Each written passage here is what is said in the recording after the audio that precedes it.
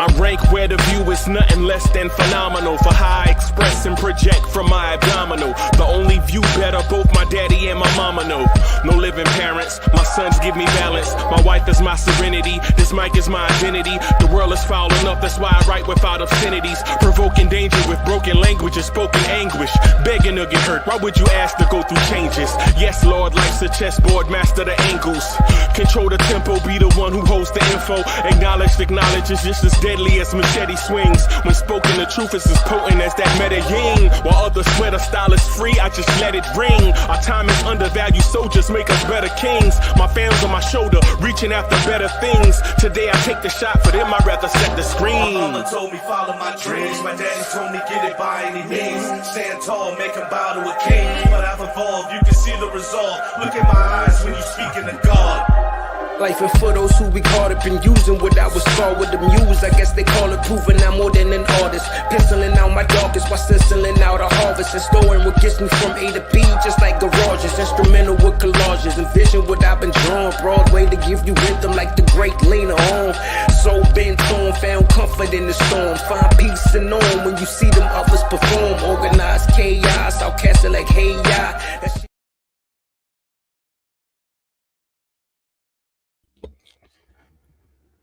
Yo, party people in the place to be. What's good? It's number one Chief Rock, Knicks Universe, main man, Uncle Freezie. Welcome to the Knicks at Night podcast, the premier Knicks in the Nighttime show.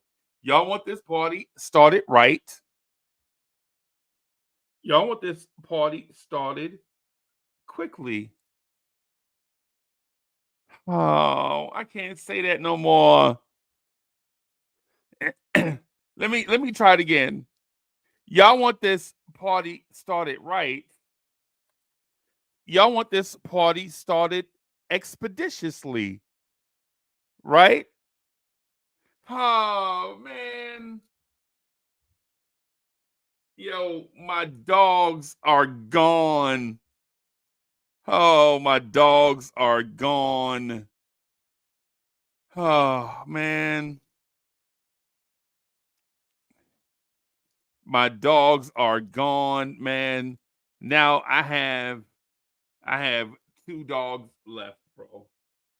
Randall and Deuce McBride are left at least. At least Randall is still here. At least Deuce McBride is still here. Yes, I'm gonna speak to you, and I know everybody here. I know most of you guys have watched the RJ Barrett trade fallout shows already. I understand that you guys have, right? I understand that you guys have, but this is Blorange Tears, and we're gonna talk that talk the way that we like to have that talk to us. So whether you watch joints on other shows or not, I don't care. I'm gonna talk this talk the way that y'all like to have this talk to y'all. My man RJ is gone. They dislike that man so much they traded him out of the country. Wow. All right. RJ was struggling. The Knicks needed to improve. It is what it is. But quickly, though, but trading quickly is kind of what got me, because after about almost 6 years of development, RJ Barrett is still the same player.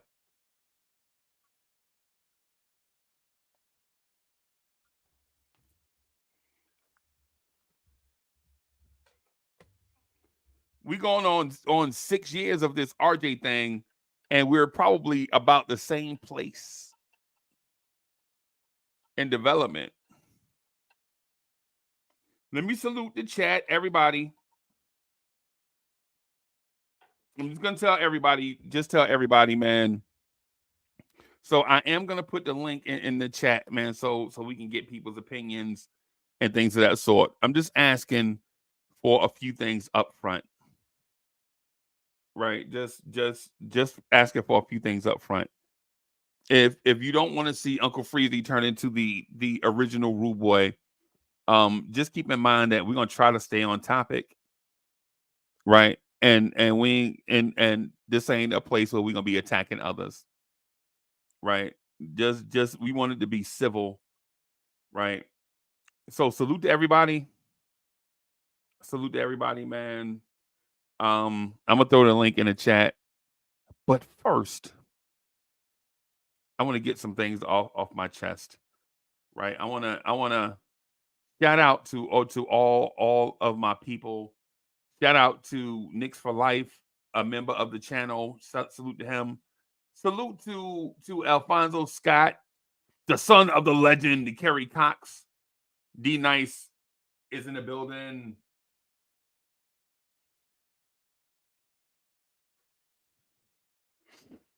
Nick the Wick is in the building. What's good? Core Mega is in the building. Jay Giant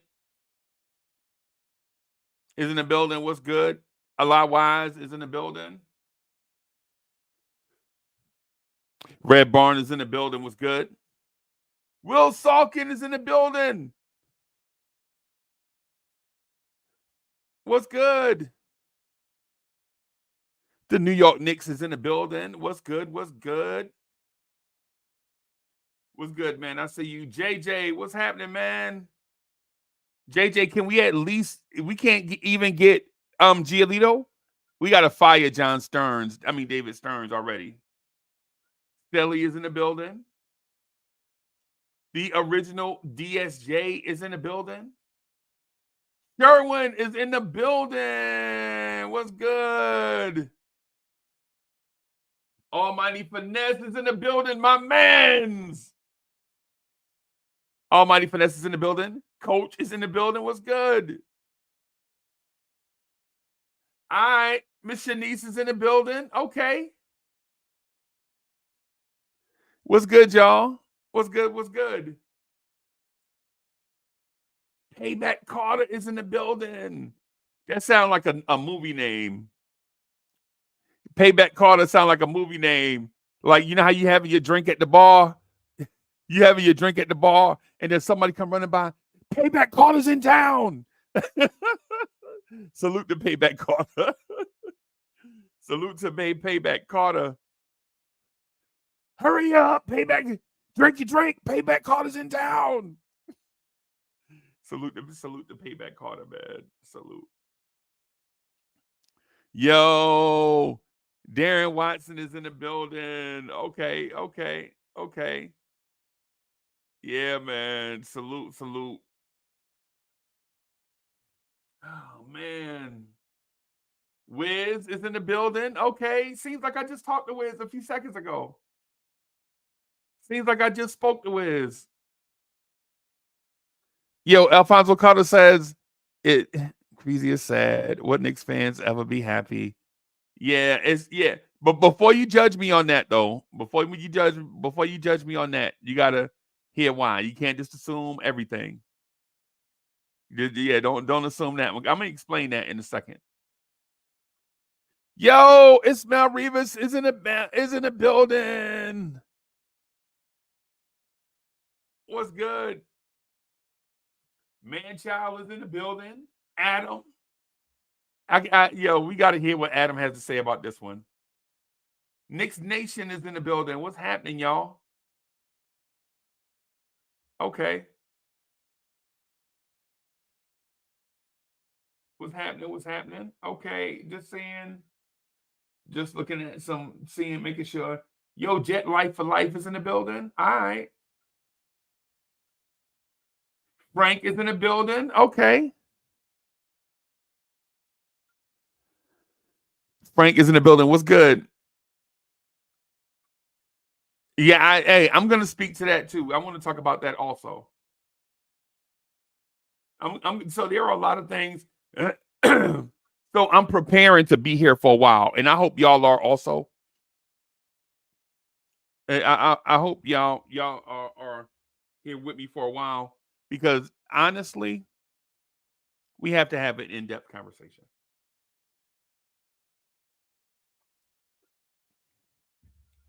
Yo, Pastor J is in the building. Salute. Pastor J, I'll be seeing your stuff. I'm in the bushes. I see your stuff. I'm in the building. I'm in the building. I'm in the bushes, though. I see your stuff. Keith Turner is in the building. Keith Turner is the reason why this trade went through. Because Keith Turner took two NBA franchises and brought them together on the playground and made them shake hands and play nice. Get over here, Toronto. Get over here, Knicks. Y'all stop all that foolishness and play nice. And the next thing you know, the Knicks have OG Anunoby. Thank you, Keith Turner. If it wasn't for Keith Turner, bringing $2 billion plus franchises together and making them shake hands on the playground and play nice, then we probably wouldn't be in that spot. Dave Ann is in the building. Salute to the superhero Keith Turner. Bronx Mel is in the spot. What's good?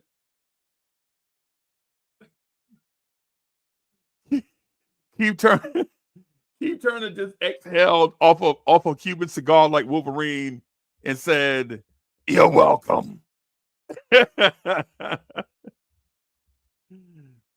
Yeah, y'all. What's good, everybody?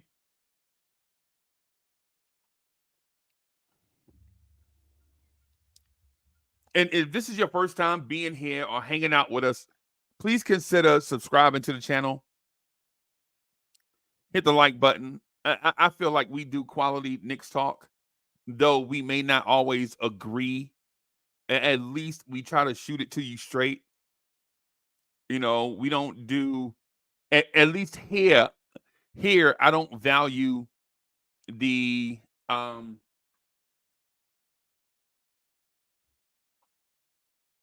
what's that, thread? At least here, hold on, y'all.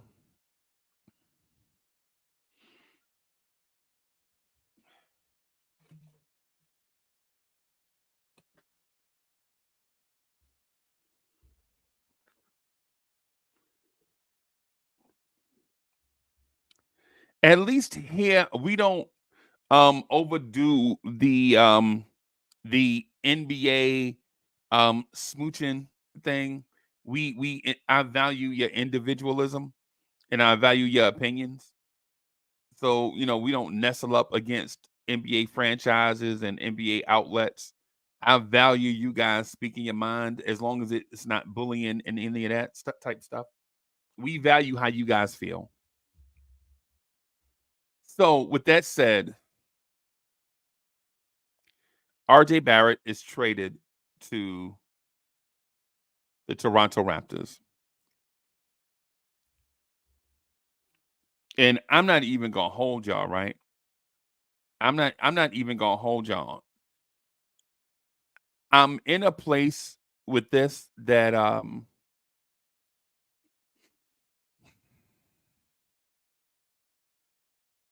in a place of disbelief, sadness, surprise, and happiness. So if it's B-baller for real, what's good? So if it sounds as if when I go through this thing, right? If it sounds like I'm wavering on one topic, it's not that I'm wavering on one topic. It's I'm going through the range of emotions on the micro topics. So if I disagree with you on OG Anunoby coming here, and I don't, right? I'm fine. I'm fine with OG Anunoby being a Knick, right? Right. But if I disagree with you on the price that we paid to get OG Anunoby, don't think I hate OG, right? And if you hear me say I'm glad RJ Barrett is traded, don't think that I'm saying that I didn't want RJ Barrett, right? It's just that I thought RJ Barrett was struggling to a point that, you know what I'm saying, we had to help him help himself. You feel me? Cam Goldberg is in the building. Cam, what's good?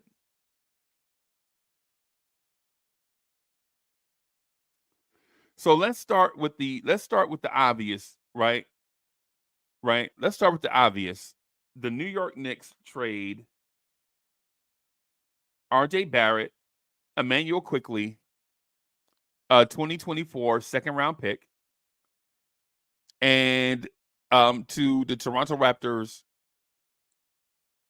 for OG Anunoby, Precious Achua, and Malachi Flynn. Yo, Uncle Josh is in the building. Quiet Money is in the building. What's good, Quiet Money?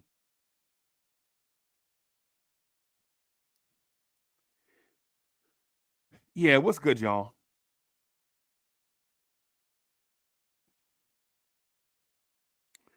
So I didn't see this trade until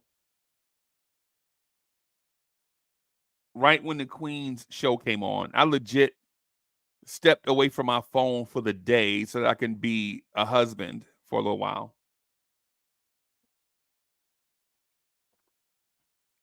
But when I went back to my phone, I knew something happened, right? So when I saw all the messages, and I'm just going to speak to my experience, right?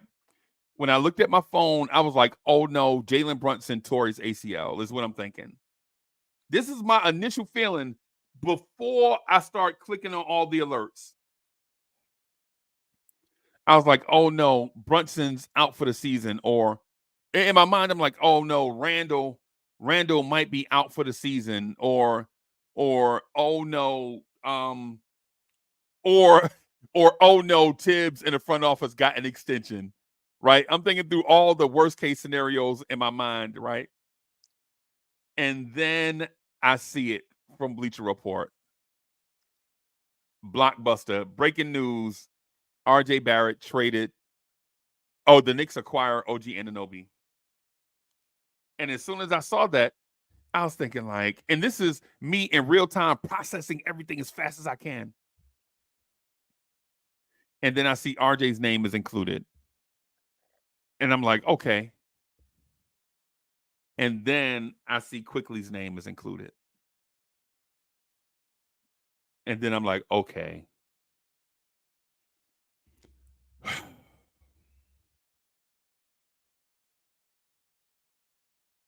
And then I see Malachi Flynn's name is included. And I'm like, okay. And then I see Precious Achua is included, right? And now I'm like, okay. Two teams pulled off an even trade. Because even though I have a feeling about Quickly, y'all know how I love Quickly, right? Y'all know I love Quickly. I did the Quickly stand shows, right? I did the Quickly stand shows, right? Like back in the day, I was like, yo, if Quickly gets this many minutes, Quickly's gonna be a star, Quickly's gonna be this, Quickly's gonna be that. Right? But Quickly never turned out to be any of those things. Right. So today I see the trade and I don't know what to do. So, but I see I have like 14 missed calls, or I have about 30 missed calls from about 14 different people. And not all at one time, but over the course of the time I was away from my phone. Like nobody just sat there back to back and called me back to back to back to back to back. But they'll call me, and then 2 hours later they'll call me again, and I'm like, oh, okay.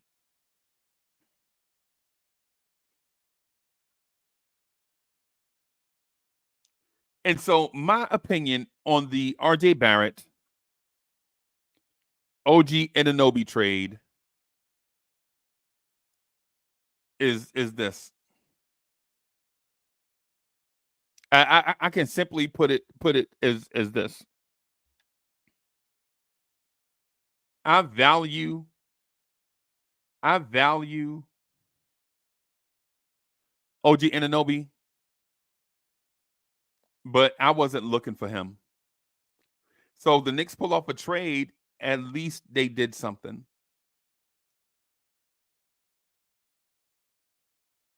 right? At least the Knicks front office did something, and something was due.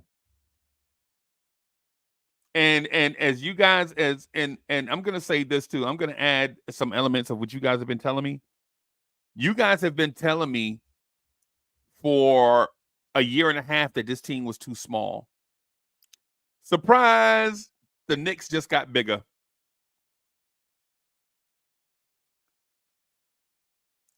The Knicks just got bigger. I think I think the player that we love the most out of this trade is going to be Precious Achua.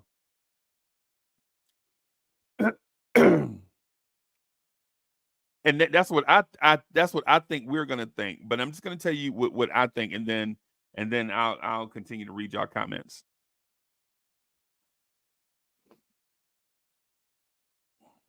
When I saw the trade, I was like, if Leon Rose gave up a bunch 3 first round picks, I'm legit gonna shut down all the sandwich shops.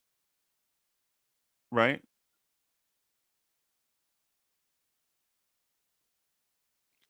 But I look at the trade details, and the Knicks didn't give up any first round picks. And that right there,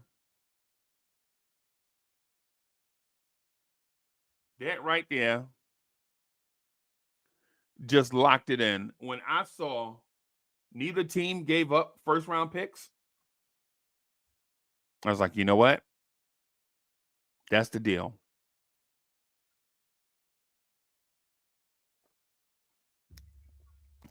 That's the deal right there. Neither team gave up first round picks.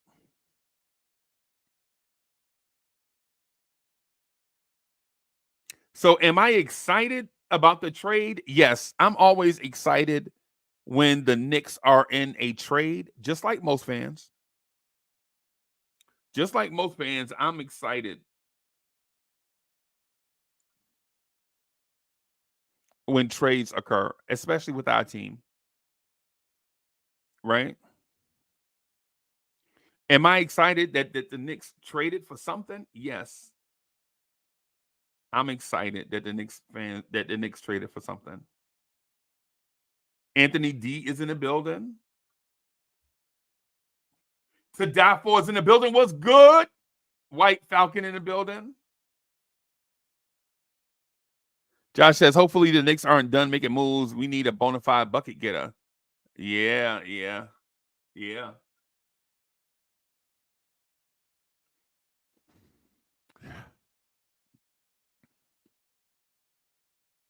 Yo Elvis is in the building. Johnny Time is in the building. Johnny Time. Hey, Johnny Time, but we didn't have a bench anyway. Once DiVincenzo went to the starting unit and Grimes went to the bench, our bench was questionable.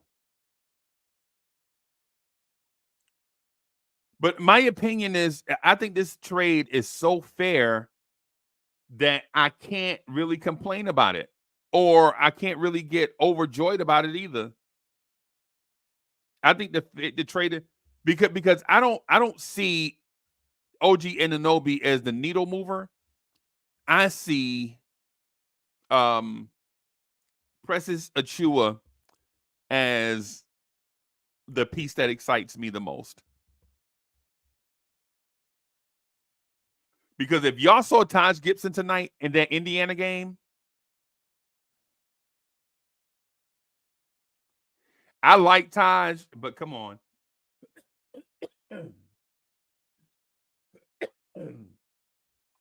What I'm also excited about, excuse me, y'all. What I'm also excited about is the fact that the front office took this midget type thing that Tibbs wanted to run and squashed it. No pun intended.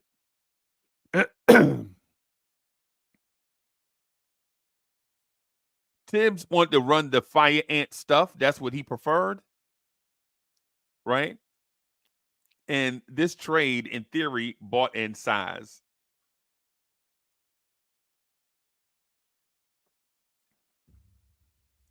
I think there was a message being sent that Tibbs, we value your opinion, but it's not the all in be all with Tom Thibodeau. And not that that I'm looking for some type of dissension in the front office. No, that's not what I'm looking at. What I'm thinking is Tibbs tried something, it didn't work.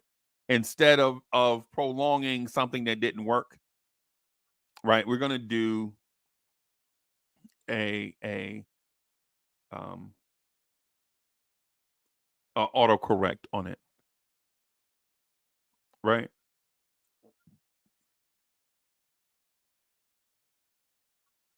Here's the other thing. Here's the other thing to it.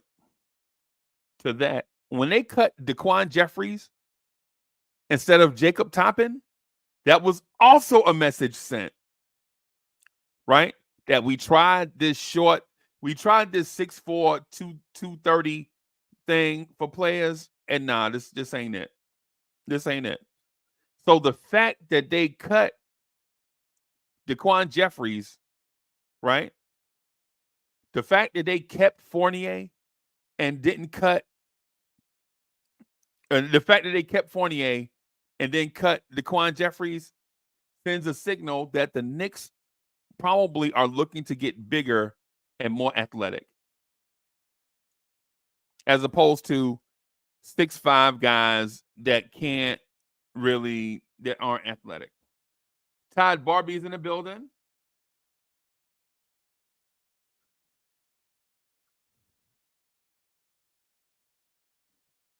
Todd Barbie says, "Salute. I'm 20 minutes behind." Hey man, just hit reset on your. Just hit the circle on your browser, bro. It'll catch you up.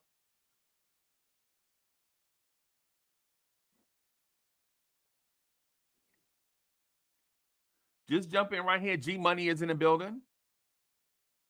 GS 400 is in the building. What's happening? Ed Winning, what's happening, man? I see you.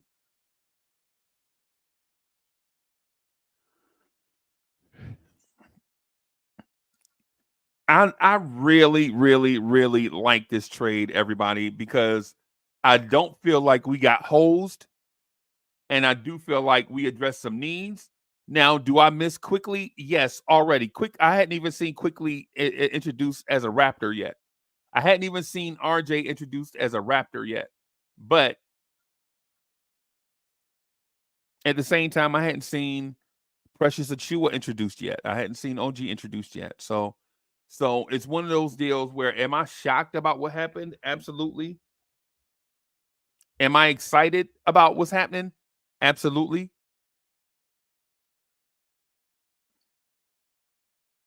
The fact that the Knicks are getting bigger and more athletic, to me, speaks that the fire ant stance that Tom Thibodeau took earlier isn't working. Because in theory, your fire ant stuff tonight should have worked for the Indiana Pacers, and y'all see how it worked for the Indiana Pacers tonight, right? It's not gonna work with Tibbs, or at least Tibbs needs more time.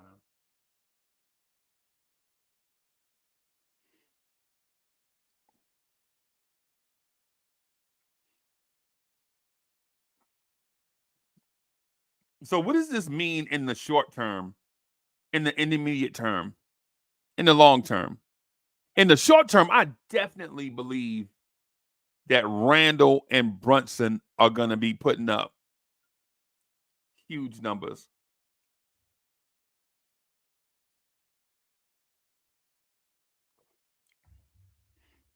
In the short term, I think we should be on Quentin Grimes' watch.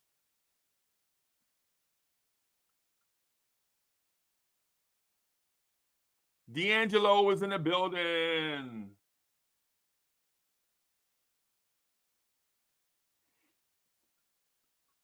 So if I'm Quentin Grimes and I just saw two young guys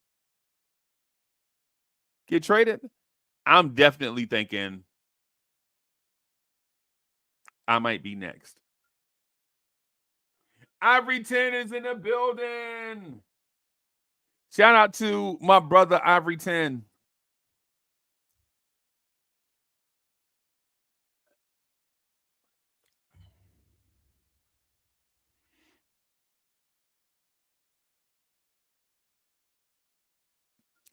Ivory 10 says, Knicks offense is not going to be great until we make the next move. And what I'm going to say to you, Ivory 10, is we got to relax, bro. And let's see what this move does for us before we start looking at the next move. Let's look at this move first before we start looking at the next move. You know?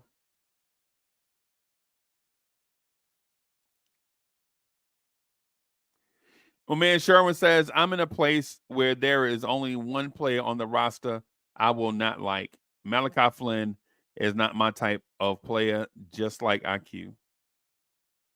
Yeah.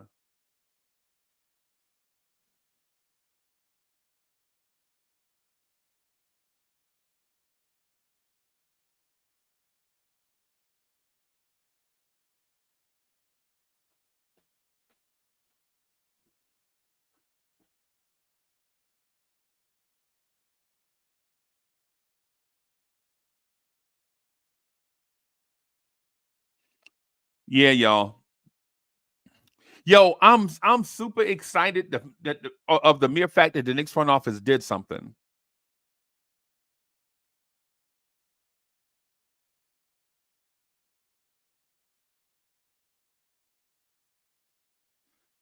Yeah, I'm excited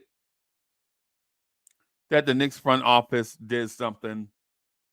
But Sherwin, you also mentioned Cole Anthony, and I believe quickly outplayed Cole Anthony last night. So Joe White is in the building.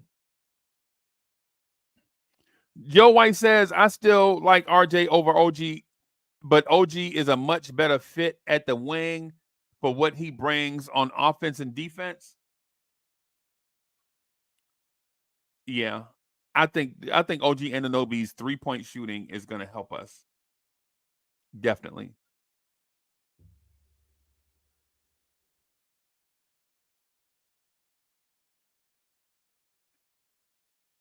How do y'all like the way the Knicks roster looks right now, though?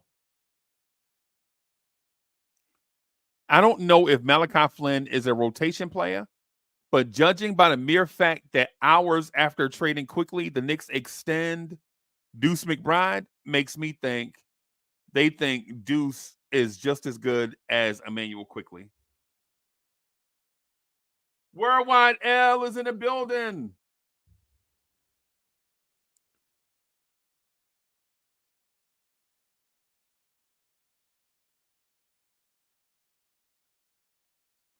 Worldwide L says, happy the front office saw the writing on the wall. A move had to be made. Yeah, man.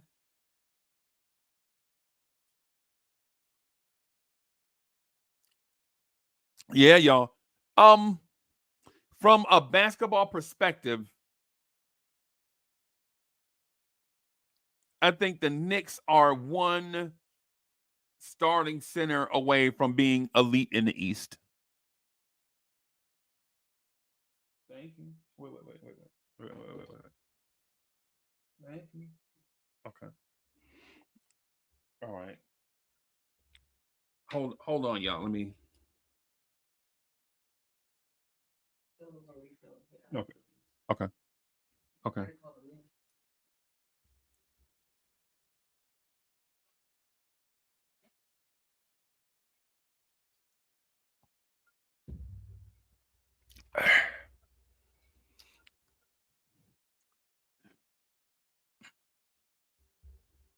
I'm not even gonna lie to you. I think the Knicks are a starting center away from being contenders in the East. Right? And when I say contenders, right?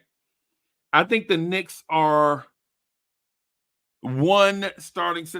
I'm gonna say this, and it's gonna make y'all laugh, but I think the Knicks are one Daniel Gafford away from contending in the East with everybody. I think the Knicks are one. Who has a starting level center in the East on a bad team? The Knicks are one Vucevic away from being a contender in the East. And when I say contender, I mean we leapfrog a bunch of mediocre teams and can at least be on the floor. At least be on the floor with the Celtics and the Milwaukee Bucks.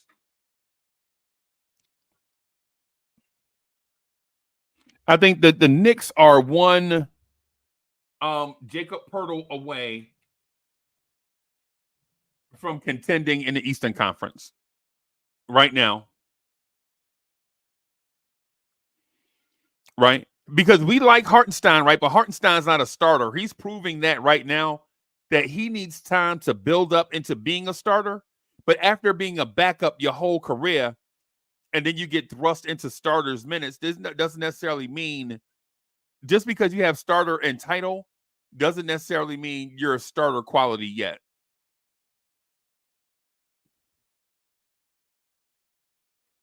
And in my opinion, Hartenstein coming out and having 2 points, 9 rebounds, 6 assists, 4 steals.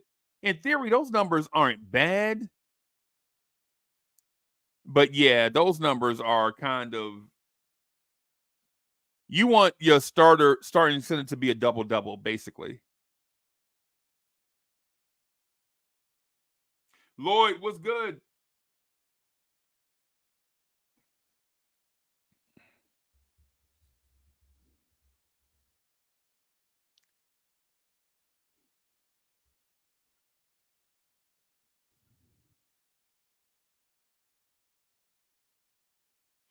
Yeah, y'all.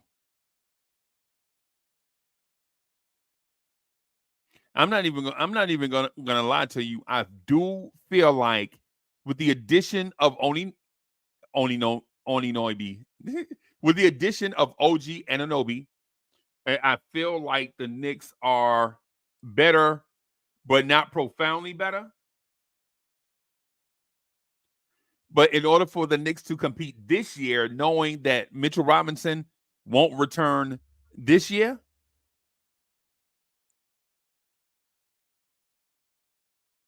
if I'm the Knicks, I'm going out and trading for a starting center. As a matter of fact, I would even entertain Zach Collins from the San Antonio Spurs. I would entertain that. I would even entertain my guy from New Orleans, the Pelicans. The big dude looked like a mafia enforcer. Valanciunas.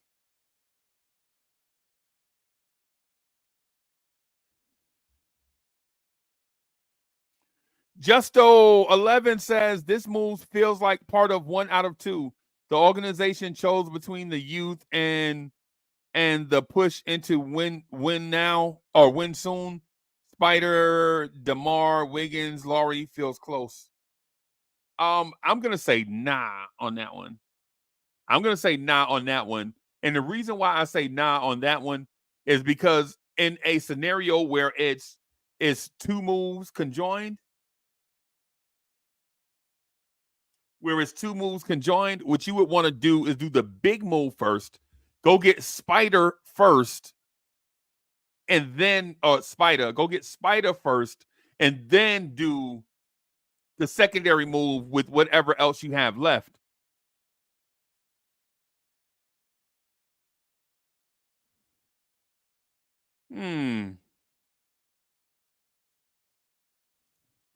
Uncle Fulio says they need another scorer. Really? Okay. That's interesting. I don't agree with that right now. And not because I don't think it's a good and accurate point. What I'm saying to you is OG Anunoby is going to provide that third scoring type stuff.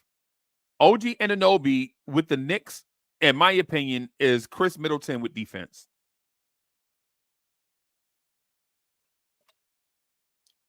Y'all heard me. That's right. I didn't stutter. I think OG Anunoby has Chris Middleton type impact on this team and adds defense on this team. I'm not saying in general.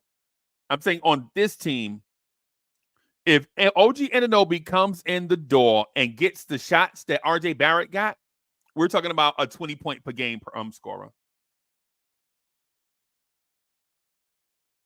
If OG Anunoby comes in the door getting the RJ Barrett green light, then we don't have to worry about a scorer. We can't go by tonight's game. Tonight's game is not a true indicator. Tonight's game is not a true indicator of what you're going to see going forward, right? Remember, in tonight's game, you didn't have RJ Barrett's offense or defense. You didn't have Emmanuel Quickly's offense or defense, right? And if you take Quickly's 14 shots and RJ's 16 shots, that's 30 shots to OG Anunoby and Precious Achiuwa. So we know Precious Achiuwa is not a shooter, right? He's not a shooter, right? He's not a scorer, right? He doesn't look to score. So the majority of those 30 shots, in a nutshell, go to OG Anunoby. That's what you brought him here for.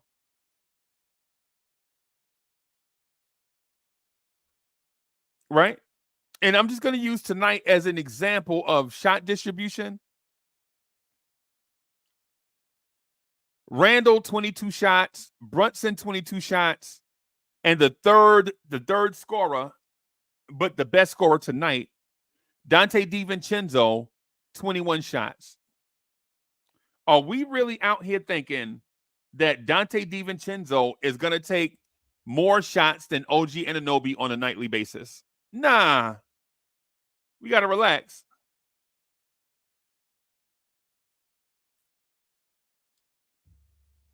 Indiana's backcourt defense is terrible.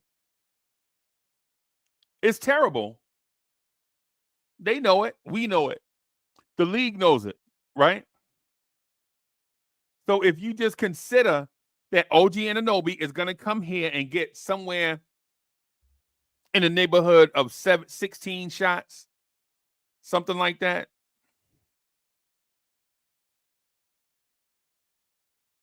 OG Anunoby is going to come here and get somewhere in the neighborhood of 15 to 16 shots. Replace RJ. Right? Then you don't necessarily need another scorer. And I get what y'all, I think some of you guys are saying we need another bucket getter. Right? But I'm saying this. Before we assume that OG Anunoby is not a bucket getter, let's see OG Anunoby play with us first.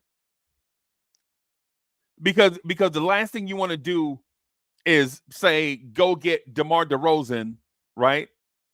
And now your offense is super clunky because now you'll have three power forwards on the floor. You have three power forwards on the floor, Jalen Brunson and Hartenstein. And I know OG Anunoby is not listed as a 4, right? He's not listed as a 4, but neither is Josh Hart and neither was RJ Barrett.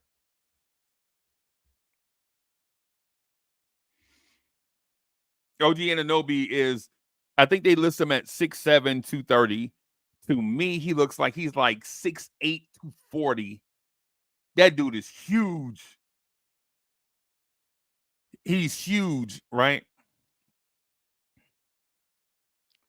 Um, and I legit think it's the end of the Taj Gibson minutes. I don't see once Precious Achua steps on the floor, Taj Gibson won't get another meaningful minute all season. Justo, thank you for the generous contribution. He says if we're going Cantor and why not? If we're going center, why not Aiton? His stock isn't too high with Portland. While we're there, bring Brogdon as a backup because in a trade you're in a trade that's about $60 million. I think that's like $60 million in trade money. And while who cares, it's only money. I don't think the Knicks have the stuff to match it unless they bring in a third team. And if they bring in a third team, do you really want to start giving away first round picks? Like, do you want to start giving away those first round picks that we have? Because it's going to take you first round picks to get Aiton, right? And it's going to take first round picks to get you Brogdon if you do it together. And quite frankly, the Knicks have made their choice for backup point guard when they extended Deuce McBride. They told you who the backup point guard was going to be going forward.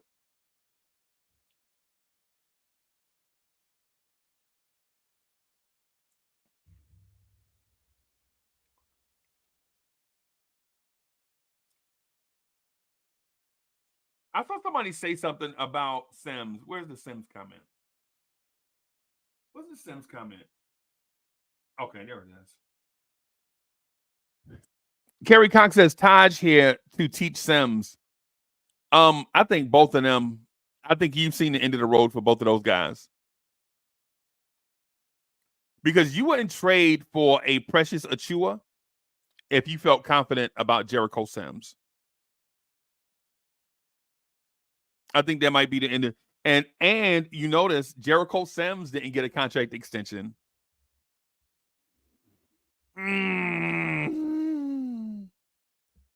Jericho Sims didn't get a contract extension, everybody. Not saying it's not coming, but it's not here yet. Rams fan says Pistons won, Lions lost. I'm excited about the Pistons, man. I'm glad they beat them. I'm glad they beat them.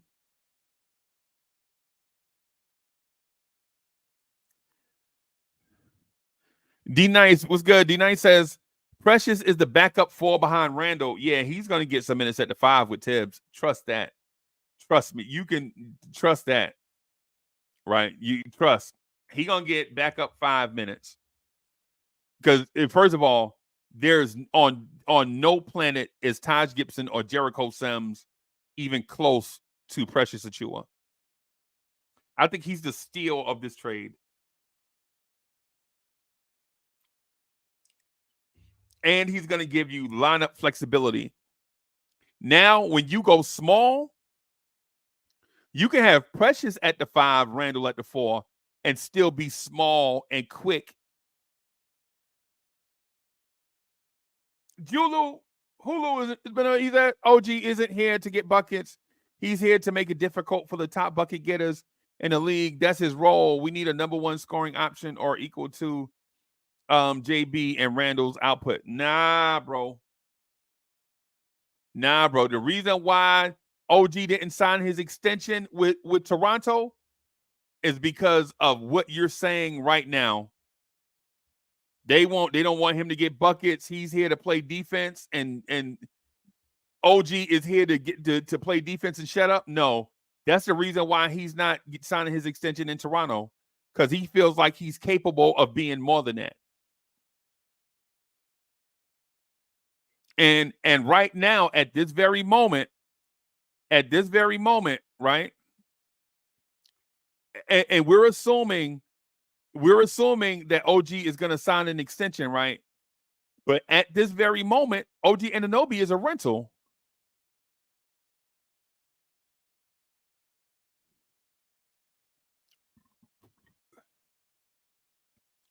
At this moment, OG Anunoby is a rental, right?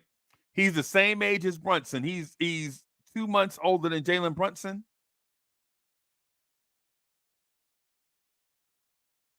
And his stats say that this year his shots have gone down to 11.9, and the Raptors are trash. With OG Anunoby, and OG Anunoby's career high in shots is 14.5. This year he's taking 11.9. That number is going to skyrocket when he gets here. You can believe that. Has always been a decent three-point shooter.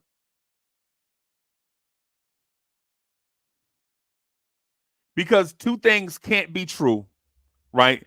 You can't say, or I guess you can say it, but it makes little sense in my mind that you would trade RJ Barrett, the Detroit Pistons second-round pick, which is kind of like a first-round pick since they suck, and Emmanuel quickly for a dude that's going to come here and be a role player. If the Knicks legit traded RJ Barrett, Emmanuel quickly, and a second-round pick for 3 role players, they got holes in this trade, and the front office shouldn't have done it. If that's the line of thinking. If OG Anunoby is just coming here to be a role player, why not just sign a role player off the street? What do you need? What do you need a player like OG Anunoby for that's gonna command a $30 million salary in free agency next summer to come in and just be a role player? Why not just let Jacob Toppin do it? A dude that's just going to defend on the perimeter and just shoot threes that come to him. And I understand that I understand OG Anunoby is a great defender. I get it. I get it. But that's a lot to pay for a guy that's just going to play defense and take 10 shots a game, 11 shots a game.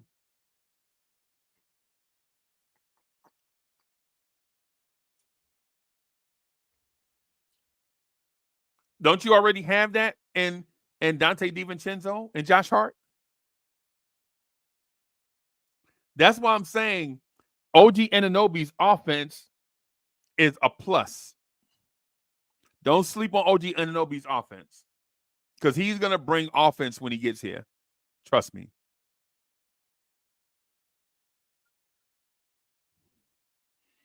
And because his son is his agent and he gets 35. Yo,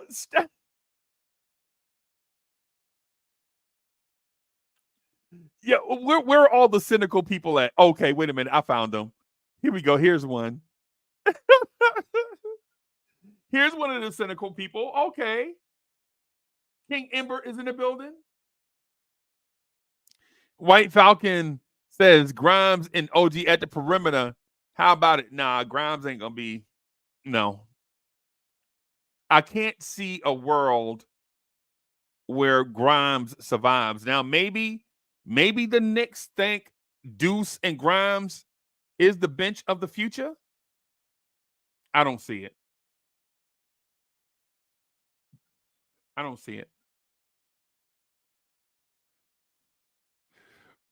And boy, Lay, what's good? OG is CAA. I'm sure contract extension has been discussed already under the table. Probably. That makes sense. That makes sense. But let's not get it twisted. OG Anunoby is not coming here under no circumstance to get Josh Hart money. If OG comes here and takes Josh Hart money, I think the NBA is gonna investigate the Knicks for collusion.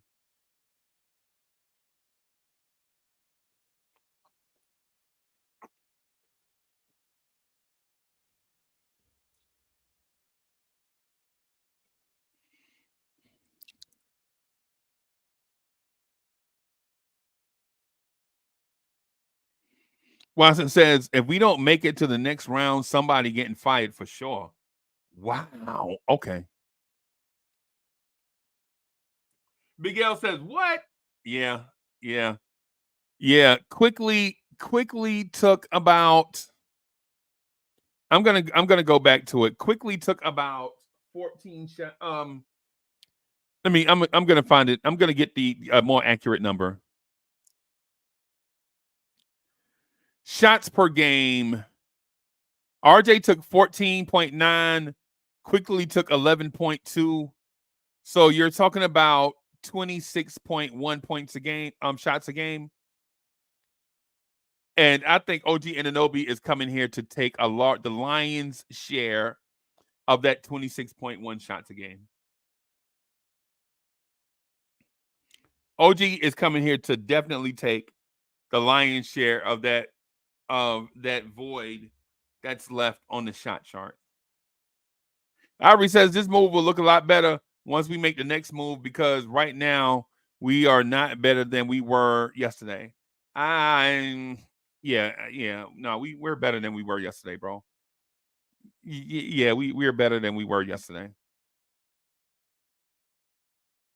And Sherwin says, I'm gonna kick IQ back in every chance I get. Thank you for that, Sherwin. Sherwin says, this looks like hieroglyphics to me, but since it's Sherwin, I'm just gonna see what Sherwin says. I'm gonna kick Emmanuel Quickly's back in every chance I get.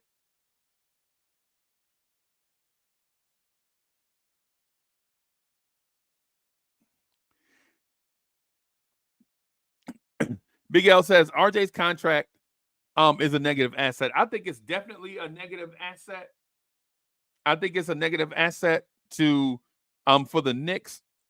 I think Toronto is going to turn RJ Barrett and Emmanuel Quickly into megastars, bro. Toronto has a brilliant young offensive mind at head coach. They have a young progressive team president. And I think they're going to parlay that into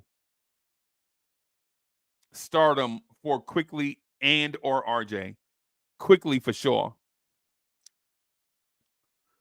And Justo said, right on, Justo. This is what I'm saying.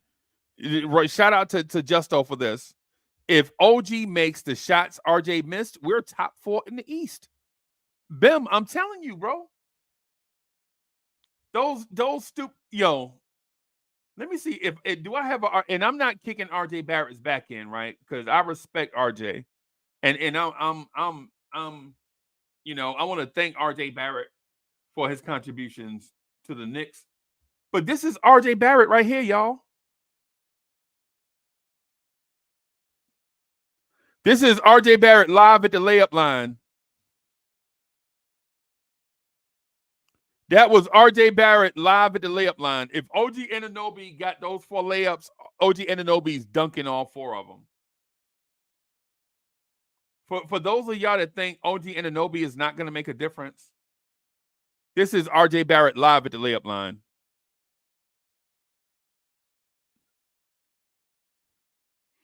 That one sailed out of bounds. That one hit the shot clock. That one hit the top of the glass. And this one hit the square at 100 miles per hour. And if y'all don't think RJ Barrett if you don't think that OG Anunoby is going to dunk all of those, y'all are bugging.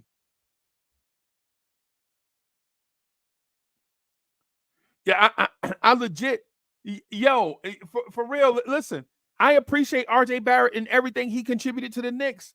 I'm the Knicks fan that said we should tank for RJ Barrett and trade. Legit, I said on a show, I was like, legit, trade Joakim Noah, tank the rest of the season so that we can get RJ Barrett. That was me, but I never thought RJ Barrett would be this at the layup line. This is a live shot of RJ Barrett at the layup line. This is RJ Barrett at the layup line. Look, RJ's pointing at himself. That's me. This is RJ. RJ Barrett saying, hey, y'all, this is me. This is me. Look at me. This is me at the layup line. This is me at the layup line right here, everybody.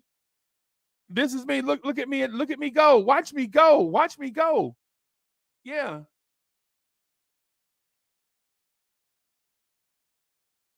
RJ Barrett was showing y'all, look, that's me right there. That's me right there. Miguel P in the building. Audio, what's good, man?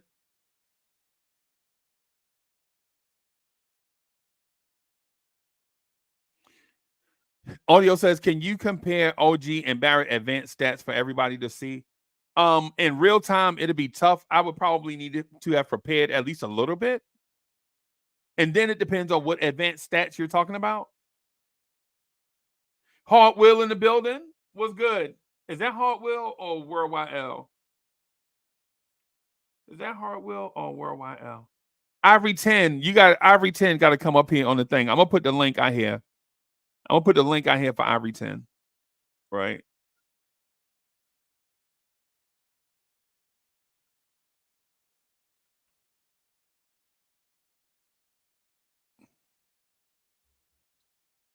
There we go.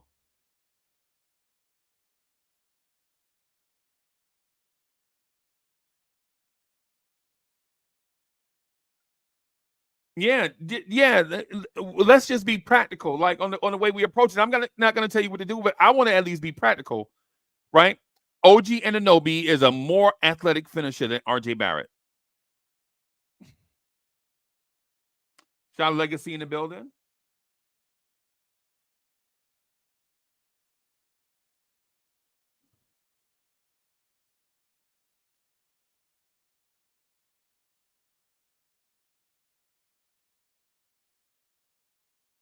Yeah, man.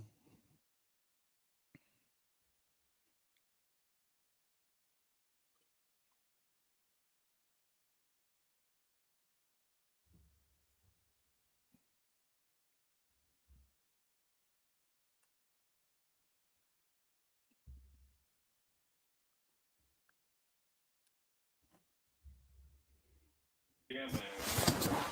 What's up, man? You hear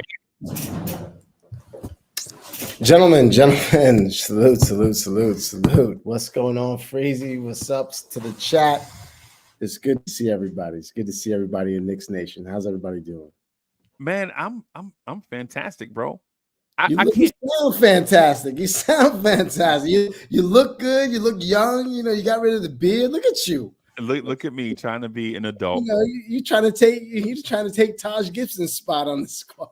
Yeah, man. I've been out running. I'm out running with the dogs in the morning. So trying to do a little something. Yeah, man. Nice. Yeah. Yeah. So listen, here's my only thing, Freezie. I mean, this is a good move long term, I think, for the Knicks. But I think Knicks fans are crazy thinking we're better offensively than we were yesterday. That's crazy. Nobody in the room, nobody in the chat, nobody in Toronto land has ever seen OG take over a game, ever. Right. The guy is a good role player, and we will give him all that credit. And he's a good defensive player that the Knicks need, especially at the wing position. But let's not pretend he brings the offense that IQ and RJ brought. Stop it. It's absolute ridiculousness. So that's all I'm going to say about that. We are not better today than we were yesterday. We're not. We're not better until we make this next move. And that is 100% the way I feel. No doubt. Who's going to get the ball when we put in the bench in the second quarter? Who's going to score for this team? Is OG going to take the ball like RJ did? Let's see it. I can't wait to see it. I can't wait to see OG lead the bench. Let's get him the ball. I want to see him get those touches. I want him to succeed, but let's not pretend we've ever seen him in that role before, because we haven't. We have not. Yo, what's up, everybody? Yo, What's good? What's good? Two of my favorite people at the same time. It must be Christmas right here, bro. this the trade was tough. I can't lie. When I saw it, you know, it was like it broke my heart. It broke my heart at first. I was like, dang.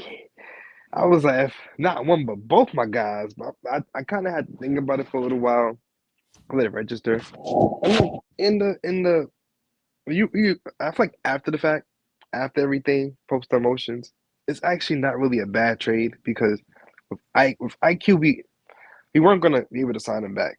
He wanted a lot of money. We already just gave Hart a bunch of money. DiVincenzo, we can't sign everybody tonight. I'm so tired of hearing that. I'm sorry to interrupt you, brother. I'm sorry, but I'm so tired of hearing that. Why can't we? Why can't we sign a guy for $25 million to be on our bench? Why can't we sign the sixth man of the year for $25 million? Listen, Only I'm because not of this. saying we should have, but why can't we? Because we gave Josh Hart $20 million. That's why we can't. Okay. Yeah, that's why. But see, because but I feel like too, Ghazi and Best that make 25 million, they should be starting. You make that much money, you got to be pretty good. You should be starting. No, but look, you're looking at it the wrong way. When you're trying to compete for a championship, you need multiple guys who can be a starter, not necessarily who are starters, but who could start. That's why he's sixth man of the year. That's why the best teams in the league have good benches. I mean, they do. I think both of y'all are looking what at it competing wrong, team what championship competing team doesn't have a high priced player on the bench? Let me hold on. Let me stop right there because I want to establish an assertion, right? The teams that may have money coming off the bench, in most cases, don't have dead money on the roster, right? If you're the Knicks, you can't afford to have $25 million coming off the bench because you already have Evan Fournier making $19 million on the bench. So in theory, when you add up the remaining parts of the salary, you're talking about 48% of your salary coming off the bench. Evan Fournier Right. is gone. I don't think we should even consider he's gone. No. What I'm saying is right now is what I'm talking about. Right now is what I'm talking about. Because in theory, with both of you guys, if Evan Fournier was coming off the bench and he was a sixth man of the year candidate at 19 million, I'd have been like, okay, I could see where both of you guys are, you know what I'm saying? But that $19 million is not effective money. It's not. It's wasted money, right? Mhm. But so the teams that win championships don't have wasted money on their books, right? And so in theory, with what both of y'all are saying, oh boy, y'all in. I tried to. You know what? I shouldn't have done it. I should have just. I wanted to protect you guys. I just wanted to hear you. But now Queens is in the building.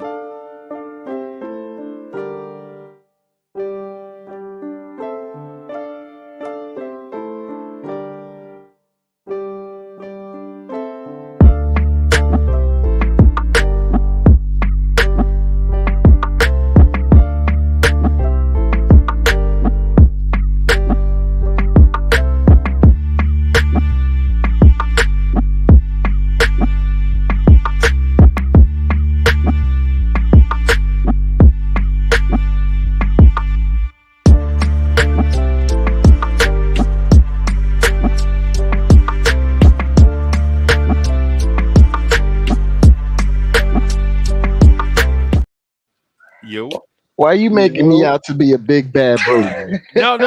I made you out to be a big bad. ... I didn't put anything after it. You know, but just really quick. I'm gonna just finish this point real quick. Yo, it'd have been one thing, right? Because since you have Josh Hart this year making 12.5, right, and Fournier this year making 19, right, and then DiVincenzo's making 12.5, right. That's $43 million tied up and three players that on any given night can't be mega impactful. Because even tonight, Dante DiVincenzo could have and should have went off for 50, right?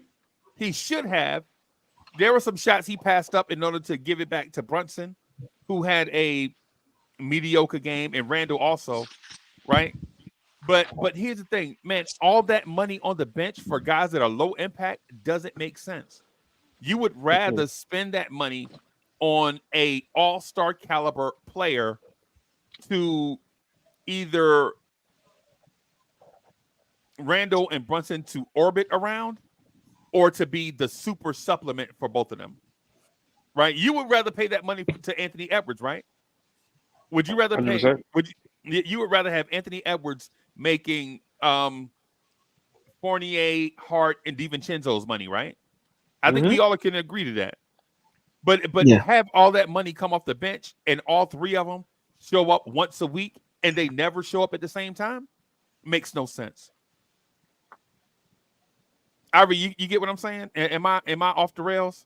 No, not at all. And I understand what you're saying. And what you're saying is if you can't get consistent production from these dudes off the bench, then why pay the money for them? Right. I get Or it. any production from them. Well, And I wouldn't. I wouldn't. I in wouldn't. a I Five wouldn't. Fournier five case. I wouldn't points. put 5 IQ points in from that Just Are they category. pushing it for you, Freeze? No, 5 points and 5 points and 8 rebounds is not worth $12 million to me because him and DiVincenzo right Well, he now. gonna get 18, Freezy. So just But Fournier won't be here. So my argument isn't sustainable if Fournier is here. If well, Fournier is not here. well, to the point of Fournier, if we decide to make a trade in the summer and we want to use Fournier's money, then we take his team option and then we throw him in the deal. Or Yeah. we just if we don't make the deadline deal, of course. But the thing that's kind of missed in here, we have Obi's trade exception and we got a $5 million trade exception out of this deal. So we have $12 million we can use to make match if we were to target someone making $40 million, hypothetically speaking. I thought we used Obi's trade exemption. No, we didn't. No, we hadn't done a We transaction. still have we still have Obi's we still have his trade exception, and we still have Fournier's. Well, not Fournier's. We still have from this last trade that we just did. We have 5 million and some change from that, and Obi's was 7 million. Yeah. Knicks might be cooking some. I don't know. So they have about $12 million they can throw out there, and to they match. have, and I think they'll be rewarded for the Mitchell Robinson injury thing. And if you can't combine that in a deal. No, I'm not saying that in a deal. I'm talking about the cap space. Oh, okay. Yeah, I'm talking about yeah. I'm not talking about trade. No, I ain't talking about trading Mitch. I'm talking about they give you half of Mitch's salary that you can use to sign or trade for someone that's expiring at the end of the year. Yeah. So the Knicks are in a decent space, like for a DeMar DeRozan. If y'all like DeMar DeRozan, I mean, I know there are not many DeMar DeRozan fans around here, but for a DeMar DeRozan type player, my only deal is even if you look for a DeMar DeRozan, you're gonna start DeRozan, OG, Randall, and Hartenstein. So in theory, you're starting 3 power forwards and a center, and leaving Jalen Brunson on the floor as the only ball handler. Yeah, that's ugly. That's ugly. Well, I mean, DeRozan plays a lot of point forward, a lot. Yeah, but he's not an open court. He's not an open court ball handler. But he's good as your tertiary, secondary guy. And Randall is also, and so is OG Anunoby, in my opinion. Right, but with this lineup, what I'm getting at is the perfect fit for this is a big, athletic, slick handling, defensive point guard that can also play the 2. Right, that's the perfect player. That way, it gives you lineup flexibility. You can how are we trading for Cade Cunningham? How we gonna get this done for you? You mean we're gonna get another shot of Halliburton? We're gonna get another shot, Halliburton maybe. Oh man, we'll give that one up again. Yeah, more than likely, no. More than likely, no. Just missed it, Just missed it. But I think the ideal player is a DeJounte Murray, Malcolm Brogdon, Marcus Smart type guard, right? To go next to Brunson. Because here's the thing: when you bring that player in, that player has to either be an elite scorer, like number 2 scorer type guy, or he's got to be willing to be the 4th scoring option. There's no in between, right? In my view, there's no in between because you're not going to come here and tell Randall to take less shots because you're here. That ain't working. You know what I'm saying? That's that'd be equivalent to me going to Knicks fan TV and telling them I'm doing all the talking. You know what I'm saying? That's what that'd be like. Like, hey man, nah man, I'm here now. I'm doing all the talking. I think that works if you're Donovan Mitchell. I think that's the one dude that can come in and tell everybody to take a back seat when it comes to offense. He's taking the most shots, and he should take the most shots. Yeah, that's the one dude that can do it. That's the one dude that everybody should obey to do it. And that's just my opinion. I mean, You know, we talk about who's the good fit, but we have to remember what is the necessity of winning. What is the absolute necessity that you need? You need dogs. You need that number one dude. And I'm not saying that Brunson is not that number one But dude. number one, but what type of offense are you going to run with that person that you mentioned? Well, it's more or less. Are you Really, Are you going to open up the floor now to create driving lanes? I'm just threes? thinking Tibbs. I'm just talking Tibbs' normal offense that he runs. You need a guy that can go out and get it, right? I think guys like IQ were successful here. Guys like RJ could have been successful here because of the type of offense we're in, and it's all about going and getting it. It's not just about a role player who can knock down a three here and there. If that was the case, then Fournier would have been just perfect here. For the last couple of years, he would have been just awesome. But it's not just about knocking down a three. It's not just about playing some D. It's about going and getting it. We need ballers. We need absolute ballers. And until we have the absolute ballers on this team, I don't give a damn about a 3-and-D guy. It doesn't matter. We need ballers. We need guys who can get it done, can go get a shot regardless of the defense, regardless of the offense that's being played. Oh, okay. You had me lost for. So you're talking about Donovan Mitchell then? We need Donovan Mitchell. You're talking about a walking bucket. We need Donovan Mitchell. Donovan Mitchell. I think the way he's presenting it is like someone that can legitimately take over a game at any given point, and there's nothing you could do to stop them. Whereas Right. OG is a very solid player. He shoots, I think, 78% at the rim or 73% at the rim. He shoots a high percentages of catch and shoots. The problem is the thing that you said that was a little bit erroneous, Freezy, earlier. And I was listening. You compared him to Chris Middleton. He's not that type of fluid player. He doesn't have a mid-range game. His mid-range is about as effective as that's RJ. not what I know. That's not what I said. I was clear. I was like, him. I think OG Anunoby will be that for us. I didn't say he was that historically. That's the thing. That's the thing I'm getting at. What I'm getting at is he can, and I think he will be that for us. I've never seen him do it, Freezy. I know you hadn't, because you hadn't even seen his press conference yet. You hadn't even seen him in a jersey yet. Freezy, typically when we expect someone to do something, it's because we've seen them do it before. Somewhere. No. Typically, when you see some people do something, it's because of the construct of the team that they play in. Freezy, would you hire someone who's never done the job before? You mean play NBA basketball? Would you hire someone who's never done the job? Here's where I push back. OG Anunoby has played NBA basketball before, bro. Yeah, but he's never had the role that you're talking about before. He's never played that role before. Right. Sometimes right. you gotta give him a chance. But to your point, Jalen Brunson was never the point guard of his own franchise. How did that work out? Julius Randle was never featured in the offense before he got to the Knicks. How did that work out? Okay, but here's the point where we kind of like. That was a question mark for a long time. I think we had question marks for a long time about a lot of that. Randall came here and developed those things.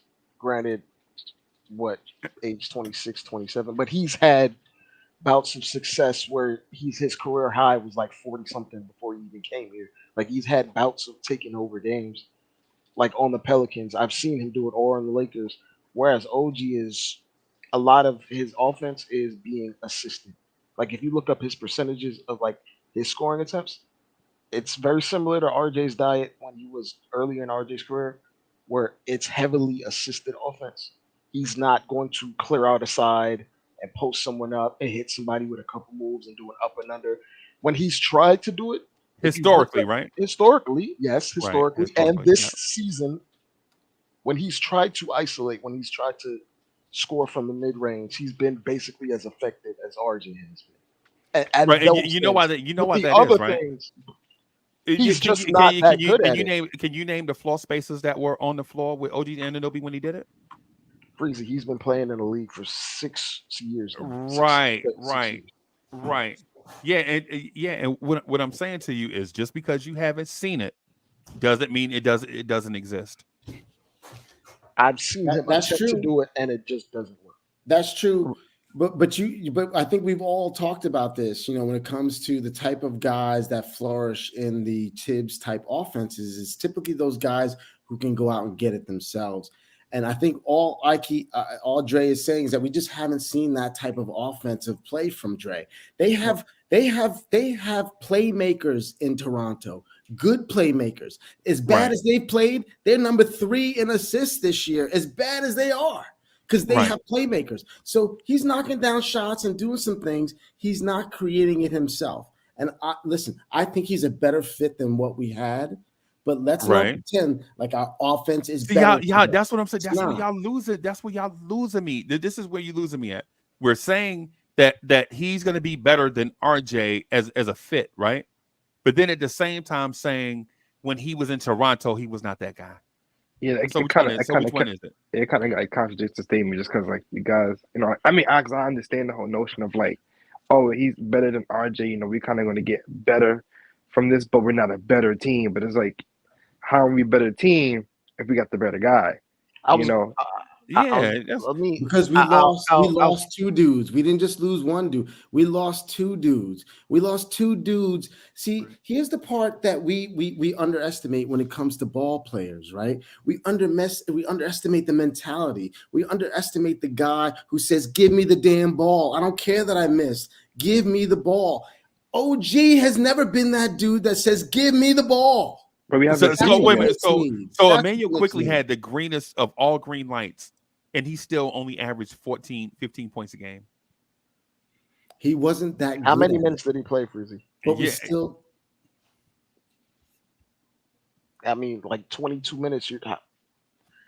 If you're talking per minute, he's a 24 per minute player that last year played 29 minutes. That's it. Now, if you put his per 36s out there, then how many points does he score? Come on, man. Per 36? Come on, bro. I thought you were going to say if you put true shooting out there. Per 36 is the most Disneyland stat ever. We all know it. We all know that because we could go by. We can, but you can go by Josh Hart's per 36. If you go by Josh Hart's per 36, his per 36s this year are trash. So, he could put it up there. It's going to be like 8. Yeah, but you know what? And I agree with you about Josh Hart, but you know what? Josh Hart is an impact player. OG has never been an impact player his entire career. Wait a minute. Josh Hart is better than OG. He's never been an impact player. I'll push back on that. I agree. Yeah. I think, name a game that OG's took over on the offense or defense. What has he ever done? I got one for you. Hold on. I got one for you. What has he done? Yeah. Look out your window. Knicks fans is on your block. Y'all know the Knicks run the city. Pull them shades back. Look out your window. Look down there on the block. That's Knicks fans right there.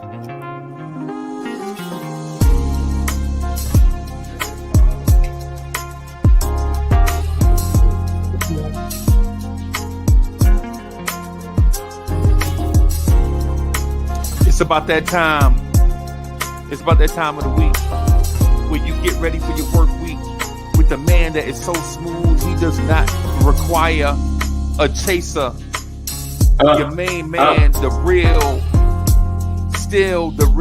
Anthony D, and your main man, Jersey's finest, the hood representative, Uncle Freezie.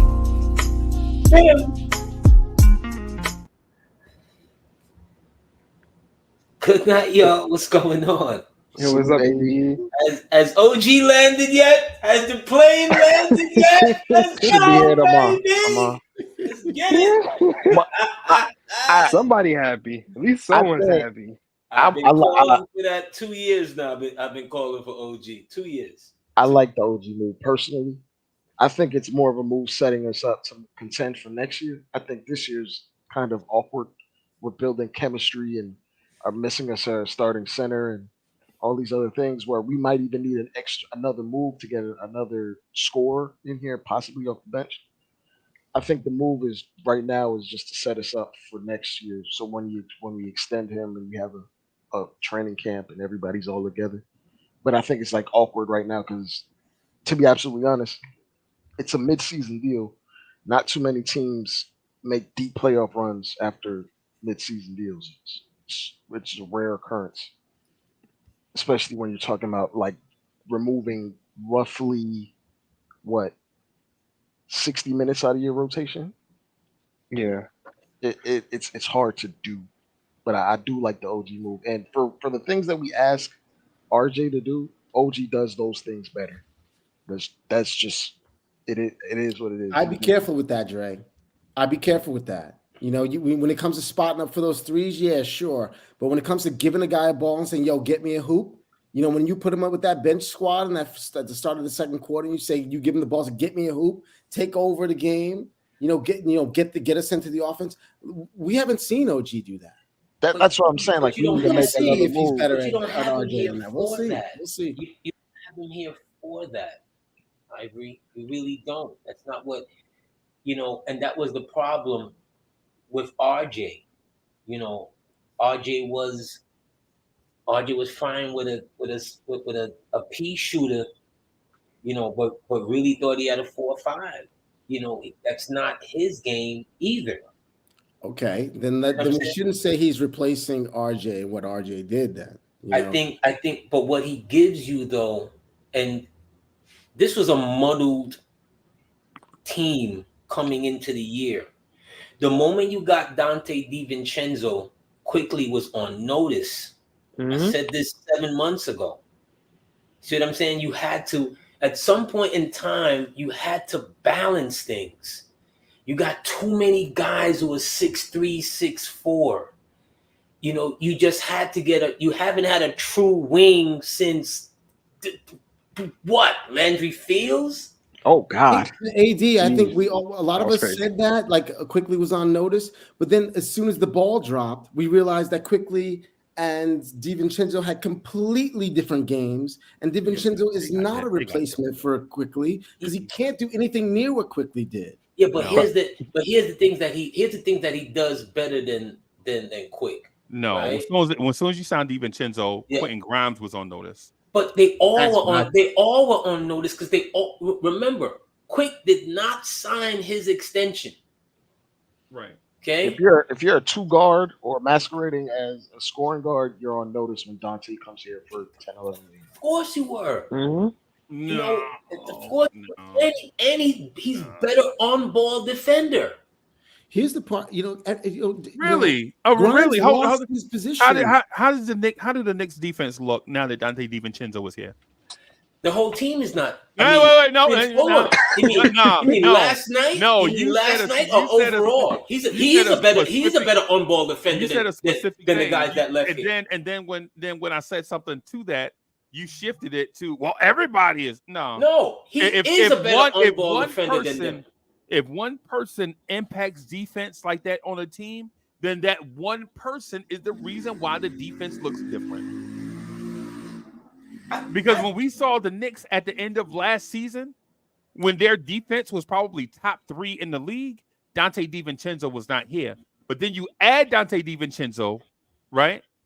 And the defense looks like this. And to say that it's Quickly's fault is disingenuous. I didn't blame Quickly. That doesn't mean that that doesn't mean that Quickly is better than Dante DiVincenzo as an on-ball defender. He's not. How does the Knicks defense look with Dante DiVincenzo here? Hold on. How did they look when Mitch was still here? The same. It was falling off. It looked the same. Like we gave up like 140 like twice before Mitch got hurt. I believe. Like it was falling off, and to that point, that it's not always on the players. At that point, it's the league is getting better. Let's call a spade. Offensive numbers are going up everywhere around the league, and I don't think Tibbs, especially with the roster construction, I don't think Tibbs is scheming up the right types of defenses to at least slow teams down. At least not with this construction. All these slow teams down who are shooting threes when you're coming across half court. You can't, AD. I'm with you. I'm with you. You just can't. But guys are just shooting threes just because. Right. But if that's the case, then why did you? If that was the case, then why did you bring up Quickly's defense?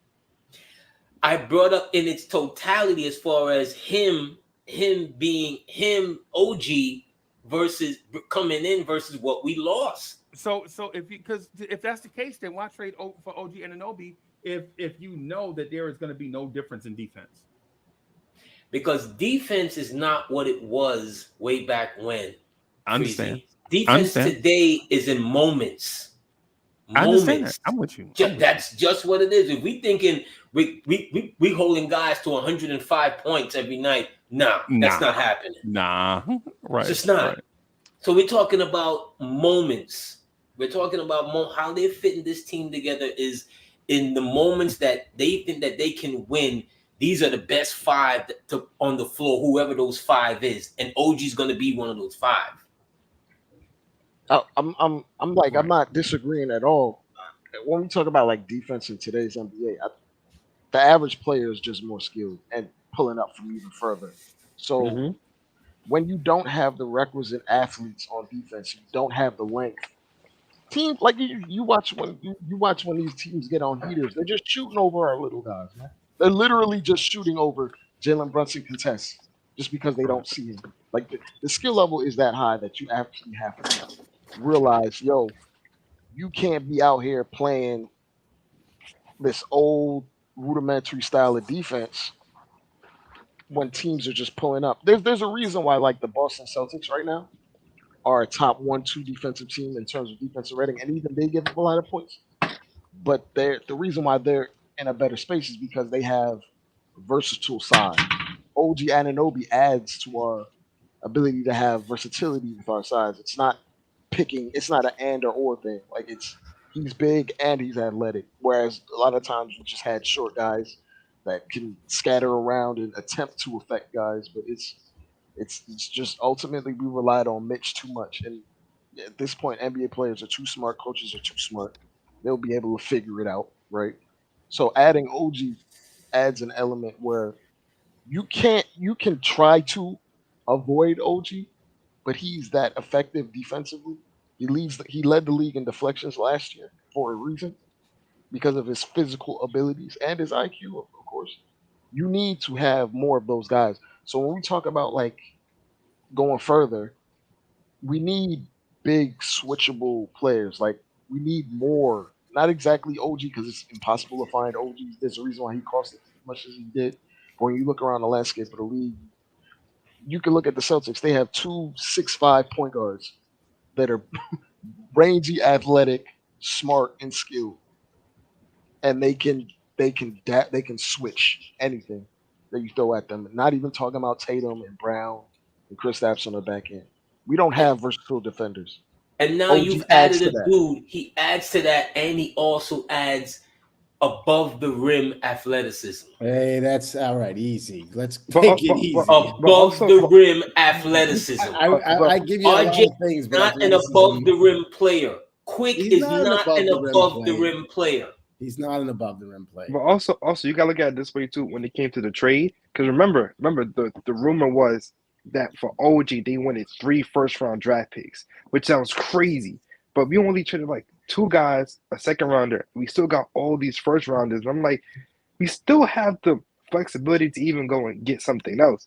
And I'm like, today, I feel like this is a move where we got to see the next couple games because we just can't assume OG's going to come here and do the exact same thing he did in Toronto. When plays different teams. What did he do in Toronto? That was so. This is the part that's driving me absolutely bananas. We gave the ball to Quickly and we gave the ball to RJ and said, "Get us hoops." No one has done that with OG yet. But also, remember, I feel like you got to think about it this way. Remember when other teams made trades for players and people? I feel like you have to look at it in like a different lens of. Imagine how like Bucks fans felt when they traded everything to get Drew Holiday. Like Drew's good, but is Drew this guy who's gonna be? And then Drew goes and just ups his game in the playoffs. Like for us, we're probably I'm not saying us, but some people are probably looking at it like, well, what has OG done?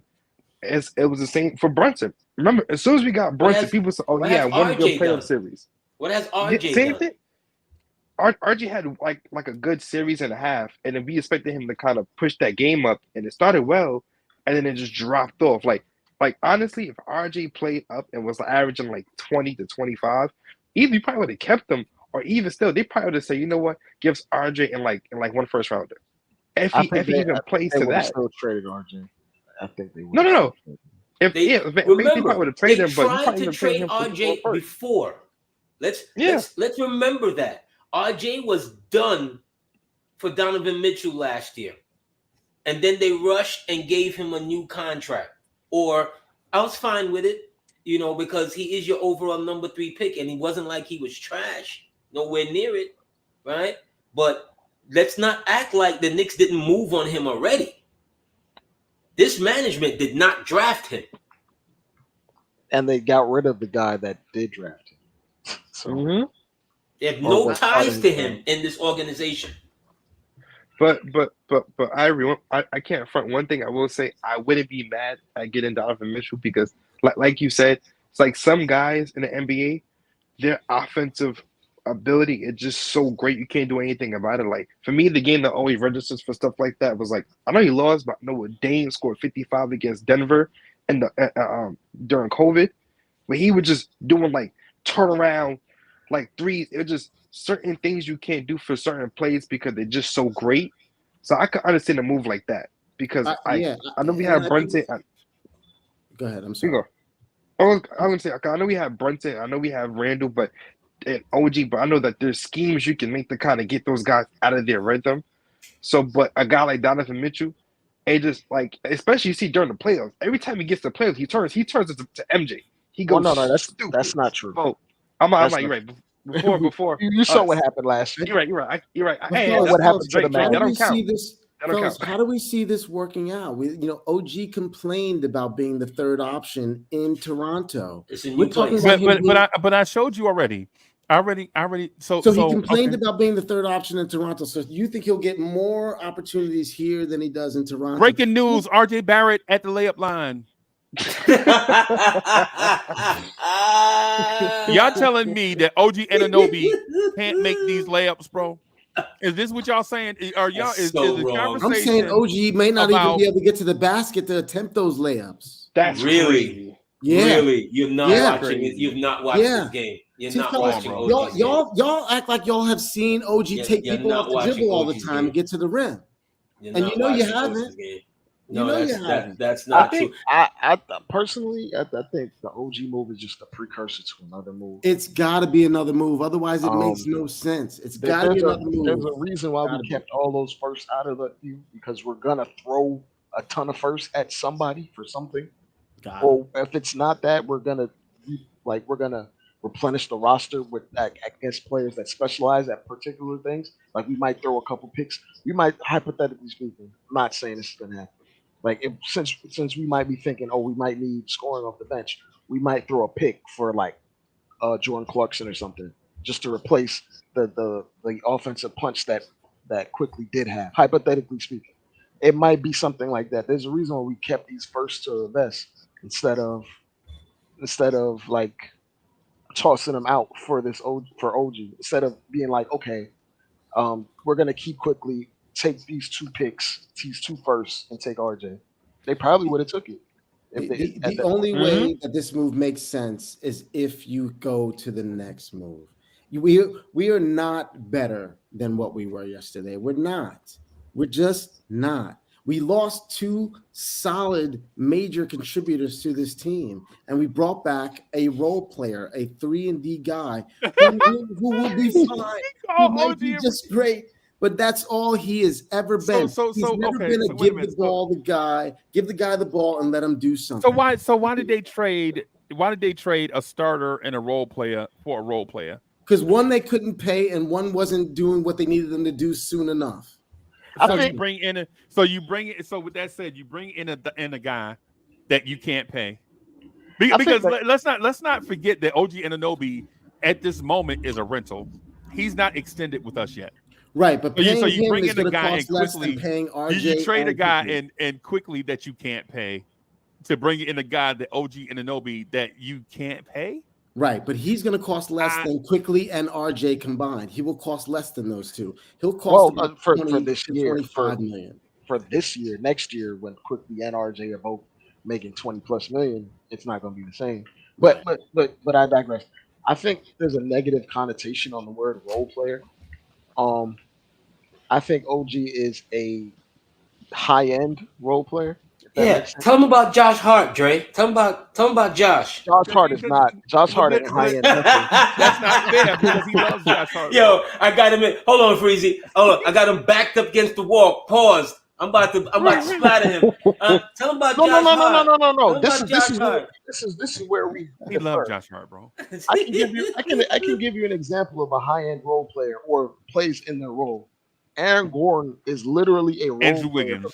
No. Aaron Gordon is a role player for the Nuggets. But Is he even not? Aaron Gordon has had more responsibilities in his career than OG has ever had. But he failed at it with the Magic. He was better Terribly. than OG was. You better believe he Terribly. was much better than OG was. He in was that No, role. he wasn't. he was grossly No, he wasn't. inefficient on the Magic as an isolation wasn't. first option. Like he was. We've never even seen And OG. they had- That man like was that. OB. That man was a slam dunk OB topping champion. Stop it. Cut it Yeah, out. and the thing too that y'all conveniently forget is when he was on the floor, when he was doing that, their spacing was terrible. Bro. Terrible. Come on, bro. Let's Terrible. not act like Hold the on. Orlando Magic with the Hold Denver on, Freezie. Nuggets. Hold on. The Frenchman was over there. Don't you remember? And Oh, Terry yeah. Ross. Don't you remember? Balling. The Frenchie was over there. Don't you remember? Over there balling. Balling. Vucevic was there actually. So Yeah. kind of had spacing because Vuce was an all-star shooting 40% from three. Like he had the spacing, he just wasn't very good at being like a highly prioritized, like a second or Wait, third wasn't option. Alfred Payton there also? The man jumped Ooh. over Tickle Me Yeah, Elmo. yeah, Okay, that's his claim to fame. That's his claim to fame. He But jumped his- over. but his- He his- stylistically jumped over Tickle Me Elmo and a rolling Tickle Me Elmo at that, and That won a dude is slam better than dunk OG. championship, and that And, was and, it. He's better and than Jonathan OG. Isaac, bro. But That here's dude the is thing. better Here's the than thing. OG. High-end role players make $130, $140 million. That's what they go for now. Like, and that's not a diss. We already have two stars in Brunson and Randall. We're just trying to add a little bit more. But high-end role players only work. Dre, what I'm saying is when we're talking about money, the only way that money makes sense is if you have an Embiid or a Jokic or a Giannis. If you have Randall, that money doesn't make sense. But Randall only because makes in 25. theory, what's going to happen is when you pay OG, he's going to make more money than Julius Randle. Yeah, he is temporarily at least. Temporarily, I'm talking about when you pay OG is what I'm saying. If But- OG is but making if more we're- than if we're 20 if mad OG at- is making more than 25 million, that is a waste. It is an absolute. Oh, he's getting disgusting 30. He's waste. getting 35. Oh, easy. He's getting Yeah. 35 million a year. That's ridiculous. It's absolutely ridiculous. But I got a question because remember for this team the whole big thing was like we don't have any wing players and then like we got a wing player. You don't think he'll be effective to remember like the whole thing with Aaron Gordon like in Orlando he looks terrible but put into like the 100%. right system I he think looks OG is a solid amazing. player, solid wing, a guy we need, a position of need for this team, no question about it. All I'm saying is that our offense for right now is going to struggle. And let me just tell you, the defense better pick it up because we're giving up a ton of points. And and let's just make sure that the offense is gonna, pick up a little because I see the offense backing up. The defense may have got better, but the offense definitely is going to back up. I don't see how you see it any other But I way. just feel like you see the games I think the when, like, rotation is RJ going down to 8.5. The rotation is definitely going down to 8. Maybe we're gonna give what's his name about 10 minutes a game now. Deuce McBride. Deuce will get like 10 minutes, so it'll be like 8.5 man rotation. So that means come playoff time, I hope we're ready to play. I hope That's we gonna got be But see, 11 but- man rotation. but now you see during playoff time now, like when we play a team like the Heat, I don't think we're as scared when we have OG guarding. I mean, Jimmy's gonna do Jimmy, but at least he can try to minimize it, because at least we have a guy there that can and add that offensively. Because remember, a lot of times in the playoffs, the big thing was a lot of players sacked off of our guys because they're like, oh, why am I guarding him? He's not even a good 3-point shooter. If you have OG just be solid and just do what he usually does, then we're gonna be good. And at that, if he comes in and excels at that, Can you this is remember dangerous. what Jimmy Butler did to the Knicks? The undersized Knicks on a bad ankle, Huh? Do you wasn't even- do you want to remember, Ivory, that the man that you're crying for went 1 for 10 in Who am I game Wait, crying six? for? wait. Oh, 1 You for remember? 11? Hold on, Who am I 80. crying for? 80. I Six? remember what Jimmy did to your man Josh Hart. That's what I remember. You know what? You know why? Because Josh Hart is 6'4". Well, OG tell him is to- 6'8". I think y'all gotta relax on the Jimmy Butler thing because Jimmy Butler didn't just do it to the Knicks, bro. Did he not Okay. also do it to No, Boston? Okay. Did he also not do it to Milwaukee? Okay. All right, so yeah, Preach. because here's the thing. I think here's the thing that I think y'all are maybe not wanting to realize or just trolling me. I think they bring in OG Anunoby to play in the Andrew Wiggins type role for the Knicks, right? Because in theory, you have an offensive hub at power forward that can rebound and pass the basketball, right? And then you also have the greatest point guard of the right now, the best 3-point shooting point guard right now in the NBA, and Jalen Brunson. And yes, I'm including Damian Lillard, and yes, I'm including Steph Curry. Because percentage-wise, Jalen Brunson is better than those guys for the last calendar year. Giving them So buckets. so I'm saying right now, I'm not talking about people's resume. I'm talking about in this moment, right? And if you want to take advantage of this moment, if you think about a great 3-point shooting point guard and an offensive hub at power forward, right? If you can find a shooting guard that can shoot 3-pointers at a high volume and provide decent defense, all you need to replicate a championship type formula, not guarantee it's going to win you a championship, but the formula is add an Andrew Wiggins type player to the rotation. And if the Knicks can pull that off, they leapfrog a lot of people that are in the standings if it works. I don't think OG Anunoby is the issue. The issue is, what if the Knicks found something in Dante DiVincenzo? What if DiVincenzo can be sustainable over a such and such amount of time? If that's the case, then the next move you make doesn't necessarily have to be that guy, right? You know, the guy that you come in, be the two, blah, blah, blah, all that stuff. Then all you really need is to add stuff to your bench. And I think they started that by adding Precious Achiuwa. Malachi Flynn, if he's here, we don't even know if Malachi Flynn is going to even get a jersey for the Knicks, right? Just because they trade for you don't mean that the Knicks will play you, because the Knicks will trade for you and cut you. We've seen it with Denzel Valentine, Solomon Hill, Vincent Poirier, Terrence Ferguson, and multiple others that they traded for. They don't even get to suit up. For the mere fact that you remember those names, Freezie. But this has happened. But this has happened during Leon Rose's tenure. We traded for Denzel Valentine. That's a fact. He never got a jersey. Solomon Hill never got a jersey. Never needed one. I think Never ideally we all want to put someone in that 2 spot that's going to make a difference, right? We all want them to make this next trade for this dog at the 2 or the another, or maybe even the 3, whatever, right? We all want them to make that next trade. If they do, and we believe they will, how do we expect this guy to stay happy the entire time? You're looking at this wrong, Ivory. OG is complaining about his role right now. You're looking at this all wrong. You have to give a player a clean slate when he comes to your team, my guy. I didn't say he was a bad dude. Yeah, I said I'm not talking about him personally. I'm just talking about, but that right there is a bad connotation, because it's like, because he didn't like his playing time in Toronto means that he comes to New York and he's not gonna like that. This is Toronto, for as much success as they've had in the last 10 years, Toronto currently is not a championship winning team right now.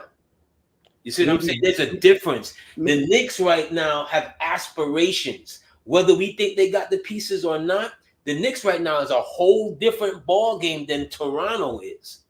See what I'm saying? Winning can breed. Yeah, winning can totally breed a whole different person. Yeah, but when it comes to winning, the Knicks can't say nothing to Toronto. Maybe the last couple of years. Today they can. Last year was the only year we performed better. Last year was the only year in like 10 years. Toronto let a championship. Was my point about OG Anunoby? I'm talking to the chat. Chat. My point about OG Anunoby being Andrew Wiggins, was that whack? Because the Hell panel no. didn't even. The panel didn't Hell even. no. They didn't even speak No, to no, it. They still. I They was talking getting about. it. They still talking I about. was Tom getting It wasn't Thibodeau. wet. It Hell wasn't no. wet. It wasn't wet. It was The spot question on. is, would he be happy in an Andrew Wiggins role? Why Right? not? Andrew Wiggins got paid. Yeah, Right. but Andrew he's- Wiggins got paid, and he went to. But he was paid culture. before he was put in that role. He was paid No, before he got a brand No, new they re-upped contract him. No, for they being gave him Steph Curry's 140 fluffy. after They that. gave him 140 the other Right. day. And the thing about that is about Wiggins is when he was in Toronto, people were saying some of the same OG Anunoby stuff. Minnesota? Has he ever done it on his own? Has he ever done? And listen, I get it because for a lot of people they can't believe. And what's the Anthony D? What's the song? People believe in what they can't understand. That makes them something. It was a Stevie Wonder That song, Stevie right? Wonder record, right? Yeah. That's a Stevie Wonder Yeah, stuff, Stevie if you Wonder. hadn't seen it, you don't believe it and all that stuff. You got to see Jimmy Butler it. called him soft. Yep. And guess how many championships Jimmy Butler has? And guess how many Andrew Wiggins has? At the time, Andrew Wiggins was not a championship ball player. At Right. the time, Andrew Wiggins was soft. I'll say this Not- though, Freezie. When there's a Hall of Fame induction, Andrew Wiggins will not be there. I know Jimmy will. Right. Okay. So I mean, but to your point, like, But Jimmy Butler premium is right now. Jimmy Butler is an accumulator. And Jimmy Butler is all Jimmy Butler is a accumulator that does it in a loud way. You're being disrespectful. You're calling him overrated. You're being disrespectful. Very. You're calling him You're being overrated. Very disrespectful to Jimmy You're Butler. being very disrespectful. Very I'm glad you said it. You're being very disrespectful. But I'm also being consistent because you notice going back to the day we first met, I was like, these players that put up these gaudy numbers, if they don't have championships, I don't want to hear it. I don't want to hear it because Jimmy even doesn't put up gaudy How about numbers. the players that put regular up season? doo-doo numbers on bad teams? Jimmy puts up like Those low guys. 20s in the regular season. He doesn't Right. care. He just turns it up in the postseason. Right, but he turns it up in the postseason, and that equals what? He's been Two to the finals appearances. two finals appearances. So Pat Ewing too. Five Eastern Conference. That means four Patrick Eastern Ewing's the Conference GOAT then. finals. Pat Ewing's the Patrick GOAT. Ewing's the first ballot Hall of Famer. It's first ballot Hall of Famer, but he's a GOAT in your mind. Right. And only what, your what, mind. what I'm saying is what I'm getting at is if you can't directly contribute to winning, Uncle Freezie, don't want to hear it. Now, if y'all want to hear it, that's fine. I'm not trying to bully anybody into anything. What I'm saying is don't talk to me, Uncle Freezie, about impact when it's time for you to be impactful and you're not impactful. Like people have said Anthony Davis is soft. And you know what Anthony Davis has? A ring. Yeah. He's People call LeBron. People like LeBron don't have that Mamba mentality. But you know what LeBron James does have, bro? Championships. Okay. And what I'm saying is OG Anunoby coming here can be the same as Andrew Wiggins going there. The ingredients right now, man, listen, Jalen Brunson is a weapon. Is he gonna be weapon X every night? No, but is he capable of being weapon X every night? Absolutely. Yes. Mm-hmm. Right? That's what I'm saying. You couple that with a Andrew Wiggins type archetype, along with the offensive hub at power forward that can dribble, pass, and shoot. Now you have the Andrew Wiggins part is not the part that you question. The part that you question is, can our shooting guard defend and knock down the three? And if we get a shooting guard that can defend and knock down the three, now we're talking. See, well, my question mark is Tibbs, but I digress. that's my biggest question mark. See, I think we need a scorer at that 2 spot. I think we need a guy who can grab the ball and do it all. Get to the rim, shoot. I think we need an all-around baller. Forget the 3-and-D. But when you say all-around baller, and see, you said we need an all-around baller, and then you said forget 3-and-D. 3-and-D is part of all-around balling. Well, 3-and-D is part of an all-around baller. No. What I'm saying is all of an all-around baller. I need an all-around baller. I need a guy who can take the ball. just be more specific about what you're talking about. Are you talking I about? need a scorer. I need a Okay. scorer. Okay. Not just a 3-and-D guy, a scorer, a guy that everyone has to pay attention You to need when a he Zach gets the Levine. ball. Because another No. 3-and-D guy, No. because guess what? Grimes is a 3-and-D guy, right? Why don't we put him there? Oh, Right? Grimes is not 3-and-D. Nah. Grimes is No, but Okay. Grimes. Okay, You see, so we you've need a upped it. baller. You see, but So you've we need a upped the baller. ante. To your point, you've upped the ante, but what you're failing to nail the player.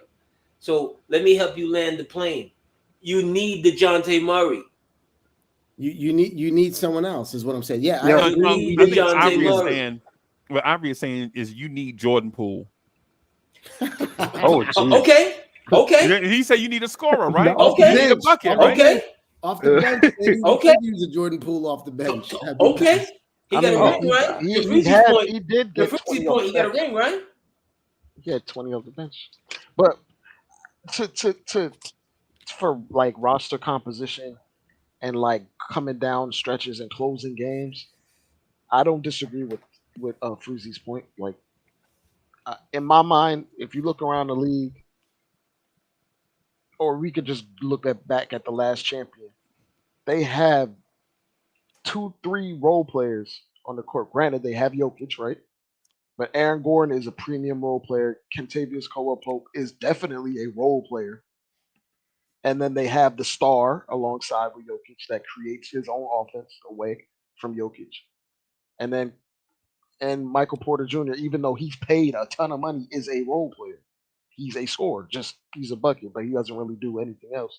So it's one of those things where you got to figure out what goes to the strengths of your players and what can you do to hide their weaknesses. And if you're being absolutely honest, if you're investing in Jalen Brunson and Julius Randle, you need to flank them with guys that can hide their weaknesses. And one of their weaknesses is defense, unfortunately, or size. Whatever it is, you need to be able to flank them at all times, especially if you're trying to win games or win series in the playoffs. Sometimes Brunson and Randle can be enough of an offensive hub to drag you along, especially if you have the requisite parts to hide their weaknesses. We didn't have them, so we didn't have spacing last year, so we struggled. We didn't really have the great defenders. You know why Jimmy we didn't Butler have was spacing, cooking. bro? We didn't have RJ Barrett. spacing. We didn't have spacing because of this.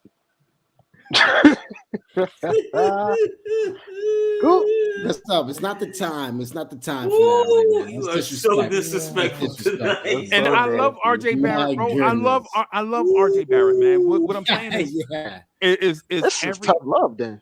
yeah. Nah, what I'm saying is every organization is not built the same. Every NBA champion doesn't follow a certain archetype. They do what's effective for them, fix their weaknesses, and pour that into a championship. That's what championship teams do. They don't say, the Detroit Pistons didn't say we're going to follow the Los Angeles Lakers championship archetype, right? The Miami Heat didn't say we're going to play like the San Antonio Spurs, right? They got talent and then fixed up around the edges, right? And so so Ivory, if you're saying the Knicks need to go get a mega star at the 2, then I would be with you if that means the Knicks are keeping Brunson, OG, and Randall. If they parlay everything, everything else into a mega star at the 2, I'm with you. Yeah, and I think that's exactly what the plan is going to be. I mean, it wouldn't make sense. Nothing else makes sense. OG is a great player for his role. You know, how he should get $35 million is beyond me. What has he done in his career? That's why Toronto won't pay him, because he hasn't earned that money. Why we would give it to him, other than the fact that he's the man's son? Other than that, I don't know why we do that. Why would we do that? I'm gonna keep it above with you. 6'7" wing players with 7'2" wingspans and the ability to shoot near 40% from 3. The going rate for that is very expensive, especially when they get in the market. It's the reason why Jeremy Grant got whatever he's gonna get. And Jeremy Grant is better than him. It's not even funny. He's not even on the same level as Jeremy Grant. Not even close. Oh wow. Now, Jeremy, He can't hold Jeremy Grant's hold jockstrap. on. That's Hold on, crazy. Ivory. Whoa. Hold on, Ivory. Hold on now. He can't Hold hold on, Ivory. Grant's jockstrap. I like Jeremy Grant, okay? I He'll like get the Jeremy bucket. Grant. But Jeremy Grant And is I like big butts, and I cannot lie. Yes, These and other I brothers cannot can't lie. deny. You know? Yeah. And I cannot lie. But outside of when he was with Denver, with young Jokic and Murray, what has Jeremy Grant contributed to? When has he contributed to any other winning? He is a Nothing. compiler, my guy. Right. This is He why. is a guy on a bad team. He's Craig Biggio, bro. He's a guy on a bad team that would get these buckets. No, I need for you to stop that. I need for you to stop that and stop that now. That Right. is madness right there. You think he's- OG can he's- be the go-to guy on a team and do what Jeremy Grant Man, is Jeremy doing? Grant is Chuck Knobloch, Seriously. bro. What has he done? Seriously. What has he done? What has But OG done? but this is What why has he you done? call, but this is What has OG done? hold on. This is why you call them premium role players, where they get put in a particular situation, and the stars on that team can weaponize them like no other. Whereas if they're just on a team with just a bunch of guys, they're just throwing up numbers, they're doing what they need to do. But if you put a particular guy in a particular system, they'll look awesome, like Aaron Gordon does. So we have to figure out a way, and I don't Dre, trust Tibbs to do Dre, let me this, ask but you this. Yeah, Did the Denver Nuggets get better when Jeremy Grant left Absolutely. and Aaron Gordon came in? yeah. Right. Did Portland get worse with Jeremy Grant on the roster? Absolutely. But here's the thing though, the other parts that actually happened when Jeremy Grant was there, you got to remember He's the Jamal worst. Jamal Murray had to develop and grow into that elite play. If Jamal Murray didn't average 27 points per game, it don't matter who you had at the four for the Nuggets. They weren't going to win these rounds against these elite teams. Jamal Murray leveled up. But Aaron Gordon was a key cog to that, and he played elite defense. That's neither here nor there. You need obviously you need the star pieces, but the role players or the premium role players, I like to say they're also necessary. But you don't need one without the other. But it's like chicken or the egg. You need them both. Obviously, it's just the star weaponizes the premium role player. Like Wiggins got these open looks in the finals, and he was allowed to expend so much energy defensively on these stars because Stephen Curry was that much of a magnet of attention. Oh, are we not giving him credit for being better than Draymond and Clay? Draymond was awful. Clay was washed, but yeah, Wiggins. In that NBA Finals, you could say that Who was the Andrew second best Wiggins player? could have been the Finals MVP. Yes, No. he could have been. Yeah, he could have been. Nah. Yeah, he could have been. Yeah, Steph yeah. Curry averaged damn near 30. What about Wiggins' defense on Brown or Tatum? Yeah. Whoever I'm they just put talking him about on. his A plus. Yes. A plus. Yes. Right. His Come on, total bro. effect. His total effect. He could have been MVP. Yeah, Do you 'cause think no- Iggy should have been MVP then? No, I'm not. But Nah. I'm not speaking to that one, right? Because that was all conjecture, right? But what I'm saying is for a winning team, for a winning champion, I think Wiggins' defense was at the level of Steph Curry's offense in that finals, and Wiggins provided the second best offense. If Steph had contributed the second best defense, this wouldn't even be a conversation. But the fact that Wiggins was the second best offensive player to Steph, and he was the best defensive player in that series, regardless who you put Wiggins on, he shut them down. There are Right. more players that can do what Wiggins did than players that did what Steph did in that finals. Period. I can name somebody doing what Steph is doing right now, and he plays for the Knicks. Let him do that in the finals. Let him do it in the I'll finals. be so happy. Let him do that in the finals. But Okay, let him do that in the but- finals.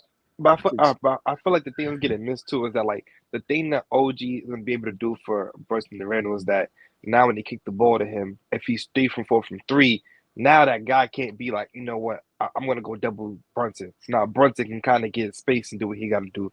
Now they go, oh, Randall's there, but I see OG in the corner. So now they got to kind of pick and choose. So now at least the stars can kind of Wait, breathe a did you little just bit. say? Wait a minute. Are you saying that OG Anunoby is going to have an offensive impact? Yeah. Breaking news live to RJ Barrett in the layup line. Bro, I'll say there's So there's a wrong. statistic that heavily supports So OG wrong. for this team, and because we're kind of analytically driven, the Knicks are. OG has been shooting 45% from three from the corners the last 3 years, whereas RJ has been 34, 35, 37 this year, and Quickly's actually been terrible from the corners from three, ironically. So yeah, I Guys, think that guys, we're setting it up to play this style of game where it's going to be Brunson and Randall hunting mismatches and then seeking out corner shooters.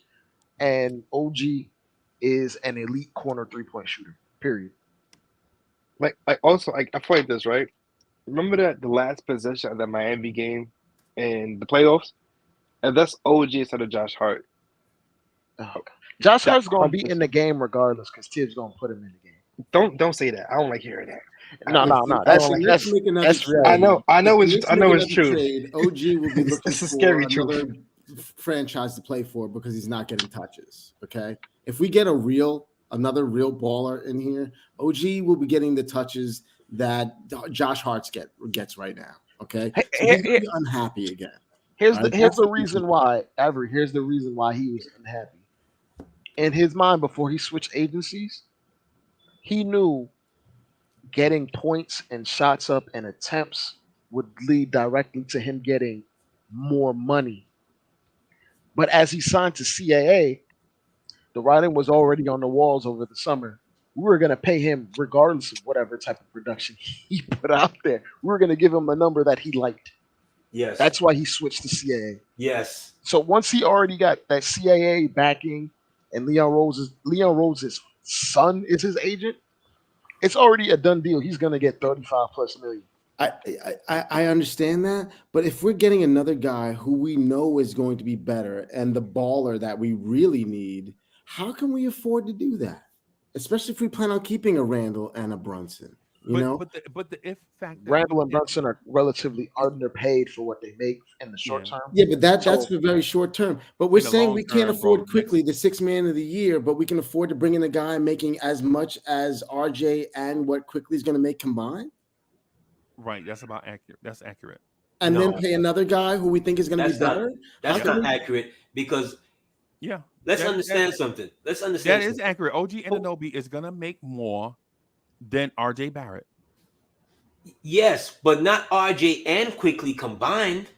Close to No, it. no, with Fournier's money coming off the no. books. And Fournier's money's coming Okay, off the books. all right. Yeah, We got- I agree with you there, yeah, AD. we I'm with got to you. understand something. Quickly turned down an extension, right? 400 is he turned it down. Oh, he turned down 100. So he's saying he's worth 35, 40. You can't pay him 35, 40 to be the guy off the bench. How could you pay him that and then next year you're gonna have to pay Brunson $300 million? AD, you know what? The thing I think we're missing, and no disrespect to Knicks fans, is Emmanuel Quickly was never gonna settle for a role coming off the bench. No. The reason why the money seems like it's the issue, because we feel like, we can wash things away with dollar bills. We can't. What Emmanuel Quickly wanted is something that the Knicks couldn't offer, and that's a starting position. Are we guessing at that kind of? No, that man says he's a starter in the NBA. Yeah, it was kind of on the wall for that. Yeah, But I'm saying, as far as like what they offered, I don't know if that I don't know. I don't think it was 4 for 100. I think it was like 5 for 100. I think is what was offered or something To bizarre Quickly? like that. Yeah. Yeah. And Quickly wanted around 25 plus. Yeah. He was looking Let's around, keep it a- seeing what let's- Anthony let's keep it a Simons buck. and you guys. When I look at Quickly, I look at Quickly like Barbosa. Ooh, okay. Right? Leandro Barbosa from the Remember Phoenix Leandro Suns. Barbosa? Very good ball player. Right. With Phoenix, with Nash and them. Very good. Serious weapon. Right. When was Leandro Barbosa the lead anywhere else. Right. I would be a little bit more fair. I would compare him to Dragic. Even though Dragic had like a great playoff series, he was the backup to Nash, and they were not moving off of Nash at the time. So Dragic Right. had to figure out a way to make his name on another organization or another team And because he he was just nice. And he was nice. You remember how good that he looked when Hornacek ran 3-point guard lineup? Remember that? when they Him, had Brandon Isaiah Knight. Thomas. Was Isaiah Yeah. Thomas on that team? Yeah. Yeah, Isaiah Thomas. Yeah. And then their backup was the tiny point guard out of Enos. You remember the Tyler Enos? Tyler Enos. Enos. He was fast. He was very fast. He's fast. He's Yeah, blessed. he's Nice. fast, bro. But like I think it's hard to like grasp at the current moment. But I think we're right up on this apron, like we're underneath the text for the apron, right? What I think we're gonna do, we're gonna re-sign him to what the figure that he wants, probably around 35 a year. Oh my Yep. God.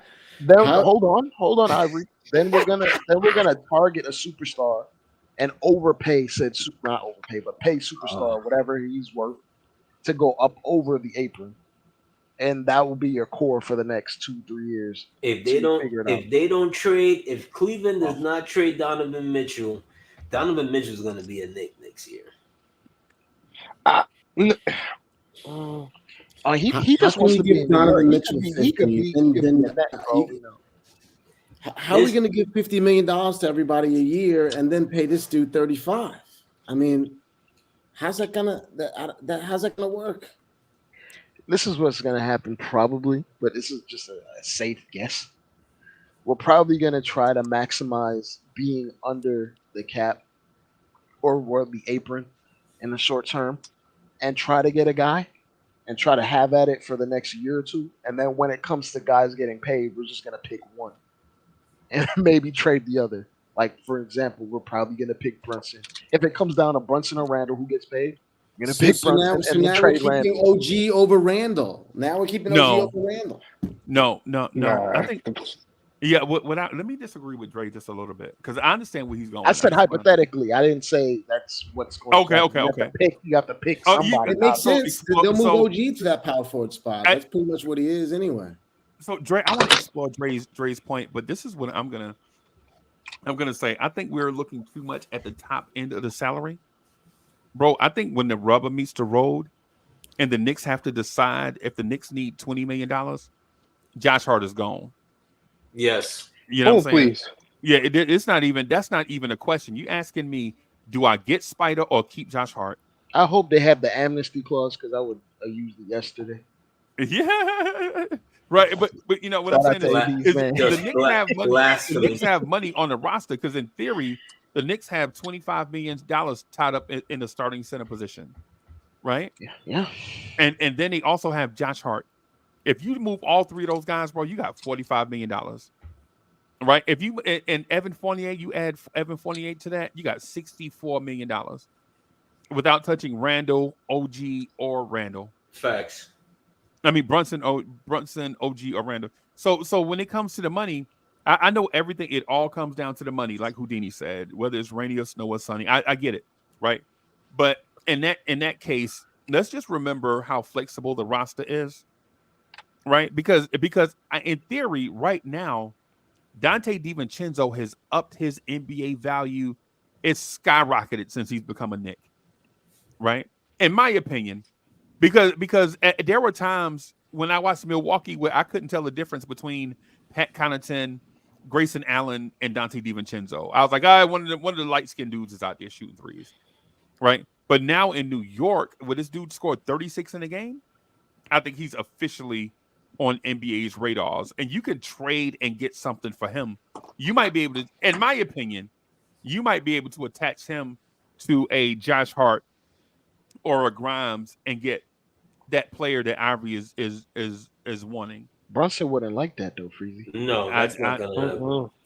I think DiVincenzo might be the most valuable. Well, Brunson values winning. I would like to think so. You're building around. You always have to remember you're building around the house of the Brunsons. Oh my God. Jesus. You know what I'm saying? It's everything. So you're gonna all of a sudden wipe away the people that he thinks that he knows that he's had success with, that he has continuity with. And AD, you right, bro, because the Knicks cut Daquan Jeffries instead of Ryan Arcidiacono. Oh, That God. tells you everything you want to know right now. I knew that was coming. Right. Right, I right. mean- I'm right. Right. Ivory 10 can beat Ryan Arcidiacono right now in 1-on-1. Right now, bro. Does the Greek freak not have half his family in No, Milwaukee? no, it's just the Nassus. Just the Nassus. But the thing is, didn't Giannis bring something to Milwaukee? Giannis made Milwaukee relevant, even when And he what- wasn't That winning franchise championships. value by billions. Right. himself. That's the point that I'm getting at is Giannis put Milwaukee back on and I know this will make some of y'all laugh, right? But when they drafted Giannis, these dudes were still wearing green and red uniforms, bro. Their logo was Rudolph the Red-Nosed Reindeer, bro. A deer with a red nose, right? He's Right? supposed to be Jabari Parker sidekick. Right. That's what I'm Oh, saying. that's crazy. Bro, and listen, I know y'all, I know some of y'all don't believe in the cocaine reindeer theory, right? But the thing is with this is Giannis brought something to the table. That's why they were willing to bring in his cronies, right? And that's why when Giannis was like, I don't know about being in Milwaukee, it was like that basically meant get Drew Holiday out of here and bring in Dame. That's what that was the message he sent. Right? Brunson hadn't done diddly poo in New York yet. Don't talk to me about the Knicks. Man, he led the Knicks in the playoffs. Bruh, the Knicks made the playoffs 2 years ago, right? With Randall, and they didn't make it, or 3 years ago with Randall. And 2 years ago, they didn't make it because everybody was injured. Derrick Rose got injured Thanksgiving. What happened when the surgery. gym was filled with people? Yeah, I know. Have a good night, guys. I'm out of here. But bro, Peace, when you're peace, starting peace. Damian Dotson at shooting guard, bro. Remember they brought Damian Dotson back? When you're playing Damian Dotson and Quentin Grimes, when you have two ham sandwiches on the floor at the same time, you know you're not making the playoffs, bro. Yeah, Bernard King only played with Rory Sparrow and Lewis Orr and Ray Williams and Lewis Orr and Truck Robinson. I have no idea who that is, but that sounds like trash. Trash. Let me help you. Right. Hefty bag trash. Right. Okay. And Bill Cartwright got hurt. Remember, not only was Bernard King out, but Bill Cartwright was out too. The Knicks should go back now and give the man some more money for what he did then with what he dragged. And here you are crying for Randall, who went to the playoffs in an empty gym, and then when the gym got packed, Randall did what? You don't want me to show you the thumbs down again, right? Only soft ass sensitive New Yorkers get mad about a grown man giving them a thumb. Only softies, bro. Yeah. How you from New York? How you from New York and you cuss out people at the stoplight, bro? Yeah. How you from New York? Because that's what we do. Right, but then somebody give you a thumbs down, and then you don't give us no thumbs down in our house. This is our house. Bro, you a guest. First of all, you're not even from here. First of all, I guarantee you they would put Anthony D out of the Garden before they put Julius Randle out. How about that? Yes, they who would have access to the Garden first, Randle or Anthony D? I'm just asking. But I do believe it would be me.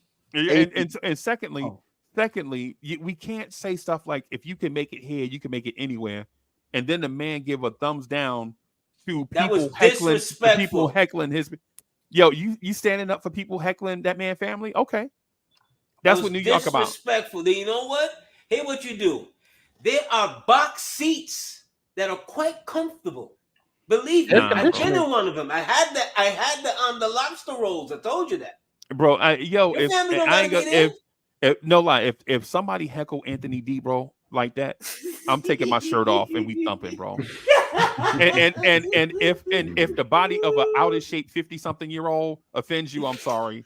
but you just gonna have to see it. You don't want Like to be like Charles nobody, if Oakley. they heckle Ivory 10, bro, I'm taking off this shirt. If they heckle Ivory 10, bro, I'm taking off this shirt. And if you don't like what 6'5", 350 of melted ice cream look like, I'm sorry, but I gotta thump for Ivory 10, bro. You know what I'm saying? It's just what it is. You gotta stand up for yourself in New York, bro. You can't be a pushover in the Yo, city. has anyone noticed how soft? I feel like we've been getting pushed around by suckers lately. We got pushed around last night. We got pushed around by Orlando. Yep. We got no dog. We got no Charles Oakley out there, shoving people Got church back. boys, man. You know, where's Enos Cantor when you need him? You know what I'm saying? We Yeah. need somebody who can push some I people thought back. that was Randall does more pushing and shoving to his own teammates than he does to the other Right. guys. You saw him stare down No. Obi tonight, though. No, that's not. Remember come on, bro. remember when he pushed, two-handed push quickly when quickly was trying to calm him down? You know, like was it? He Was flipped it off, in he Phoenix? flipped off Andy, Fournier. don't do. Stop Eddie, it. come on, bro. Come on, bro. you see Randall fight his own teammates more than he fight the other guys. Get out of here. That's not true. That's What hypocritical. would bro. have happened? What would have That's happened a if sensitive Charles New Yorker Oakley was talking. on? What would have happened if Charles Oakley was on That's the soft New floor York talk, and bro. New Yorkers ain't soft, bro. Come on, watching the crown jewel get laid to the floor not once but twice in key moments? I guarantee you, Charles Oakley would have laid hands on How many championships Charles everything Oakley got? there. How many championships does Julius Randle have? Yeah, Has he been to a finals? Has career- Julius Randle been to a finals? Has he been out of the second round? bro. Come on, the Charles Oakley talk is ridiculous. Don't you compare Charles Oakley to Charles Julius Oakley Randle. is 1/5 the player that Julius Randle Oh is. my God. Julius Randle rebounds at the same rate and gives you 1,000 boy. more things on the floor, my bro. God. And the thing is too, when Randall stands up, couldn't play. when Randall stands up for himself, y'all cry. When Randall don't stand up for himself, y'all cry. It's just sensitive New York, touchy New Yorker stuff, and that ain't indicative of everybody from the city. That's just a few crybabies. We need a tough guy. We need somebody who's going to be the enforcer in there. I just got this one thing for AD, bro. And AD is my brother. Y'all better not say nothing. Y'all can't say nothing out Josh the way to Gibson AD. is our enforcer. Y'all can't say nothing out the way to AD because AD my man. But let me just do this real quick for AD.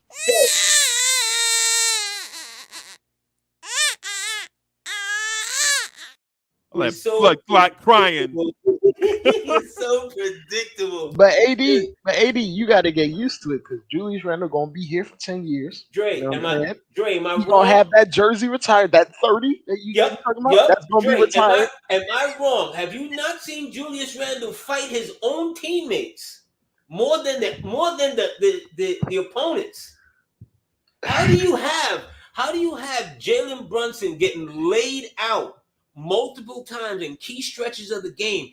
Julius, you're the 6'9" bell cow down there. I didn't see you land. If that was Draymond Green out there, I guarantee you somebody getting choked out. What did Mitchell Robinson do in those instances? What did Mitch do in those instances? He hurt. What did He's Josh never Hart do in those instances. He hurt. He always hurt. He never in those instances. He hurt. My point is there's always an excuse to hate on Randall. I tell you what, I trade Draymond Green for Julius Randle right now. And you would be fired right now. Yeah, we'd be going to a championship.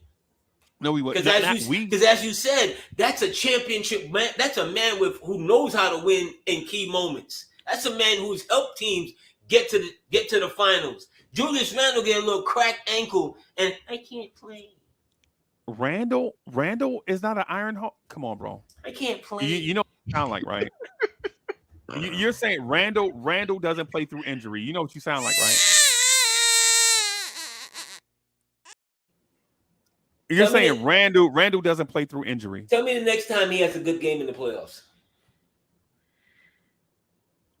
Got mighty quiet in here, didn't it? The Knicks have a lot of problems, but Randall ain't one. Randall's not one of them, bro. We gotta relax. He won 2 and 3. Nah, bro. Come on, man. Tell me when he has this next good game in the playoffs. Come on. I need to see. He's been in the playoffs twice. He was hurt one of those times. Come on. I'm gonna stay Blorange Tears fan because I need to see AD's reaction when Julius gets that $300 million extension. He's I not. need to see the reaction on his face. He's hold on. Let me give it to you. He's not gonna get it here. Let me help you out right now. You will not have Julius Randle 300 million and Jalen Brunson 300 million. He's not He going to will if get he it signs here. with CAA. He Yeah, left man. CAA, by the way. He already left CAA. He left He'll them go last back year. when he's signed a contract. He'll go back for that, for a couple of months. Right. You don't do that to 3-time All-Stars, 3-time All-NBA. But he left CAA because he know he's not giving this team that discount. Yeah. I mean, but the point that I'm getting is the money aside is not the money in 2 years is not the issue. Ivory 10 was trying to get to a point about how do you help Randall, Brunson, and OG Anunoby optimize what they can give you on a nightly basis. Do you do that by upgrading the two? That's what you're saying, Ivory, right? Yeah, I think you have to. Yeah. See, this has nothing to do with Randall giving fans a thumbs down. This has everything to do with who is on the move next. And I'm not even gonna lie to you, bro. I don't want to think about the next move, right? I don't want to think about the next move, but at the same time, if it's imminent, then why not? Right? Yeah. What do you? I think the thing I was trying to get Ivory to elaborate on is narrow it down to a specific player you think the Knicks are targeting, and then that way we can build a conversation off of that. But because if you're saying a bucket getter, you know what I'm saying, man, it's plenty. Cam Thomas from the Brooklyn Nets is a bucket getter, right? But are you talking about a top tier, better than Brunson and Randall type player? Because if that's the case, then it can't be DeMar DeRozan, because you can't trade away your entire roster and picks for DeMar DeRozan. DeMar DeRozan was probably the third option. If it were me, if I was the guy in control, he would probably be the third option. I would do all I could to get Donovan Mitchell on this team. Donovan Mitchell obviously isn't the best fit from a defensive standpoint, from a two-guard standpoint, the height, the size, all that other stuff, but he's a killer. He's an absolute killer who wants to be in New York. I think you can't downplay that importance. He wants to be here, and that's very, very important. I like DeJounte Murray. I like the fact that he's big. He can guard twos. I like that he can shoot a little bit. He can run the offense, be that backup guard, but he's not quite the killer that I think this team needs to really, really get to that next level. You want someone dynamic. Yeah. A guy that can take the ball and get to the hoop. And I think Murray can do that. I just think Donovan Mitchell would be optimal. I think you're missing the chemistry issue. You are with that. And does Donovan really want to be here? He wants to be in New York. I don't think it's beholden to just be a Knick. I think he wants to be in New York, period. Like he did make comments before that said, "Hey, I thought I was going to be a Knick." He thought the trade was going to happen, but he's also said, like, I just want. But here's the thing with that. When it came down for the rubber to meet the road, he never held out and told Utah, "I need to go there. Trade me there." He didn't have all the control to do that. I mean, doesn't have all the control. A lot of players don't have technical control, and they always force. Right, and when does that ever work, bro? When a player says, "I want to go to Boston," when does that ever work? You're right. They always wind up in Milwaukee, Wisconsin. when they I want to go to South Beach, and next thing you know, you're in the opposite place. You're in a better place. Yeah, you know what I'm saying. So it's one of those situations. Like, you can't blame Donovan Mitchell, but what I would say to Ivory's point is, Ivory, the DeJounte Murray thing, I think you get all of the stuff that you want. When you get a DeJounte Murray, you just don't get it the way that you want it, right? Because you get DeJounte Murray and add him next to Brunson. You know who that certified bucket getter is going to be when you get DeJounte Murray? Jalen Brunson. Jalen Brunson. And that's because when DeJounte Murray is here, you take more responsibility away from Brunson being a playmaker, and now you weaponize Jalen Brunson to be a certified bucket getter. I like it. I like Murray. I like the fit. He might even be a better fit. It's just When I look at these teams that win, they always have this super dominant offensive dude that just gets it done. And I haven't seen anyone win it without having that dominant offensive dude. And I'm not sure our offensive guys we have right now are as dominant as they need to be. I think they might be, but I don't know. I'm just trying to be as good as we can be. It's a synergy thing, though. You have to acknowledge, like, there's a lot of dominant offensive players in the league right now. A lot of guys getting 30, but the combination of it being synergistic, you have to account for that. Like players that fit together, on top of the guy being dominant, Right. will beat the more talented team sometimes on occasion. Like Right, but we don't know that yet. We don't know which is more going to fit better, right? And buckets. Let me just point this out every time about the buckets thing. I think the buckets thing in our mind, it's a guy isoing, snapping somebody off the dribble, hang dribble, pull up from somewhere and splashing, or going to the rim, getting the and one. But what I would say with a certified bucket getter is if you get a guy that just converts on his field goals, that's like tonight, Dante DiVincenzo was a bucket getter, right? And he didn't create a lot of those shots. He just made the shots that he got. You know what I'm saying? And so my thing is either you want a Carmelo Anthony, Kevin Durant type bucket getter, or you want a Klay Thompson type bucket getter. Give me a Jokic bucket getter. Yeah. No fancy moves, but the points count the same. Just hyper efficient. And that's why I keep asking you to be more specific in what it is that you're looking for. I'm looking for Donovan Mitchell. Donovan Mitchell, right? Donovan Mitchell. Okay. Because I love that the guy gets other people open. He gets other people the ball. He can shoot. He can create it for himself. He can create for others. He can play off the ball a little bit. Yeah, even though all that good stuff. I like the fact you get him the ball when Brunson gets double teamed. He can get to the hoop. He can go to the hoop, get the ball to someone else for a layup. He just has something special. I like DeJounte Murray. I think he's a great ball player. I think he'd make us a lot better. I just feel like a guy like Brunson, a guy like Donovan Mitchell, puts us in a spot where people, that's a dangerous squad. It's a dangerous squad. Can I offer you a counter? Sure. Can I offer you a counter? The Knicks give up all of their protected first round picks from all these random teams, and give up 2 of their unprotected first round picks and a pick swap for SGA. They would say no deal.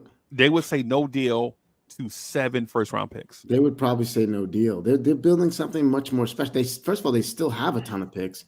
Second of all, they got something special brewing out there right now. Yeah, but I don't know about that. I think he's one of those general managers that is good on draft day. Yeah. And good in making the deal and they didn't draft SGA, by the way. Remember, they never drafted SGA. Yeah, they acquire him in a trade with the Clippers. That whole scenario over there is like the land of the lost. You know what I mean? It's you're not building anything that's gonna eventually see anything. You're gonna get traded. Well, what are you talking about? What team are you talking about? OKC. But they're the number 2 team in the West right now. I'm gonna push back on that because as of right now, they're in prime position. Yes, they're always in prime position. No. It's a little bit different now. Like last year and the year before, they got the number 2 pick, and the rookie from last year missed the entire year. Like the progress would be a complete. They would have made the playoffs last year if they had Chet as a rookie. Chet is even better now than him as a rookie, and they're the number 2 seed in the West right now. And they have a host of picks. Like they're in position to like target a Laurie Marketing and try to seal themselves as a team that's going to definitely be in the Western Conference Finals for years. Yep. Yeah. So like that's what their talent says. Hey, look right? we just saw them. Absolutely. Don't get me wrong. Absolutely, they are extremely talented ball club. I'm not talking about them in the town. I'm talking about them in the front office. Oh, well, I'll say that Sam Presti. Dre, would you take 7 first round picks for SGA if you're OKC? Oh, if I'm OKC, no. No. Okay. No. So you wouldn't take the Bucks, Pistons, Wizards, Mavericks, first round picks, and two unprotected Knicks picks and a No. pick swap for SGA. No, because you'd pray if one of those guys ended up to be 75% of what SGA is right now. If you're if you're OKC, you don't take that trade. No. No. Okay. Not for SGA right now, and he's not even in his prime. Like your prime is 27, 28. He's 25. Right. Like he has room to grow, which is terrifying considering Jalen Williams and Chet are Would right you there. Would you offer that to Boston for Jaylen Brown? No. I wouldn't do that for Jaylen Brown, but caveat, I don't know if Boston might actually do that. Yeah, because you're talking about Brunson, Brown, Randall, and OG Anunoby on the wing. Because the funny thing is about the Celtics, like if hypothetically speaking, they flame out in the playoffs, they would definitely do it and then take those picks to get someone that fits Tatum even better. Like they're always about minimizing and maximizing. And offer them to OKC for SGA. And SGA Oklahoma City would take it. They would not take 7 picks. I don't know if they take it because, like I said, they would have to believe that they're ready to win. I think they do. I think OKC is going to make a trade at the deadline this year. I think the Lauri Markkinen thing is down to Dallas and OKC. I think Lauri Markkinen fits OKC to a T for what they do. Dallas to ooh. Well, I don't know. I don't know where Dallas is going to get the money from to do it. At least OKC has like a bunch of expiring contracts. Dallas is kind of funky right now. Yeah. With their money like that, it's kind of like it's a weird place with them because the moves they want to make is probably going to be over the summer, whereas OKC is just like they're Sam Presti has their book so clean right now. It's actually. But the thing about the summertime move, and this is the reason why I disagree with a lot of y'all. I think in-season trades are the best time to deal, even if you have to overpay. Yes. Because during the summer, the value is right. Let me. I just want to say this. The reason why during the summer you don't want to do the trades during the summer because everybody has holes on their book. Like room on their book to compete in trades. And so while in season, it's about what the draft picks look like, right? And during the summer, the value of draft picks come down because most times the draft is either about to occur, like you trade during the draft, or the draft has already passed. So now the draft picks don't have as much value, but your cap space has value, right? So what I'm saying is if I'm Dallas or the Knicks, I'm looking at making these moves in season where everybody's cap is basically what it's going to be. Like there are no secret weapons during the season because everybody's salary for the season is locked in. So the sweeteners are draft picks. Hey, move this guy. I know you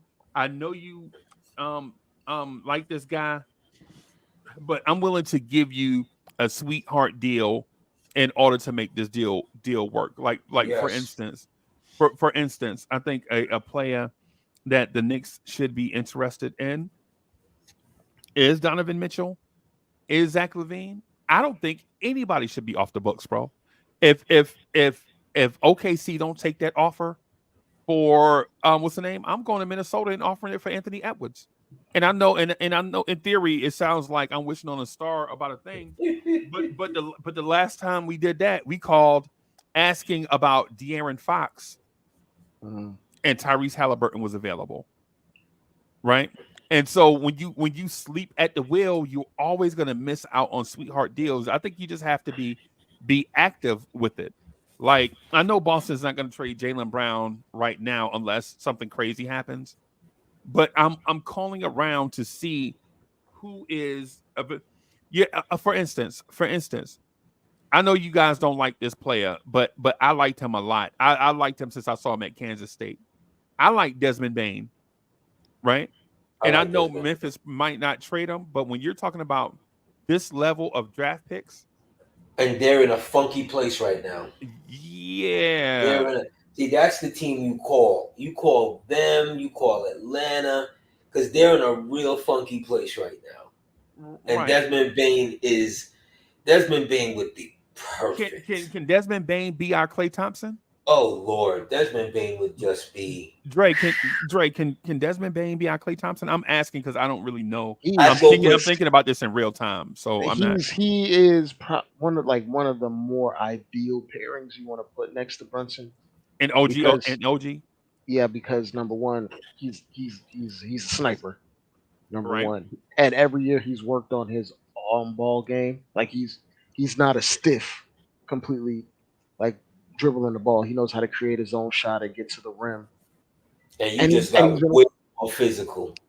Yeah, and he plays really good point of attack defense. But like when we say like they're in a funny place, when Ja came back, they won 5 games in a row.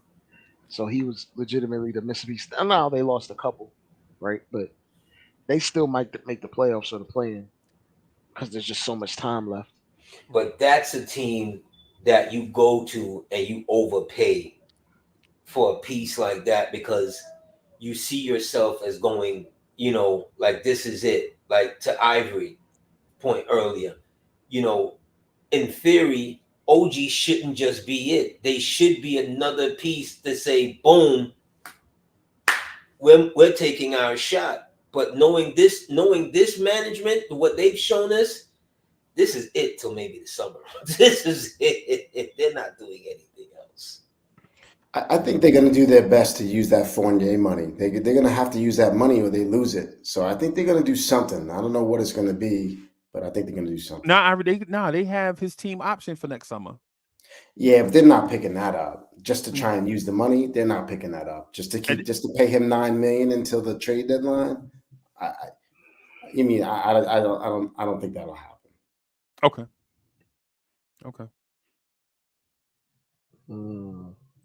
Like I understand, but like as we get closer to the deadline, that's when more teams are realizing we're not really in this, or what are we doing this for?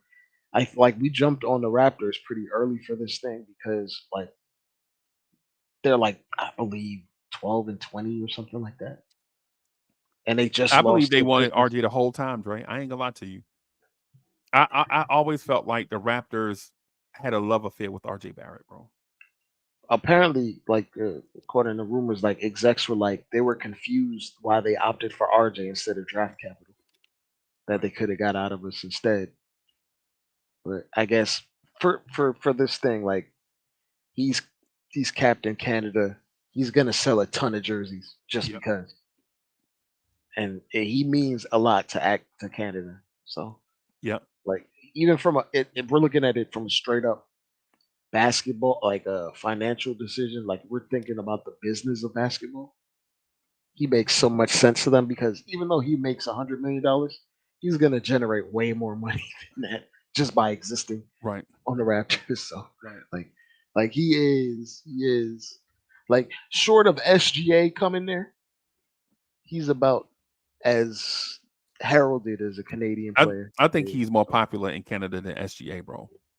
I just don't think he's near the player of SGA. Like SGA is going to help you win. RJ Barrett is going to help you get better TV deals. It's one of these things, bro. When you watch, I believe RJ is like one of the highest drafted Canadians ever. So, and when I watch Raptors basketball, bro, and I watch them talk about SGA, they say, yeah, SGA is a really good player. SGA, from Connecticut and blah, blah, blah. Or, yeah, Dylan Brooks, Connecticut. When they talk about RJ Barrett, bro, it's like them talking about Drake. Bro, I swear, and I don't even understand it, bro. It's because he was like a highly talented, like he was the number one prospect for amateur basketball, period, for an extended amount of time. Right. He was the Canadian hope. Whereas when you talk about SGA was never looked at as that. Like he developed into that, obviously, but like he was drafted what 13 or something, or no, like 7 or 8, I believe, in the draft. So it's one of those things where he's looked at a particular way or perceived a particular way because he's always been like the child darling for that Bro, entire country, as yeah. particularly in the city of Toronto. And when you watch Toronto versus say Denver, they're like, oh, the Canadian-born Jamal Murray, right? But when they talk about RJ, bro, now you're talking about Wayne Gretzky level of this dude ain't even performed like nothing, bro. He's just a good NBA player. And shout out to King Ribby. Y'all, hey, listen, man. I don't tell y'all to normally, I don't tell y'all to send money, but we need to come up with a collection for King Ribby. We need to come up with, we got to pool our money together to buy King Ribby a pack of cigarettes. For all, Your mic cut out, Freezy. Your mic so cut that out. we can pool all our money together and Okay. get King Ribby Now a you're carton good. of cigarettes. Yeah. Yeah, man. I think Is he on the the Knicks. is he on the RJ Watchtower? Yeah. I said, No, my bad. He's on the sidewalk. Fellas, I want to trade for Dylan Brooks. I want Dylan Brooks on this team. We need some toughness. I want Dylan Brooks. not at the money he's making. He's only making 20, 25 grand, 22 mil. Yeah, but we trying to fix other holes on the team, aren't we? And he's descending. Yeah, that 2-hole we're trying to fix. His contract is descending, by the way, just FYI. Like if you want a baller, the real ballers like Donovan Mitchell making 30 plus, you're not gonna be able to get him and that other guy. No, I'm saying this is the kind of guy that I think is on a good contract that if they're not going to make a big move and they're going with like a smaller move, something that just kind of gets us solid, I think he's the kind of guy that gets us real solid. Obviously, he's got a He 4-year just deal signed worth with the 85 Rockets. mil, but Like I understand exactly where you're coming from. Like Freezy said, we got too many church kids, church boys. right. Like I look, man, ain't nobody afraid of a man named Joshua. So Right. Yeah, He no. you know, even though his name is Dylan, Or he's a tough Isaiah. Ain't Dylan, nobody he's scared of Isaiah, bro. he ain't no Quentin though. oh, If you want to keep it a stack, and you just want to do a small move that may lead to something, then I'm looking at Quentin Grimes and something to Portland for Anthony Simons. Yeah, but they love him up there. Portland's There's trash. there's no way Portland is doing that. I'm talking about adding draft pick capital. I'm not talking about doing it straight up. like Quentin Grimes are like 2 picks, 2 unprotected. Yeah, and use the trade exceptions to make up for the money. You want to Well, know you need a a little really bit more than that quiet because move? he makes 20 something million. Would you add Fournier in that? Well, if you add Fournier, all you got to do is just add Fournier and I'd add a bucket of fries with Fournier for that. How about that? Yeah, well, and some ketchup Fournier packets? and Hart and picks would get it. You know another quiet move I thought about? A quiet move that's kind of interesting would be Terry Rozier at the 2. I actually don't. I don't hate that, I but I do. don't know. I don't know what he would. He's a Damn, baller. Freezy, I think he's expiring. He's a baller, and his does not have a big contract at all. Freezy, people go to the Charlotte Hornets and it's like the it's like the Bermuda Triangle. When you get to the Hornets, people just forget that you exist. I don't think Terry is a bad player though. He's got 1 more year and then a team option. So I don't think he's a bad player, but it's just. But remember, if you're gonna take a small guard next to Brunson, you need to be upper echelon.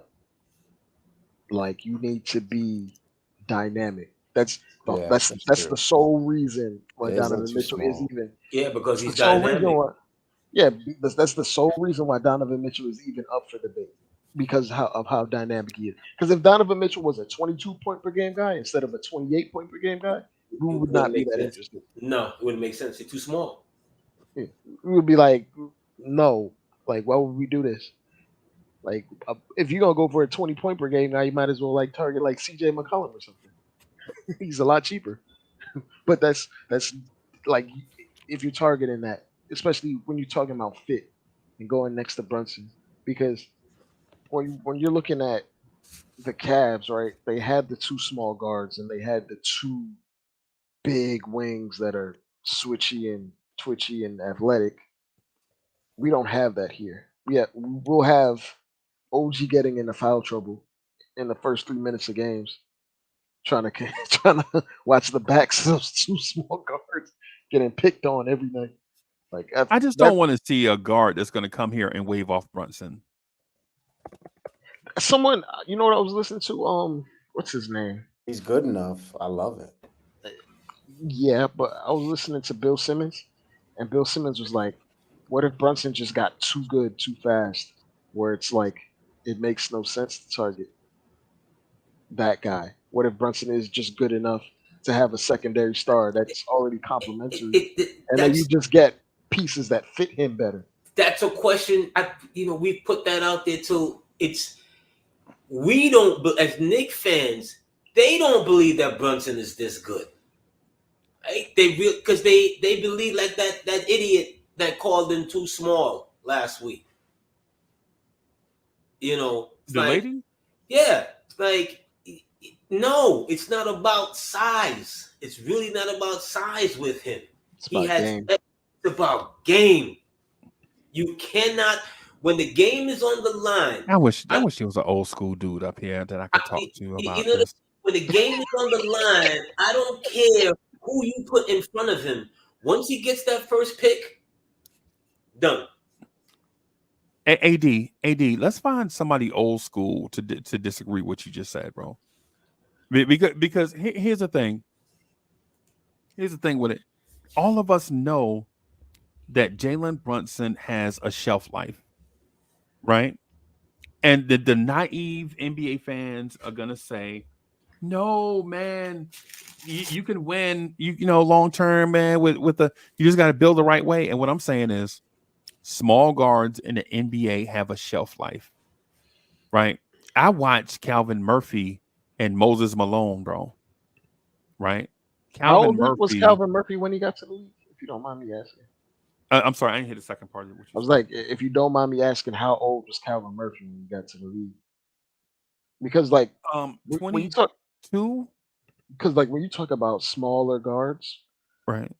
Like Kemba, for example, he fell off quickly because he got to the league at a pretty young age, right? And his game was based off of being quick, twitchy, and jerky. And right. Like even though Brunson has some of the jerkiness in his game, he has a little bit more tact and he's a little bit more patient. Brunson has an elite handle. Like he changes pace. Yeah. Brunson changes pace. He's crafty. Yeah. So and like he got to the league at an older age and he wasn't a starter immediately. So like the tire on his tread may not be the tire on the tread on his tire. Yeah, I got you. But still, he played a ton of basketball in his younger years. So right. I'm not comparing him to Calvin Murphy per se. I'm comparing him to Mark Price. I got you. Right. I'm comparing him to Mark Price, a guy that played at Georgia Tech, blah, blah, blah, all these things, had to ramp up his game in order to be a guy. But about year 3 or so, you knew he was the guy. But you know what happened to Mark Price? Nobody remembers Orlando Magic Mark Price, bro. You know why? Because he was breaking down. Yeah, because he was breaking down at an early age. Injuries, bro. These small guards. Because I understand what you're saying. Like, Freezie, how big is Grant Hill? Huh? How big is Grant Hill? I don't know. Is he big as Yao Ming? No. Another guy that had a short career because of size? But see, Freezie, they're in different lanes. I can't worry about Brunson being here 7 to 8 years. I really only care about this next 3 to 4. 3 years. That's my point, AD. That's the point that I'm getting at. That's really all I care about. This next 3 to 4, when he is gonna be in his zenith. If you cannot win a championship with him, it is not because he is small. It is because management is small. I got AD. I got what you're saying. What I'm saying to you though, brother, is yo, you can't wait. I'm not saying see how this thing play out in 3 years and then go get some more guys for Brunson. I'm saying do what you're gonna do, but do it right now. Because you don't know how long this thing is gonna last. You don't know how long this thing is gonna last. That's what I'm saying. That was my point. Okay. You know what I'm saying? So I'm not saying that Jalen Brunson's not going to be effective at 35. At 35, man, that man might already be out of the league. I'm saying from age 27 to 30, this is his championship window. This is it. Right? And so now I think you got to address it.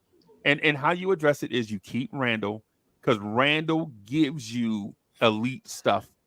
Should Randall be the man? Maybe not. No. Right? But do you go out and get a guy to help Jalen Brunson and Randall on a nightly basis right now? Absolutely. Absolutely. Right? Absolute. I think that when Ivory 10 was saying Donovan Mitchell, I was like, okay. Okay, I'm with it. As long as you got Precious Achua type dudes coming off the bench, I'm for it.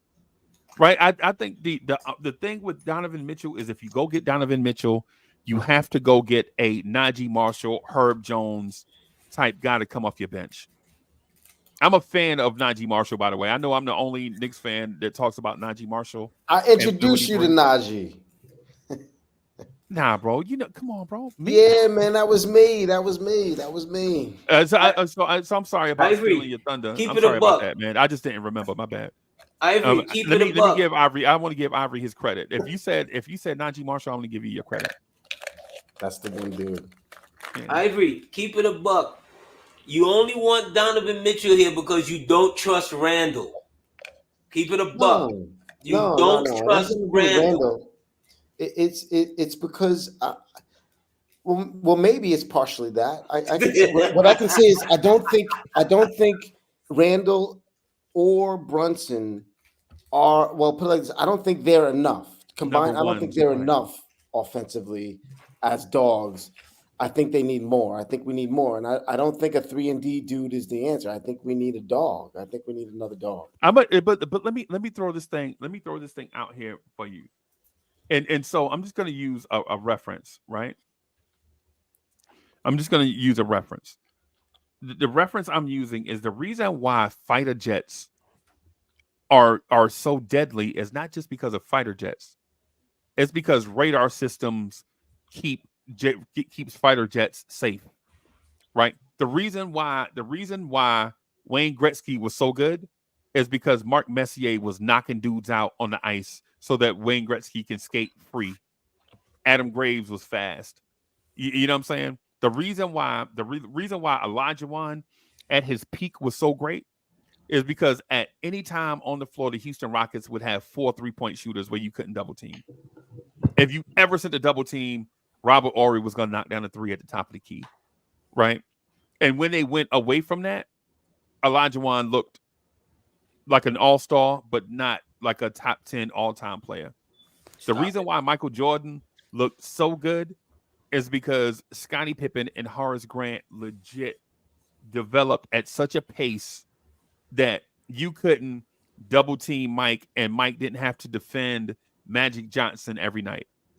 And so what I'm saying is if you go get Donovan Mitchell, it's not because of Randall, right? If you go get Donovan Mitchell, right? But if you go get the supplement players, right? Like a Najee Marshall or a Denny Avdija type player to go along with a Donovan Mitchell, now on those nights where it's Donovan Mitchell on the floor and maybe Brunson missed the game or Brunson's on the bench or Randall's in foul trouble or his shot's not going, you have other guys to help carry the load, right? Whereas Donovan Mitchell doesn't have to score 65 in order for you to win. That's the type thing. And then what that does alternatively is it keeps you healthy in stretches. So it keeps your star players healthy So when you really want them to shine, i.e., the playoffs, they'll be healthy in the playoffs. Right. That's what I'm saying. Right. I'm not saying that Donovan Mitchell can't do something such and such by himself. I think that's false. I'm giving you all of that, Freezie, except for I don't believe in Randall in the playoffs. I'm giving you all of that. Okay. He is the stone in the shoe. Because do I think that Jalen Brunson will be there every time we need him? Absolutely. Absolutely. Let's remember something. Jalen Brunson went into the playoffs last year with like 4 different injuries. Okay? He was not a help like everybody else that makes it to the playoffs. You never heard him, no excuses, no nothing. He just came out and kept balling. Hey, we watched the playoffs too, right? I know. Okay, I'll just I need to remind you of that. You sound as if the Knicks sent you the. Yeah, but I know. Yeah, yes, they did. But I want to hammer it here's home. The thing, and a lot of those games that the Knicks lost to Miami, Jalen Brunson started off a lot of those games slow, and he didn't have help. He didn't have help to bring the Knicks back, and the reason why he didn't have help to bring the Knicks back is because Obi. We found out. Listen, all those dudes that failed in the playoffs. Low hanging. There you go. Low hanging. No, AD, you got to listen, bro. You got to stop being from New York for a minute, right? And listen, right? All the dudes that let Brunson down in the playoffs outside of Randall are not playing for the Knicks today, right? There's no Obi. There's no RJ. There's no Mitch. There's no Quickly. The only other person is Grimes, and he's in a diminished role. Right. What I'm telling you is I believe in Brunson, right? I believe in Brunson, but to Ivory's point is you need a guy to go with him. So if Brunson does start a game off slow, right, he doesn't have to expend 300% of his injury to bring the team back by himself. That's what I'm getting at. I'm not bashing Brunson. And that guy is not Randall. Right, but listen, that's okay. That's what we're saying. That's why Ivory and I are saying that they need to upgrade such as. It's the reason why Dante DiVincenzo was here, right? Because listen, last year's playoffs told you everything you want to know. Like we thought that the Knicks season ended when Jalen Brunson turned that ball over, 92-90. No. Right? We fouled them. They went to the free throw line and knocked down 2 free throws, right? The score was 94-90 after they knocked down the 2 free throws. And Tom Thibodeau drew up the best offensive play he ever drew up as a Knick and got Quentin Grimes a wide open look at 3. And you know what Quentin Grimes did with that look? Airball. He airballed, bro. That lets you know right there that these guys are not ready for prime time, bro. Facts. But if you get what if you give Donovan Mitchell that wide open look? What if when Jalen Brunson was being trapped, he saw Donovan Mitchell on the perimeter? You think Jalen Brunson is not giving that ball up to Donovan Mitchell? Of course he is. Of course he is. Because if he didn't, he'd be crucified. We would have been killing Jalen Brunson all summer if he dribbled into a trap, saw Donovan Mitchell wide open, and still turned the ball over, didn't want to pass it to him. We would have been murdering. All I took Jalen from this Brunson. is that we need to trade Josh Hart for Donovan. Basically, yeah. Did sum it up? Yeah, Josh Hart is the reason why we suck. Sum it up. This has nothing to do with Randall. This has nothing to do with anything else. Josh Hart sucks. In the mind of worldwide illegitimate son, Ike B. and Dre, it is Josh Hart is the problem. Hey, AD, I know you've been watching these last 2 Josh Hart games, man. That man sucks. Have you been watching Hart in the paint?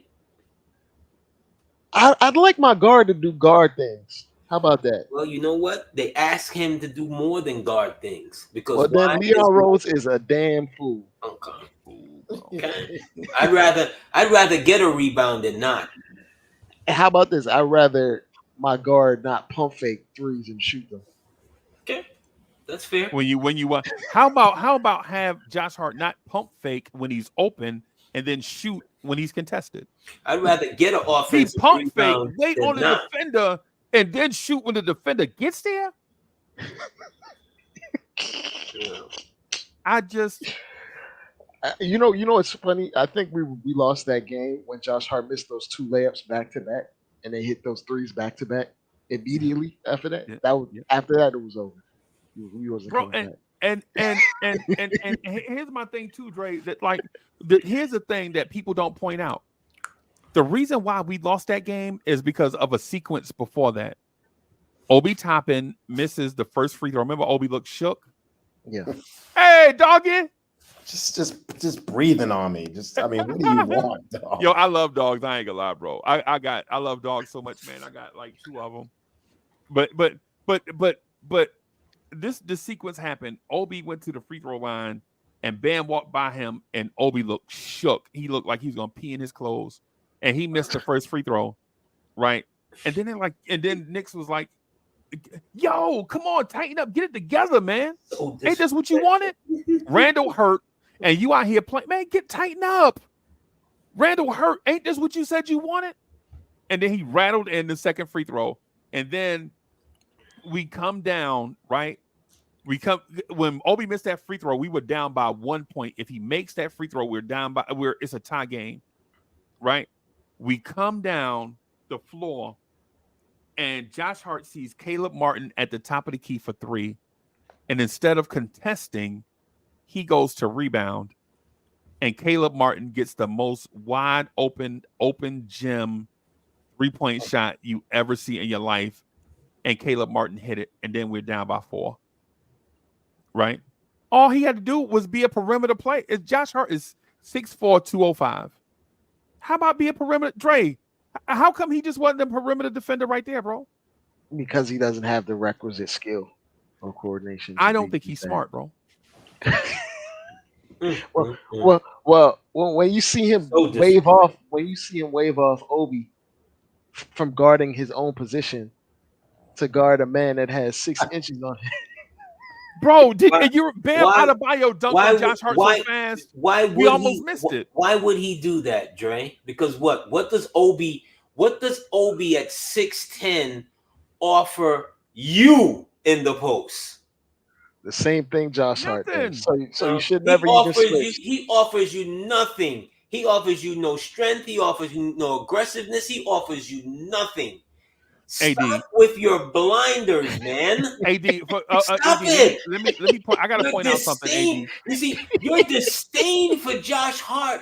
You know, see Freezie. I understand because Freezie has been killing his young for the last. Yo, I call that man years. Kenny Skywalker from day one. Yes, Freezie has been killing the young players on the low. He is tickled to death that RJ Barrett is no longer. No, I'm not, bro. The young core, he has been killing the young core. I don't want to hear young core, bro. Ever. Stop talking to me about young core, bro. There we go. See, y'all keep talking to me about young core. I remember when Bill Cartwright and Ray Williams was our young core, bro. I don't want it, bro. I got one thing to say, and I know it's gonna make people mad, right? But I don't want to.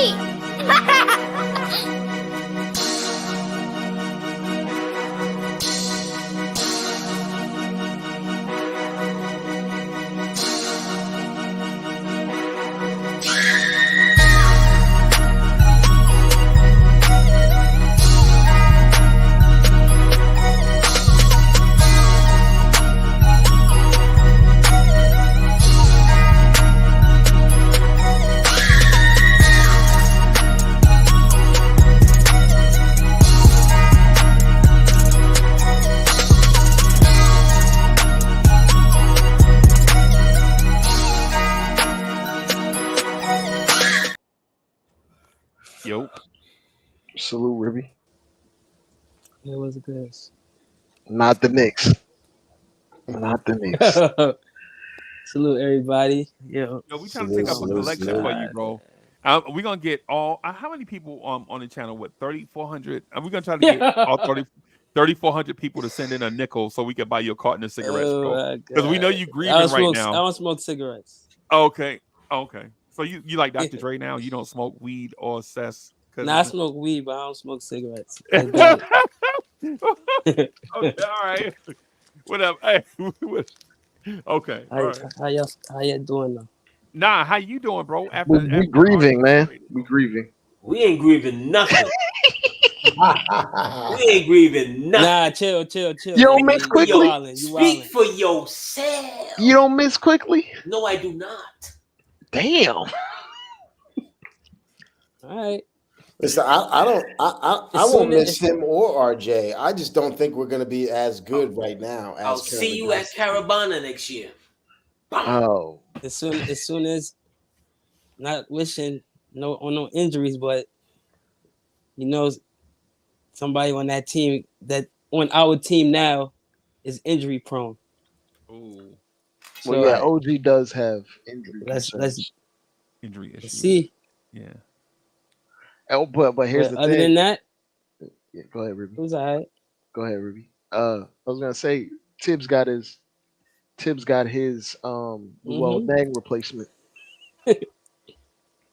Right. Yeah.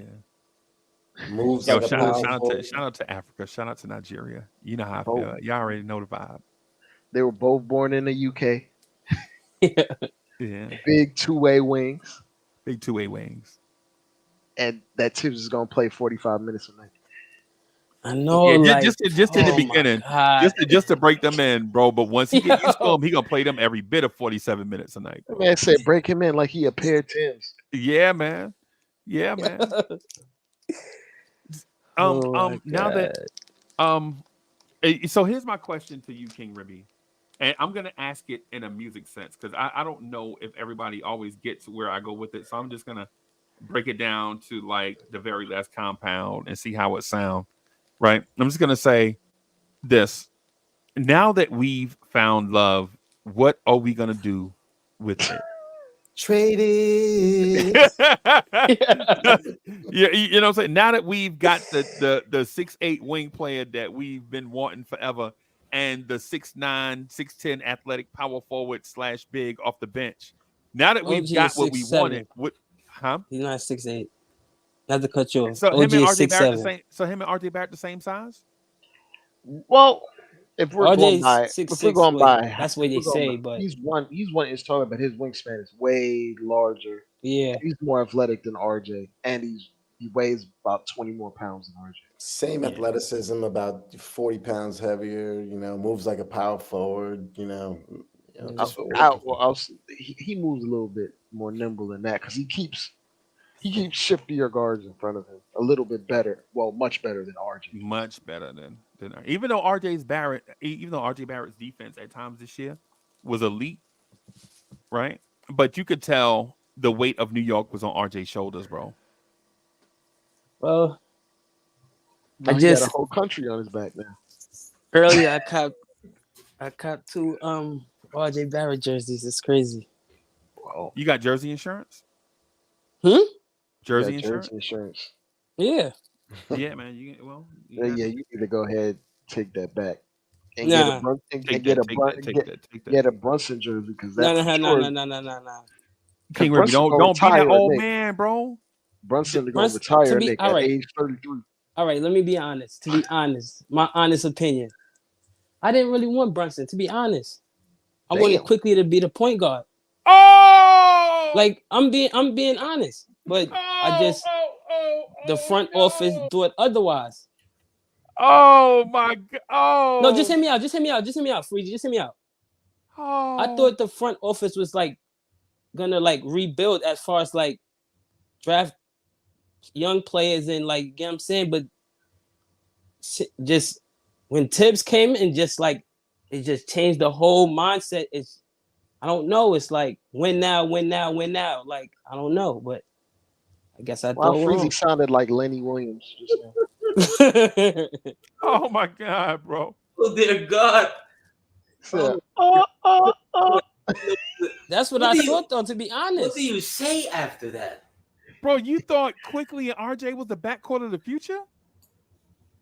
No, not I'm talking about as far as not of the future, but not to be going right now. Like He thought that was a young core. not young core, but like, and then two of them. Like, come on. That Freezie, young I think core. All right, we need all right, I could see the OG for RJ. All right, but what did IQ have to do with it? But that's Here's for what I think. Here's my the answer to that. money. I It's don't like, think Cleveland. huh? I don't think Cleveland wanted IQ, and I don't think the Hawks wanted IQ. Both of those teams have small guards already. So I don't think IQ was a fit for those guys. So they probably want picks instead of like an IQ, and that's why IQ was in this deal. Is what I think.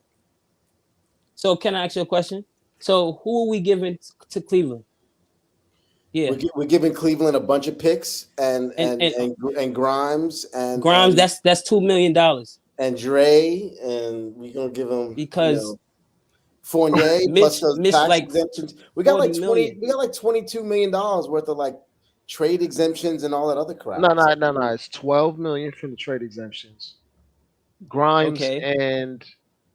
and Fournier would equal out to like $22 million, I believe. And Okay.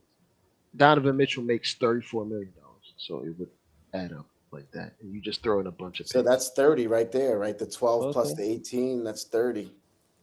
And you So see, y'all sure that Cleveland is gonna be okay with Well, they that? could lose them for nothing.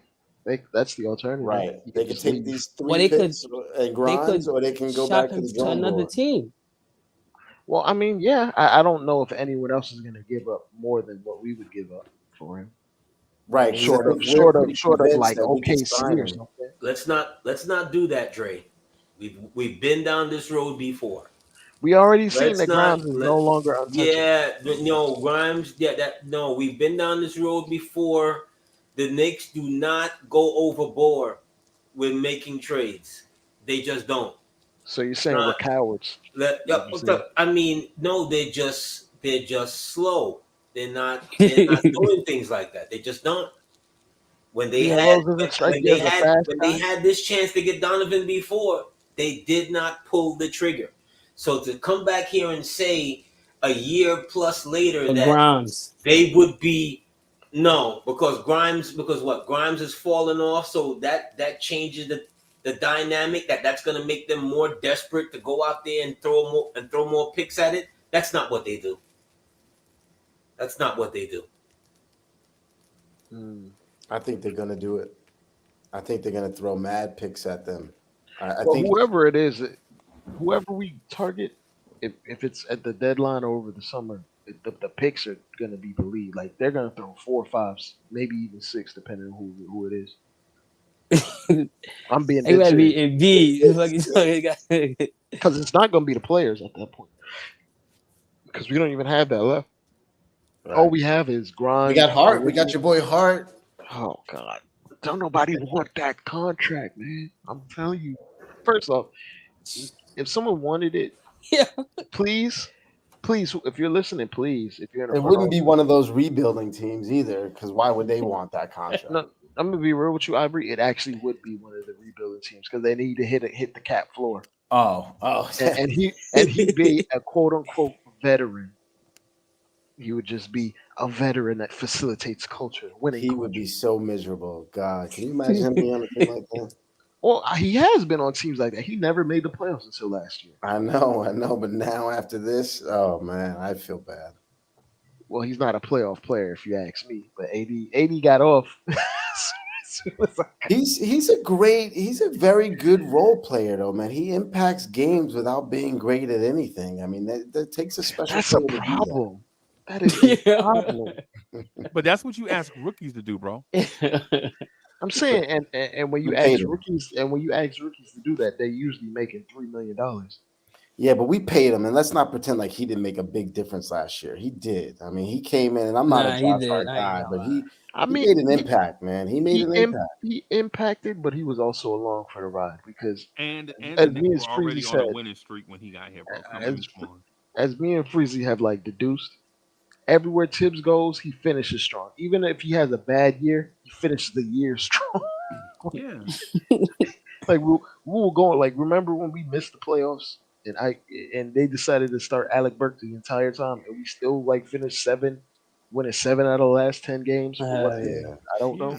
But we keep talking about having guys that can impact the game without having the ball in their hands, and he's one of those dudes. I mean, we have all these ball dominant dudes, and we're about to get another one. I hope.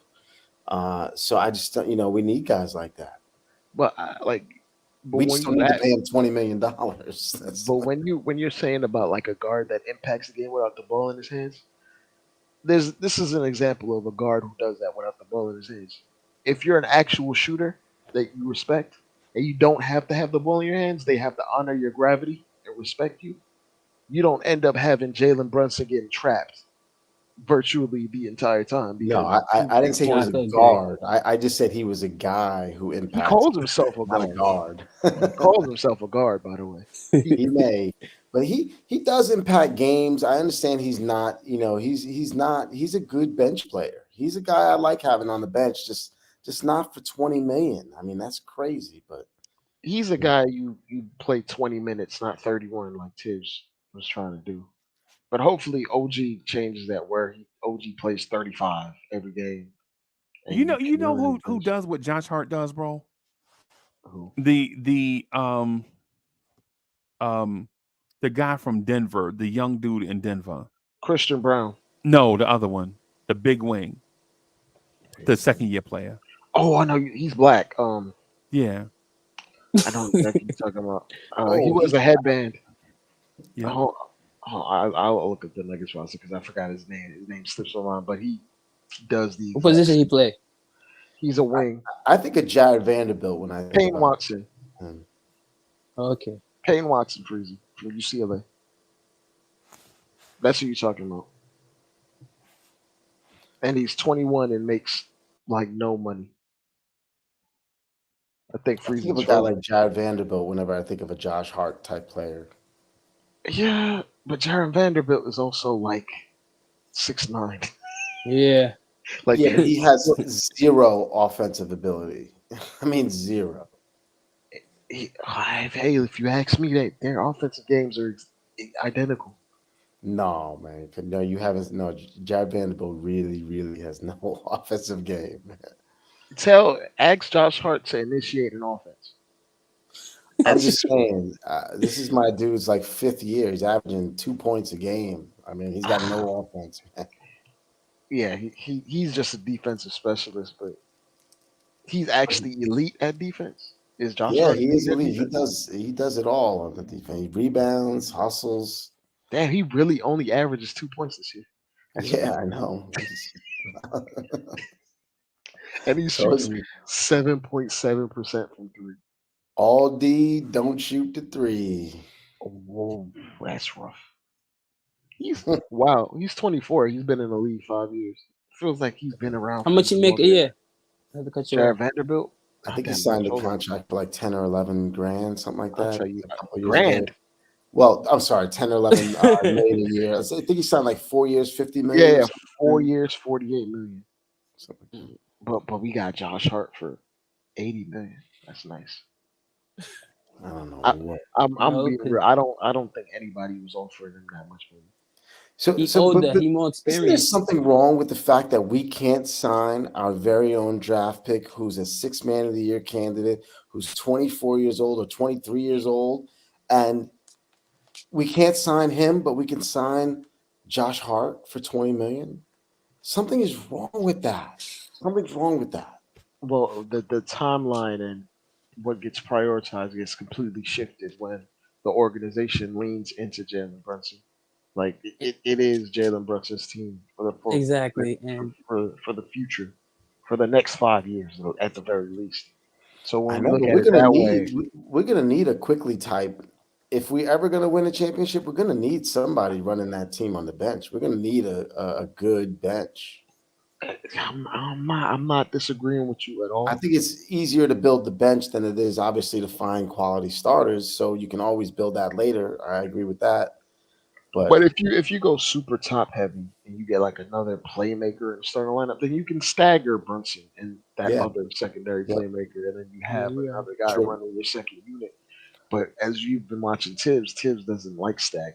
So No. it's it's such an awkward thing. Like when we said like when we go to the bench unit, it's usually RJ with the bench. We never see Brunson with the bench unless it's an emergency. We never see Randall with the bench.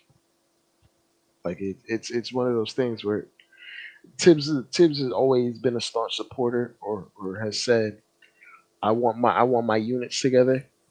I want my second unit, but we just destroyed the second unit, so I don't know what it is at this point. We have no second Oh unit my at the moment. god. So do you think OG is going to be able to take that role that RJ had, come like for the bench crew, like during the second No, quarter? And I don't think he can be.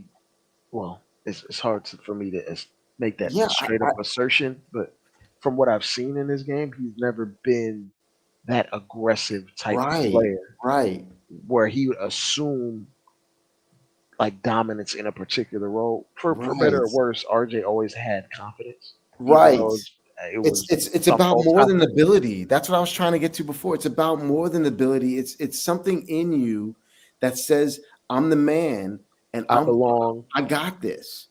I've never seen OJ take that mentality before. I've never seen him have that mentality where he's like, I'm getting to the hole. Give me the ball. Give me the ball. I've never seen him like that ever. Well, Ever. he gonna show Well, you right he'll have now. the opportunity. For better or worse, I think Tibbs is going to give him that opportunity. Now, if he takes it, that's on him, right? But Tibbs is going to give him more shots. Like OG had like a 14 usage on the Raptors, and RJ had a 28 on the Knicks. So there's a lot, especially in quickly going. There's a lot of usage to be filled. If OG can, and not every player can increase their usage and stay efficient, but if OG can do that, then we're talking about someone that's getting a very efficient 19-20. And if he can do that, that's all we kind of need. It doesn't matter the fashion that you get the 19-20. We just need the production. Now, of course, like when we go to bench units, Exactly. we want Hmm. someone to assume the role and be able to carry, or not carry, but Big Brad. be a force against secondary units. But if he's not that, then Tibbs is gonna have to adjust his rotations to make sure either one of Brunson or Randall are on the court at all times. And if we're keeping it a buck, almost every team with two stars does that, except for us. Like if you look at the Lakers, either either LeBron or AD are on the court at all times. If you look at the Nuggets, either Murray or Jokic are on the court at all times. Well, but us, we go full shifts. But with Brunson, but with IQ gone and RJ gone, I think we're gonna switch to a more staggered lineup where we actually focus on like, yo, Randall and Brunson don't need to play the entire first quarter. One can come out at like the 8 minute mark or the 9 minute or the 3 minute mark or the 2 minute mark, and you can let the other one ride out the quarter. Then you bring back one of your stars and let them play with the bench because it's just it's kind of illogical to run that type of unit now because who are you going to run the offense through on the bench? Like Malachi Deuce, Flynn. Deuce. I think Malachi Flynn is insurance. As soon as they gave Deuce that contract, they're just like, yo, Deuce is going to be the backup point guard for the I think foreseeable future. That's what you think? Siakam would have been a better player to get, man. He's got more of the 3-and-D thing going. He's got more of a small Unfortunately, forward game. Siakam can't shoot this year for But whatever but reason. he has a small forward game. He's a baller. He might not be able to shoot like OG, but he scores way more than OG, and he's still pretty efficient. Historically, he scores way more than OG, but this year, without his jumper, for whatever reason, he's not as complimentary to Randall's game. Like they would just be stepping on each other's toes at that point. Like the Like The the Pascal RJ. that the Pascal that you're thinking of is the one that existed 2 years ago or even last year when he averaged at 25. But this year he's just not so. And maybe he's just performing like that because he needs a change, a place, like he needs to go somewhere. But if we're talking about like roster composition, I think Tibbs has a lot of say in this roster construction, and I don't think he would want Pascal here for He's whatever too reason. tall. He's too tall. He's tall, but he does this. Oh, He does a lot of the same things Randall does from a lot of the same parts of the court. but he's better at it than Randall. He's better at Not distributing this than year. Randall. Not this year. Not this year. Now He's a better distributor I than will Randall. say, I will say he had a better year than Randall, I believe, 2 years ago, and it was a comparable year last year. But Randall is definitely outperforming him this year, without hands down. It's not even close in terms of individual performance this year. Like he's just, I don't want to say he's been bad, but it looks like he's checked out by the Raptors. Like he's just like whatever to the situation because he knows he's getting traded and he knows that they're not going to extend him. So I mean, he's still having a. I mean, he's still playing well, shooting over 50%, 22 points, 5 yeah, rebounds. I mean, he's good. 7 rebounds, 5 assists. I mean, he's playing. Yeah, I think you're right. You know, he's just an all around baller. I just think the Knicks need another all around kind of guy that can just do it all. We I need think I we need think I another think dude. I think like I think the Hawks have been trying to talk about him, but since the Hawks came out the gate slow, they're just like whatever. The Hawks are 12-19, so and I think the Warriors have been looking at him, but who knows at this point? Like he could go to like 6 or 7 different teams by the time that the deadline comes up. But I'm looking at this thing from a Knicks perspective. It's like the more talent, the better, right? You can't complain about talent. Like we're at a deficit right now when we're talking about the top of the East. So we can't exactly be the most picky in terms of like, okay, he needs to fit. That's why you're just like, yo, I need a baller. I understand that perspective 100%. But I think any move we make, it's not to like make a deep run in the playoffs this year. It's to make a deep run the next 2 to 3 years or 4. I think when you're having in season trades, you'll be able to get the best value out of that trade. But the assimilation part where guys are new and don't know each other's tendencies, barely know the playbook, they don't know how to play off of each other. The growth period and learning, it's hard to pick all that up mid-season and then pick all of those things up and play at a high level in the postseason against units that have already been together for years Yeah, I was gonna with them say that. coaching. It's hard to do it, which is why I'm just like, I like the OG move, but I don't want people to be upset when we don't make a deep playoff run immediately. Exactly. Like you need to like Calling for Tibbs' head. it's not necessarily a Tibbs thing. No, It's more of I a get players the thing. one step back to take 2 steps forward. You know, Yeah. plan. I get that. You know, I No, guess but I'm talking about as far as not to cut y'all off. Some people are gonna be saying Tibbs needs to get fired. Well, I think we need a better. Well, I don't I see already that. know. I already I know. de- I already know. it's not a serious conversation when anyone's talking about getting rid of the coach. It's just not a serious conversation. I mean, obviously he makes mistakes, but the Knicks finally have some sort of stability. Getting rid of the coach is just not on the agenda right now. I mean, depending on how the year ends, who knows? But that's just not yeah, realistic right now. No. I'm gonna respond to Uncle Fulio in the chat. The timeline of what got prioritized got shifted as soon as Jalen Brunson proved to be who he is. As soon as Jalen Brunson was like, and then you got to take into account Jalen Brunson is 27. He's not 22. He's not 23. He's not 24. We don't have time for these growing pains. There is a finite ceiling, or not a finite ceiling, but a finite prime for Jalen Brunson.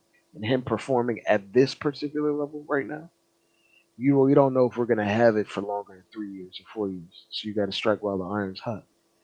So, and to be fair, Uncle Fulio, Mitch ain't a spring chicken no more. He's 25. Like he's like right there to his prime. Whereas This is Mitch Hive over here. All right, we don't talk about Mitch. All right. So you think Mitch Mitch? is off the table. That's right. We don't talk Mitch on this. Yeah, I'm Mitch Hive too. I ain't gonna front. Mitch is off the table. Yo, but that is interesting. But you I'm know, saying I'm agreeing, Josh. Like he was we already on the talked about all Knicks, those but he young was players that were going to be off the table, and everyone was, everyone was bitter. But so many people were bitter about it. Yet and still, those guys are gone, and we still don't have a spider. We still don't. But we still have our draft picks, We which is still the have the most picks, of important thing. which we all value clearly much more than the management does. Well, Yeah. our draft picks alone, like our actual draft picks, are the most valuable things. Now the other ones are the sweeteners in the trade. But to Josh or Uncle Fulio's point, yeah, I'm agreeing. When we got him, he was 26. Like this is when we talking about someone that's 26, 27, 28. Those are your peak years. Like anybody, if you look historically across the NBA, 9 times out of 10, a guy's best year, individual year, happened in their 27, 28 year. And they're trying to strike while Brunson is at his apex. Because I don't know if Brunson will ever be individually better or more efficient than what he is right now, to be absolutely honest. So you gotta strike while you're at his apex. That's why we're getting OG, and OG is Brunson's age, and Randall is 2 years older than Brunson. Anyone we target is going to be 26, 27. Here's the thing we used to always get mad at the Yankees for making a trade for a guy, giving up a lot, and then paying a free agent salary right afterwards. I feel like the Knicks are following that track to a T. We keep trading for guys, giving up stuff that no one else wants to give, and then we still have to give up a free agent contract.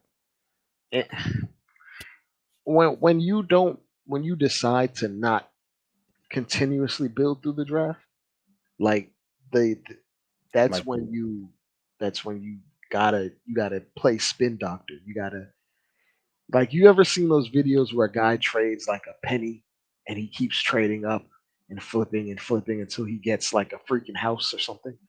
It's one of those things you have to keep flipping and flipping and flipping. Like, a matter of fact, if we do target DeJounte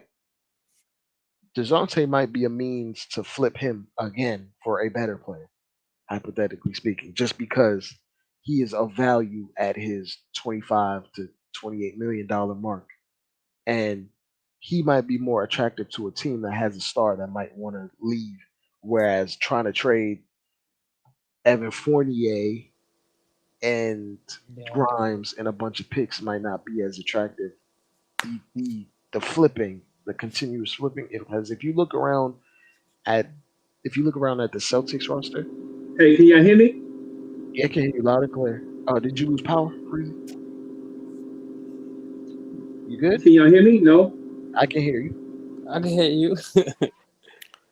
You got a Keebler elf dribbling a basketball on your screen, Freezy. That's what I see. Okay. Yeah, I had to restart the computer, so I'm doing it from my phone. Gotcha. Oh, okay. But I'm here laughing at what Dre is saying.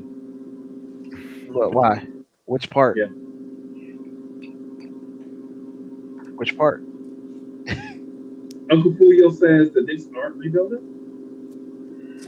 He says we're not rebuilding anymore. We're trading and flipping and trying to get guys to win right now, which is what I think we are doing, right? I think it's pretty obvious that's what we're doing. If you're looking at the age of the guys that we're acquiring, Facts. OG is 27. We're gonna pay him through his prime. So, right. So OG's probably in his prime right now, and yeah, I think 35 million. Right. I'll say this: when you're for today's NBA market, a max player is $60 million, right? Max player is $60+ million. All right, I get you coming from Dre. When we talking about an elite two-way basketball player, and when we talk about elite, I'm talking about all NBA defense, and he's 27. Chances are you're probably gonna pay 30 to 35. Yeah, but do we really believe this dude is going to play all NBA defense the next couple of years versus wings? He's 250 pounds. This guy ain't going to be playing wings in a couple of years. I mean, I don't think he's 250. I think he's 240. He's like 250. He's huge. He's a huge dude, but he hasn't shown me anything else that convinced me otherwise. Other than the only thing that kind of scares me that he's injury prone. So Exactly. Injury prone, getting bigger by the my bad. day. Max I money know. is I around know. $50 Josh is million. hype. Supermax is $60 million. Like, yeah, but he's still not making that much money. He still does not deserve 35 million. I mean, come on, man. Come on. Come on. 35 Well, I'm saying the market dictates what the million. market is. The market dictates it. Like if you looking around Jeremy Grant, But like it's- I know you said Jeremy Grant is better than him, but he makes Yes. that amount of money. Tobias Harris makes that amount of money, even though he got that contract. They're both better than 5 years him. ago. They're both Ooh. better than him. In 2023, Tobias Harris is not better than OG. Tobias got his contract 4 years ago. Yeah, and he wasn't was better better than than him. Yeah. Nah. Yeah, you gotta pause on Yeah. that. Dude, Tobias is a beast. Nah. Tobias averaged what? We've never 20? seriously, Dre, have you ever seen like OG like take over a game or just get angry and just give me the ball or even have spurts in the game where it's like, wow, who's that guy? Never. But you're paying him to stop other guys from doing that to us. Period. That's what Yeah. you're paying him for.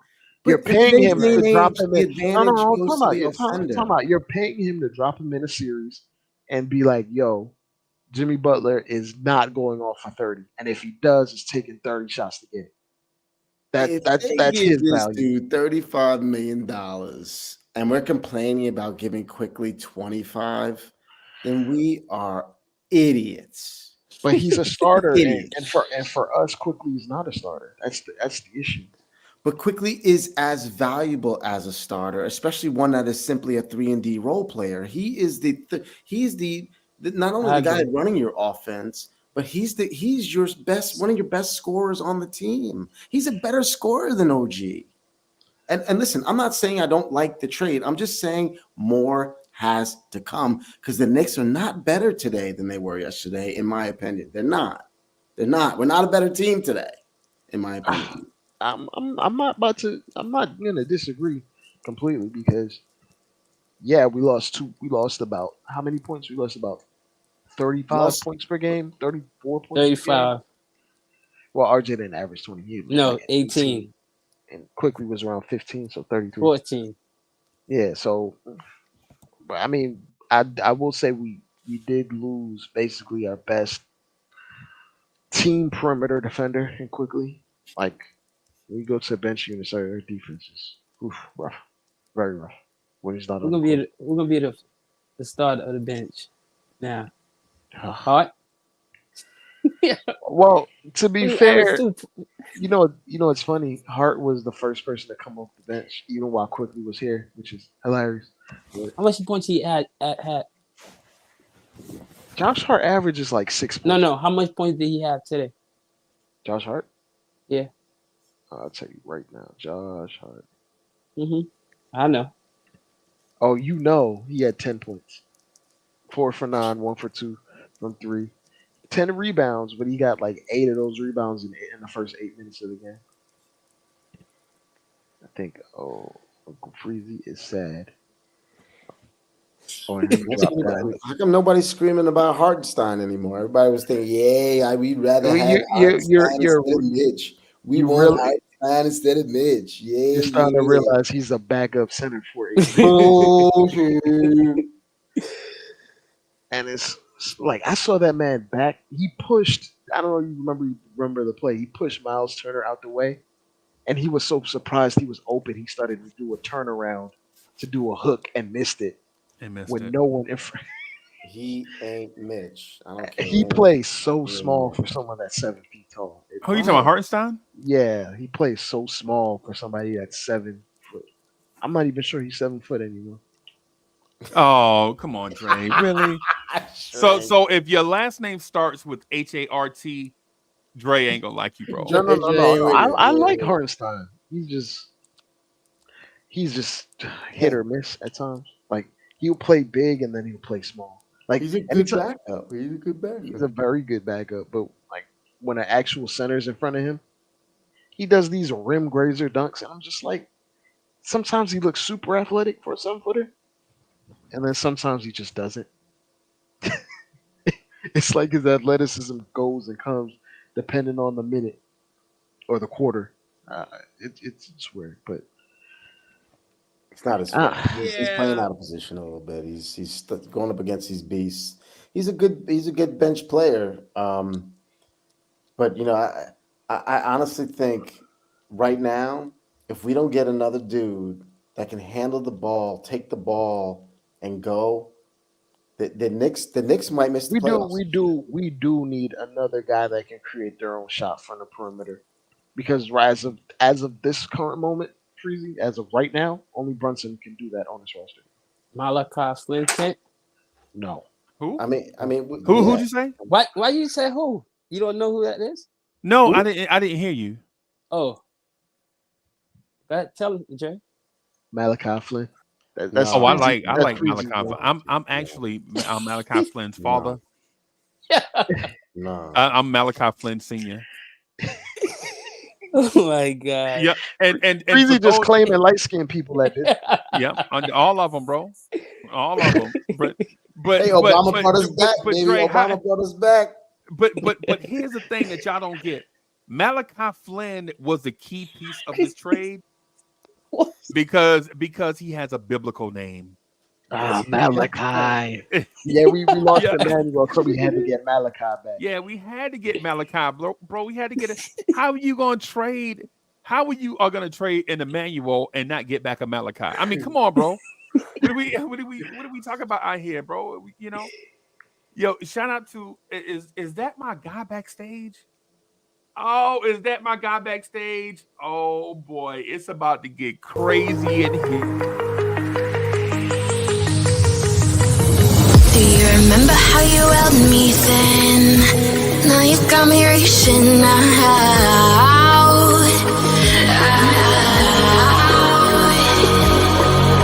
And do you see you got me falling in more times than I can get out.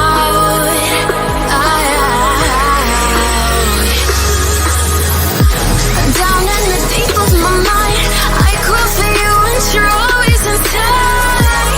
Down in the deep of my mind, how long do I got to keep you, to keep you? Down in the deep of my mind, I crawl for you and you're always inside. Down in the deep of my mind, trying so hard not to keep you, to keep you. You got Boom. it. What is heck? I'm surprised we don't have any Matthew, Paul, Luca, or John on the team. Oh, What's up, Wiz, how you gonna hold up when we lost a yard man from the team? Oh my goodness! Actually, Freezer thinks I'm a it's Caribbean and Caribbean crime because I'm not a. That's what we were talking about earlier.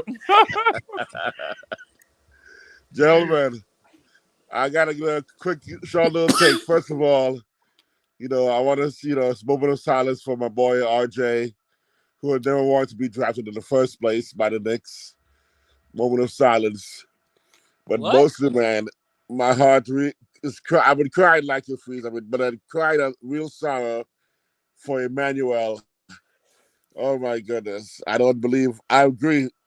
Emmanuel has a higher ceiling than I think OG has. I like OG, and I think Knicks messed up because in October I said trade RJ now at his peak for OG, straight up. And instead we wait. I don't quite remember it like that. I remember you saying trade RJ right now in his peak for Kyle Kuzma. Oh, I didn't want Kuzma. That's true. I didn't want Kuzma. That was the conversation we had during the daytime. Remember that? I didn't want Kuzma, exactly. But if it was OG, I would have been okay as well. Oh, but now we had to add IQ to the package to get rid of RJ.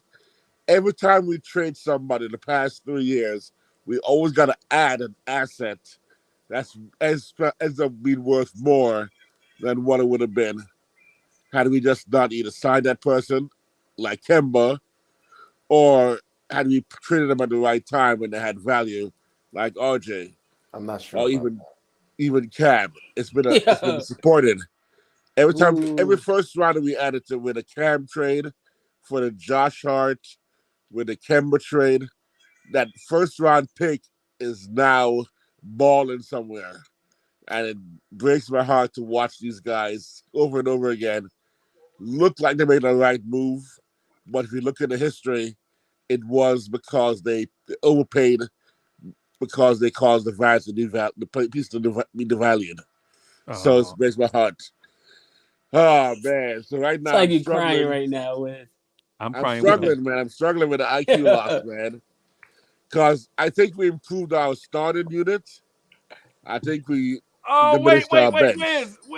Wiz. Hey, stop right there. No disrespect. I feel you. I feel you.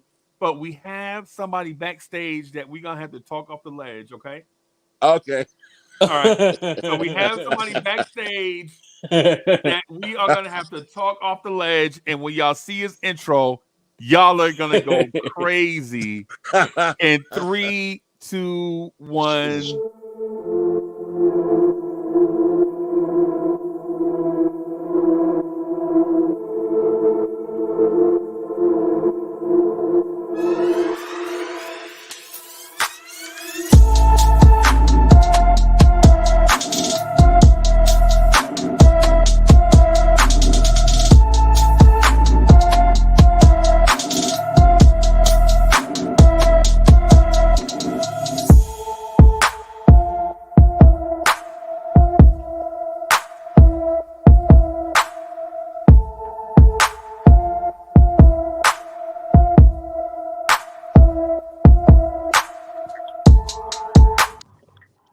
Yo!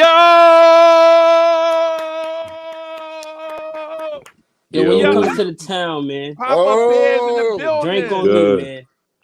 Drink Big on salute. me. Good morning to everybody. Yo, All these how you beautiful, bro? handsome How men you on this doing? You panel. not on the ledge, are you, bro? Oh, Please no, don't I'm never tell on the me. ledge. Huh? I'm never on the ledge. My blood is orange and blue. Orange and blue. Okay. Yo, this is crazy. Whoa. Yo, I got a Whitney Houston thing I'm working on for you, bro. Every time you say RJ Barrett name, I was gonna play that joint like Greeny from ESPN talk about the Jets. You know the Whitney. Y'all know what I'm talking about? The joint with the bodyguard where Whitney Houston be talking about and die. That part I was gonna working on that for Greeny, bro. For Greeny and RJ. Yes. Oh man. Yo, Oh wow. our guys in the building. My bad, Wiz. I just wanted to. No, it's good, man. Green is always welcome to step in anytime, boss. Anytime. Drop some dollars, Greeny. Drop some dollars. I want to hear It's some about dollars. time we got RJ out of here anyway. I got tired of watching him from blown chippies, bro. Yeah, yo, I'm not gonna troll. I ain't gonna troll Greeny. Nah, y'all can troll me all gonna y'all troll want Greeny, because I'm right? still a But Knicks fan at heart. Like, whether he going ahead or not, still gonna be a Knicks fan. Yeah, this is RJ live. This is breaking news right here. RJ Barrett in the layup line right here, bro. RJ pointing like that's me right there. That's Isaiah Thomas. Oh man. Yeah, bro. Hey, but listen, I just want to throw in a little bit of humor, right? Y'all know I love RJ, right? But listen, I think the reason why the Knicks traded RJ Barrett is because backboards in New York kept filing complaints about abuse. Ow! God. Ow! Oh! Backboards in New York was complaining about abuse, bro. So they had to get him out of town. Ow! Before RJ layup package wound up at Rikers Island, bro. Wow! Wow, Freezie is cold. I want to know why Quickly was adding in the deal. Yeah. Now it's yeah, right? See, it's crazy. Because I seen Wow. Like, a couple hours earlier than that, I seen another trade that said Fournier Quickly in a second, and I think it said first and a second for DeJounte Murray. You're low. Volume's low. I said, oh my bad, I was covering my mic. I said I seen a trade like 5 minutes, like 10 minutes right before that happened that said Quickly, Fournier in a second and a first with DeJounte Murray.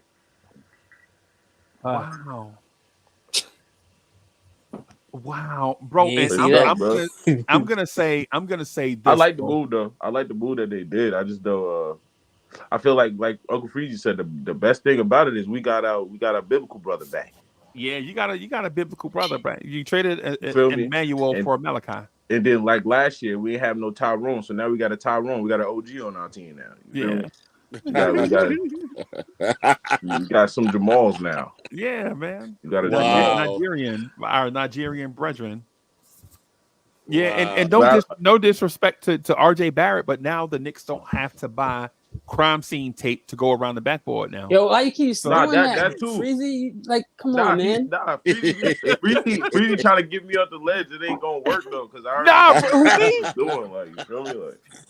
Like, I knew this day was gonna come, and there's receipts of me saying I wouldn't be mad if they traded RJ Barrett if I knew it was gonna move us closer to a championship, and that's what they did basically. Yeah, and this is what this move actually did, right, Ivory? This move made us a championship level contender. Hell no! Come on now, stop it. No. I'm not saying. Nah, y'all not looking at the bigger picture. Then y'all just, I mean, everybody's supposed to live in the moment, which I did, and I was in the moment all day yesterday. But you gotta look at it for what it really is in a big picture. Like, we are kind of positioned now to make some moves. All right, so can I ask you a question? Yeah, you can ask me any question. So how long for a championship then? At least 2 years, bro. This year right here. 2 years? Yeah, it'll probably be. All right, so 2 years, in bro. 5 years, if they don't accomplish, then what? Nigga, if we don't go to the second rounds, he's getting fired. Tibbs? No, the GM. Oh, but let me say this to you too, because I understand where you're going, King Ruby. But here's the thing that I want to point out, right? We got rid of a RJ Barrett that can't shoot, right? And picked up. Stop saying he can't shoot. Like, don't do that. Stop doing that. I mean, if you're gonna say RJ can't points shoot, a game, then my pushback would be OG don't play. Exactly. Bro, like, come on. Nah. What I'm saying Let's is be real. What I'm saying, just because you have waste a lot of bullets, don't mean you're a sniper, bro. But even if you have a lot of bullets, you're gonna hit one target. Not a good shooter. Yeah, man. What I'm saying is RJ Barrett is when it comes to shooting, RJ Barrett has amnesia. Yeah, that's not his thing. We all know that. But the point I was trying to get here's a better Freezie. He goes first with an automatic. Okay, let him He goes first with an automatic. I'm trying to get to a thing though. We traded RJ Barrett, who can't shoot, for a big man in Precious Achua, who does the same thing at the rim. He can't shoot at the rim, bro. Wow. Precious. No, I like Precious Achua. I think that was the move. I think that's the reason why the Knicks did the deal. Honestly, I like his energy, bro. But Precious Achua can be by himself and miss, bro. Oh my goodness.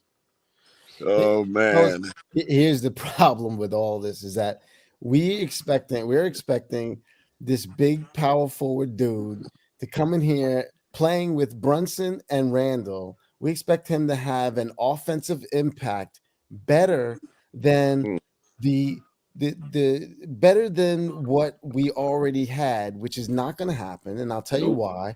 First of all, we need guys who can get their own shot in this type of offense. Yes. He's never done that. He's playing in an offense where he gets a ton of shots. Like I said before, Toronto's number 3 in the league in assists. This guy gets fed the ball in the right spots to make his shot.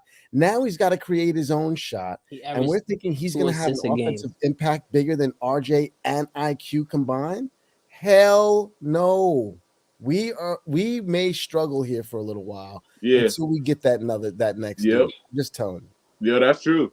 That's true. Our bench is going to take a tremendous hit. You got to think about it. Our rotation, he used to take out RJ early so RJ can come back with the bench unit with IQ. Our bench is going to take a real big hit here. We got Malachi Flynn. You forgot? Bro, that dude, bro. When I looked, you want to know? All right, I'm going to tell you the truth. When I went to the Knicks Instagram page and it said, "Welcome, Malachi Friend," the first comment I seen is, "Who the F is this guy?" That was the first comment I seen, bro.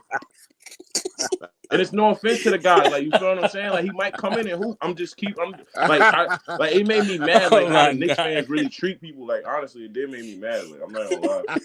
Yeah, man, y'all doing my son dirty, bro. It made me mad, bro. Yeah, I think this is one step backward to take 2 forward, and we're just taking that back step right now. That's all. I mean, when we do this next move, that Paul Abdul? 2 forward, we'll be ready. But right now we're Is that Paul Abdul? Right now we're Yes. nothing. Yeah, I think I don't know. I don't like. I don't know. Oh man. I But think I yo, don't know. I don't think this is going. Man, this is not going to look good. Like everything's going to have to be like perfect. Like if OG don't like, OG is going to get crucified if he doesn't play. And because the Knicks fans are gonna be expecting so much from him. He's not like, bro, OG Anunoby is our savior, bro. You can't crucify your savior, bro. You can't, man, bro. OG Anunoby is our 6'8" wing player, bro, and we just gotta deal with it. Okay, OG. I listen. I like OG. I know he can guard everybody. I know he can shoot. I actually like that. I actually like that he's gonna on our team. He's a good addition. But what is he gonna help if he is street clothes number 2, street clothes junior? There we go. There we go, Greedy. That's the point. The last Everybody season, didn't want I think PG-13Y. OG Anunoby played the most games he played in the last 5 years, and that was like So 67 games you would last season. The prefer last a 2 seasons healthy before that, he dude played that can't 40 shoot games. Like, versus that's not an injury-prone dude that offers you everything. No, he's nice. You guys didn't Uncle want Freezie, PG-13 he's for nice. what? He is a great player. He's a good, almost great player. He's just not available. That hurts. Yeah. That hurts. Oh man. Yeah. Yo, I agree, Freezie. I mean, Greedy. Everybody didn't want PG-13Y, injury prone. People drop AD's name. Oh no, street clothes. OG is street clothes number 2. Our two best defensive players on our team is injury prone: Mitchell Robinson and OG Anunoby. But you know who say that though? The fans that say that are teams that don't win championships, bro. Oh my god! You go with this scenario. OG Anunoby is a champion, and he still doesn't play games. You know what OG Anunoby has on, and that most of these Knicks don't have? A ring. He got a championship ring. Okay. Oh, okay. I was that wondering that championship looked real good sitting on the sideline with your bling on too. Right. Ooh. Right. No, I get it. Good point.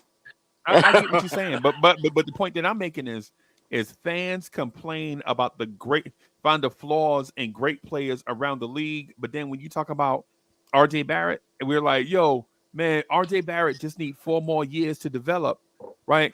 And in about 4 more years, RJ Barrett might make one of these layups right here. And if we just give him 4 more years, bro. I mean, what are we doing? And no disrespect to RJ, because I'm RJ fan number 1, right? But RJ Barrett right now is struggling. He needs a change of scenery. Bye. Okay, good. Yo, I didn't mind RJ. tell you. I don't want nobody thinking I don't like the acquisitions we just made. I actually like the trade. I actually like our team. I'm actually looking forward to our next move, honestly. Oh man. I want to see what our next move is. We breaking up, Wiz.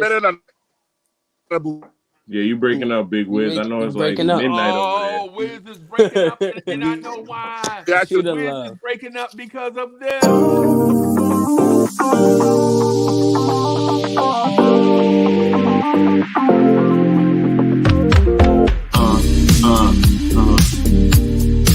Yeah.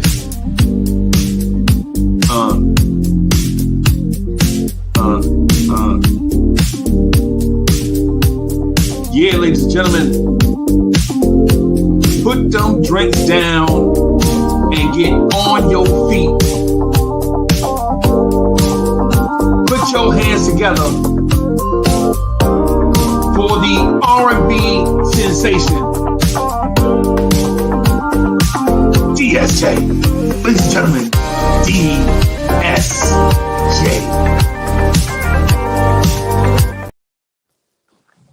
DSJ.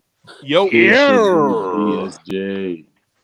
Hey, salute to everybody in the chat. Salute to the panel. Ivory 10, Dre, Swibby, Salute. Wiz, Greeny, what's good? What's going on, Unc? Tell him something, DSJ. Tell him something. Yeah, listen, as far as I'm concerned, Uncle Freezie is no longer a Barrettier. Right now, he's a true OG. Yeah, man. You know, Original Gangsters is on Tubi now, so I'm about to go watch that.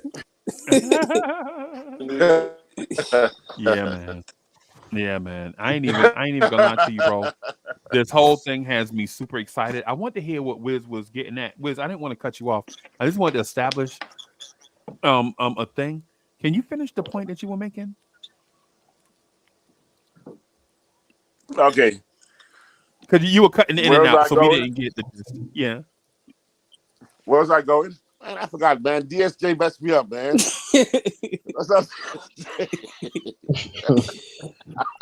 Shout out to the 60-year-olds in the live stream. Wiz just upset because now he got to go root for Team Canada. That's all that is. No, but I was saying, first I said the best move was we re-signed my boy Deuce 3 years, 13 mil. Now we're going to be rocking with Deuce on the bench. Deuce lasted right longer as a Knick than Quickly did. That's crazy. We're probably going to Fournier trade is here Deuce longer. anyway. Fournier lasted longer. Miles McBride's about to get the same 3 minutes and 12 seconds of garbage time. Just paid a little bit more money. That's all. That's it. I know, man. It's rough. But my thought about the injury prone thing is that we screamed about getting PG-13 because injury prone and he wants more money. Do you know we could end up paying OG more money than or as much as PG-13 wanted? Yep. And he hasn't proven anything as much as PG-13 has. I was at crypto.com sitting like on the floor. Freezie saw me, right? I was on the floor. I saw you. I paid $18, no, $30, I think. I paid $20 for parking. Huh? No, listen here. Listen to him. Listen. No. Here you got to hear him. So yeah, I mean, I saw that I was actually ordered tickets initially in the early of the week for about $100. Then I saw that tickets were available, so I canceled my order and I drove to the stadium or to the arena, pull up outside. I saw parking is like 20 a mile away, then 30 half a mile, then 40 right next to the arena. So I'm like, I'm from Brooklyn, man. Let me pull up to these. And there's some kids at the front. I said, yo, $40. I said, come on, man. This is Clippers. I said, here's 20. And the kid goes, go ahead, man. So I paid 20 for parking right next to the arena, walked across the street, saw a scalper. I go, yo, what do you guys got? What's the cheapest seat you got? And he goes, $30. I'm like, yo, give it to me. Walked in. I'm on the first floor. And I looked inside. I'm like, empty seats up front. So I'm on the phone. And I had Freezie on the phone. I'm pointing people like I know them. Yo, what's up, boss? And I walked out to the front, right behind the Knicks bench. And I saw an empty seat, sat down. And then I saw, and the most embarrassing things, watch PG-13 and Kawhi tear us apart like we were kids. They walked around us. I mean, my boy Normal Powell, who went to school at UCLA with my nephew, I took that boy to a Jamaican restaurant like 5-6 times each season when he was there. Right. I'm like, yo, you owe me money, son, because you can't be my Knicks and eat my food. Anyway, they destroyed us, embarrassed us. I'm like, PG-13 looked like a monster. Kawhi was killing us. But we turned down PG-13, that elite athlete with skills all around. We turned him down because he's injury prone, because he wanted a little bit more money. Right. But we turn around and we go give up this is a golden child and IQ 6-man a year for injury prone OG who was basically on the bench in his freshman rookie year when he won a ring. Right. And we're like celebrating that. I'm sorry, I can't celebrate that right now because my heart is broken with IQ gone. Right. Thank you, and so man. right now, I'm just like, this front office, I'm sorry. We could have had OG back in October again when I said, oh, RJ's blowing it up. Let's trade him. Let's trade him. Again, I wanted Kuzma. You're right, Freeze. I wanted Kuzma. Right. I was thinking Kuzma, but at the same time, if they could have gotten OG, I mean, and again, I love the fact we got an OG on the thing. I love OGs. You know me and you, right, Freezie? Because that's how we roll. That's how we roll. Dang, got it, that's man. How we roll. It's Wiz, but you know what it's comparable to? You remember when the Vikings didn't want to pay Randy Moss because he didn't go across the middle? Exactly. You remember that? Oh man, Randy. yes. Y'all remember when Randy Moss, when it was like, yo, Randy, how they gonna pay you and pay such and such and such? And Randy Moss said, straight cash, homie. Remember that? Anybody Yep. remember that? Or is that just me? I Right? It was remember. like, why we worried about Randy Moss catching 8-yard passes? And Randy said it himself. He like, yo, y'all worried about 8 yards, and I'm giving y'all 80 yards. Which one Exactly. y'all want? Straight cash, homie. That's the thing with Paul George and OG Anunoby and things like that, bro. You would rather a guy that's going to be healthy and can't make a layup versus a dude that gets injured doing elite level stuff at a high level, right? To me, too, in my opinion, it don't make sense, right? In my opinion, it don't make sense. You don't ever question, like, just because RJ scores 5 points a game more than OG Anunoby doesn't mean RJ Barrett's impactful 5 more points a game versus OG Anunoby. In my opinion. Facts. And shout out to RJ and RJ Barrett. I'm trolling and I'm telling jokes about RJ. You know what I'm saying, to lighten the mood and add some humor, right? But at the same time, we have to seriously consider the backboard abuse that was going on by RJ Barrett. Backboard abuse. Right, bro. It's like when Alfred Payton shoots a jump shot, every backboard.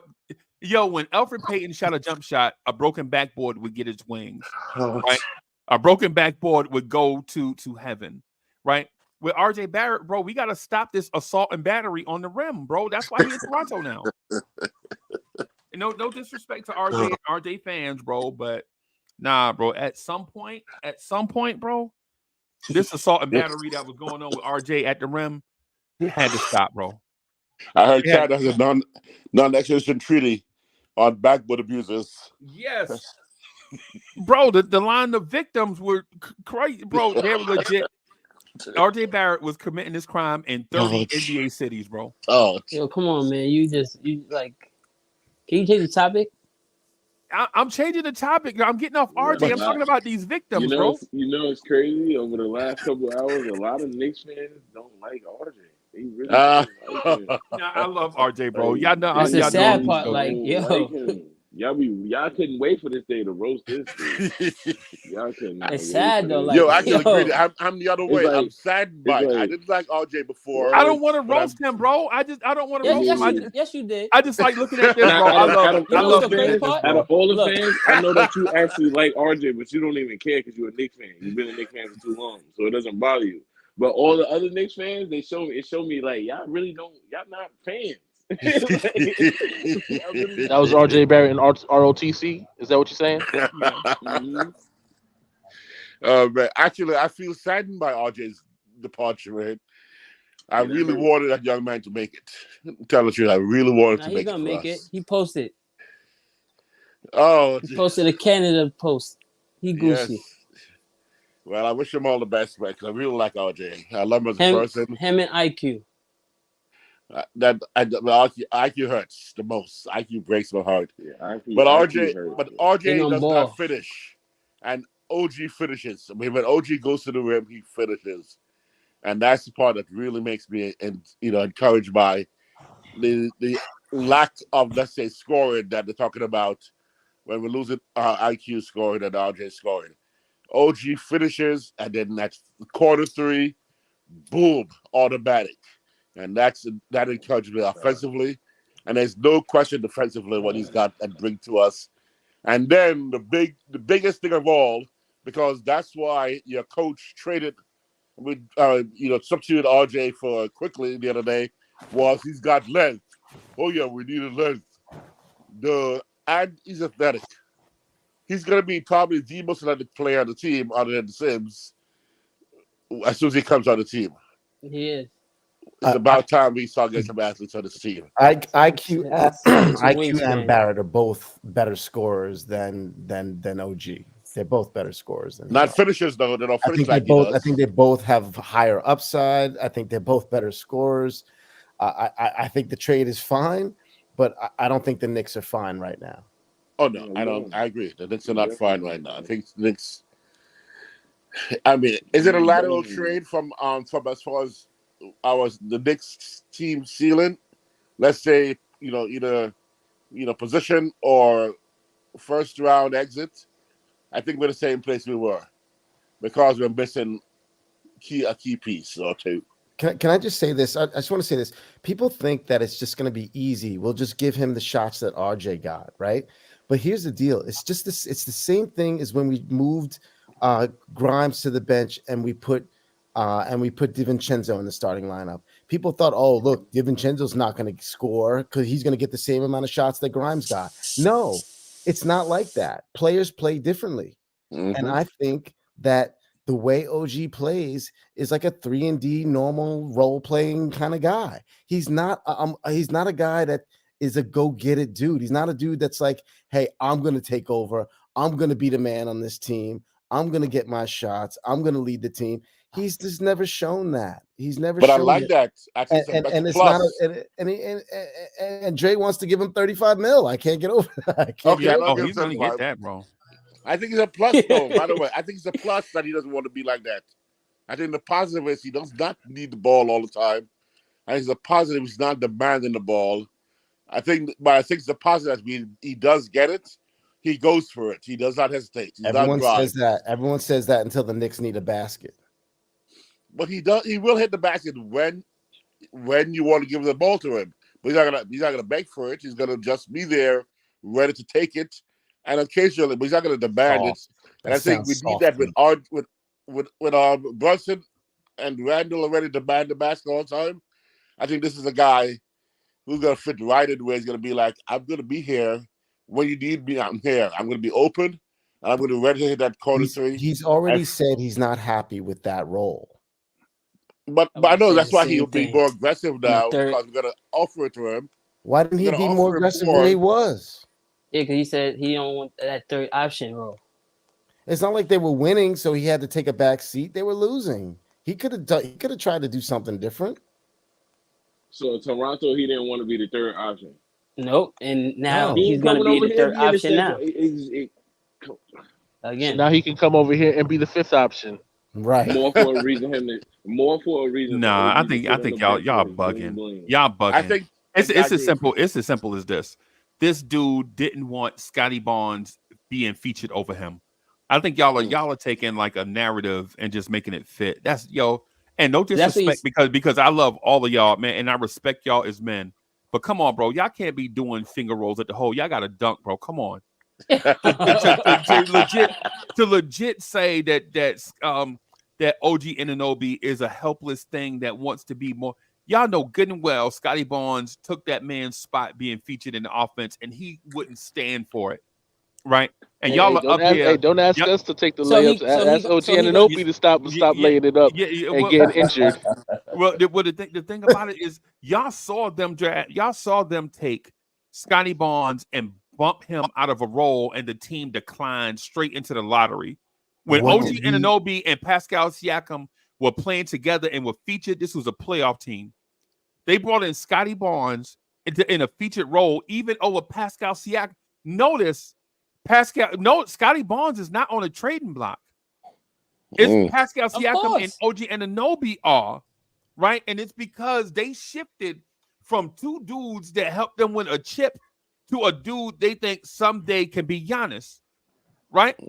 And in the transition, you're having collateral damage. So no disrespect to y'all. I love y'all, man. I love rocking with y'all, bro. And I hope y'all don't take this the wrong way. But on this topic, y'all sound soft, bro. And I know it's 5 o'clock in the morning. I know it's 5 o'clock in the morning on the East Coast, bro. But come on, bro. Y'all can't really do this. Act like Scotty Barnes is not a factor. Come on, bro. Somebody pull their bootstraps up, bro. So Scotty Barnes, one guy kept Scotty Barnes. Scotty Barnes, one dude that's been in the league a couple of years, has kept OG from really, fulfilling his destiny. Meanwhile, RJ has had a million people in front of him. Every part of his career, people have been put in front of him. Sure, he's got the minutes, but he has never been featured. He goes out and gets it. OG doesn't go get it. Somebody, you want to know why OG some BS in the air because I'm over the place. I'm gonna help you out. You want to know why OG Anunoby was RJ passed Barrett over? Started since day one. You want to know why OG Anunoby was passed over for Scotty Barnes? Because OG Right. Anunoby doesn't have a personality. Mm. Scotty Barnes is the most marketable player right now in Toronto's roster, and OG Anunoby got the same profile picture that he had from his rookie season up till now. Right, and that's why they and truth be told, that's why they brought in RJ Barrett, bro. That's because for the business part of it. Scotty Barnes on the court, RJ Barrett to get butts and seats. Right? That's basically all this move was. That's all this move was about, bro. And I'm gonna tell you what's so crazy, right? Because the funny thing is, if you think about it, with what you just said, right, they try to feature Scotty Barnes out of his position, right? Oh, we'll put you at the point guard. We'll put you at the shooting guard, where we know you can't shoot. But OG Anunoby, hey, listen, I know you had like 7 appendectomies and everything, and you're probably about to get your 8th one. But you know, if you could just hold out for about 2 more months. OG got passed over because he's just not a dog. That's just all to it. He's not a dog. Wow. That's not true, bro. Wow. Come on, bro. They want to find it. They want a Giannis type guy. OG's a dog. When he's on the court, he's an impactful 2-way player. We've never seen him impact a game. When is he impactful? Really? That's the adjective we're going to use? We've never seen him impact a game. Well, you know, look at OG today. Look what OG's doing tonight. Ever? Hey, that elimination game against Orlando, I'm pretty sure that they wish he wasn't impactful hitting that 3-pointer to send them home. But hey, listen, at the end of the day, OG Anunoby, again, for all intents and purposes, is a 2-way player, right? It's the same thing that we've been talking about we needed at that position of the 3, right? Yep. So him bringing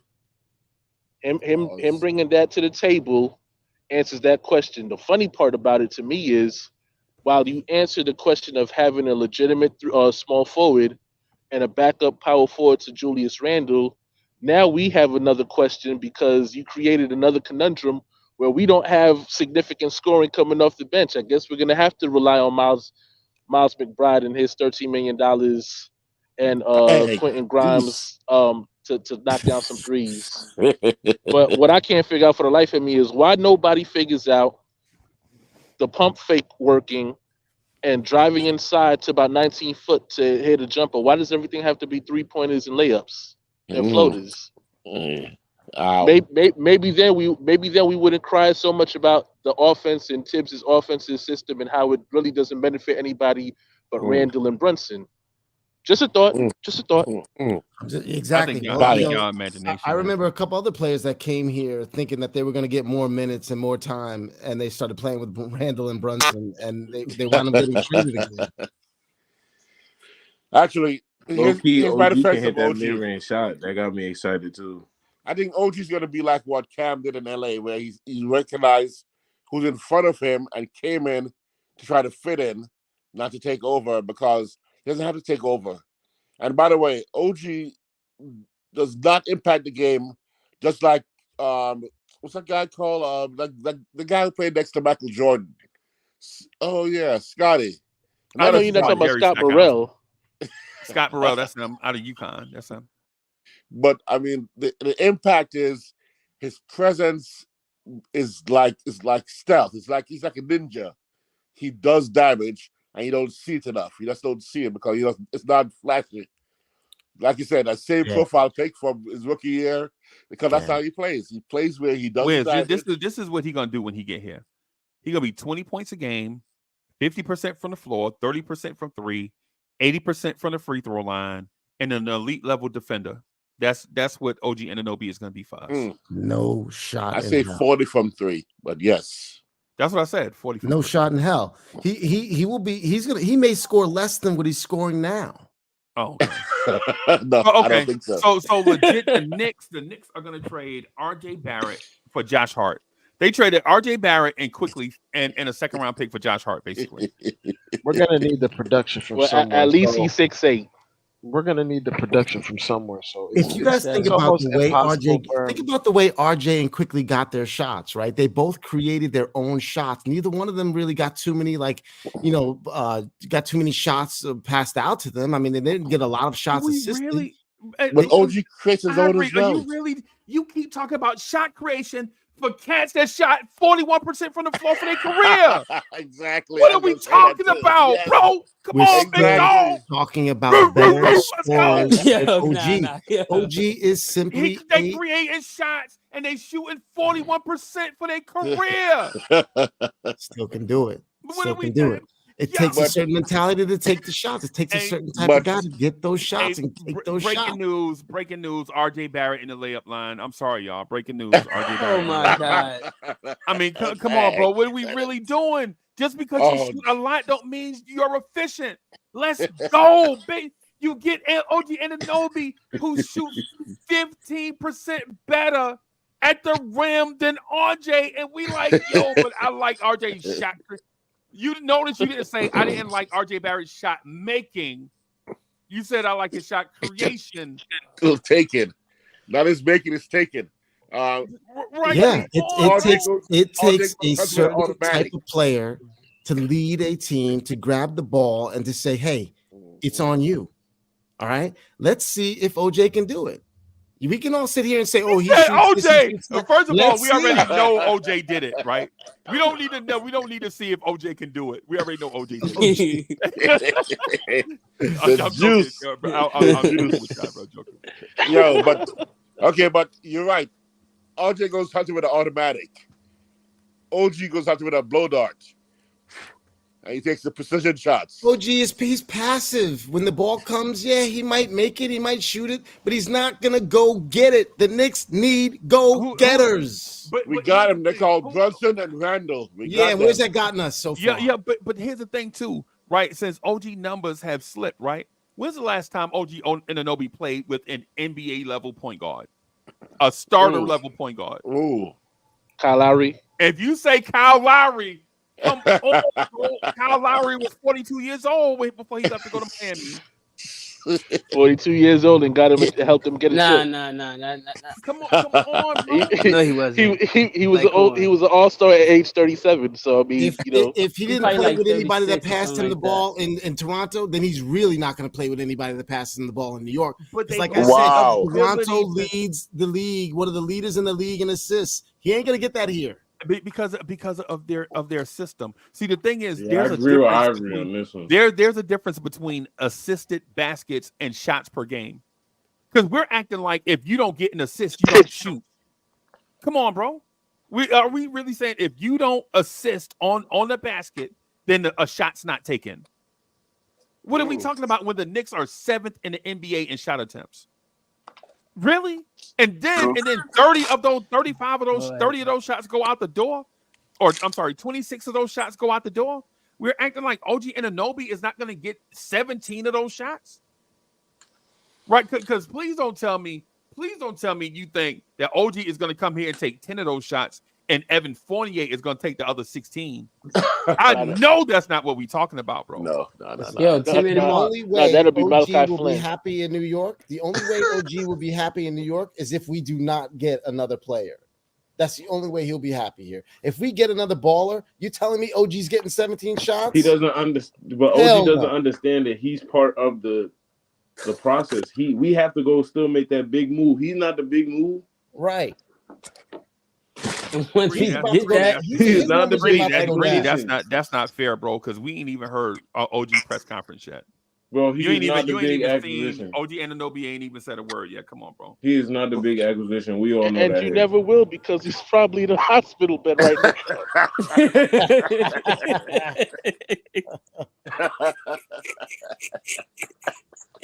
That's messed Hold up. on, I have a question though. Can Quickly sign back with the Knicks if he doesn't sign with the Raptors? Yeah, they can sign an offer sheet with the Knicks. He can sign an offer sheet with the Knicks because he's a restricted free agent. So he doesn't say he can sign with any team. Yep. Yeah, sign an offer sheet with any team. Offer sheet, but they could Raptors they can could just not match it, unrestricted. which they Oh, so will. he can sign an author sheet and then the Raptors can match that. Right. Right. Which they But probably does he will. still have an offer or no? Nah, because his window passed. Remember? Yeah, so Yeah, man. That's why we were thinking that he was going to be traded before the trade deadline. And surprise, surprise, surprise, he was traded before the trade deadline. Even though it doesn't seem like that since the trade He deadline's getting in that February. bag. Yeah. Mm. I'm I think happy y'all for him. did OG Anunoby dirty because y'all like RJ. 35 million. Oh my god. Yeah, he's a complete player, bro. Think about that. Think about this.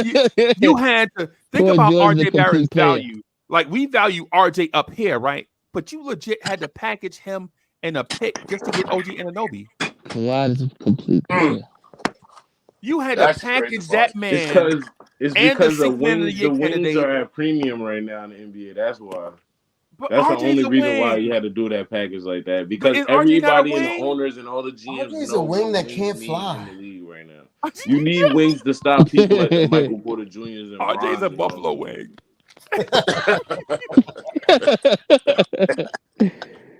Yo, Oh my Yo, and shout out god. to RJ, bro. RJ, we love you, bro. I'm just trying to.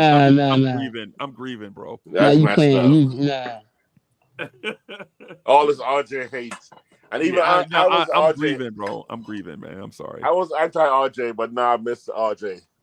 Oh Yeah, man. and trust me, Wiz, and RJ misses also. Trust me, I've seen his shot chart. He misses also. See, look again. Like Hey. it don't stop with you, Freeze. This is Oh, crazy. it's me. Like Nah, yo, Oh jeez. but yeah, my point is we make 1,000. We're making 1,000 excuses for our guy, bro. But what I think we should be doing, I think what we should be doing is appreciating the fact that players look different in different roles on different teams, right? And you see it before your eyes and won't admit it, right? The thing is, Jalen Brunson was 16 points a game at his best next to Luka, right? And he changed teams, and he is this, right? But then OG understand. Anunoby is one thing next to a guy in a different place, and we're assuming that he's going to come here and he's going to be the No, I designated understand. driver. Yeah, OG you right. Anunoby ain't coming here to be the designated driver. Come on, bro. We gotta relax, bro. Yep. Come on, bro. What did we say? But all right, Julius so let me Randle ask was you. that Let me guy ask you a next to question him. then. So you think this front office is done? Of course not. It's a front office. Of course they're not done. It's a front office. So before the deadline, we gonna make another trade. No, I don't know the answer to that one. I know the answer to the first one. Of course, the front office is not done, bro. Front offices Of are course. always working. Okay. Right, but are you asking me? Will the Knicks, this front office, will ever make another move? Of course they will. No, I'm I talking just about don't. as I far just as don't. I just don't know the timeline.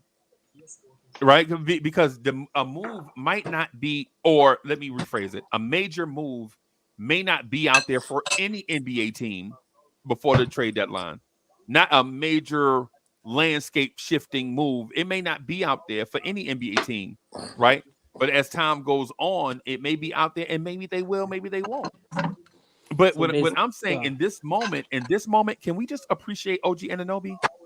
No, Can we course. not bash him? We bashing him before he even get here.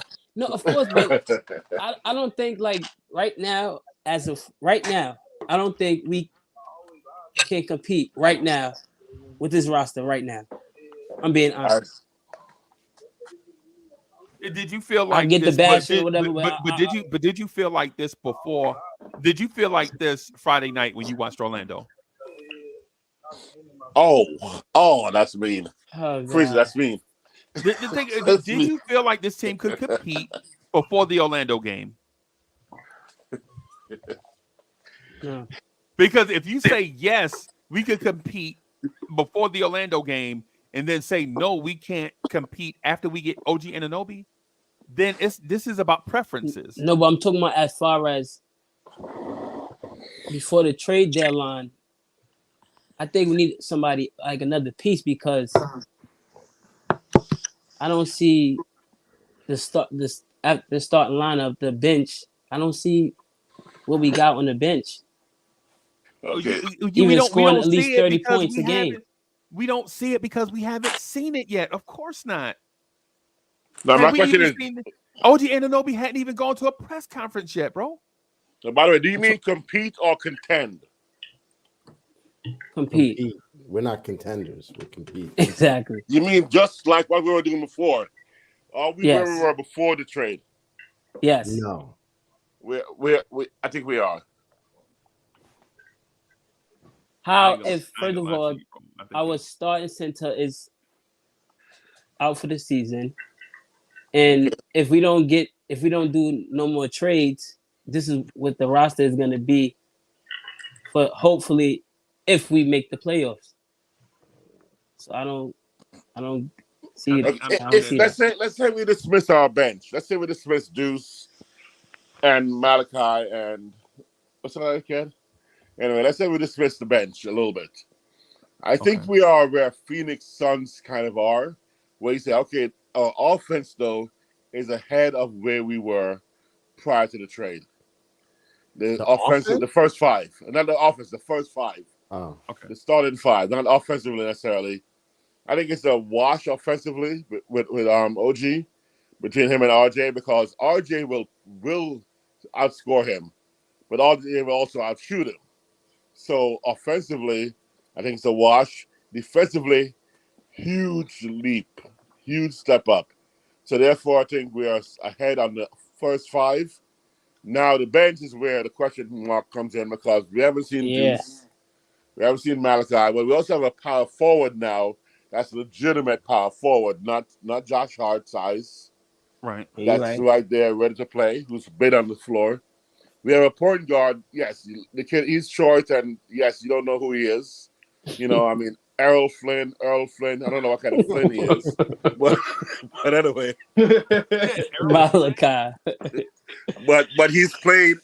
Yo, he don't have a thin mustache, bro. But he started on. Oh, you talking about Mordecai? Mordecai, yeah. He said Mordecai. Mordecai Flynn, yeah. But he's definitely started in NBA games and held up pretty well. He was chased out of Toronto. They couldn't wait to get rid of him. Oh, Nah, to be honest, I heard about that. To be No, honest, it's true. They really could not stand Malachi Flynn anymore up there. They couldn't wait to get rid of that dude. That's a fact. Wow. Wow. But he still has. Because he's a ginger. He's not like he's a scrub. Because he's a ginger, NBA bro. talent. He's Simba.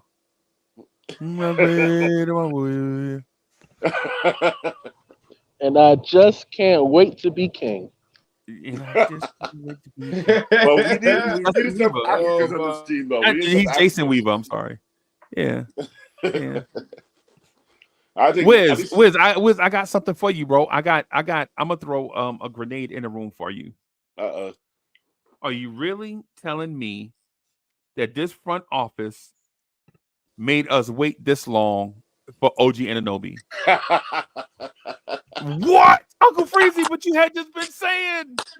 Listen, I don't know. I'm indifferent with OG Anunoby. I feel like he's a good player, right?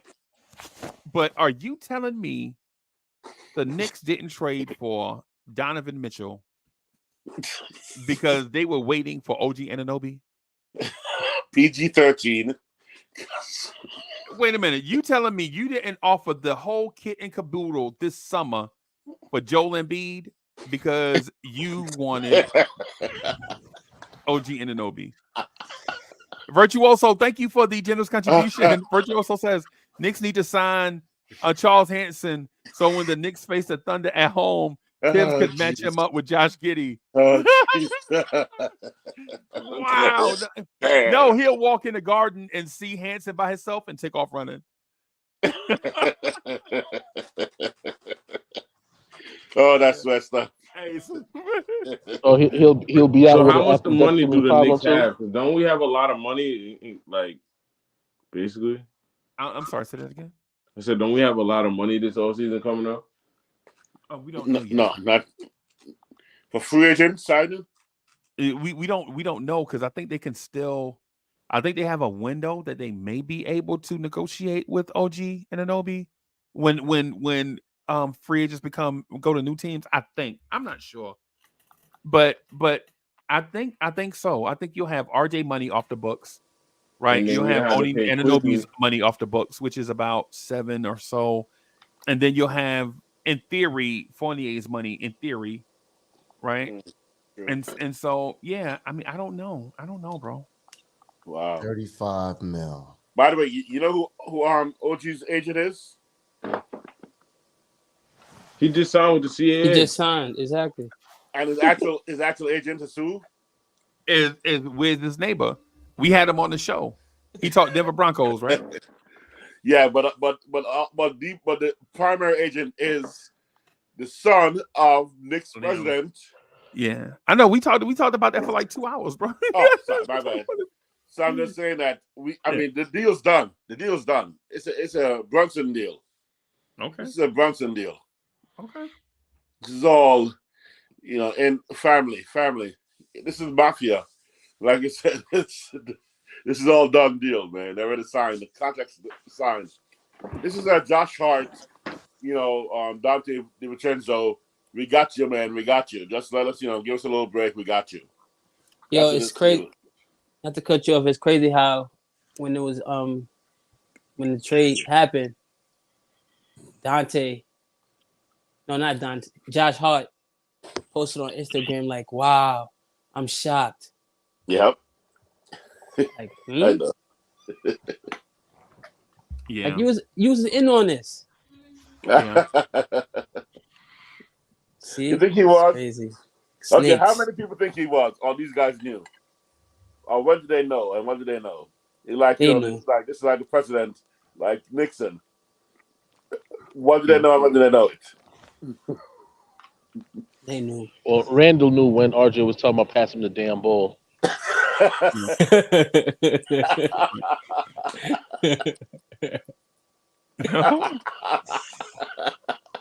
Yeah. Yeah. You think RJ knew Friday night? Yeah, that's why you're trying to score. Mm. Damn. You think IQ knew? Yes. Damn. You think so, Freezie? Yep. Damn. What that feels like, man. I wonder what it feels like. Exactly, like, yo. Yeah.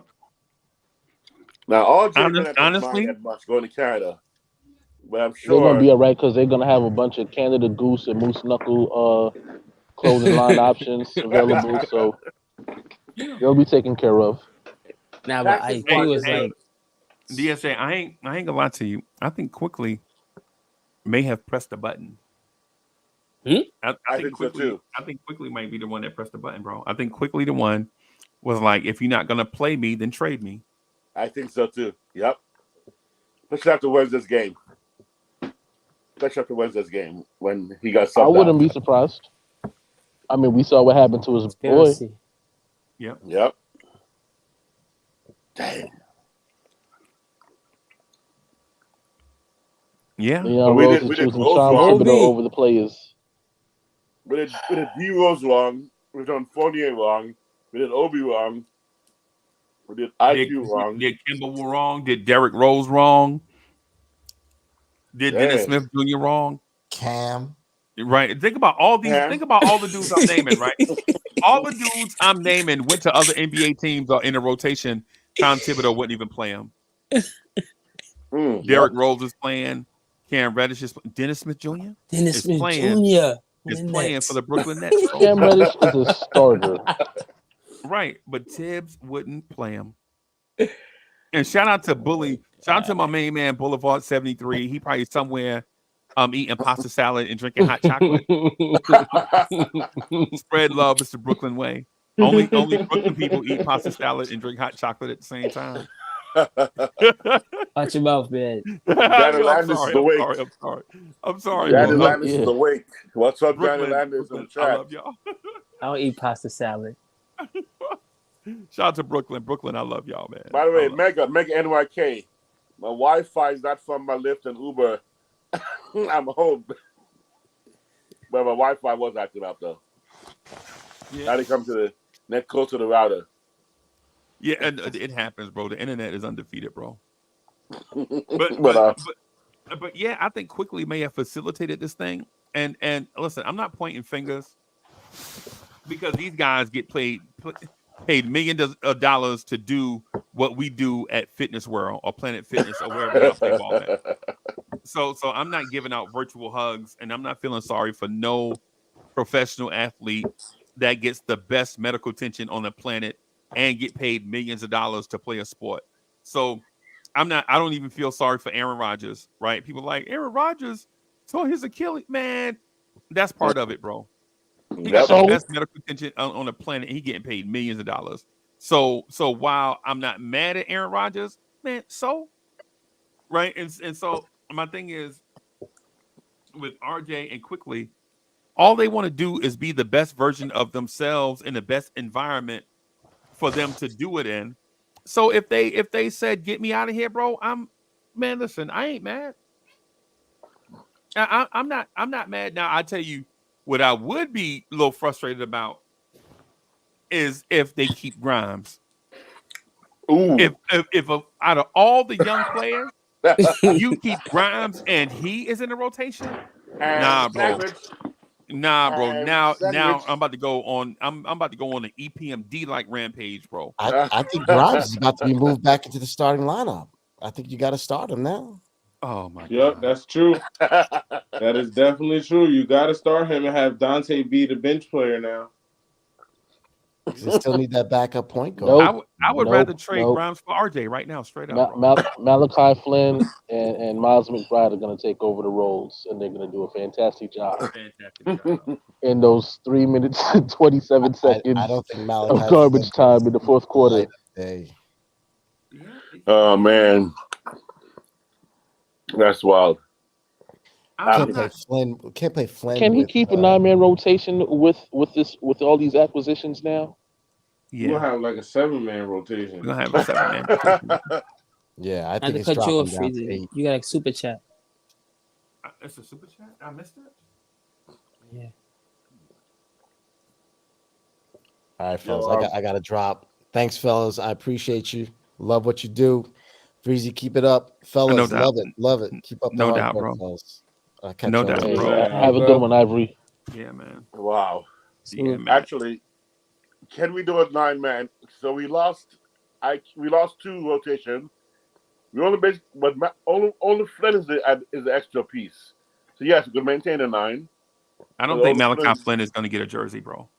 I was thinking. I think we should waive him.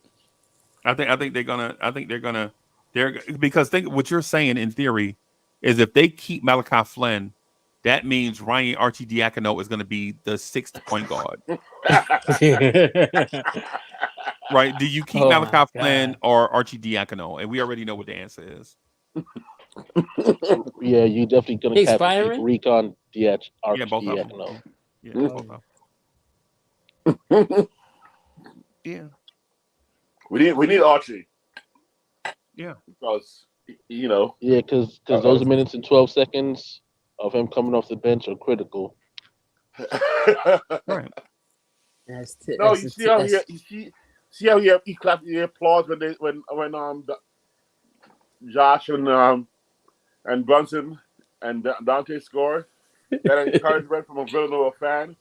He's screaming, yeah, way to go, guys. Who you think come up with all them nifty handshakes? That's Ryan's job. He's got time on the bench trying to do handshakes. Oh man. They letting the awkward Italian dude come up with handshakes? You don't see how giddy he is every time that they extend their hand out. Yeah. Like, let me show you this new move that I've been working on. That's the new move. Yo, by the way, you saw the when it was like after the game and on the way to the airplane and he's talking about Josh finally earning his money when he had a good game. Yeah, I was like, Archie, what are you doing? I heard you know about it. Keep that bench warm. I'm like, dude. Yeah, that's Dre's favorite player too, by the way. Josh Hart. I'm just trolling him. I'm just, oh man.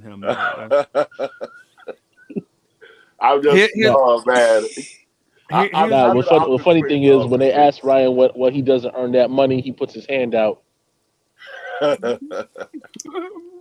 I'm in awkward space right now because I really don't know about this trade. I still feel a little anxious because I didn't think about OG at all. I didn't say I didn't want OG. I never thought about OG as much as Kuzma Wiz, or did you not? But did you not hear? But Wiz, did you not hear Knicks fans for about a year say this team is? Somebody called them the midget backers, bro. Yup. Right? Yup.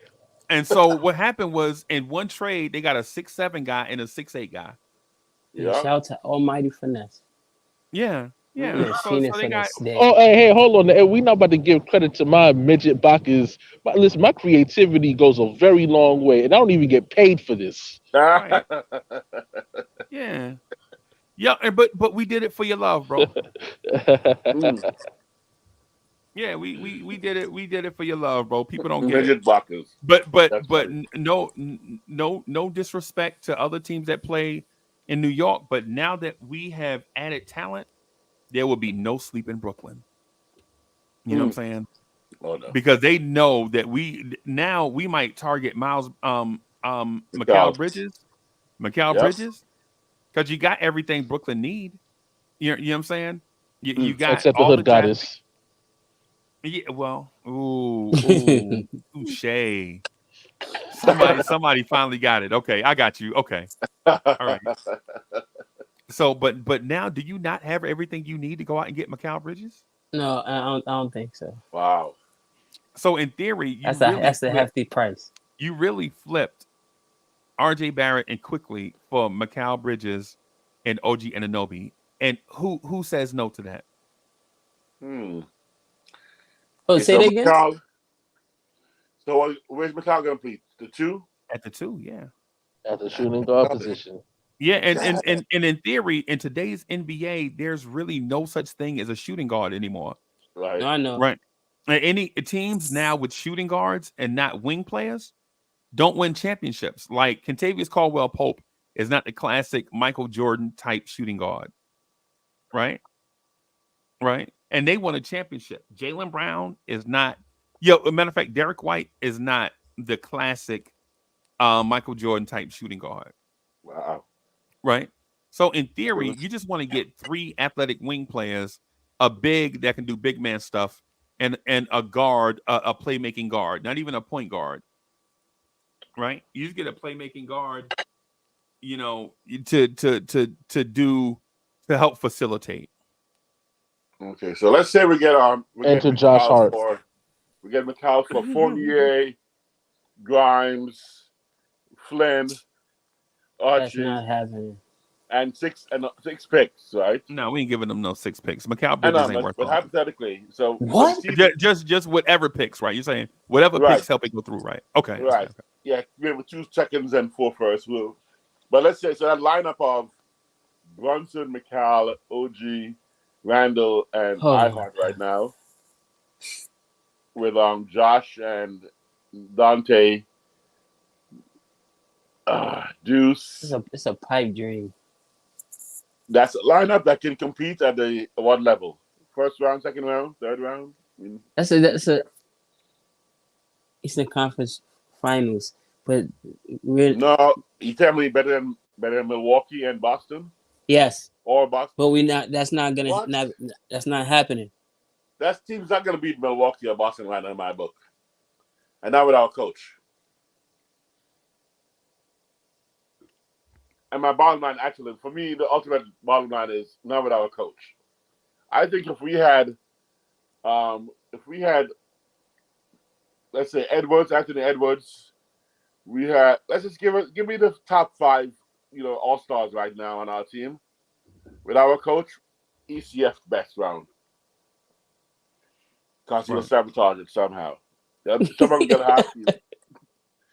be hard to be like, get him out. Time to rotate. Yeah, he's definitely gonna sabotage it because he's gonna be screaming Obi, and it's gonna be like, well, Obi don't even play here no more. What are you talking about, Tibbs? Hey, but salute to y'all, man. I gotta go finish this shift off, and of course, wishing y'all a happy New Year. What are you doing working on New Year's Eve, man? Are you crazy? You working on New Year's Eve? Yeah, man, they got me working here They got you working, day and night. Working day day. and night. Day and night. Yo, man, happy New Year, my brother. Y'all have a Oh good one. man, what did Obi do Alright. tonight? I didn't even see the Obi stat line. He had like Happy New Year's. 8 rebounds, Mm. and then we're at Oh man. 2020 from Tyrese. Dang, Yeah. dang, God. At Dang, bro. 2020, where we're gonna get some elite players like that, man? That athletic that puts up numbers like that. Oh, we got Brunson and we got Randall. Hmm. It's not enough, guys. I'm sorry. Right now, I'm still feeling lacking. It's tough when the finally made a move and you still have a little empty feeling about this team. Going, oh man, we need another move. Oh, we need another move. Right. Right. Dang. That- that- Wiz, let me ask you this. Let me ask you this. Um, what is the ideal move for you? The one move that sends this team over the top. unfortunately, right now I feel there are two moves we got to make. No, I'm talking The, about just the one. the Just one the one move, yeah. you talk about possible or reasonable or unlikely. Unlikely. I'm asking you what you want now. I'm not Oh, asking for you to do a I consensus. need. I don't care if everybody agrees or disagree. I'm talking about what Wiz wants. Oh man, because so many holes now. I see so many holes. But you know what? That Mikal Bridges at shooting guard right now, the way the team's Oh. constructed, that'll be my move, something like that. You Okay. know, Brandon Ingram, Mikal Bridges, something like that. Although my dream is Laurie Markkinen and Donovan. If we get those two, move Randall, bring Donovan over. I think that team is fire. So one move. What's One the one move though? the one move Because though I know is that you keep trying to squeeze two in. I'm I saying know I could see that. two with the holes, but I could see that. the move actually, yeah. Let's move. Let's move. You know, everything. I think give me Mikal Bridges at the shooting guard. No, I can't see that. I'm no, being honest I'm with asking you. Wiz though. I'm asking Wiz what he Yeah, want though. This let's is And then my let's opinion. no. I'm saying we gonna let everybody, you know what I'm Because saying, do their thing. But I'm talking about Wiz first though. yeah. Grimes don't even start. No. I mean, like I said, Fournier, Grimes, you know, Archie, They probably Spence, want and Pitts. Get me Mikal Bridges right now at the shooting guard, and but just I'm hear running me with out. that team. They probably gonna want a starting player to replace their player, which is Mikal Bridges. Yeah, but How are you again, gonna send them Grimes and he's not? And he's a bench player that two averaged like two not two even 10 second points. rounds, 2 second rounds, and 4 first rounders can bribe a lot of people. They can use that to flip to get somebody else from somewhere else. Maybe it's a three-way deal, but get me Mikal Bridges in that shooting guard spot as we're currently constructed, and I will fill the bench in as we need it. Okay. And what I would say Lucid to you, Wiz, dreams. and to King Ribby, Lucid dreams. what I would say to both of y'all is this: the Brooklyn thing. Sounds good. They don't need another wing player.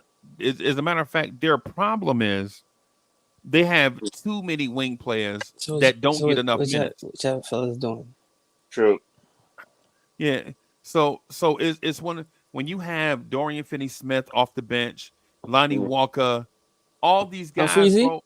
Huh? Hello? King Ribby.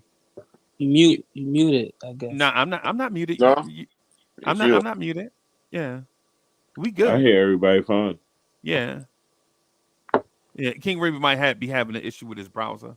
Mm-hmm.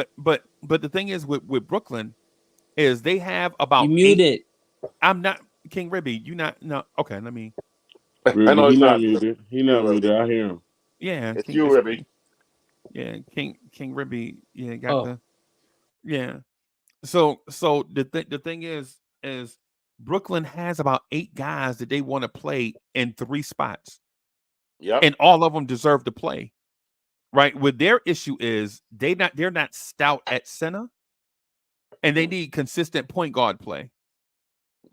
If they could get a consistent point guard and a stout center so that Nick Claxton doesn't get beat up all game, then they'll be all right. Now, do the Knicks have a point guard to give them? No. Right? Right. They don't have a point guard unless they consider Malachi Flynn something. Right, you guys. Right? Yeah. And then we don't have a stout center to send them, because if we send them Hartenstein, right, that means we don't have a center. Right? Now, can we just get a center off the bench? I mean, off the street? Probably. Yeah. Probably. We could probably go sign Dwight Howard for the rest of the season, but so could Brooklyn. Who else? Nowhere else. True. Yeah. So the thing is, so King Ribby, let me ask you this: what is your one trade? He just left. Oh shoot! So He now probably be bad though. Now here he is. Yeah. Here he is. Yeah. So King Ribby, what is your one trade that you would do that would fix it all? Well, a realistic trade, or like my no, just what King Ribby wants. Yeah.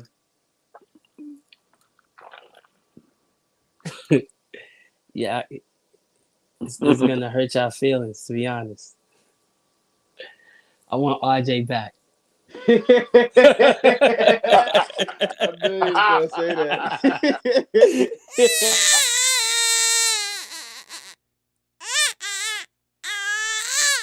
But the baby wet. Oh my god.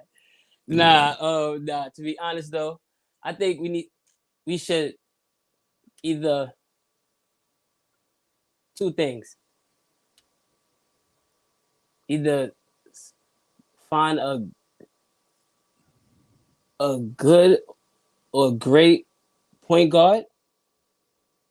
Okay. Or a good or great power forward. No, a good or great center. Okay. Because I think everything else is solidified, to be honest. Okay. I think I feel you on that. And just because King Ribby said that, man, I'm gonna change this from this bright color here to this, just because it appears we're in a state of mourning. So we just go with this. We'll go with this green right now. While me and Greenie from LI and King Ribby all get over the fact that RJ is gone. See, I'm feeling I'm mourning. No, you should put the color blue because we're down right now. As long as it's not the color purple, bro. Yeah. So it matters. Yeah. All that matters is that RJ is a dinosaur now. Yeah, bro, dinosaurs never existed, bro. Come on, bro. Yeah, Bully, did you text Greenie and ask Greenie to say that, bro? I was talking about their mascot. He's a dinosaur now. Yeah. Oh, that's right.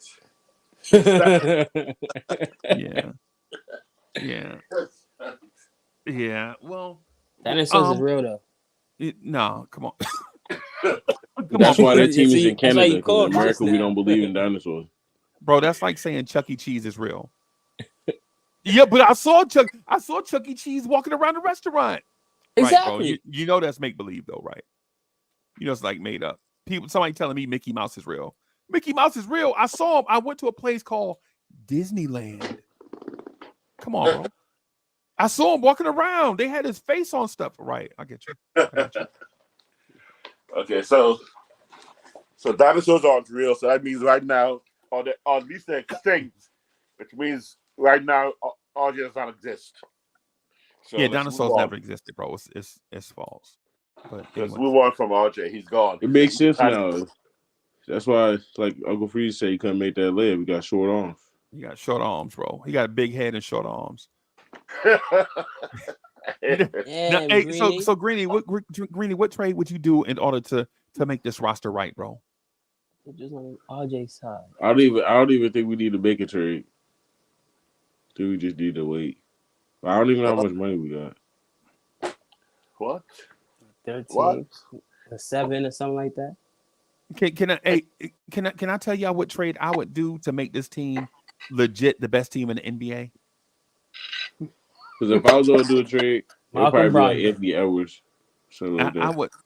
Anthony Edwards would be the get of all gets. Oh, because I've been saying that for a minute. Like, just take Who all the trading? first round Who you draft trading? picks.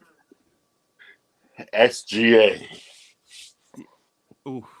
But I like that. No, I Freezie just personally said- like the Damn. trade that I was hearing about DeJounte Murray. I think he would have been a nice fit before you got OG, but I think it's still in play. nah, but I It's still in don't play. think. But I don't want that to. If you're gonna make that the big move, you gotta get a dude that's gonna say, "I don't care what the coach just drew up. Get me the ball, and we're winning the game." Ooh, right. That is I think Anthony that's Brunson. Edwards. That is Anthony Edwards. Yep. Yeah, you're right. Okay, Freezie, that is nice. Ivan Edwards. Well, on the Knicks that's Brunson. What Ivan Edwards? Oh, But think about it. Brunson and Edwards already played in the Randall. Olympics, and Brunson was already deferring to Edwards in the Olympics, bro. Well, not in the Olympics, FIBA. FIBA, yeah. I was gonna say this. I think that the move that we can do, and we can do it on the cheap, and be the most explosive team in the NBA, and still play a little bit of defense. Devin Booker. I was gonna say him too. Right, but if you can't get That's Devin number Booker, 2 on right? mine. If that is a bridge too far for Phoenix, right? If that's a bridge too far for Phoenix, I'm not gonna get Bradley Beal, right? But what I would do is call Miami to see if I can get a Tyler Hero. That way I can trade a ham sandwich for a hero. I like that one. That was nice. That was nice. And for those in the chat, that's why they call me the number 1 chief rocker. Because I come up with stuff like that.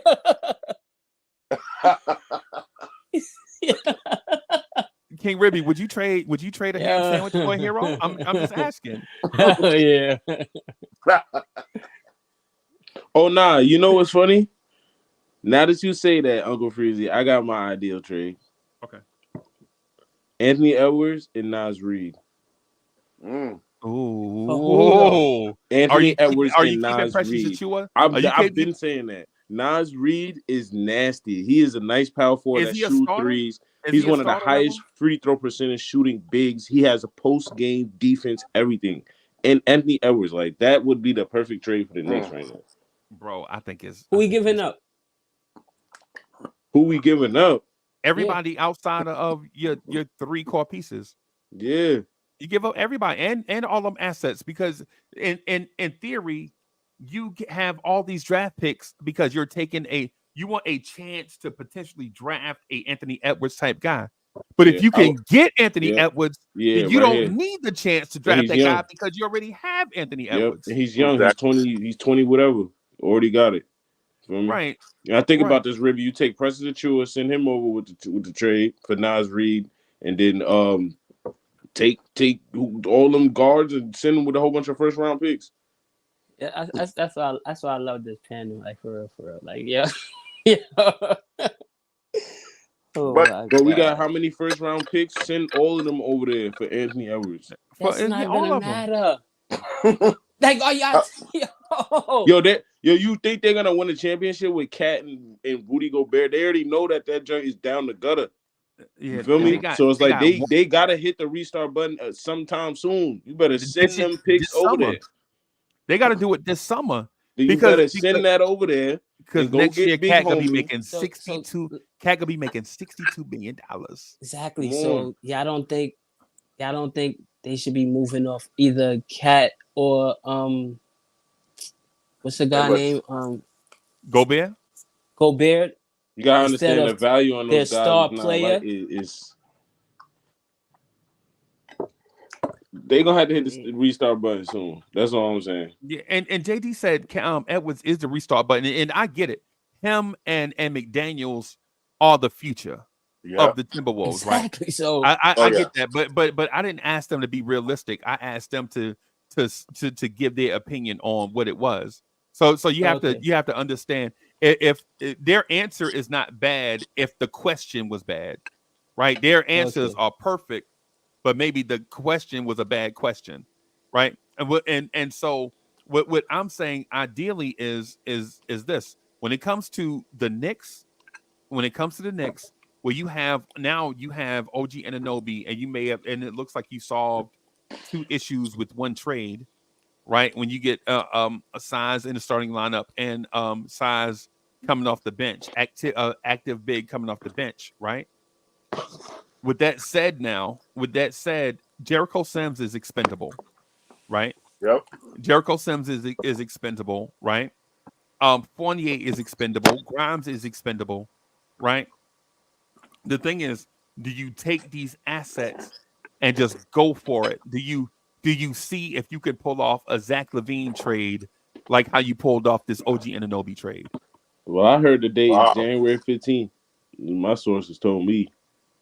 Yeah. My sources are barbecue. I have barbecue sources. But January 15th, they said it's a big day. We make January 15th. They said the day we make a big move. I really want Laura Marketing, by the way. Where's he gonna play at for you? Huh? Small forward. What are you gonna do with OG Anunoby? 3, 4, 5. Shooting guard. We're gonna have a 240-pound shoot. You think that man Joe Johnson? I'm asking King Ribby. All right, so let me ask you a question. Yes. Because no, answer my question first. Answer my question first. No. It's better. Okay. All right. But I'm gonna rebuttal with this. In Toronto, their starting lineup is what's the name again at the point guard? I forgot who's at the point guard. Schroeder. Schroeder. At the who's that two guard? Gary Trent. Exactly. No, it's not.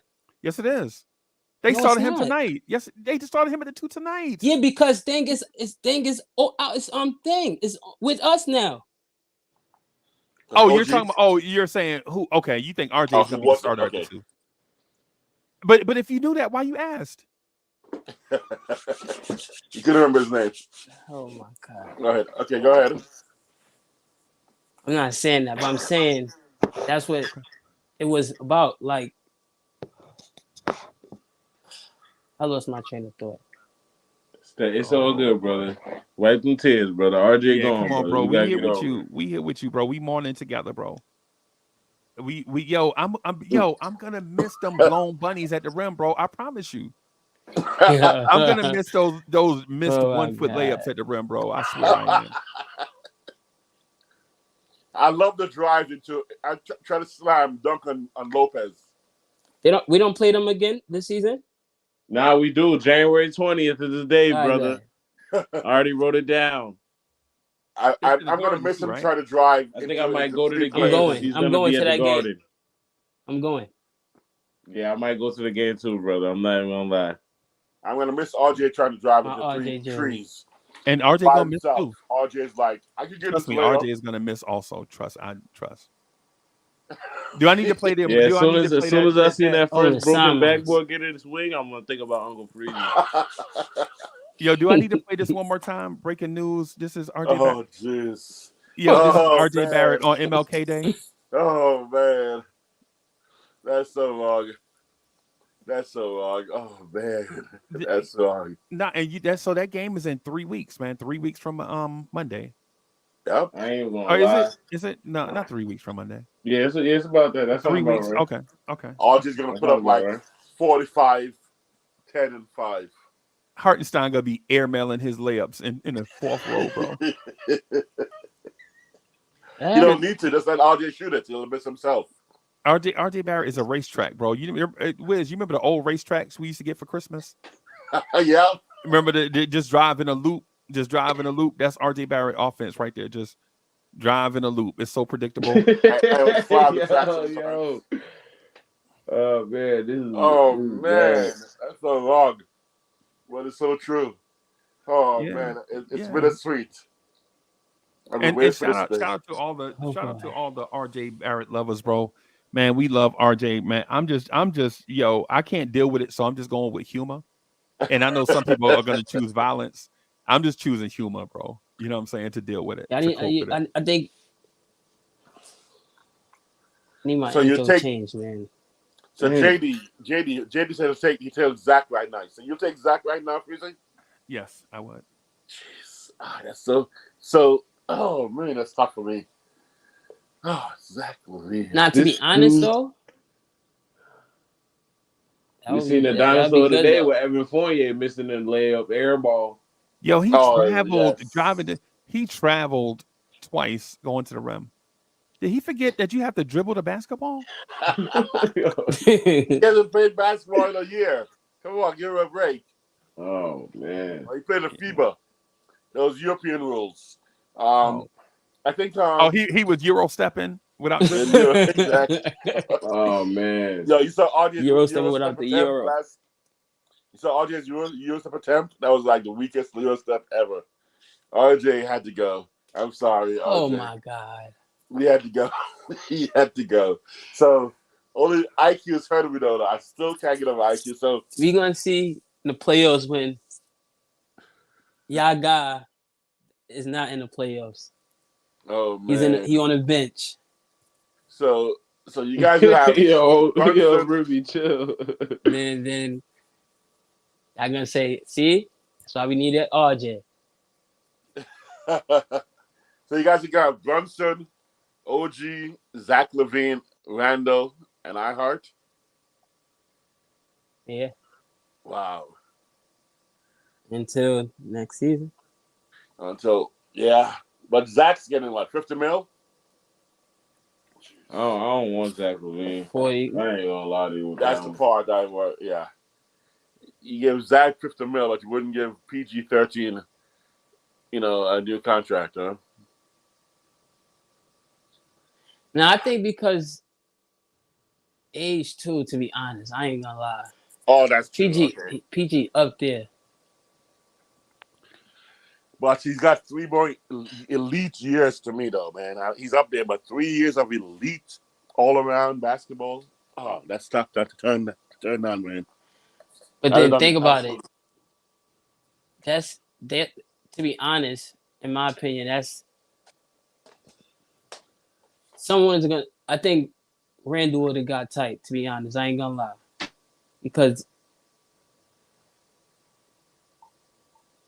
I think if PG, he gonna be the number one option. Who's gonna be the second option? PG. No.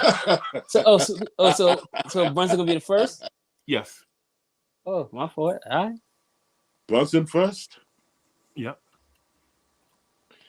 Because the thing I think y'all are missing is the more responsibility you take away from Jalen Brunson, and not saying that he's not good at it, but I'm saying if you weaponize him, it's like what the Dallas Mavericks look like when Luka and Jalen Brunson are on the floor at the same time. Okay. Wow. Right? The more somebody else does, the more Jalen Brunson can dial into being weapon X.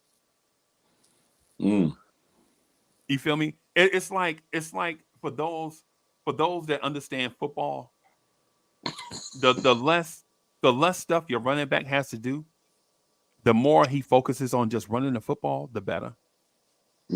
Right? But for instance, if Joe Morris had to shake off blocks in the backfield, right, and then break tackles through the hole,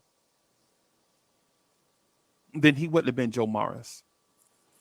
The same thing with Emmitt Smith. Right? The less stuff Emmitt Smith had to do, the more focus Emmitt could just do on just running the football, the better Emmitt Smith could be. Y'all feel me? Like for instance, Emmitt Smith finished with more yards than Barry Sanders, right? But Emmitt Smith is not a better running back than Barry Sanders. True. Right. So, Barry legit had to dodge guys as soon as he got the ball, break tackles, right? Cut across field, make people miss, and to get yards. Where all Emmett had to do was hit the hole. But PG-13 though, I mean, he's a great passing forward, right? Yes. So if he was number one option, teams would have to focus on him a lot more and game plan for him as number one, which means they're going to be starting to try to do doubles, etc. And therefore, a chance for Brunson to just drift into a spot, wait for the ball. If Brunson's number one option, they just put two long, tall guys around him. He can't even see around him or over them. But that's where the greatness is of a Paul George next to Jalen Brunson.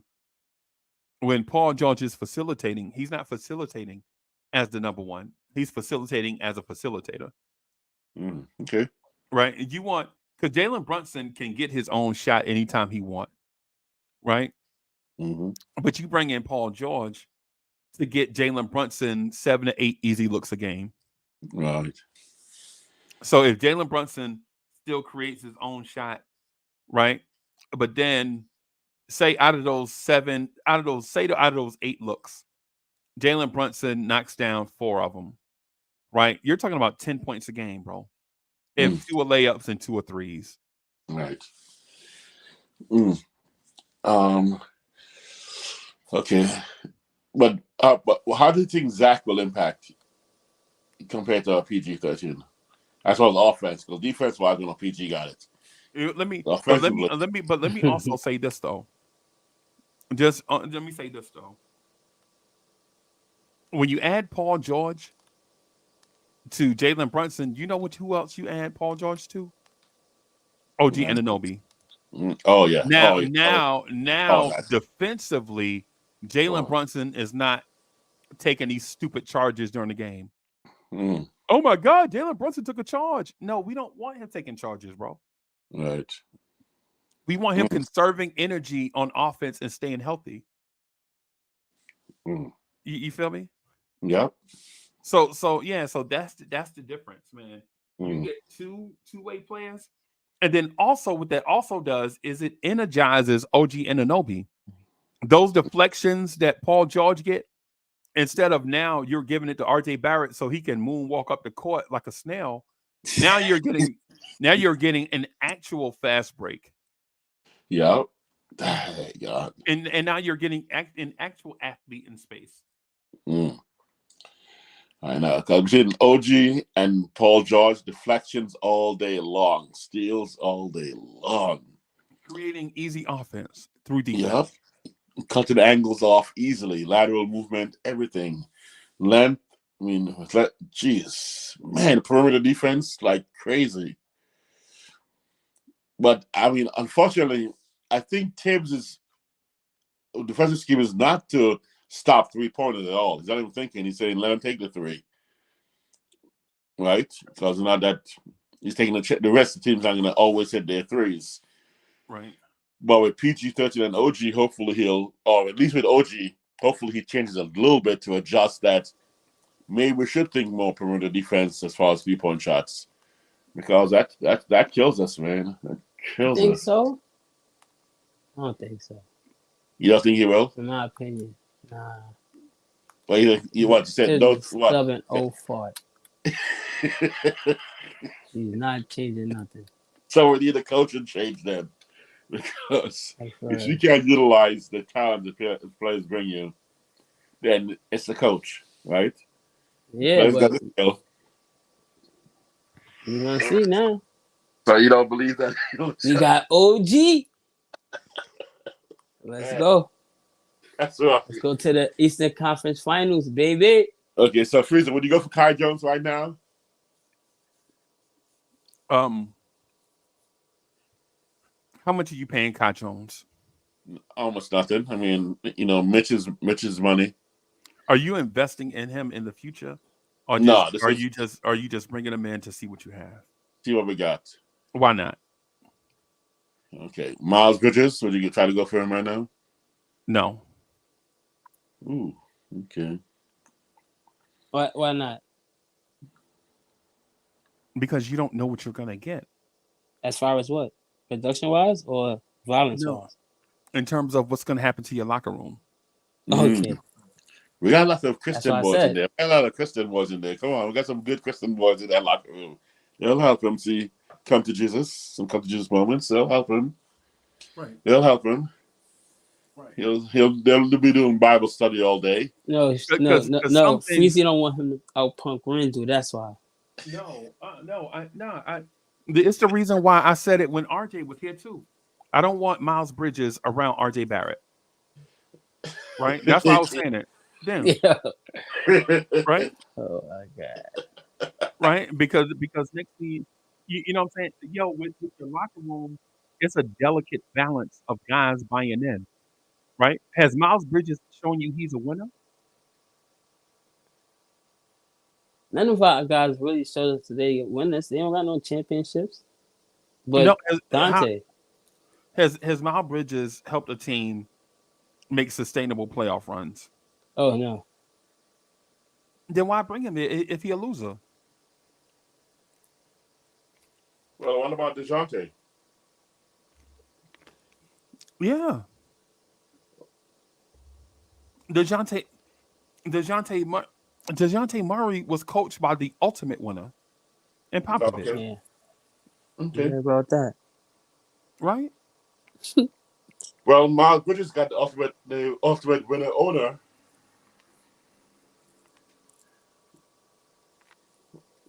No. Oh, Jordan. Yeah. Jordan doesn't own the Hornets anymore, bro. Yeah, I forgot about that. Right? Oh man. Freezie be on it. What I'm saying, bro, is if we're looking for like the cure-all move, the cheap cure-all move, I think the cheapest cure-all move is trade for Tyler Hero. But you know, we're not getting that. Like, no, we don't know be that. honest, Freezie. What's Let's the talk price? realistically.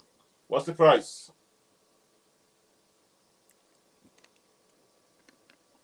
Grimes. Will take. You'll trade a ham sandwich for a hero, bro. They're not taking Grimes and how many other picks for? No, we would trade a ham sandwich right here, but we'll rather trade a hero for a ham sandwich. Of course they would, because what it does is it takes it. You remember at King Ribby at the beginning of the conversation, we were talking about dead money or money that doesn't contribute to winning. Okay. Tyler Hero doesn't contribute to winning. Remember last year they made the NBA Finals and Tyler Hero was hurt, and then they brought Tyler Hero back and it messed up their chemistry. Okay. All Right. right, now you got a point. Yeah. Not that Hero's a bad player. He just might not be a fit for them. So now I mean it's gonna be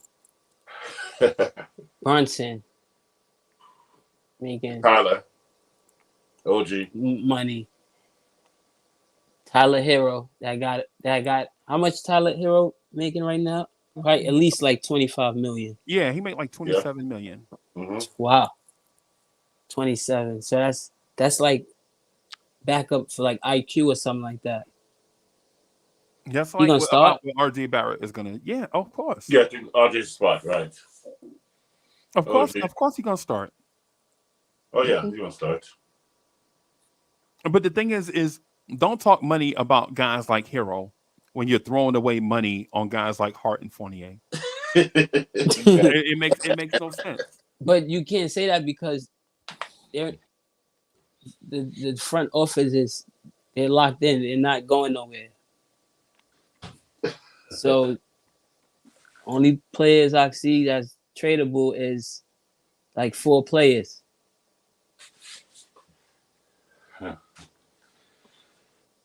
Which 4? Fournier. I don't know what the Knicks need to Grimes. do, but they need to do it quick. Fournier, Grimes. Whenever his contract is his contract is over another about to be over. So probably Sims. Well, no, because McBride just got signed again. So that's it. You talking about making a money match? Yeah. Yeah, Fournier and Grimes is enough. Yeah. Because you just got to be within 5%. You don't have to match it dollar for dollar. Okay. So why don't you go for Kuzma? He can be gotten, right? Where's he gonna play at? Power He'll be the forward. 3. No, I mean the 3. Where's OG Anunoby gonna play at? OG's 2. No, OG Anunoby, bro. You don't put 240-pound dudes at the 2, bro. But that's what he played in Toronto. No, they'll be interchangeable. Those 3 will be like Brunson, OG, and Kuzma just play freely. Randy does his power, and then I heart. But why would you trade for an odd fit? Why don't you just trade for the perfect fit? Okay. Jordan Poole. or Tyler Hero. Tyler Hero gives you point guard facilitation and 3-point shooting. Yeah. To play with Brunson, when you have Brunson and Hero on the floor, you can't double team anybody because both of them are very, very good 3-point shooters. Yeah. Now OG can slash to the rim without getting accosted, without being a lynch mob at the rim. And now Randall gets into ISO mode, and now you got power forwards in the league trying to guard Julius Randle one-on-one. And you know what that also said that lovely. Like you love that scenario. No, I'm just saying in general with any shooting guard that shoots the 3 is what I'm saying. With any shooting guard that spaces the floor with Brunson, right? So whoever it is, even if it was RJ, say they'd have put Randall in the deal and kept RJ so RJ can play the 4, right? I'm telling you, bro. I'm telling you, RJ Barrett going to the rim and it not being a lynch mob at the rim, it would have been crazy. That's what I'm saying. That our issue is basketball stuff. The roster at times can be a clunky mix of guys that can't figure out how to play with each other because they're odd fits. And so instead of waiting for the odd fits to learn how to play together, what they just decided to do is just go get a guy that's a better fit. That's all. But okay, by the way, let's get rid of the RJ narrative. If RJ was there instead of Randall and we had the lineup, he'll get to the rim all day long, 1-on-1 against anybody. Unfortunately, that rim in the backboard will be again suing for assault. Because he just does not finish. Even when he's open. Yeah. He'll hit the free throws though, like he's been doing. That's a good thing. But Wiz, here's the thing that I didn't even get to.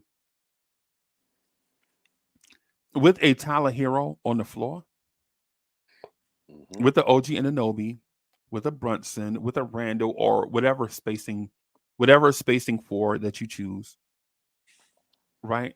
You have carte blanche going to the rim. You know why? Because now you could pull Isaiah Hartenstein out to the corner and have him shoot 3s from the corner. True. And while off the cusp, people will say that'll never work.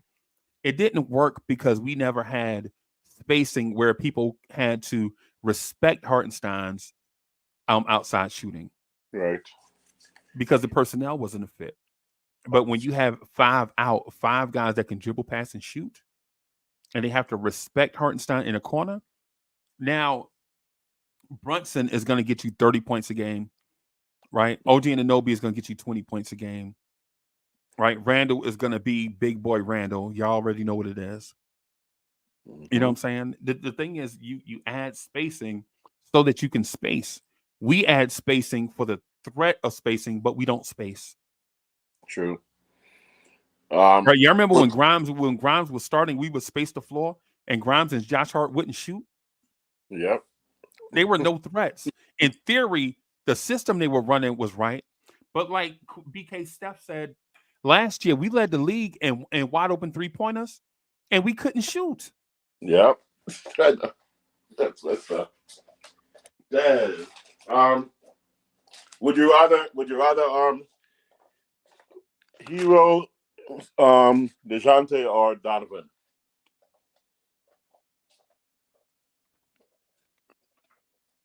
So you know I love comic books, right?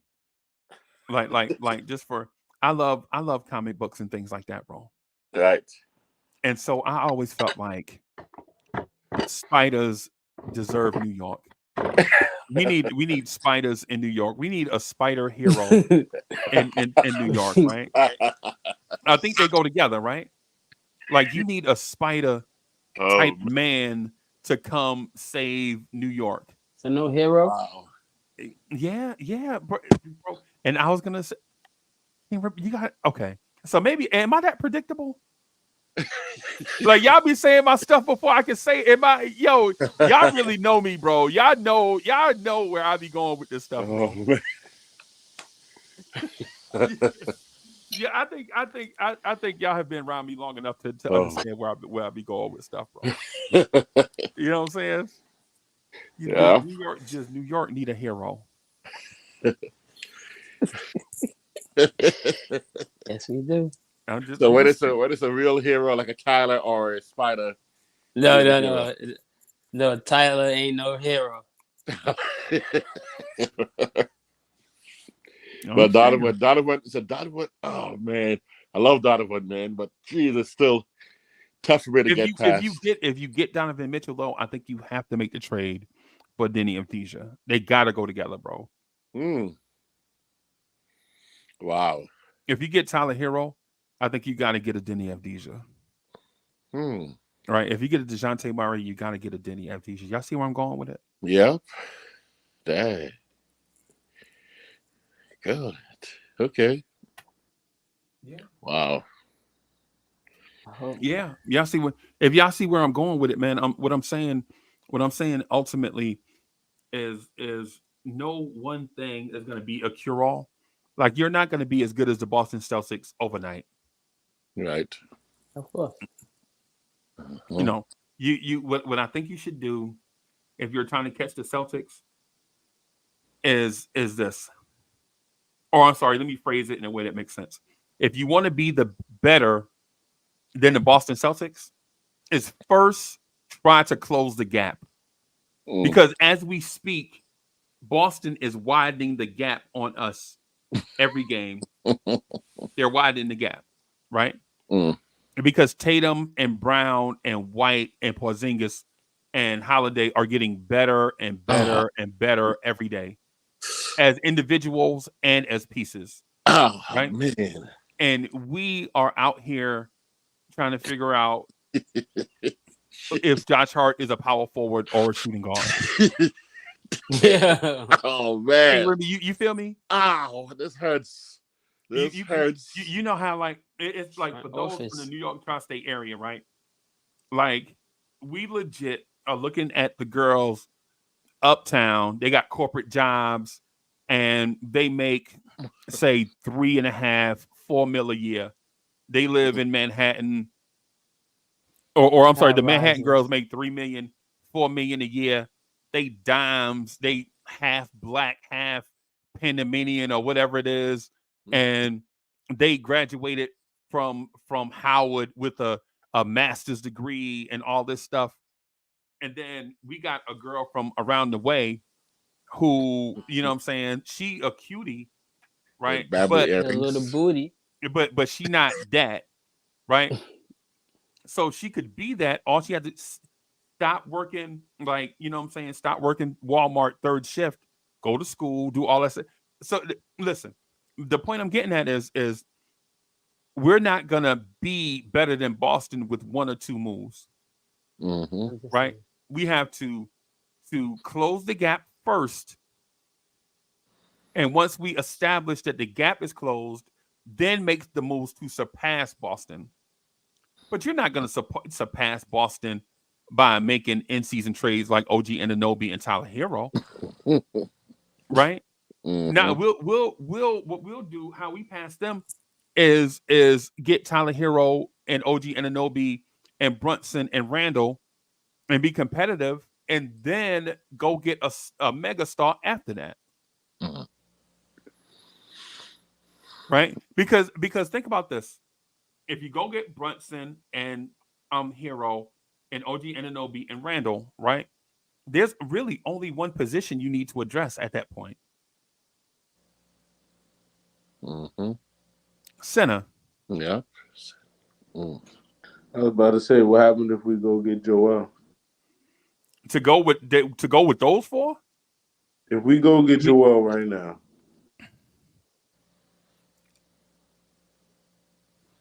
I think the sky's the limit for us.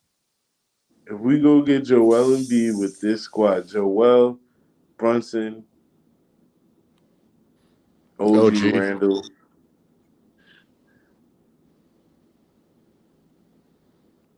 That's the squad. I ain't gonna lie. Right. Right. We ain't Yeah. have no more draft picks. We don't I need. mean, we don't need no draft picks. And you got a team like that, you just need to win the championship. That's all you need to do. You don't need to worry about no draft. They gonna clean us Your team out. gonna be so good, you gonna be in the back end of the draft anyway. Right. It'll be a second round. We miss So the automatic. only choice you got They're is to gonna win the take all of our championship. draft picks. Mm. And they can I have them. don't want to worry about no draft no more, bro. I Right. want to make New York a place where people want to come play, bro, because they see how the fans act when we win championships. Because right this moment right now, we have the 20th and the 25th draft picks right now, right? Position as far as maybe, I mean, assuming that Dallas keeps on going where they're going, and we end up, first round, so we end up with 20 and 25, which basically is on an IQ, maybe a Grimes, but man. So yes, our draft picks, because Detroit won't convey and Washington won't convey. So that means one more year, push those back. We'll get Milwaukee 2025. Oh man, this is not good for us right now. So yeah, we gotta the youth movement is gone. Let's get rid of all the youth. I mean, Freezie, basically that's what you're doing. Grimes, bye bye. I mean, we're lucky we just gave Deuce some money, otherwise he'll be gone. Sims could be gone. Yep. And the irony is they extended Deuce before they extended Hartenstein. I know. That sounds weird. I think we down bad right now. And the reason why, Wiz, I think the reason why they did it is because they always favored Deuce over IQ. And that's strange because he hasn't got that at time. Right. Come on, even in garbage time. You hyping his emotions up, man. Come on. Even during garbage time, Tim still won't put in the the backup guys. Hey, we got 10 seconds left. We're down by 20. We have a chance to win. Let's see what happens. And 10 seconds left. Okay, put him in. I'm not gonna lie to you, Wiz. You remember 2 years ago? 2 years ago, you and I kept having this conversation about can Deuce become Kyle Lowry? Mm-hmm. Remember we had that conversation 2 years ago? And people laughed at us, right? Absolutely. He can't do something. But when Kyle Lowry hasn't done anything. Kyle Lowry is what you call a winner. Mm-hmm. When you look at Kyle Lowry's career, you're like, what did Kyle Lowry do that stood out on an NBA floor? In a stat sheet, I'm sorry. What did Kyle Lowry ever do that stood out on a stat sheet? But when you played against Kyle Lowry, he was always making winning plays. True. In the stat sheet, he would make the game-winning assist, and then you would look at we're like, Kyle Lowry only had 6 assists this game. But all 6 of them 6 assists were probably impactful. Right. As opposed to a Halliburton who's going to give you 25 unimpactful assists. Oh yeah.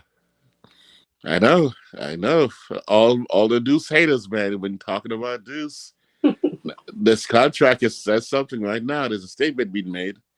This is not the frivolous contract. They could have paid him a lot less. Yeah. If they wanted to give him something. And you know what else is funny? They extended Deuce before they extended Quentin Grimes. I know. That's what I'm talking about. I'm trying to figure out what's the message being sent when you trade IQ and RJ, and then a few hours later you extend Deuce. What can I'm sorry. I think That's my mind is boggled right now. my opinion. I think Dude's gonna be the backup point guard. And not Flynn. We got Flynn. Aaron Flynn is in the house. He's bad. He's a smooth operator. He's got style. He's got grace. I don't think that man's even getting a jersey, bro. So you talking about wave right away? Waving him? Yeah.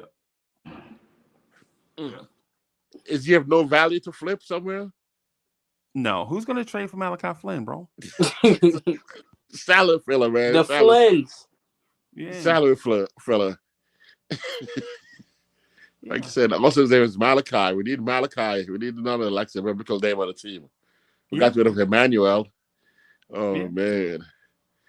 Well, we bought it. Jeez, this today has me flipped upside down because I love Deuce, but to sign him today is just weird as heck. Yeah.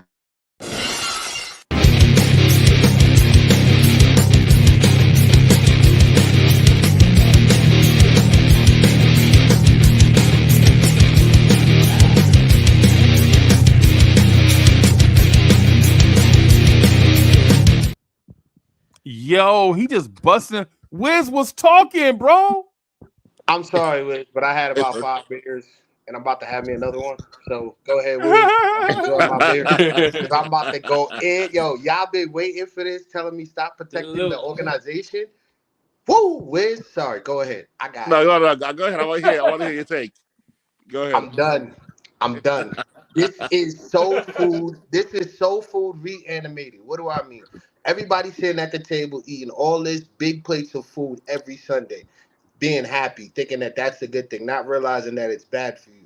This is fool's gold. The Knicks are literally going back to Linsanity with Brunson, having everybody being veterans, and we're going to have a bunch of rookies. The problem is we have no development whatsoever. We waited 4 years. We waited so long for RJ to develop RJ, and we gave him. Nah, he right. We waited 4 now years. all of a sudden we're gonna trade him. Where's the loyalty? Who wants to come to a team that's gonna trade you like that? We have no young. Who is the last player we drafted within the last 5 years that's gonna stay here by the end of the year? Grimes is gonna be gone. I don't even think they're gonna re-sign Randall. I really think they're gonna do Linsanity, but they're gonna re-sign OG and have a bunch of Villanova veteran guys, and then try to have rookies over the next 2-3 years with the draft picks. And we're just gonna be happy that we're having good players and competing. We're gonna be scoring 132, but we're gonna be losing like 150. But everybody's gonna be happy because we're winning and we have high offense. This is what y'all wanted. I said it like 3 days ago. My man Fluent said OG was gonna be traded. And me and him were talking, and he felt like it was the Knicks, and he was right. And now I'm like, okay, this is the beginning of the end. Wow. Shout out to Fluent, man. Yeah. No, think about it. And we had times of this way before. Porzingis, the same way we didn't re-sign Porzingis and let him go, is the same way how quickly it's gonna be where we're gonna be looking at him like, damn, we should have kept him. The RJ, we gave them a blessing, but here's the funny thing. Wasn't we trying to sue the Raptors earlier in the year? Like, this is the thing I'm trying to say. Like, and then we just turn around and give them the golden child, the guy who is Canadian. They just won the FIBA tournament third. They got to go. They did better than us and all of that. Like, he's coming off of a high right now. And we just give it to them, but then we're suing them? With IQ on top of that. And then IQ, and then all you basically did was when you got OG's a more offensive talent player with OG, but lacks the defense that RJ at least was producing, or at least giving you, which I think RJ's defense is better than OG's. I'm not saying that, RJ was a top 10 talent. I'm just saying I think his defense was better. But him having the better defense, now what? They basically balance out. Now you lose quickly. Where's our ball handler? We were just saying it the other day. Even with quickly, we needed another ball handler. Now we don't have any? No, we do. We do. Who? Don't tell me. I can tell you who it is. It is.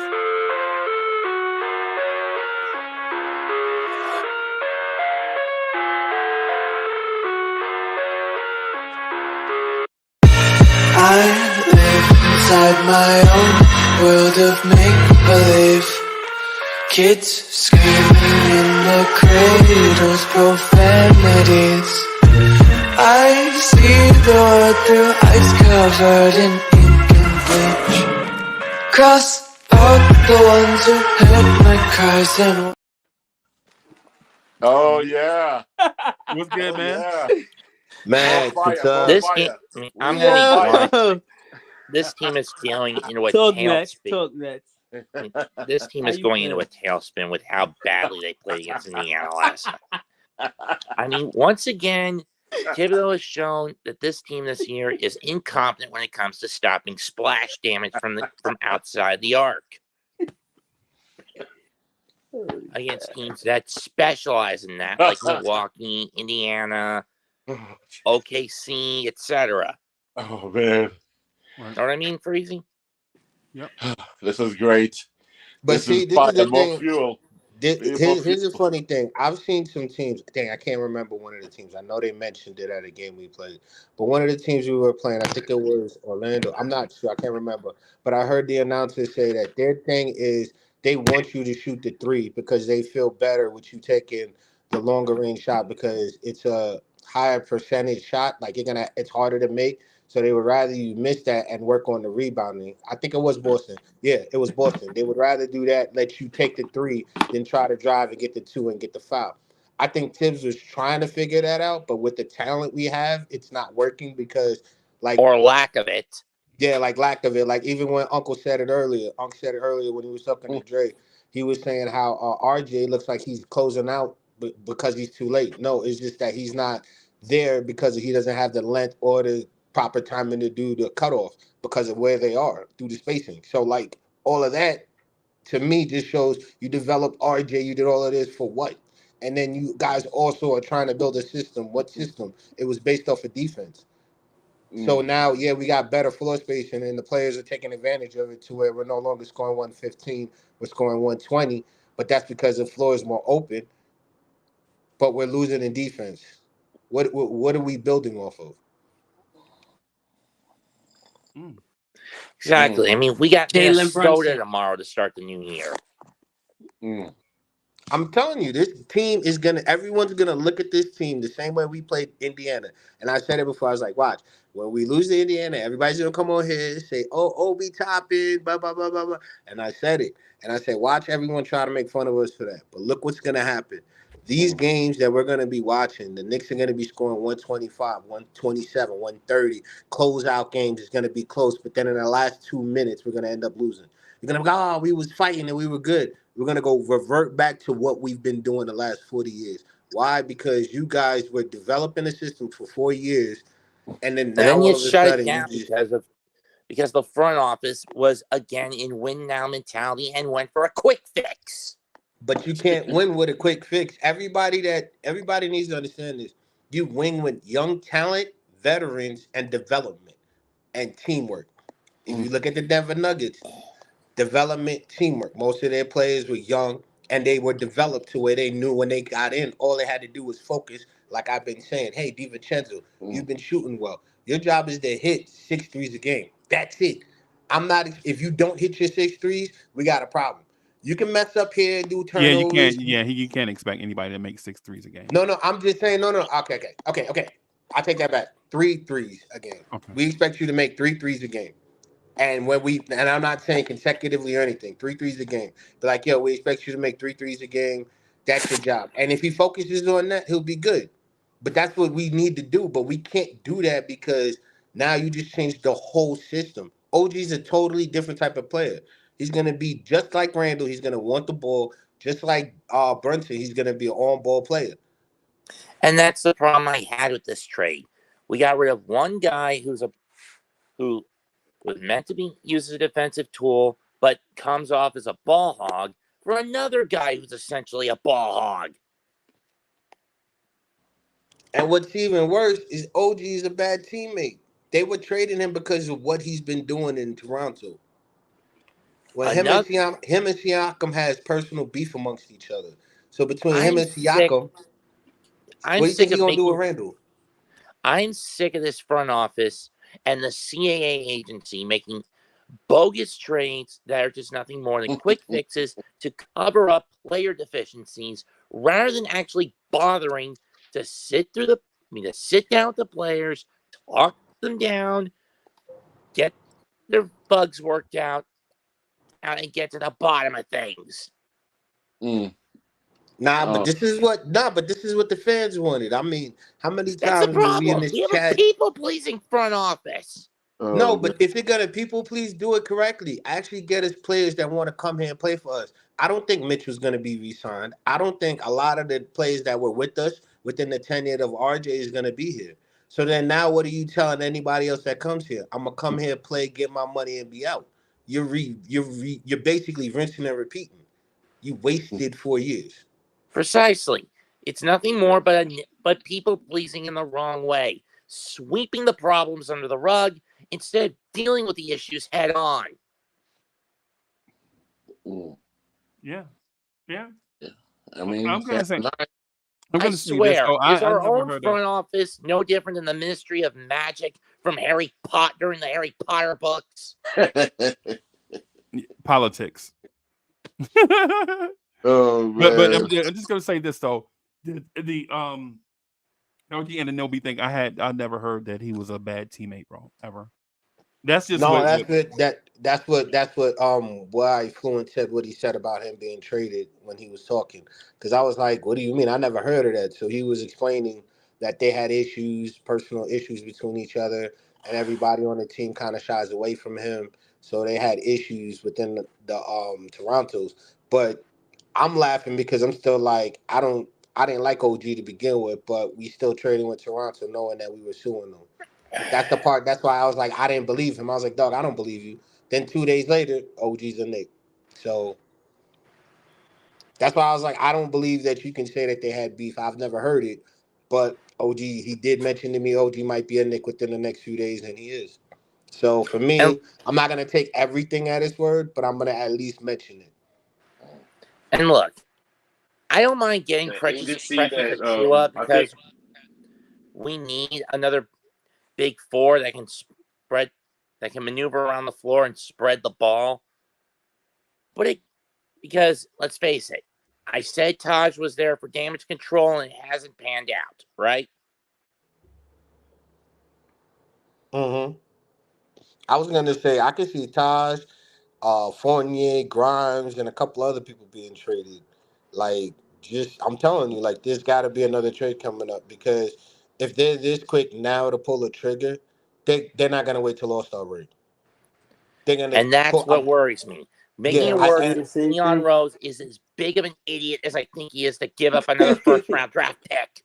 Like, I think that, and that's another thing. Like, you gave up the 2024 second-round draft pick to Detroit.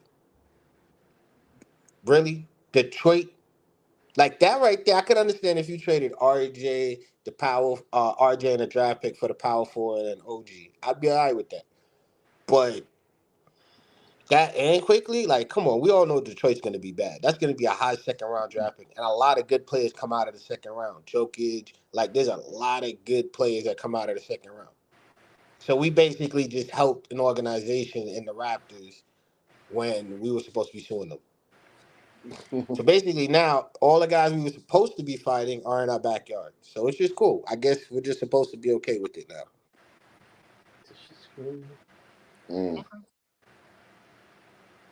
Where's you mighty quiet, bro?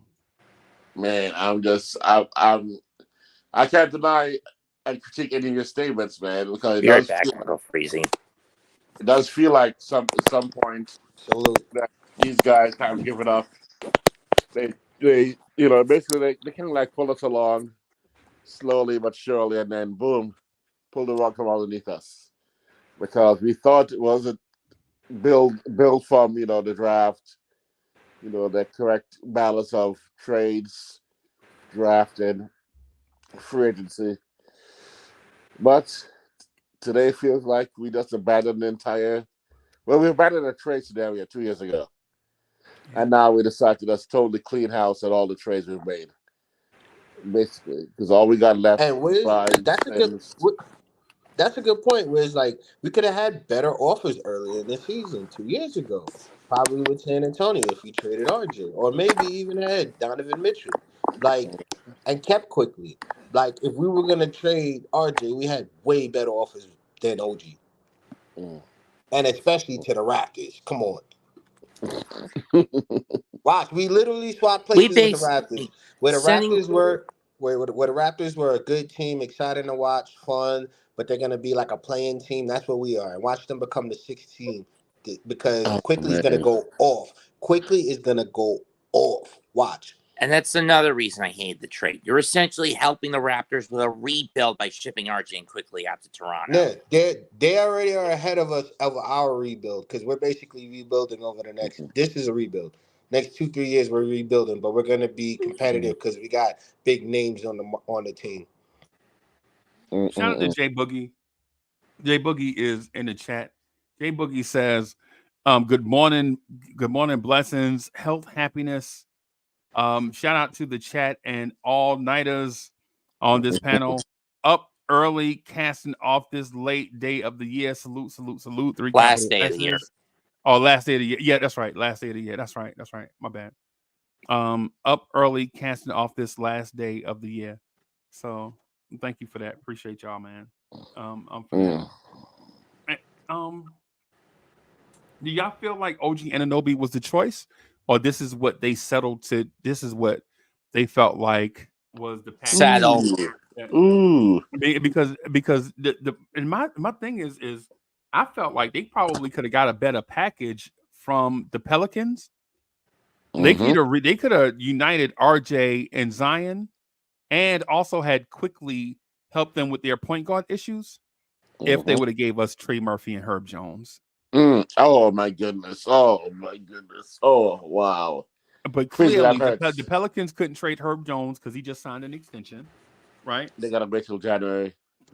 Yeah, I honestly think that they settled because here's a prime example. Earlier in the season, when we were talking about a replacement, we were talking about like Nas Reed in the beginning of the season.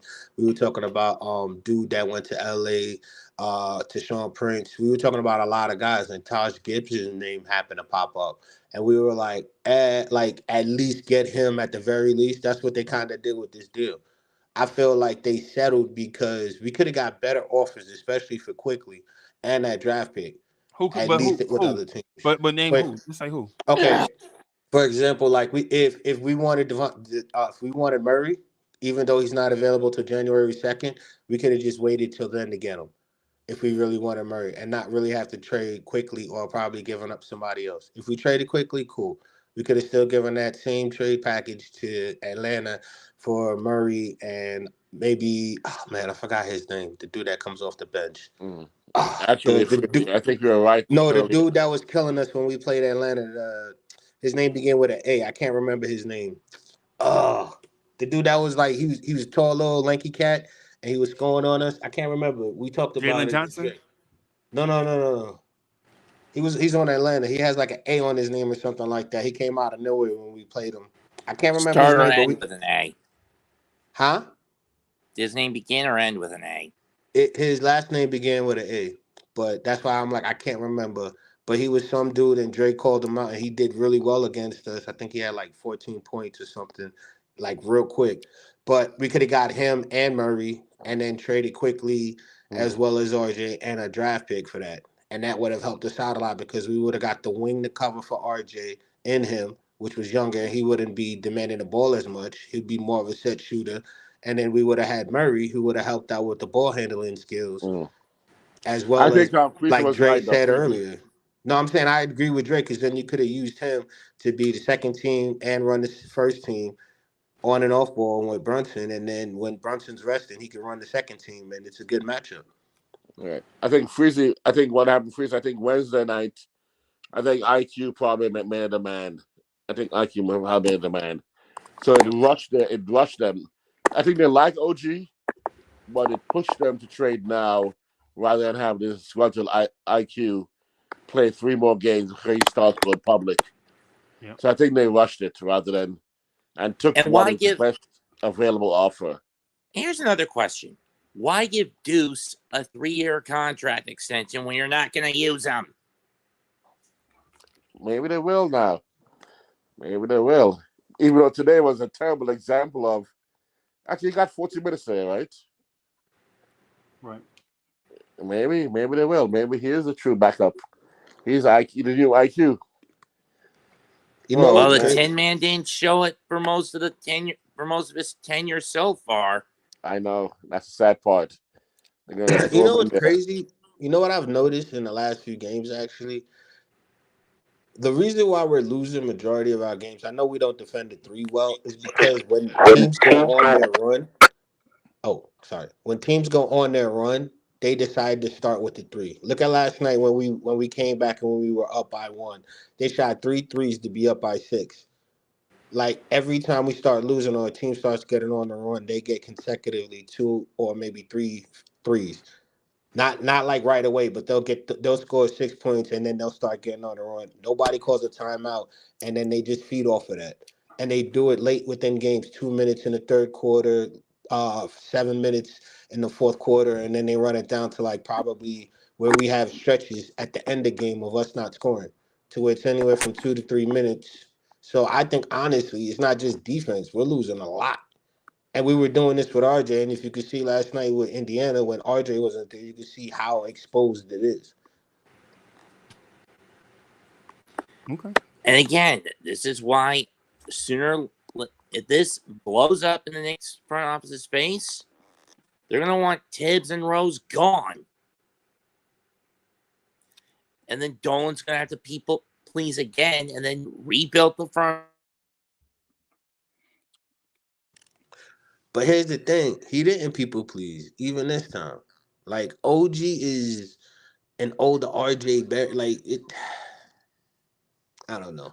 I'm just saying, I feel flustered because I feel regardless of which direction we go, we're going to be a good team, but we're never going to actually make it there. We took 2 steps back instead of taking 1 step forward.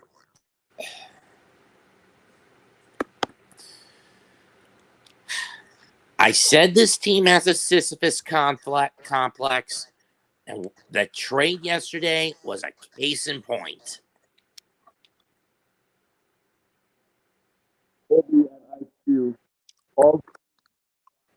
Your microphone is low, Wiz. Can you hear me? Yep. Yeah. So yeah, they said RJ, Obi, and IQ all cried when they got drafted by the Knicks. All 3 cried when they got drafted by the Knicks, and now all 3 are gone. Oh my goodness, that's heartbreaking. That's rough. Damn. What are we doing, guys? Because I'm a little concerned about this recent trade. We could have gotten more. And Freezie, that Herb Jones, oh my goodness, what the heck? Trey Murphy? Oh man. Yeah, that defense. Oh, come on. Herb Jones' defense and his ability to get 20. He could actually shoot. He would basically be a better Grimes. Where Grimes' defense was like below, he would have picked up on that. He would be a higher defensive player, and he could actually shoot and score you 20 if he needs be. So I would rather prefer to have Herb Jones. That would have been a better package. That would have been a better deal. Exactly, because remember how he was running Grimes earlier in the year? Now you can put DiVincenzo on the bench. Now you got that dude coming off the bench, and then you also have Herb Jones. That's because Herb Jones is going to lock down the number 1 player, which is probably going to be whoever it is, their 2 guard. Then he goes from that. That's going to be good because now you're getting you see what I'm saying? Brunson's going to get the 2nd or the 3rd best player. Right. You see how Herb Jones works that out? Wow. That's why I like that idea. See? What's good, Chief? Wow. Good morning. Can you hear me?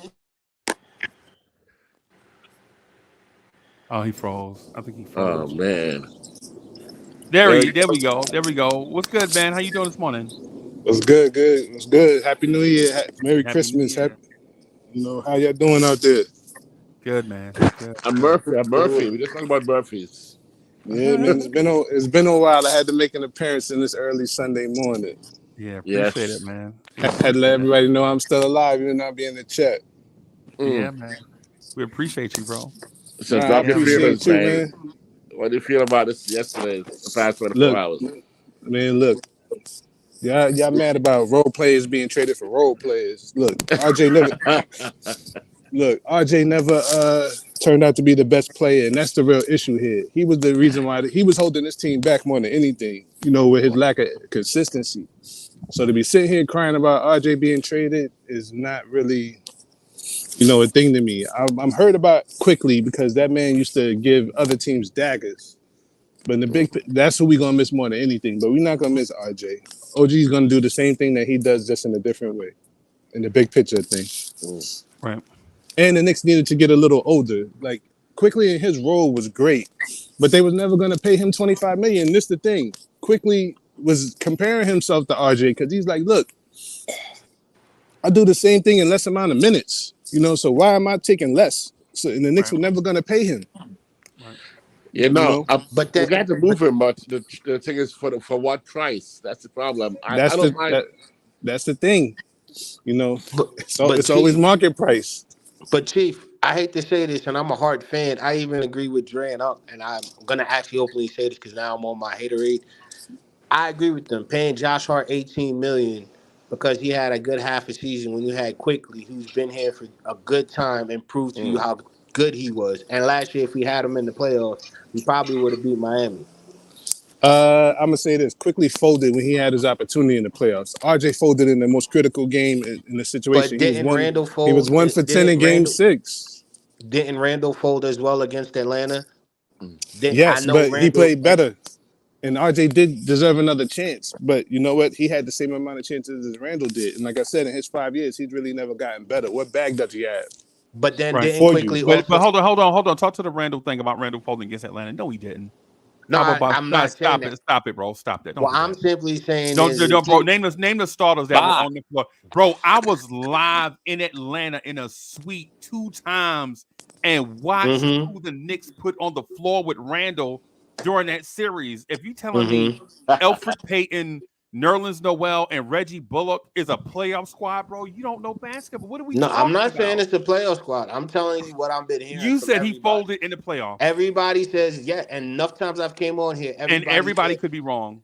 Okay, yeah, you know what? And think about it. He was playing against 2 against 1 because everybody was just waiting for him to go to the hole. Because remember, they would put a guy on him, and Capella would just sit there every time because they knew, because they knew nobody else was going to hit a shot. Fair assessment, but didn't Quickly step up against the Cavs. There were times when Randall was on the floor with Elfrid Payton, Reggie Bullock, Alec Burks, and Nerlens Noel. And they were in the playoffs. And Derrick Rose. I'm just talking about at times. There were times where Rose was on the floor, and there were times with other lineups, bro. But bro, you telling me that Randall is on the floor closing a game with Frank Ntilikina trying to guard Trae Young? Think about this. And Taj Gibson? Think about this too. Who in the league is still on that team is still getting relevant minutes today, besides Randall? And he's the only one. But Quickly. Still, okay, like I said, you guys got that one. But even still, look at last the Randall year folding the thing. Is it the Randall folding? The Randall playing in the playoffs folding is a myth. The truth is that team was probably a lottery team that overachieved, right? And they got a decent matchup against somebody that we were confident against, but we lost to them. Yeah, Freezie's right because remember before the season, that's all we was talking about. We thought that was a lottery team. But when Randall, what I'm going to talk to is about last year when Randall got hurt against the Cavs and he missed a game and a half. Quickly stepped up. But Randall didn't get hurt against the Cavs, bro. Randall got hurt in game 69 against Miami. 70. He missed 70 games, 70, 71, and 72. Right? He tried to play through injury in the first game against the Cavs. He looked okay, but you knew from game 1 of the playoffs that Randall was not even 60% of himself. Yeah, and I'm not knocking Randall for that. What I'm saying is when he was hurt last year, Quickly stepped up because the guy said when it was his opportunity to mess up, I'm using the Cavs series. When he was out that half, Quickly stepped up. Quickly did his thing in the playoffs. So I'm asking, but how did Quickly do his thing against Miami before he got hurt? He had his struggles. You can't just expect to go into Miami in game 2 or 3 and then be like, "Oh, we ready?" No, he got hurt. I'm just saying, look, if he played more in that series, I think we could have at least went to game 7. From quickly. Okay. That's just me. So game 7. Let me recap game 7 again for the 99th millionth time. Right. Jalen Brunson turned the ball over when the Knicks were losing 92-90. Right. Mm-hmm. The Heat came back down the floor and shot 2 free throws, and the score was 94-90. Right. Tom Thibodeau drew up a play to get Quentin Grimes a wide open 3 with 14 seconds left to go in the game. And Quentin Grimes had a open gem, wide open 3 to cut the lead to 1 point with 14 seconds left. And quickly Grimes shot a UFO air ball at the rim, and that sealed our season. Right? This is not one of those deals where we can blame. The Knicks were close in all the games except for one, right? Even with Randall hurt. That's the reason why we feel like we could have won the series. If Miami had blown us out in every game, we wouldn't be feeling as if we had a chance in every game. But every game was close. Even with Randall hurt. You know what I'm saying? The thing is the Knicks saw Obi Toppin look shaky in the Miami series, and before you know it, Obi Toppin didn't even make it to training camp with us, right? IQ and RJ didn't show up in that Miami series like they should have, and now they're in Toronto, right? And if you're Quentin Grimes, you should be ordering your luggage right now. Yeah, right? you're heading on the chopping block at the deadline, right? Because if this is their modus operandi, then the guys that were not built for the playoffs, they're not gonna be here past the trade deadline, bro. They sent a clear message that they trade. Because think about it, in theory, they traded 2 young prospects that had been in the league 4+ years for a guy before Scotty Barnes.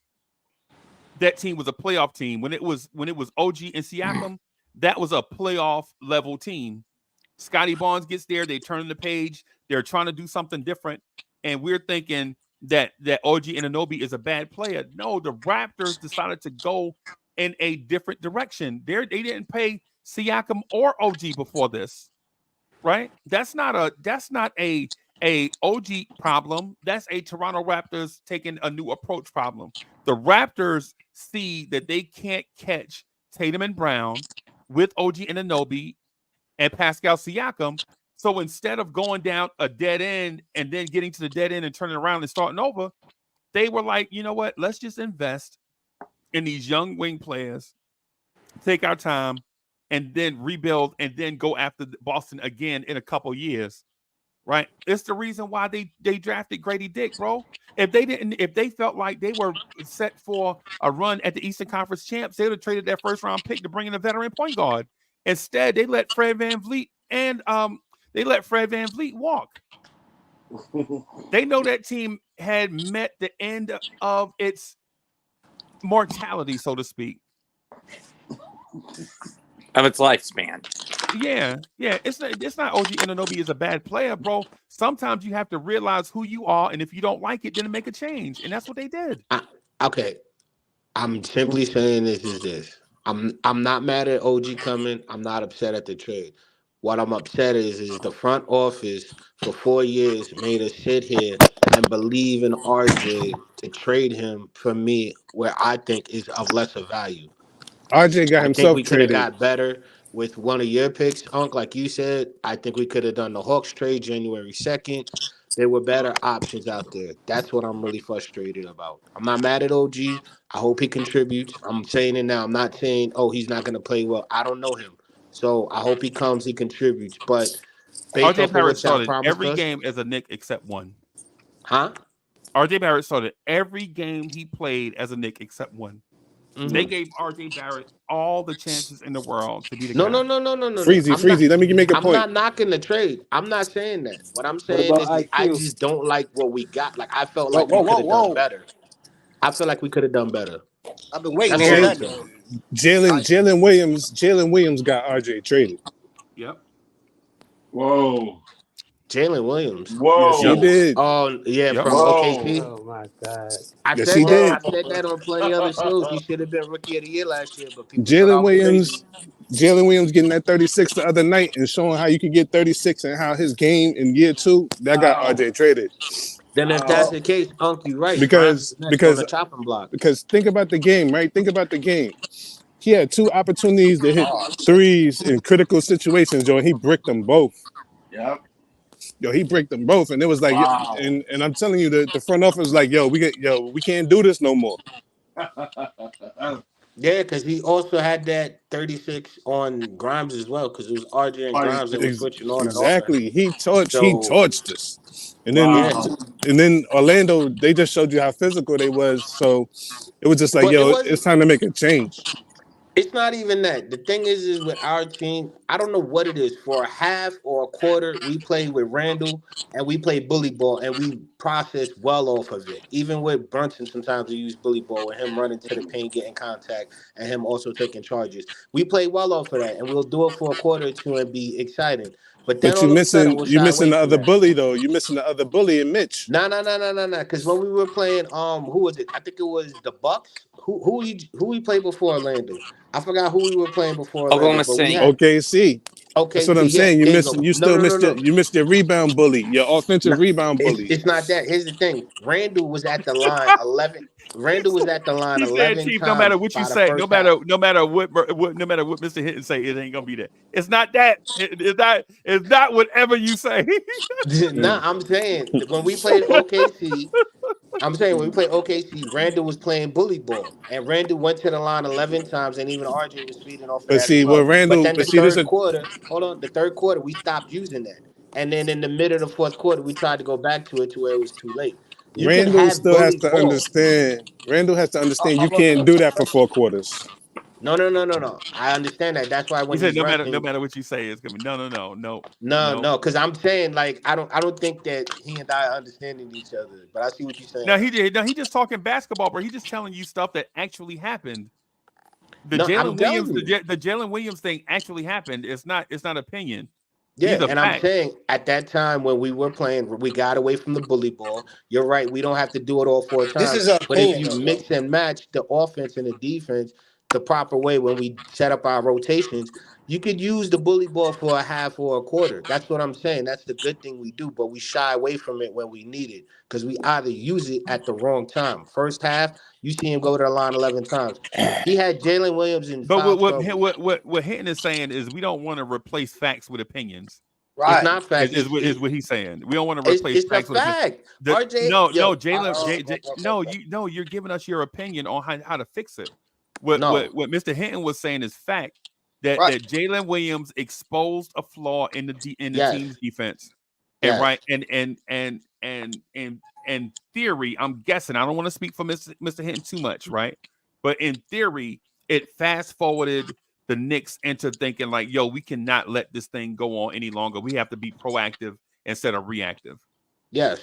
But what I'm simply saying is regardless of us being proactive or reactive, our best thing is bully ball. And how does this? But that's That's opinion. an That's your opinion. opinion, That's right? bro. That's an opinion. Okay, bro. so now I see Right, what you're that's what I'm saying. That saying. part is the That's opinion. your. Okay, That's no. your. I got you. That's your opinion. And see, this is the thing No, too. And you're this is the right. You're thing right. too about I see. RJ. Like as much as I like RJ, yo, he's not athletic enough.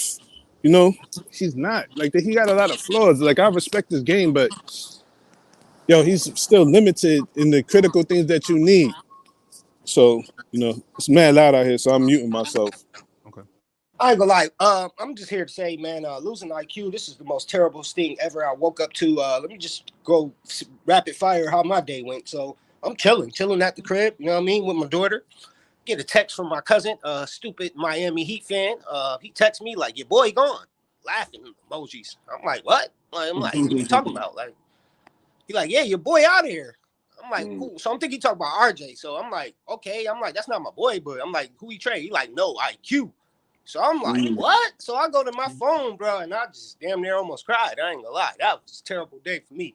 But my whole thing is like, I don't understand how Leon Rose, right? Like, how do a championship GM like Masai Ujiri sees what he see in IQ, even taking the risk of just bringing him on his team, taking the risk of him not resigning, just taking the risk of just I like stuff like that. You know what I'm saying?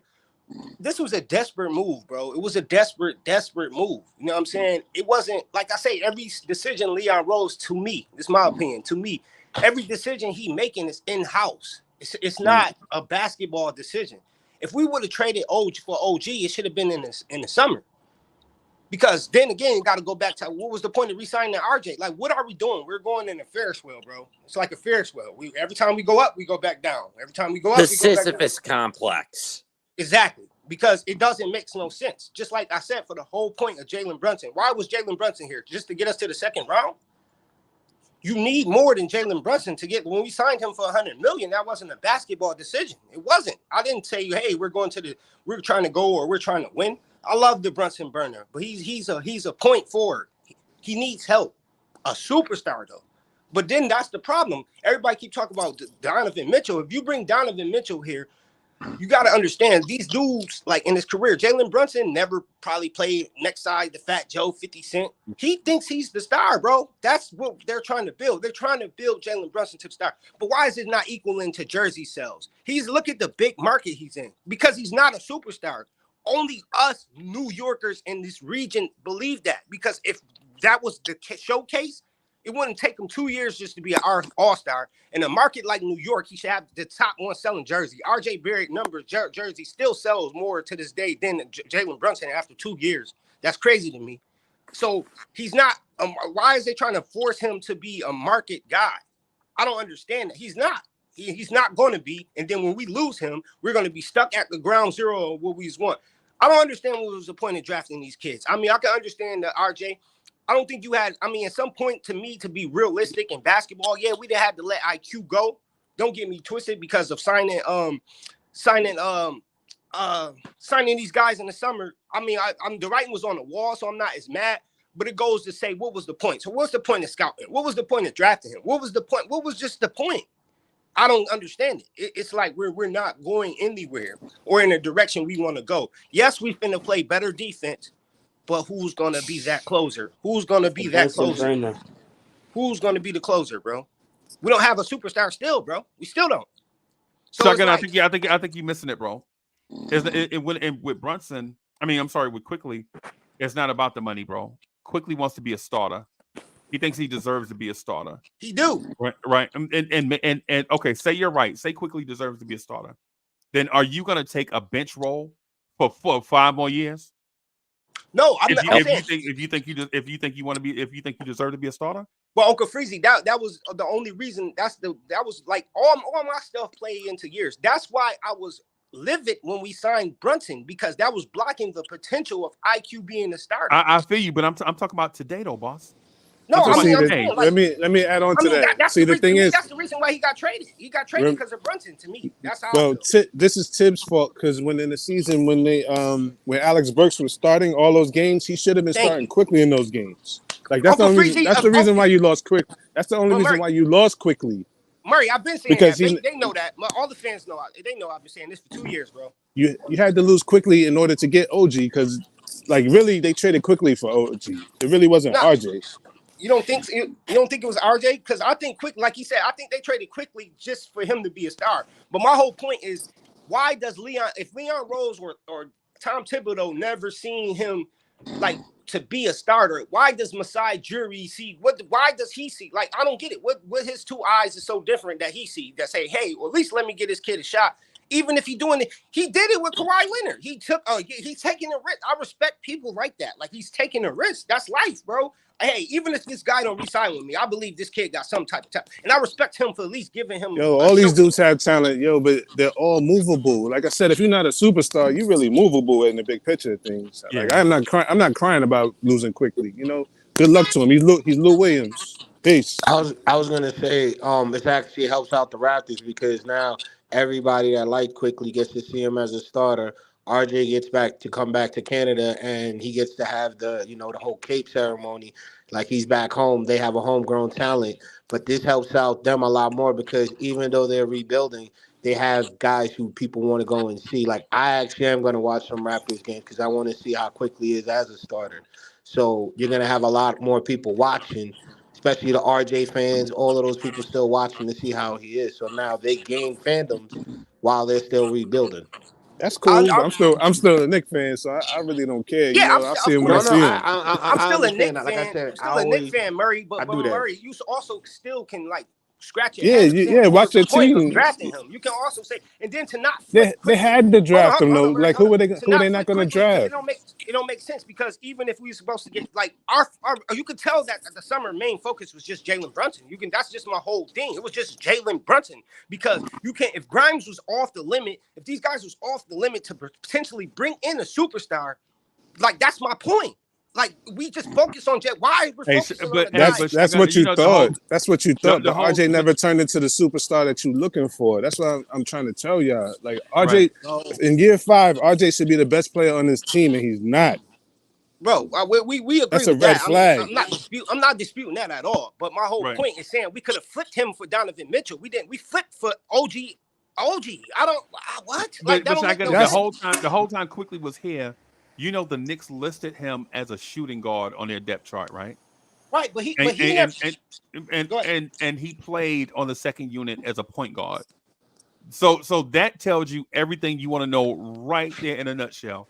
They view Quickly as one thing. He views himself as something different. Facts. Right. And when it comes time for Quickly to have say in what happens, he expressed it. The Knicks don't like it, so they traded him. Right? That's as simple as you can make it, bro. They viewed him as Lou Williams. He viewed himself as a low-budget Dame Lillard, right? Both they can't meet in the middle. So why prolong it? They just divorced themselves and Quickly is moving on. That's a terrible decision. That's as simple as look at the Knicks. Look at the Knicks roster over the last 4 years. Every time you see Quickly's name, you see shooting guard listed next to it. Right? When he's supposed to be a point guard. Right. But then when you look at Miles McBride on the Knicks roster, who is less of a point guard than Quickly, Miles McBride is listed as a point guard. I think they're taking too much of size into account for what they want for the position. And because Quickly is quote unquote too big for a point guard, I think that's what pissed him off. Caused him to lash out and led to him getting the boot. Right. And they also listed RJ Barrett as a shooting guard out once. And when you look at RJ Barrett does not do shooting guard things. And you don't have to be an elite athlete to be a shooting guard. But guys that are subpar athletes make up for their deficiency with superior skills. Right? Right. And so think about this. Larry Bird was listed as a small forward and a power forward later on. Right? Larry Bird, during the athletic small forward era, was not the most athletic small forward, right? But he made up for it with superior skills and intellect, right? And timing and things of that sort. What I'm saying is you don't have to be Anthony Edwards athletic to be a playmaker in the NBA. And we know this because we watch Luka Doncic do this every night. But Luka Doncic makes up for his subpar elite athleticism, right? With superior, probably the best skills package in the game. So if you're RJ, if your skills are subpar and your athleticism is subpar, it just don't work, bro. There are times I wish we could just take the Leon Rose, string up Leon Rose, bring him to Buffalo, put him in front of Bill's Mafia, and then drive one of our elbows through him while he's lying tied up, lying on a table. Or we wish we could take RJ Barrett's heart and determination and put it in Obi Toppin's body, but you can't. Well, that too, but at least you can string up Rose and then tie him to a table, drive him to Buffalo, and then drive him through an elbow and drive an elbow through his chest in front of Bill's Mafia. Do we really miss Obi? No. I was just gonna say no. I was simply gonna ask you guys. I may have been wrong earlier, but what is this team's identity now? I had speculations thinking it was defense. I had speculations it was offense. After this trade, what is this team's identity now? Because I don't see it. I'm just asking you guys as a group. A hodgepodge of overinflated egos A front office of self-serving people pleasers who would rather cover up deficiencies rather than fix them and go with a long-term fix and basically make panic decisions and attempts to limit damage control. But this is not a panic move. They've been talking to Toronto 2 years about OG. They just decided to make the deal yesterday. No, I'm just asking, like, what type of production do you guys see? Do you still see him as a 50-team win, 45-team win playoff playing? Like, that's what I'm asking. Not the office. The office, I don't know what to say, man. Well, it's still over 500 right now. We haven't won 500 basketball teams. Mike Woodson, so let that sink in. So I don't know what Knicks fans be so hyped for, but we haven't won 50 games in like going on 6 years. So no, I'm not saying that. I'm asking like what. I'm saying that. I'm saying since Mike Woodson was in the office, what have we really been doing? I don't get it. We haven't had a good season since Carmelo and them went to the second round of the season with the Pacers. So what are we really doing? That's what was my whole point of the Jalen Brunson signing. He can't even get us 50 wins. And we're so excited about this. This is crazy. We're digressing every single year. Agreed. True. I don't get this. I don't. But do you see this team as a playing team or still a playoff team? We haven't won 50 games since I'm just asking, are we a playoff team? Not a 50-win team. No? Nope. Okay. I mean, it hasn't happened for 6 years, so I mean, what's gonna make it happen this year? Let's get it. Y'all be spitting with your flows, I'm just podcasting. That's right. On the air every day, I'm just podcasting. What? You don't know what that mean when I say I'm podcasting. I'm broadcasting these flows with the podcasting. Every day of my life, I'm just podcasting. Right. Share my dreams with you, mean I'm podcasting. What? You can see my vision through the podcasting. Yeah. But don't forget J Boogie when I'm broadcasting. What? I'm podcasting, he's podcasting. What? I've been spitting this venom since Karate Flicks. When Mr. Sims was sharing nothing but the Knicks. I guess you know by now, I seen some tough years. Now I know the reason why Freezie got them Blorange Tears. Daddy, are the Knicks gonna make a trade? You say that like you got a podcast or something. I don't know, baby, but if they do, it's gonna be breaking news. It's a beautiful feeling, but I don't know if you got the same feeling like me. I know they don't want to see us make a move, but this is a chess move, and I'm calling it a checkmate. I said I'm calling this a checkmate. This is the remix. Get 'em. Somebody tell me back, I need breaking news. Somebody tell Dexter Henry, I need breaking news. Somebody tell Bill Pito, I need breaking news. Soon as it break, I'm breaking off with breaking news. Somebody tell Alan Hahn, I need breaking news. Somebody tell Ali Zerb, I need breaking news. Somebody tell Mike McNutt, I need breaking news. Soon as it break, I'm breaking off with breaking news. They keep telling me Boogie just remain calm. I need MSGS and Y after the Woj bomb. You heard it, I need MSGS and Y to break it down and pass it off to the podcast so we can chop it up in the street. They keep telling me Boogie just remain calm. I need MSGS and Y after the Woj bomb. The next trade, Leon bring us that superstar, the gorgeous Captain Clutch in his prime point guard. All I see right now, orange and blue skies. The beat knocking them tremble with a little highs. I thought I told you already, yeah, the city lit. I'm out the window, the streets look like a movie script. Around me, I'm secured, bunch of Knicks fans. Shout out to Liv, they playing over in Brooklyn. I feel like Lionel when he left from the Commodores. That fade side Joe Clark got them chain doors. I know you're feeling like really, yeah, the truth hurts. Across the street, MSG, that's the network. I'm like McFadden and Whitehead, ain't no stopping. The game on, tell them that you Nick watching. Somebody tell me back, I need breaking news. Somebody tell Dexter Henry, I need breaking news. Somebody tell Bill Pito, I need breaking news. Soon as it break, I'm breaking off with breaking news. Somebody tell Alan Hahn, I need breaking news. Somebody tell Ali Zerb, I need breaking news. Somebody tell Mike McNutt, I need breaking news. Soon as it break, I'm breaking off with breaking news. The playoffs come this year, we're showing no fear. Signal the mouth, the Brunson burner, this the new gear. That new wave, but they say we ain't cool no more. Katie just joined this third team, but that ain't cool no more. New York City, we ain't back, we ain't never left. Just stay away from Jay Reed when he ain't on my F's. I'm so impressed way we doing our thing. Outside in every gym, kids playing with that Spalding. The best column so far that's on a Nick page. Came from 21 down, that's on a Nick page. How you leave from your 4 seat and think we lose? When we don't care about Riley with the shiny shoes. That orange blue right now, such a pretty view. You look around, we taking over the YouTube. That Nick Love, we the best on the podcast. Monopoly money, 200 every time we go past. Somebody tell Ian Begg I need breaking news. Somebody tell Dexter Henry I need breaking news. Somebody tell Bill Pito I need breaking news. Soon as it break, I'm breaking off with breaking news. Somebody tell Alan Hahn I need breaking news. Somebody tell Ali Zerb I need breaking news. Somebody tell Mike McNutt I need breaking news. Soon as it break, I'm breaking off with breaking news.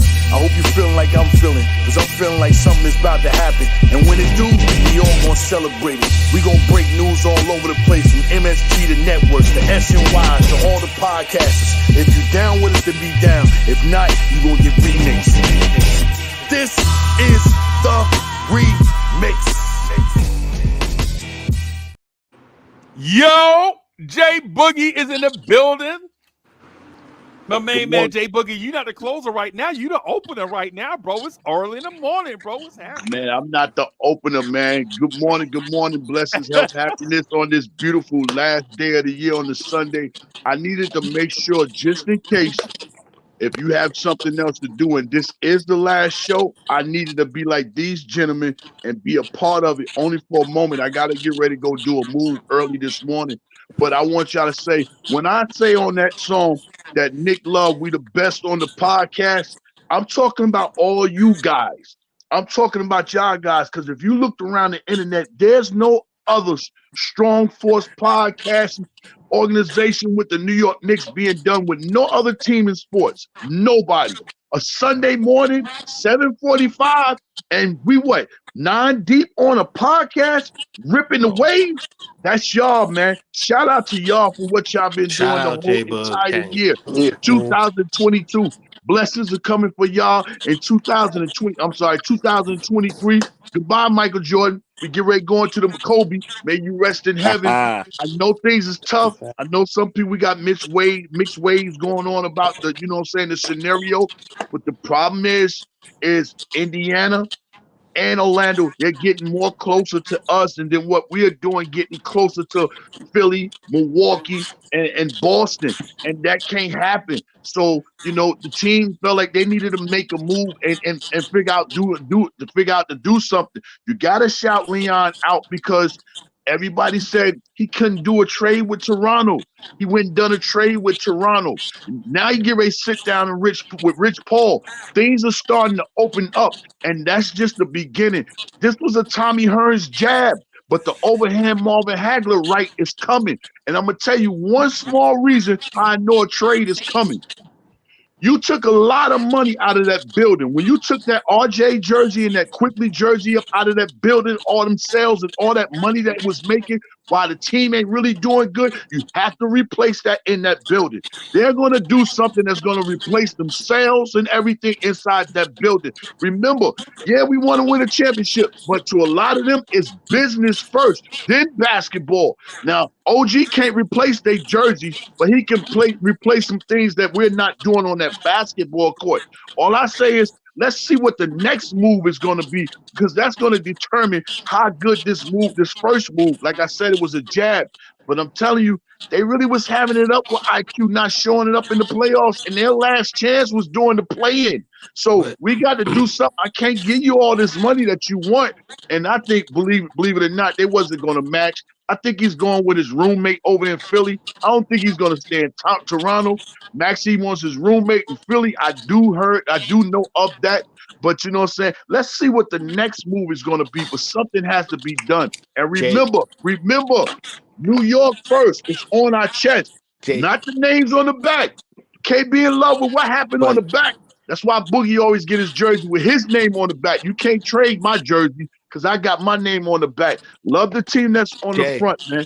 Freezie, greatly what you've been doing all year. Just real quick, Freezie, great work you've been doing all year round, man. Opening your doors from however many people want to come in. People can voice their opinion. People can start their own podcast career and learn what it is to do and move forward and maybe go open up a podcast. A lot of new podcasts came out from up under your wing. And I want to shout you out for that because you fathering, you know what I'm saying, podcasts. You always keep the doors open. Even when you don't want to do work, I know about things, you know, when you busy, you don't want to be out here, you come out here anyway. That's how we talk.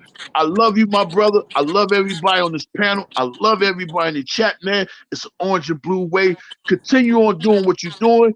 Happy holidays. Y'all some beautiful fathers, you know what I'm saying? Some beautiful brothers, some beautiful sons, beautiful uncles, beautiful cousins, and more importantly, y'all some beautiful friends. I appreciate being around men like y'all, man. I love y'all. Y'all have a great coming into the new year. Me, I'm leaving out of 23 in church, and I'm coming in the new year in church so I can have that good spirit, that good vibe, and I'll be praying for everybody. But I ain't gonna leave off real quick because somebody said they wanted to say something. I gotta listen to what they got to say. Man. I Hey, just so had something thank real you, quick, man. Jay. Just want I'm to sorry. reciprocate that, bro. Thank you for all the love and support that you show for No doubt. everybody that do this, and we appreciate you coming on and being a positive and steady and influence. Now, for those that don't know, Jay Boogie is my older brother. So I'm in my mid 50s. He only older than me by like 32 years, but I still love that brother the same way. You know what I'm saying? I still love that brother the same way, Jay Boogie. And thank you for all your encouraging words, bro. And I know sometimes when you do it, it seems like these words fall on deaf ears, but they don't. It might seem like they fall on deaf ears, but sometimes they land on heavy hearts. So keep doing what you're doing, bro. And I appreciate you for doing and thank you for reminding me about the breaking news thing too, bro. I was like, as soon as I saw the text, I was like, yo, you wait all year to play it. You wait all year to play it. And then you get in such a scramble when something happened, you forget to play it. That's the reason why I played it right there after Jay Boogie intro. Because I should have been playing it the whole time throughout the show. But with everybody going in like it's like a fire drill with everything going on. And so as soon as he reminded me, I was like, yep, you know what? You're right. I have it stored right here just for this thing. And then when you're talking to everybody on the phone, everybody trying to figure, and then you get kind of caught up in a thing. So I appreciate that, bro.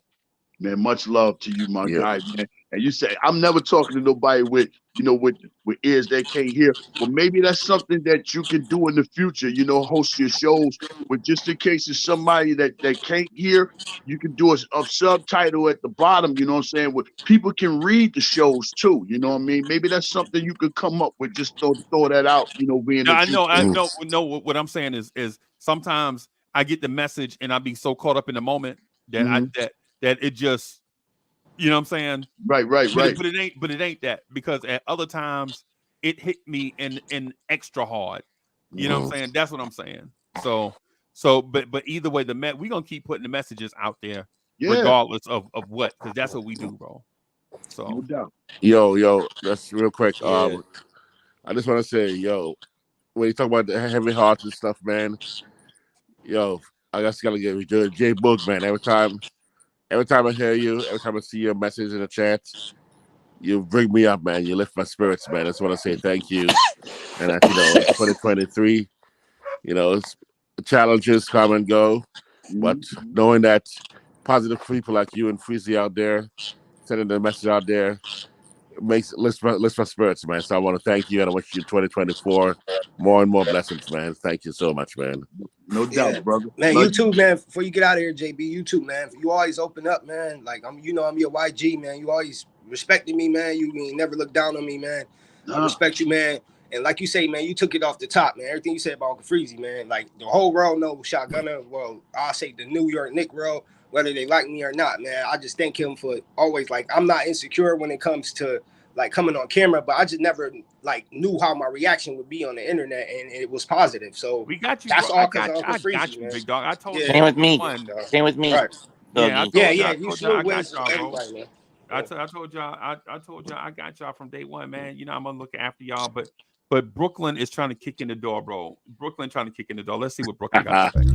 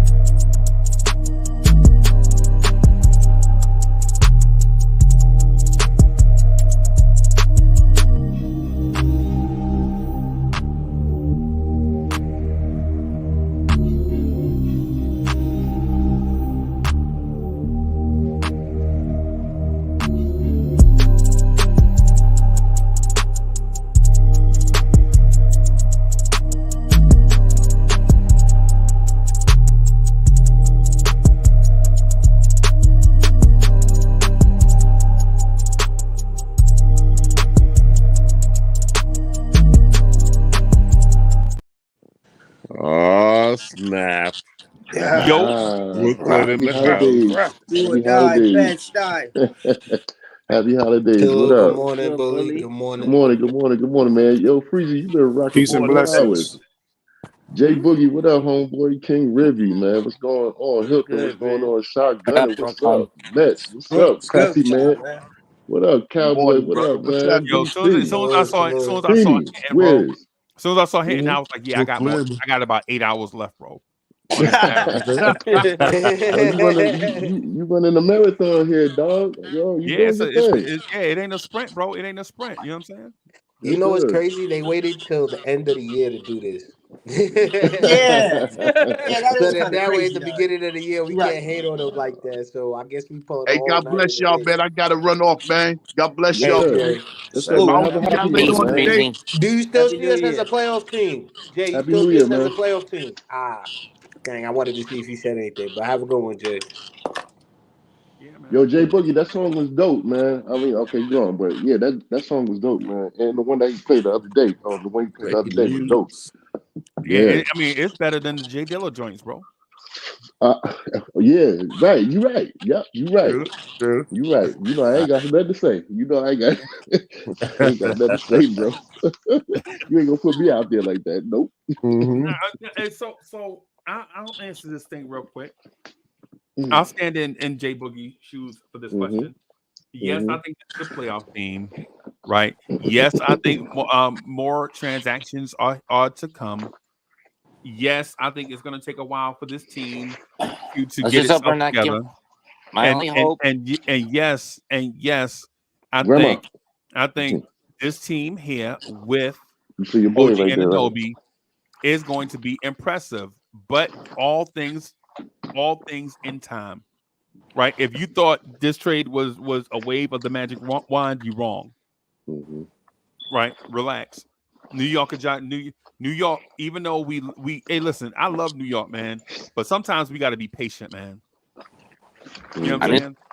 All I'm saying is my major issue with is to come with possible other trades down the line. Do not give up a first round pick again. We have to though. We I got was to. just Mm-hmm. gonna say, I thought we were being patient the way we were with RJ and quickly and everybody we had, even topping up until the season ended. I'm gonna miss both I of them just I cats. just feel that like at this point, like I just feel I agree with you on maybe we do I need to sit back and just relax. But I just feel like we're going backwards. We're reverting what we Thank you. always do. We get I agree with you, Donovan. Shot. Like We I've get been Yeah. saying, Donovan. I feel like we're back to the days where we draft veteran players. We're gonna be good and Mm-hmm. exciting, but because that's all I know. I'm not saying that this is in a different direction or it won't go anywhere else, but based off of what I Mm-hmm. know, that's what I see. Mm-hmm. That's why I say I highly doubt we're a playoff team. Mm-hmm. Somebody We're got six. hold We're on. six seed at best, bro. We're six seed. We're gonna play great defense. Like, don't get me wrong. We're gonna play, especially under Tibbs, OG. We're gonna. But bro, I'm worried about closers. I'm just worried about a super. Like, I just Exactly. feel like with all the picks we got, and if we could have used IQ and RJ to bring back at least a spider or something. Like, we should have got like trading those young core with the picks we got. I just felt like we should have brought back a superstar, not a And defensive player. and Mm-hmm. it's not even just a closer. It's also a guy to where that he could come in and stop runs because Quickly was doing that. Quickly used to come in and they would be on like a 7-8 run. He Yep. would come in and I get like agree. 5 quick points, and I then Right. agree. teams would bench him. So now we don't Yep. just need a closer. We also need someone who would come in and spark our offense when Somebody they're got Brunson having a good Brunson season. eliminated Damn, I him. ain't think somebody got about said that. I Kenny agree thing, with you, bro. BT. I did Yeah. I not agree think with you. about that, bro. Got That's said what I'm Brunson. saying. There's a anything. lot Somebody of got said holes. anything. Somebody hold on. Somebody got static anything, bro. They got to clear that static out before and we want the audio to be All right, pristine to the listener. yeah. I won't put No, it myself ain't on me. mute. Mm-hmm. I But don't that's think what it's I me, was but saying, like with the holes. That's what I was saying with the holes. Because the holes, yeah, it's me. Give me a sec. I'm gonna refresh and come back in. All right. I just heard you bring up Jay Dillon. I figured we'd probably be talking about New Edition as uh-oh. well. So let's go ahead and proceed. And Dears J, what up? dinosaurs. What Are up, we Dears talking J? about dinosaurs? Hey, Uncle Freezie, this is not a Top of the rhetorical morning. question, but like, am I wrong? What Because I up? see a lot of people also talk about Murray, but like with a space out 3-point shooter like Tae Young, why the hell do we think he can come here and play with Brunson, who's not a spot up shooter, or don't shoot nearly as good as Trae Young? Because of what you just said is absolutely false. Because we need the right. Hold on. He asked me. Yeah, he asked me. So okay. Yes. So first of all, Trae Young is nowhere near the shooter Jalen Brunson is. That's false. That's a false statement. Just because you do it a lot doesn't mean you're effective. It's like sex. Just because you do it often doesn't mean you're good at it, right? Great analogy. And so here's the other thing too. Not only is Jalen Brunson better than Trae Young, Jalen Brunson, and we're talking about 3-point shooting, the 3-point shooting conversation, right? You said spot up 3-point shooting, right? Yes. Okay. 3-point shooting. So not only is he better than Trae Young, Jalen Brunson is the best player in the NBA. That includes Steph Curry. From January 1 of 2023 to yesterday, Jalen Brunson is the best 3-point shooter. Freezie got the numbers. He's top in the NBA. 5 in shooting in 3-point percentage. I think he's shooting 44%. He's been shooting an average of like 40. That's not what I'm talking about. Uncle Freezie got the numbers. Relax. And just I said since January 1st of 2023, which is January 1st of 2023 to yesterday, Jalen Brunson is the best 3-point shooter in the NBA for one calendar year. Relax. And then the other part to it is that number is 45 point something. Jalen Brunson on spot up threes is 48%. Right. And so the thing is when you mentioned DeJounte Murray, you have to take multiple things into account. So for one, DeJounte Murray and Trae Young were not drafted in the same year, and they did not play alongside each other their entire career. DeJounte Murray comes from a Popovich system where he was trained by a championship level coach. And then he was traded away when the Spurs decided to rebuild. Remember, when they traded Kawhi Leonard, they started their rebuilding right then, right? And they're still rebuilding. They pushed their rebuilding ahead because Atlanta gave them 3 first-round picks for DeJounte Murray, right? San Antonio wouldn't have done that deal if Atlanta didn't offer them 3 first-round picks. DeJounte Murray would have still been in San Antonio, or the likelihood of him being there is still, the only reason why they moved him 3 first-round picks will make a lot of good NBA starters move, bro. Think about it. If somebody would have offered us 3 first-round picks for RJ Barrett, you think we wouldn't have took it? Yeah, we would have took that. Of course we would have took it. You know what I'm saying? And so the other thing too is if you know that Jalen Brunson's best assets are a specific thing, right? Even if it's on a smaller sample size, you still got to explore that. You bring him in, right, so that you can keep the double teams off of Randall and keep the traps off of Jalen Brunson. The reason why our offense stymied at times is not because Randall is a ball hog, bro. It's because when they trapped us, our shooting guard, Quentin Grimes, is not a ball handler. So they trap a team that only has one ball handler on the floor, and then it forces us to pass the ball around and run down the shot clock. And then before you know it, now you have Randall with 5 seconds left trying to get a shot up, and Knicks fans are saying Julius Randle ISO too much. No, it's because when Jalen Brunson goes to one side of the floor, they trap. You reverse it to Quentin Grimes, who all he wants to do is give the ball back to the person that was trapped. And you know what that leads to? Re-trapping the guy that was trapped in the beginning. Because Grimes is too much of a coward to throw it up. Yeah, he can't create shots for himself. Or others. And I don't understand how he's still a Knick. I don't get that. Bro, and my point is, my point though is you notice the offense look different with Quickly on the floor. When you play Quickly and Brunson on the floor, right? At least Quickly it can create a shot for himself and others, right? That's a fact. But right now, if we feel like Quickly was that guy, why not get the bigger, better version of Emmanuel Quickly right now that's already developed in DeJounte Murray? right? That's basically, in theory, what you're doing now. DeJounte Murray is more athletic, right? And he can also find his spot on the floor and score, right? DeJounte Murray with the pull up from the free throw line is deadly, but Quickly's floater is deadly too, right? But the Facts. thing about it is, why not go get a polished Emmanuel Quickly, a bigger, better version of Emmanuel Quickly right now, and play him with Brunson as opposed to But I think Brunson would be really not too fond of not getting so many touches, man. Because like I'm saying, like in New York, bro, like I really think like that's why I'm kind of scared even if we get Spider, because I feel like he think he's the star of the team, bro. And whoever coming here, that will be his probably motive. Like, this my team, which is crazy to me because it's like you gotta earn it. You know what I'm saying? And don't get me wrong, Brunson, he been doing this thing, you know what I'm saying? And I'm not stunting on him. But I am biased towards Quick because that's my guy. And I knew from drafting him it was gonna push my guy out, which happened. You know what I'm saying? So that's why I have a little animosity towards him. But I just feel like I don't know. I feel like Murray is a point guard and he got to push the ball up sometimes too. Do that take away from Brunson? Do that add a little friction in the locker room? Like, you know what I'm saying? Like, I take stuff what's the like point that. guard? What's a point guard in today's NBA, bro?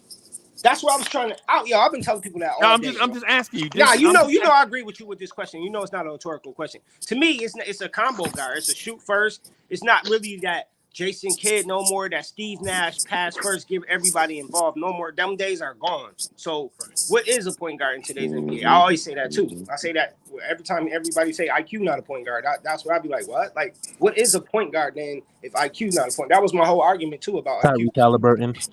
I was gonna say Quickly is a point guard But because he's still I a Quickly kind is superstar a of point though. guard. He Yeah. still can no. create for his own and he still can score What anytime. what I, I was I, gonna I say love was Freezie.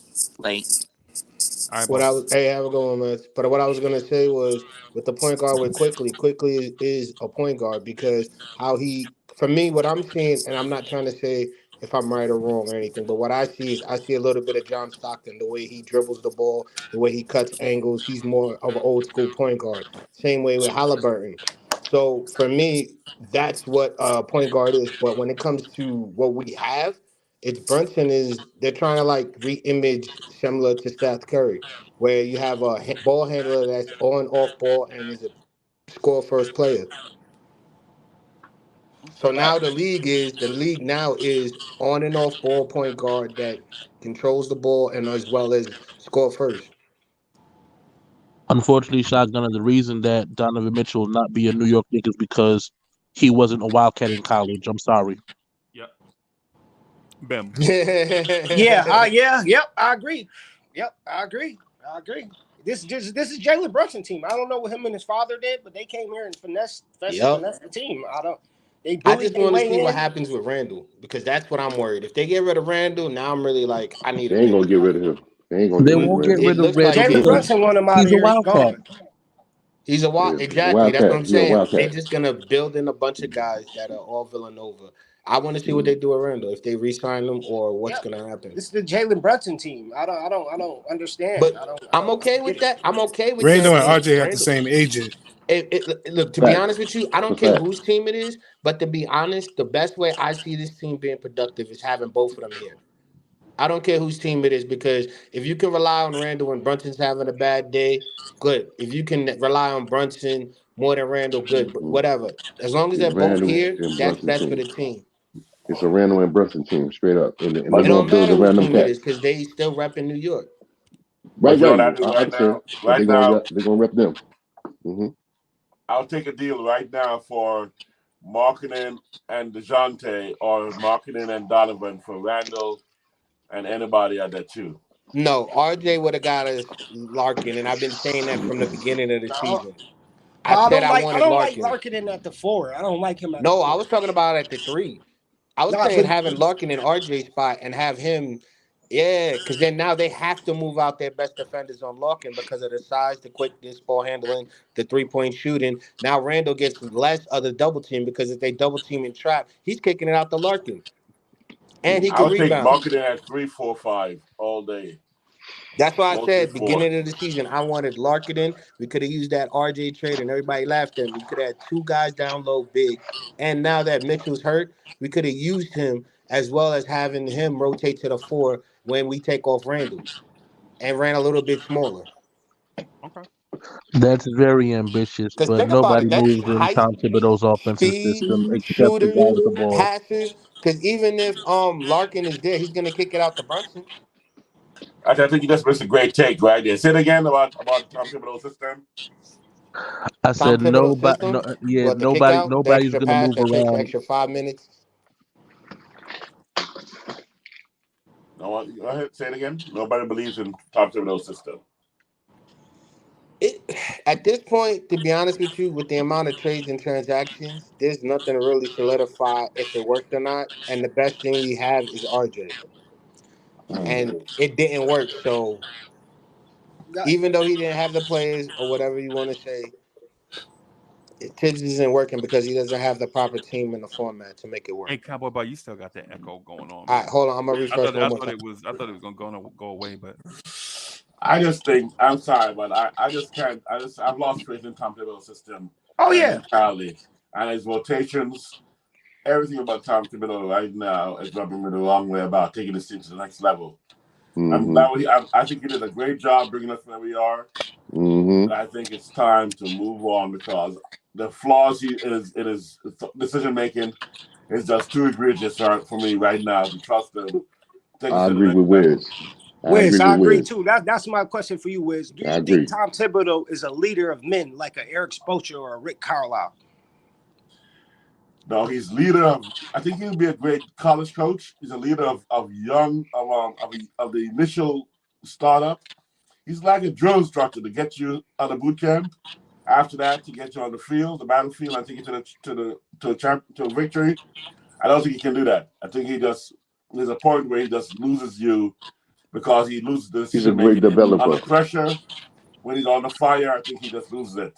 And he did it. I mean, West was a perfect example. He pulled IQ and put RJ in. That's the worst decision I've seen him make among others.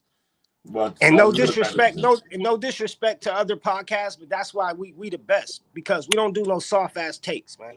That's you know what I'm saying? That's what I'm talking about. But we get straight to the greedy here. And I wasn't disrespecting Tom Thibodeau or other podcasts, but I'm arguing with other guys because Tom Thibodeau, you gotta give him a chance, man. We gave him 5 years, bro. I mean, the approach is good, bro. It's just like Wiz. I agree. It's just time for a different direction. It's just time to go. No. This is the issue I have. But I'm gonna say Tibbs does make mistakes. But this is the issue I have, and I'm gonna give you guys an example. When you look at a teacher, you can see that a teacher is teaching her students. If all their students are passing classes, that's good. How do you tell if they're just good students or if the teacher's actually good? You can't. You tell by their work ethic and how they put in. Because he could be a good teacher, but the students just suck. Or they could be good students and the teachers suck. So right now, the formula that Tibbs had, it didn't work. So we really can't guesstimate on how he developed anybody outside of RJ, and it didn't work. So now he's going to get a knock for that. And regardless of how productive the team is, they're going to tear it down because they're going to say it's Tibbs' fault. He Because he didn't developed develop quickly, RJ. though. He did develop quickly. Respectfully, I think all of y'all are wrong. I think the best thing that Tibbs can do is develop a team of veterans. I think that's why the 2021 season was as successful as it was, because he had a team full of veterans. The moment that they shifted into going to the youth movement, it seemed like we started regressing. In terms of what Tom Thibodeau has done in terms of developing, I want you to name the players that he actually developed, and I'm going to show you how wrong you are. I agree. No, I'm agree. agreeing with you. I'm I agreeing agree. with you. I'm You just must have had saying we that in your don't know book. if You had that in your he is book, fully at DSJ. fault because he You've been didn't have waiting the to pull that proper out. team. Like, yo, this was. hold on. Mr. Hinton was saying something and y'all cut him off. I ain't even hear what my man said. Oh, my fault. Yo, that man said hello, and like 8 people started talking, bro. I just said he developed quickly. Remember, quickly was his favorite player when he got here. Yeah. I don't think. I mean, everybody keeps saying that, and I don't go ahead. My fault. Stills. I You know what I didn't mean? mean to. That man just said a little bit, and then everybody cut him off before he can get into his bag. Who? You Who? know Oh, what I'm my saying? fault. And Go we ahead, did, my we just fault. did the same thing. The man My just fault. said, Yeah. yeah. Apologize. So go ahead. My bad. Nah, I'm just muting myself at the same time because I'm making a bunch of noise because you know how the city is. But he developed quickly. He developed RJ, but you know there's certain limits they got to have. Now they got to grow themselves, you know, and they're gonna have to grow outside of the system. So I guess that's why Emmanuel quickly is credited Johnny Bryant and Daisuke Yoshimoto for his development instead of Tom Thibodeau. But it's all right. But as a coach though, you still got to understand like it's all a system. He still got to tell Johnny Bryant what to do so he can play. So, but I kind of agree. I kind of disagree because for the simple fact, like he never, like for him playing Alex Burke that season, bro, that was total disrespect to IQ, bro. Wow. That was disrespect, bro. What about Derrick Rose? What about Joakim Noah? Like he running Derrick Rose, other running his I'm saying, like y'all forgetting lead. about all these other guys. Yeah, running, but Derrick we Rose give never him his changed his talent. game. We give him his defensive credit. Like no disrespect. Like I'm not mixing basketball with football, but to me it's like Josh McDaniels. Like he's a great offensive coordinator under Bill Belichick. But we have seen like sometimes guys just can't lead them in. When Tom Thibodeau was with Doc Rivers, we seen what the effect of that Boston Celtics team. They was a championship team, defensively #1. Sometimes, man, you just like good coordinator. I think we force him to be a leader. That's why my question is: Tom Thibodeau a leader of men? Could he get men to run through a wall with him? I think he plays a system. I think guys like playing for him because his mentality. I believe he's a man, like a real man's man. But at the same time, it's like it hasn't accumulated to. I think you got a hidden agenda, bro. What's your hidden agenda? I don't have a hidden agenda. And the reason why I say that is because how do you take a career backup, a spot starter, and Jalen Brunson, and you bring him to New York, and he becomes this, and none of that credit goes to Tom Thibodeau. And how do you take a career backup, spot starter, and Julius Randle under Tom Thibodeau, and have Julius Randle become the NBA's most improved player, 2-time NBA, All NBA. My man finished 8th in the MVP vote and a 2-time All-Star, and not give Tom Thibodeau credit for helping Who's Randle a backup? Nah, he got credit, but he can't take him over the. He can't take him over the hill. He can't take him over the hill. He was a backup because he was playing behind Anthony Davis. Again, IQ was almost sixth man of the year last year too. Yeah, and DSA, I see you for the Anthony Davis thing, but he also played 4 years before that with the Lakers. He played 1 year in Anthony Davis injury-prone season that Randall got to shine. Remember, Anthony Davis was wearing the T-shirt saying "That's all, folks." Remember that when Anthony Davis sat out 20 games with a sprained index finger that he kept holding up for the camera. Remember that? Julius Randle was how else was playing. he going to get to LA? Yeah, but Julius Randle was playing in those games that Anthony Davis was making a mockery of the New Orleans Pelicans. Randle was playing and shining in those elements. But did he become all NBA in that? No. Right? He put up the same numbers on the lottery team that he did right now with the Knicks. 20 and 10 and 4. Right. But what you're saying, but the difference is that team was trash, and Randall came here and took a team to the playoffs. So we're saying that even though the numbers are the same, the impact is the same. Okay, I'm confused. I'm confused with it. Right. Luka's numbers last year were the same as his numbers the year before when he made the Western Conference Finals. Right. Does that mean Luka's numbers wasn't impactful? Freezie, you saying that's due to Tibbs? No, but you stripped the team of all the things of the elements that made Luka successful. We got rid of KP. So where's your 1-2 punch? Tim Hardaway Jr.? Right, but is that not the same thing as Anthony Davis wearing a "That's all, folks" T-shirt, sitting on the sideline holding his index finger up? Is that not the same? Having a guy on the roster and not playing is the same thing as not having talent on the roster because they're not playing. I got you. I mean, that's my opinion. Now, if I'm wrong, somebody tell me. I mean, that makes sense, though. It do make sense. But to me, like, It's not no hidden agenda. I just think I just think he reached the ceiling with the Knicks. I mean, at the end of the I day, agree, like, man. I think it's time. It's time, yeah, man. like We got to because get somebody. We You're got to right. get You're right. somebody. Cause RJ and quickly hit their ceiling. They couldn't go I'm through talking it, about and now Tibbs. they I out of ain't. No, here. no, nah, no, I no, mean no, no, Tibbs. no, no. I'm talking about Tibbs, man. I'm talking about I Tibbs. mean Tibbs. Yeah, I mean But Tibbs. again, see, I'm talking about Tibbs, man. It's y'all just time. proving Unc's point. How much credit does Tibbs get for He gets doing a what he lot of did credit, but with it's time. He Randall? can't take the dudes over the mountain. He can get No, him I'm up the not saying mountain, that but he he gets can't a take him lot. I'm over not the saying he gets mountain. a lot. I'm saying let's not discount. Let's not act like this dude's a substitute teacher, bro. He has Thank done you. some stuff since he's been here. No, Come no, on, no. bro. He's a Yes. great teacher.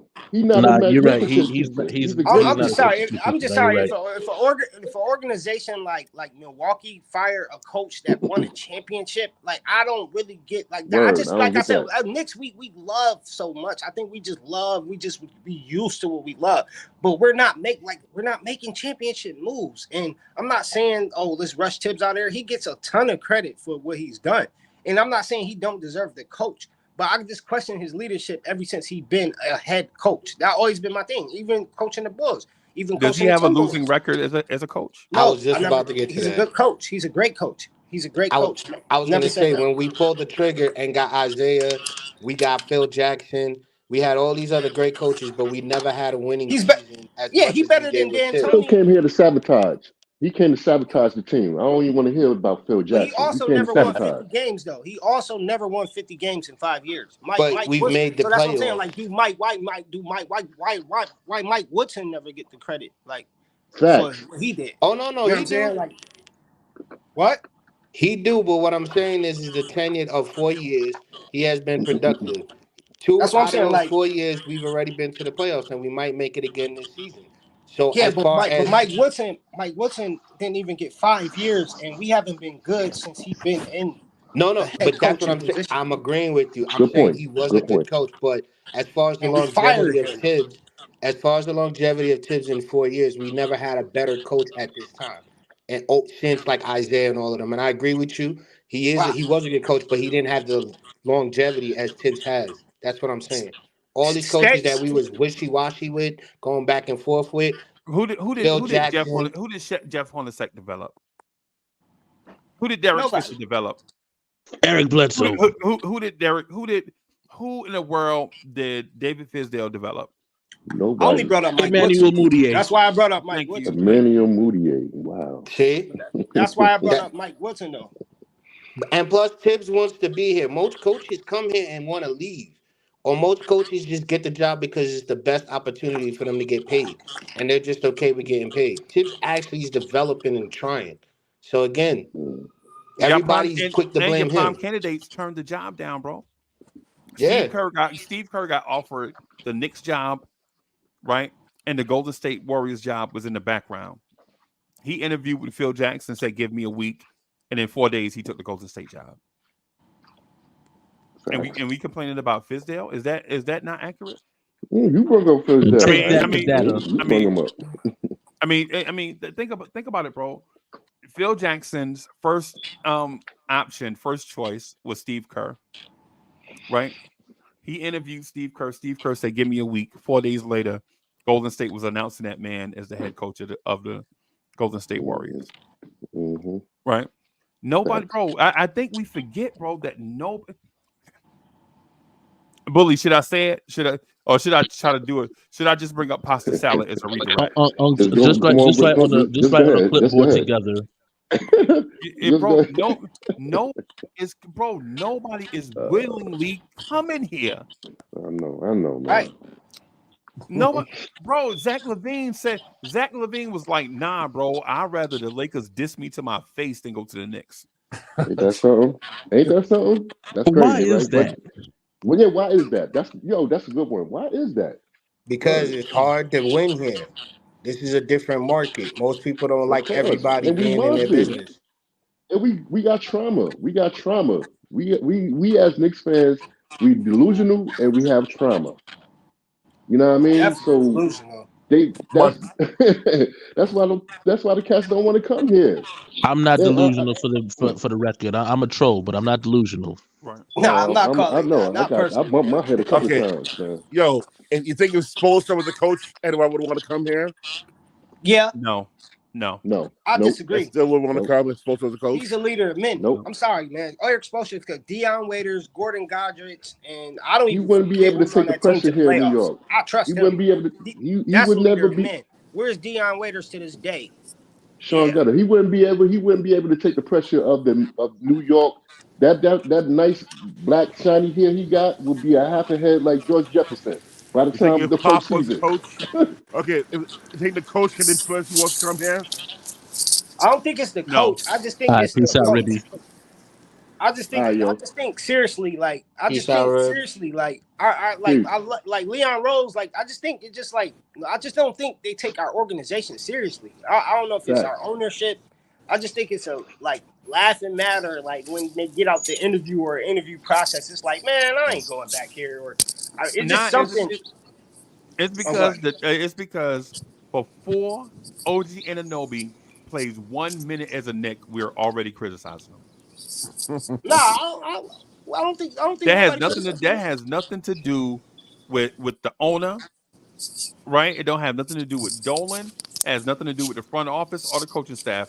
Before Precious Wow. Achua can find out where the bathrooms are at in a practice facility, we are up here criticizing them about being a Nick. Yo, I was Now, made for the baby Nah, President Two would know exactly where the I bathroom don't is. He's think from the nobody Bronx, like so he. see. I'm not mad at OG being here. Oh, he I from just the don't. Bronx. He just gonna pee on a wall. He don't care.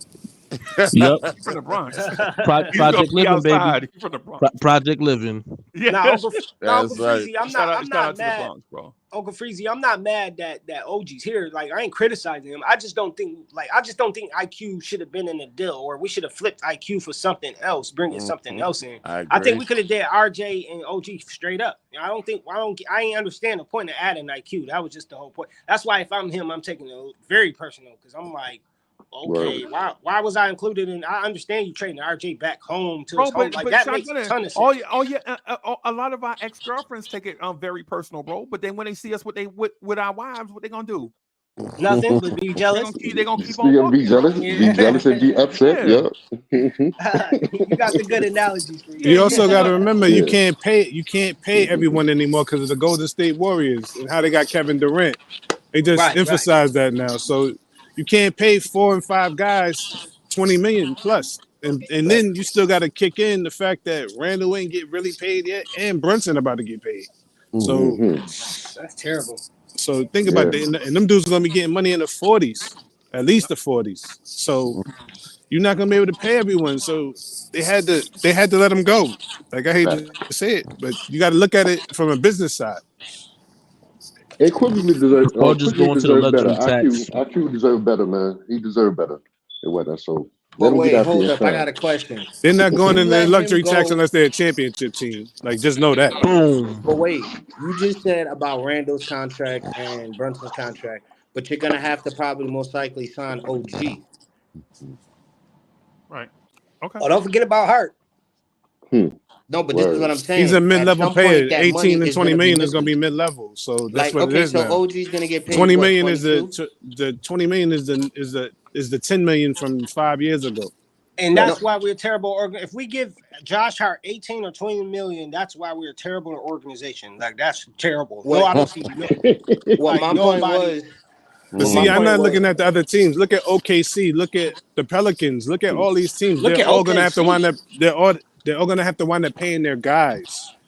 that's Mhm. what I'm saying, and we're most likely gonna have to pay OG more than we probably would have had to pay Quickly or RJ. How are we gonna I sustain the mean, roster it's with gonna be Randall? easy to pay Chat. He's gonna be on a rookie con. That's gonna be easy. So that's how Shay already paid. I mean, who else they gotta pay? Jalen Williams. Yep. Yeah, Williams. Yeah, he deserves money. Yeah. Jalen Williams. Who that? Wiz, wake up, Jalen man. Williams. Yo, I what time was I wake talking up, about man? OKC. They got to Oh pay. wow. They're Everyone gonna have wake to. up, boss. They're gonna have to pay Giddy and all those guys, even though They we have know to what pay Giddy all of No, them. doing. But Green. you no, know, no. I that's what was I'm talking saying. about the Yo, Knicks. I was talking about the Knicks with OG. I was like, isn't the money that we were gonna pay Randall or Quickly gonna be used for OG because most likely we're gonna Thank have to you. resign them. And if No, we do that, it's going to be at a more expensive than what we probably would have had in RJ. the I'm cap is not going up, saying and the whole league is getting more expensive. I agree. I'm It's not all saying in the the trade was bouquet. bad. All I'm saying is the money is going to be more for OG than it was for RJ. How are we going to expect to re-sign Randall and Brunson? Hey, can we just say this? OG Anunoby is better than RJ and Quickly. What are we talking about? No, I'm talking about the money. I'm not saying that he's not better than this or that. What I'm saying is as far as the money. If we're gonna we got OG, cool. We're gonna re-sign OG, we're gonna re-sign Randall, and we're gonna re-sign Brunson. That's what I'm asking. How are we gonna keep all three? But that man just told you that, bro. He just laid it out. He just laid it out plain, like a racetrack, bro. The The NBA salary, deals is the gonna salary go up. cap Yeah, is gonna go Yeah, up, but the NBA, and but and okay. and the new TV deal is gonna spike the cap, bro. So it's That's not crazy. it's not a simple thing as yo, you only got $100 and 3 kids need sneakers. It's not that, bro. It's these guys are gonna make a certain percentage of an increased salary cap, right? And then the NBA determines what you can offer a max player. It's not like Jalen Brunson is going to ask you for 150 mil a year.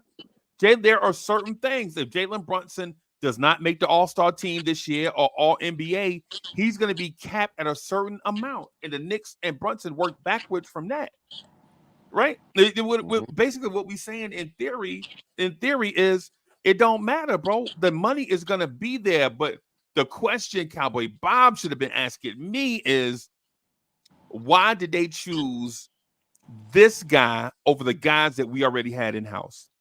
If he'd asked me that, I think I would have been more in line with what his thinking was. Okay, I But apologize. That is a better no, question. you ain't gotta you ain't gotta. What I'm saying is this long term, they feel like an OG and Anunoby Mm-hmm. brought in on the Tom Thibodeau development thing long term could be a better potential fit if Tibbs can work his magic that he worked on Randall and that he worked on Brunson on OG and Anunoby. Then you have three guys that are really, really solid with the front office looking towards the future for the star player. Okay, so they're looking for the star player Bring of the OG future. because in theory you got Randall at his 5th year, you got Brunson at his 5th year, but you're getting OG at his 6th year, right? Okay. So can you work the Tom Thibodeau magic on OG and Anunoby and get him to that all-star, most improved type level, right? Because last year, honestly, the most improved player in the NBA in my mind was Jalen Brunson. He didn't get it. or Shea Gilgeous-Alexander. Yeah. I thought he got it. What? Oh, Larry got it. Marketing was the most improved. Right. But so if you're Jalen Brunson, did you get NBA most improved this year? No, because it's the second year of this improvement. So they'll find somebody else cute to give it to, right? But the Malik thing, Monk. yeah, or something. But the thing about it though, Cowboy Bob is you can't just look at the top end money, bro. You can't just look at the top end money when you got Evan Fournier on your books making $19 million. Mm-hmm. Like you pointing at the sky and money is all over the ground, bro. Okay, so as long as they looking in the future for a superstar, I'm okay with that. I'm here thinking that they thinking that this is the superstar, this is the team. But the way you explained it, it makes sense. Right. Yeah. I'm sorry. I just want to say this one thing just real quick. Knicks fans, the salary cap is gonna be about 140 something $million, right? And when you have dudes making 27 million, you still got $113 million left, bro. We gotta relax. Right? Even if the cap is 130 million and say Brunson and Randall right now are making 50 million, you still got $80 million to work with, man. We gotta calm down and relax. And by the time it's a decision between OG and Anunoby and Josh Hart, you can best believe that Josh Hart Is and gone. Dante DiVincenzo may be collateral damage in championship building, bro. Yeah, You know because what we I'm saying? got to pay Malachi Flynn. You got to play Malachi. It's $70 million a year. You know what I'm saying? So the thing is, is what we look at on paper right now may not be what's on paper in 2 years when Brunson and Randall's thing come up. My bad, Hen. I know you want to jump in, bro. Oh no, I swear. And look, and McBride just got paid. I swear, I never thought he was even getting that little bit. Right. Didn't you think Hartenstein would get extended first? Exactly. Like Hartenstein should be getting his money. See, that's what I'm saying. You can't pay everyone. Right. You understand? Like, so you guys, like, you can't always be. You have your favorite players, but you still can't keep it so personal. Like they're gonna keep turning the roster until they get the guy, and that's how you gotta look at it. Right. That's why you have a front office, bro. Yeah, that's cool, but the thing is with me is Hartenstein gives you a better option with passing and everything, and they didn't resign him. That's what's worrying me. What's the direction? We gonna have to see because you can't predict the future. We don't know what's gonna happen in 5 minutes. Right. Wait, Miles McBride really got $13 million? Yep. Wow. Oh man, that's my cousin right there. Hey, That's I'm about my to go cousin, ahead bro. and hit him up. All of us have, everybody got a cousin named Deuce, bro. Who don't have a cousin named Deuce or the second or Junior? Everybody got a cousin. Kinfo. Yeah. Yo, what up, dude? That's everybody's cousin, bro. You know what I'm saying? Word. Yeah, man. So 13 mil, that's crazy. Yo, did Wiz disappear? No, they go Wiz. Okay. Wiz right there. He's sleeping. Yeah. You don't hear? Yeah, man. I hit the mute button because I didn't know if because sometimes we be talking, man. You be up all night, man. You doze Yo, off. G.I. salute. Happy holidays, homeboy. Salute to G.I. He finally got what he wants. Word. G.I. finally got his 6'8" wing player and his joint and his guy off the bench. You know what I'm saying? His length off the bench. Pause. Shout out to G.I. Shout out to G.I. What up? Shout out to G.I. man. Yeah, and Malachi Flynn, bro. I don't think Malachi Flynn is even going to get a Knicks jersey, bro. No, I think they telling his agent right now, don't even fly to New York, bro. Yeah, he about to get the Ryan Archidiakono extra jersey. Yo, he already. Yo, I named the Knicks. The Knicks do trades every year, right? And about 60% of the dudes the Knicks trade for, the Knicks cut them. Yep. Right? That's Denzel Valentine, Vincent Poirier, Terrence Ferguson, Solomon Hill. A lot of these dudes, they don't even get jerseys, bro. Man, that's crazy. Yeah. So some of these people, bro.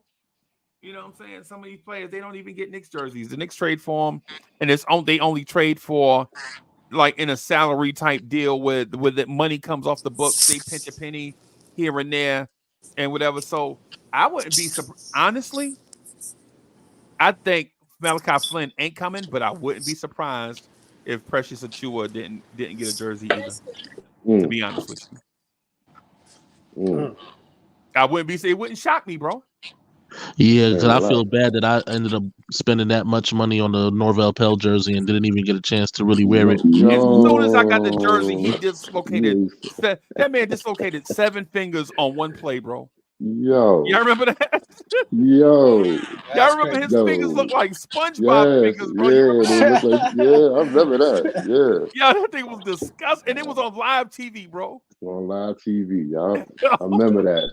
Yeah, Norvell Pell was accidentally throwing up gang signs. He was giving 10 people directions at the same time, bro. Hey, yo, that's crazy. Yeah, man. Oh my That's God. crazy. DSJ, you funny. Yo, you and Freezie is out of control. Hey, I troll with love, is all I tell you. No doubt. Yeah, man.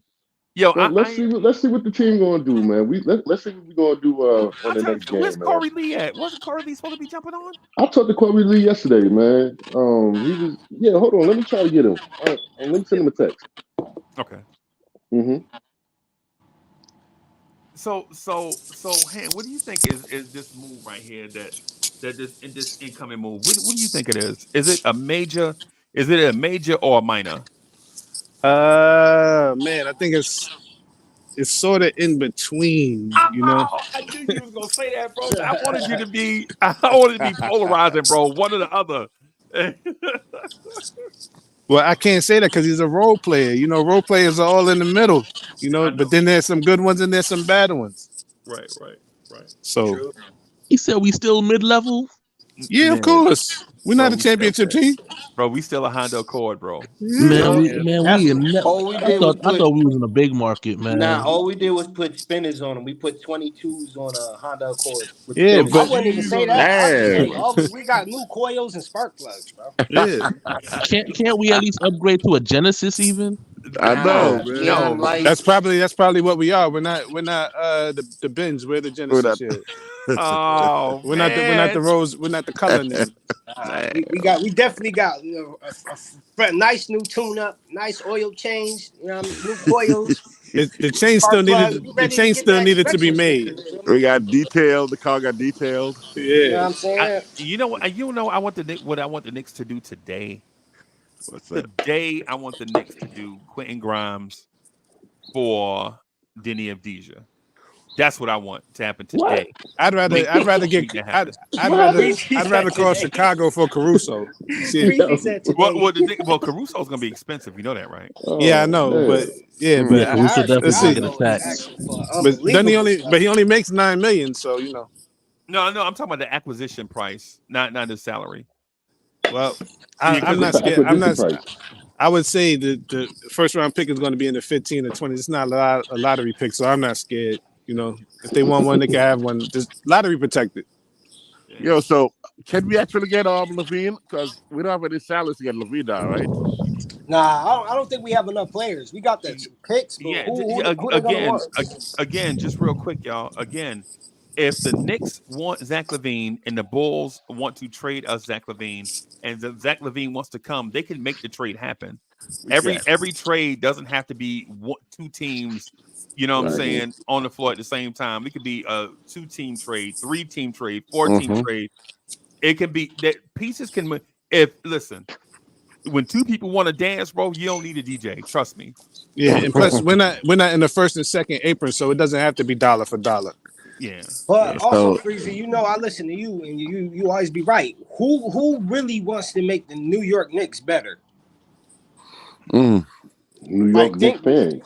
Nobody, bro. Like that's one thing I took from you, and that's a fact, bro. Nobody seemed like they want to really And think about bro. this. And Shotgun, think about this. If you're a player in the NBA, say you're in that random tier of players, say you're a Zach LaVine, say you're a Mikal Bridges, say you're even a Kyle Kuzma-ish. Say if you're a Donovan Mitchell who's in the higher level of that tier, right? Like borderline all-star to great player on certain nights.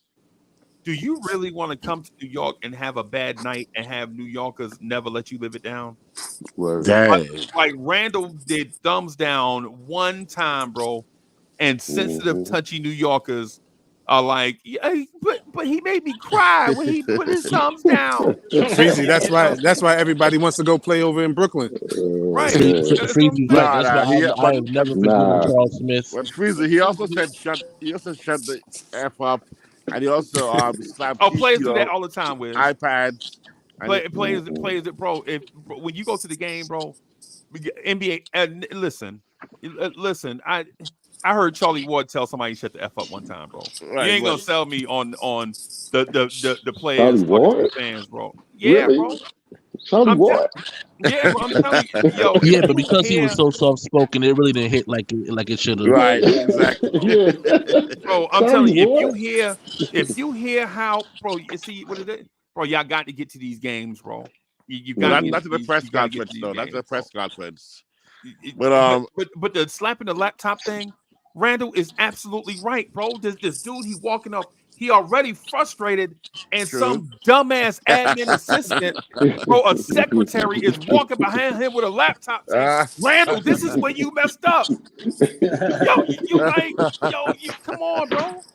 Come on, bro. You can't have your assistant coach's assistant walking up to Randall with a laptop talking about Randall, this is where you blew a coverage at. Okay. What do you say? Get that thing up off. Yeah. Who are you? Like, who are you? Who are you? Bro, if it was no lie, if that was Michael Jordan might have punched that man in the eye, bro. Oh. You know what I'm saying? We got it. Yeah, we got some of the stuff we got to relax, bro. Some of the stuff we let probably run narratives. The only way stuff like that is not going to be breaking news is if we start winning championships. Because if that was in Game When 6 does of the that NBA start? Finals, if that was in Game 6 of the NBA Finals and the Knicks won a championship, we'd have been calling Randall. Look at his intensity right there. He was so focused on winning. It was perfect timing. It all He's a depends on the leader of narrative, men. bro. He's the leader of men. Yeah. Yeah, man. So yeah, but when you have a team that hadn't won a championship in 50,000 million years, the Word. slightest little thing is gonna be breaking news, bro. Mhm.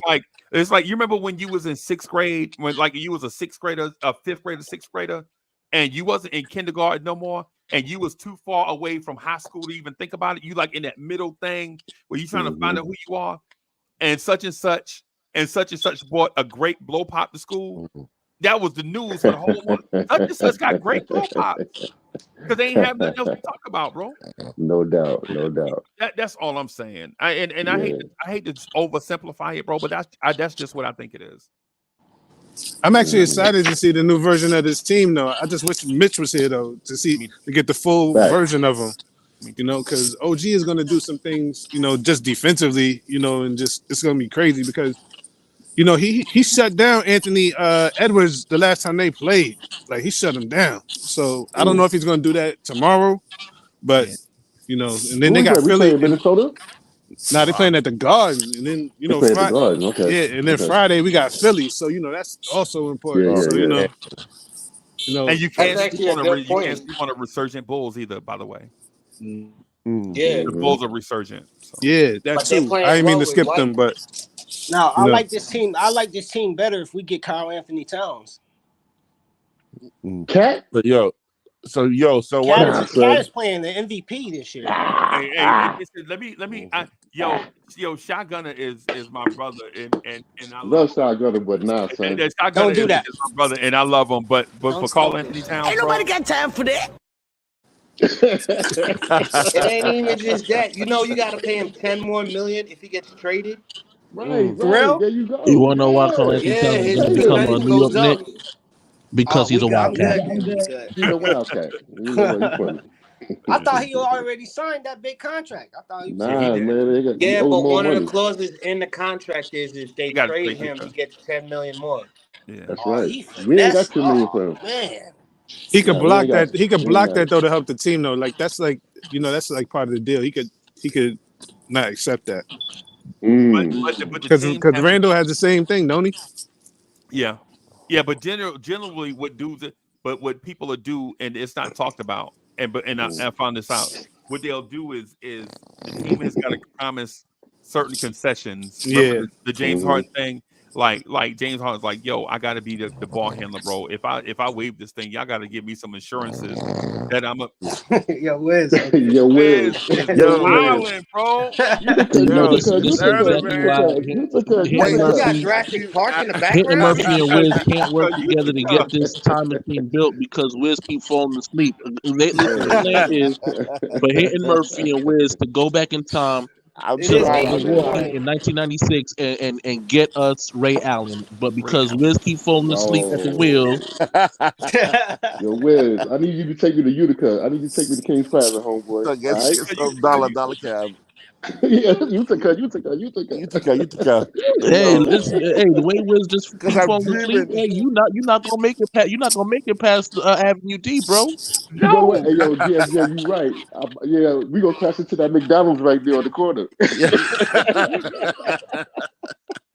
Yo, Yeah, I keep dreaming about lineups, man. I keep dreaming about the other lineups. Because right now I'm just keep on dreaming and start dreaming about other lineups. He's dreaming of the perfect And lineup with and who can we Embiid. get? I'm trying to Hey, get let me ask y'all this though: if you trade for Carl Anthony Towns, no. what position is he gonna play? No. He gonna play home. He gonna play home. If you bring him What you here to mean? play power forward, Randall is a better power forward than Cat is a power forward right now. True. Facts. He could put him I at think the they're five. I think they're the same. I just think they get their 20 points differently. Okay. Okay. Man, No, say first of go all, I ahead. think he Happy toughened holidays. up. He toughened up when he get here because he have no Mm. choice. You know what I'm saying? I Mm. think New York will make a man out of him. You know what I'm saying? And he got the talent, bro. He got the talent, bro. He just He need to does. shift that and Mm-hmm. get more tougher, bro. That's really it. You can't say he's a bum, bro. That's what I didn't hear yet. I didn't hear He's nobody not a say, "Oh, bum. I just hear Mm-mm. his intensity is But soft," but it's his okay, talent. He got the talent. And no matter what, Minnesota is the top They used team to in the say the West, same. bro. They used to I say the was same gonna thing say about Dirk, bro. I'm just Dirk, gonna say Dirk this is about soft, Cat. man. Dirk is a finesse big. He don't rebound and block shot. Y'all remember Dirk Nowitzki, bro? Mm-hmm. Yeah, people like, he's 7 foot tall and won't play center. He's soft. And They he said, fades man, when away from the basket. him and Peja Stojakovic was together, they were like, yo, one dude 6'10 and the other one 7 foot, and they won't even rebound, bro. They just played a different style, bro. Right? Mm. Think about this. If you the Knicks, who can you call soft, bro? Right, If, Ooh, bro. if you a oh, Yeah, ouch. like if you the Oh. Knicks, who can you call Remember soft? when they used to call Pau What? Gasol Him? soft? Yes. But that's a great Bron? point. can That's I a just great say point, something Uncle about Freezie. Cat though? Can I say something about Cat? I don't understand how nobody's understanding what's going on with Cat. He's not playing the 5 anymore. He's playing the 4, where Gobert can cover up everything for him. Mm. True. So he's Okay. playing better Okay. now, and his value's higher now. But Man, you like Cat, man. That's what it is. Just say I it. don't I like like Cat. Cat. I like Cat. I'm saying he's not playing his natural position. So him coming here I mean, I playing the like Cat. 5, That's Pause. that's why I'm married. But I'm saying, You know what? if he comes here, he's the going to thing be is playing the though, 5, and he's not Yeah. going to be as effective. That's what But I'm That see, was a saying. here's the good thing one. That though. was a good one. I Why disagree. would you pay So Cat the money when you paying Randall to do the same thing the same for thing, right? less? Yeah. Word. And Half one dude price. is more durable than the other. Exactly. Mm-hmm. Yeah, Yep. man. I mean, no disrespect to Carl Anthony Towns, bro. Yeah. If you Ain't that your talking about cousin? putting him in here, he got to play center, bro. Ain't that He your got to cousin? play center Facts. Exactly. because his Facts. advantage, his offensive advantage is, bro. His Mm. offensive advantage is taking Rudy Gobert type centers off the dribble, bro. Mm-hmm. Mm. Mm-hmm. Right? yep. If you get Carl Anthony Towns, you want him playing like Porzingis, bro. You don't want him Mm-hmm. playing like Like Bam. You don't want him yeah, playing like Bam. Yeah, like Bam. yeah, Word. Word. Good Just You want know him advice. that when playing we like play against Porzingis. Embiid, the series is over because he's just gonna get crushed. yeah. Facts. Yeah. Facts. But that's But what really centers could shut Embiid down, bro? Like what? Like I don't understand that point when Nobody, people. but what I'm saying Okay, is that I don't like what Bam. in that series, like you just know, like Embiid got Cat's heart. But Mm. that's to Boston. That's to the Heat. That's to every other team in the East. Also, what can a Bam really do with Embiid? What can like that goes to vice versa. I just think we have to. We're rolling the dice already. We just have to roll the dice. But you Mm-hmm. guys do got a point about the same comparison to Randall. So that's why I would back off of it. I didn't think of it like that because that is like if you want to pay Cat, we also it's like paying Randall. But at the same time, it's like I think Cat would toughen up because he'll have no choice. We're gonna chew him up, bro. We're gonna I we're think gonna force him to be tough. let me say this. Cat is not soft, bro. Yeah, I disagree with the I just want to softness too. say that, bro. When you go to these NBA games and you hear the punishment, if you hear the Yeah. punishment these sinners take on a nightly basis, bro. What I'm saying, Mm-hmm. once or twice in your life, just go buy tickets underneath one of the rims, like 3 or 4 rows back, right in front of the cameramen and stuff, Freezy, and you right. listen to the punishment these sinners take. My Right? father used to play ball too, right? And he was like, yo, his perspective on the NBA changed once he got to sit up close and see how they really play. Right. Like watching it on TV never gives you what it really is like. Okay. Bro. That's why when Randall is complaining at the Okay. bro, when people are like, yo, Randall just need to shut up and play. Bro, I think we might have been in Charlotte like 2 or 3 years ago, right? We sat like 2 rows, like like the opening where players come out the back, where it's Yeah. like the benches are right here, and then the rim is right here, but that little section, that little V that cut in, that little jet right there. We sat right Mm-hmm. there, bro. We heard the punishment Randall was taking, bro. And I almost got up myself and went out there and fought with Randall, bro. Bro, these dudes take so much punishment. That's why when people say Mitch is injury prone, of course he is, bro. These dudes take so much punishment. We gotta relax on the way you talk about NBA players, bro. Plus, you don't even realize how big they are. They just as big as football players, just taller. I was Just gonna say taller. it's like the centers and the power forwards are pretty much like the running backs because everybody's running into the lane and they're running in the lane. Bro, like a dude say when a dude said to me one time, man, RJ not big enough. RJ is 214. He need to get up to 230. Bro, do you know what a 230-pound human being look like? Right. People are big, bro. People big, bro. Hey, Donald Cannon, thank you for the generous contribution. Donald Cannon says, salute Uncle Freezie and everybody. You getting an extended mode today. Yes, sir. Yes, sir. Salute. Happy holidays, Get rid of homeboy. all the Yeah, dads happy to the end of Peace the and holidays. year. blessings and happy holidays. Happy New Year to you. Yeah, Happy New man. Year to you, man. Salute, Word. salute. Happy Peace. holidays. L is in the building. Oh, Worldwide L. What up, We got T in the WWL? building. Peter What Peace. up, Buffett in the kid? building, man. George Jones is Soul in Finger. Big Kappa. What's happening? Building Yeah, blocks. What up? yeah, man. We Salute to the vibing. guys. We just vibing, bro. I love to hear a lot of y'all's perspective. And so sometimes I get excited when y'all start talking. So don't mind me, you know what I'm saying? When y'all offer up a different perspective. I like, and I tell people this all the time, man.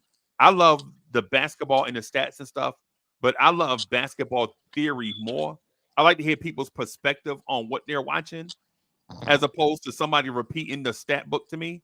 There's the reason why I don't do the box score. People are like, yo, why don't you do the box score? Because you can read it for yourself, right? What I like is when people think basketball, right? Analyze it and talk about it. That intrigues me. That's why I'll be willing to just wait and wait, just rock for 7 or so hours, man. Because the Yeah, conversation, you've been doing it, basketball homeboy. theory, basketball theory, man, is what I like. If you telling me RJ Barrett missed a layup, I saw it.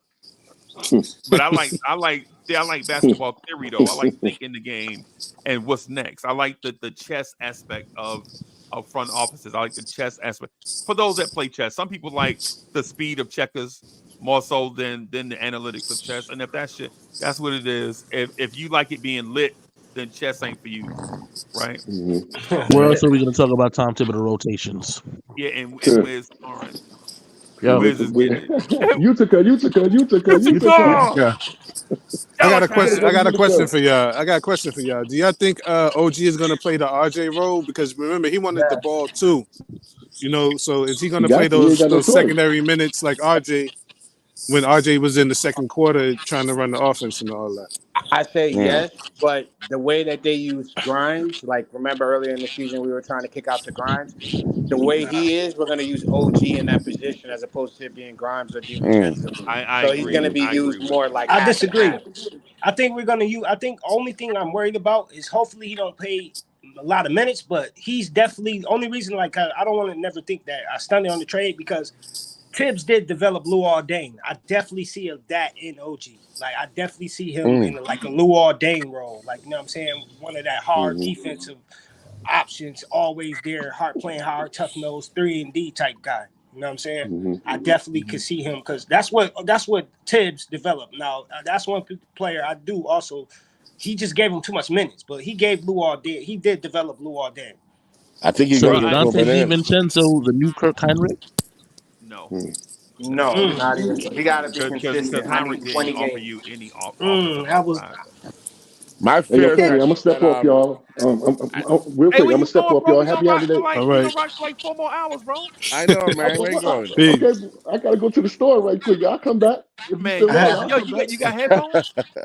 Yeah, of course. I can listen Hey, to yo, you in the wait, car. what you going to the store for? You going to get pasta? Bro, No, Pasta man, no. salad. pasta salad is not a real thing, bro. You got to eat healthy, bro.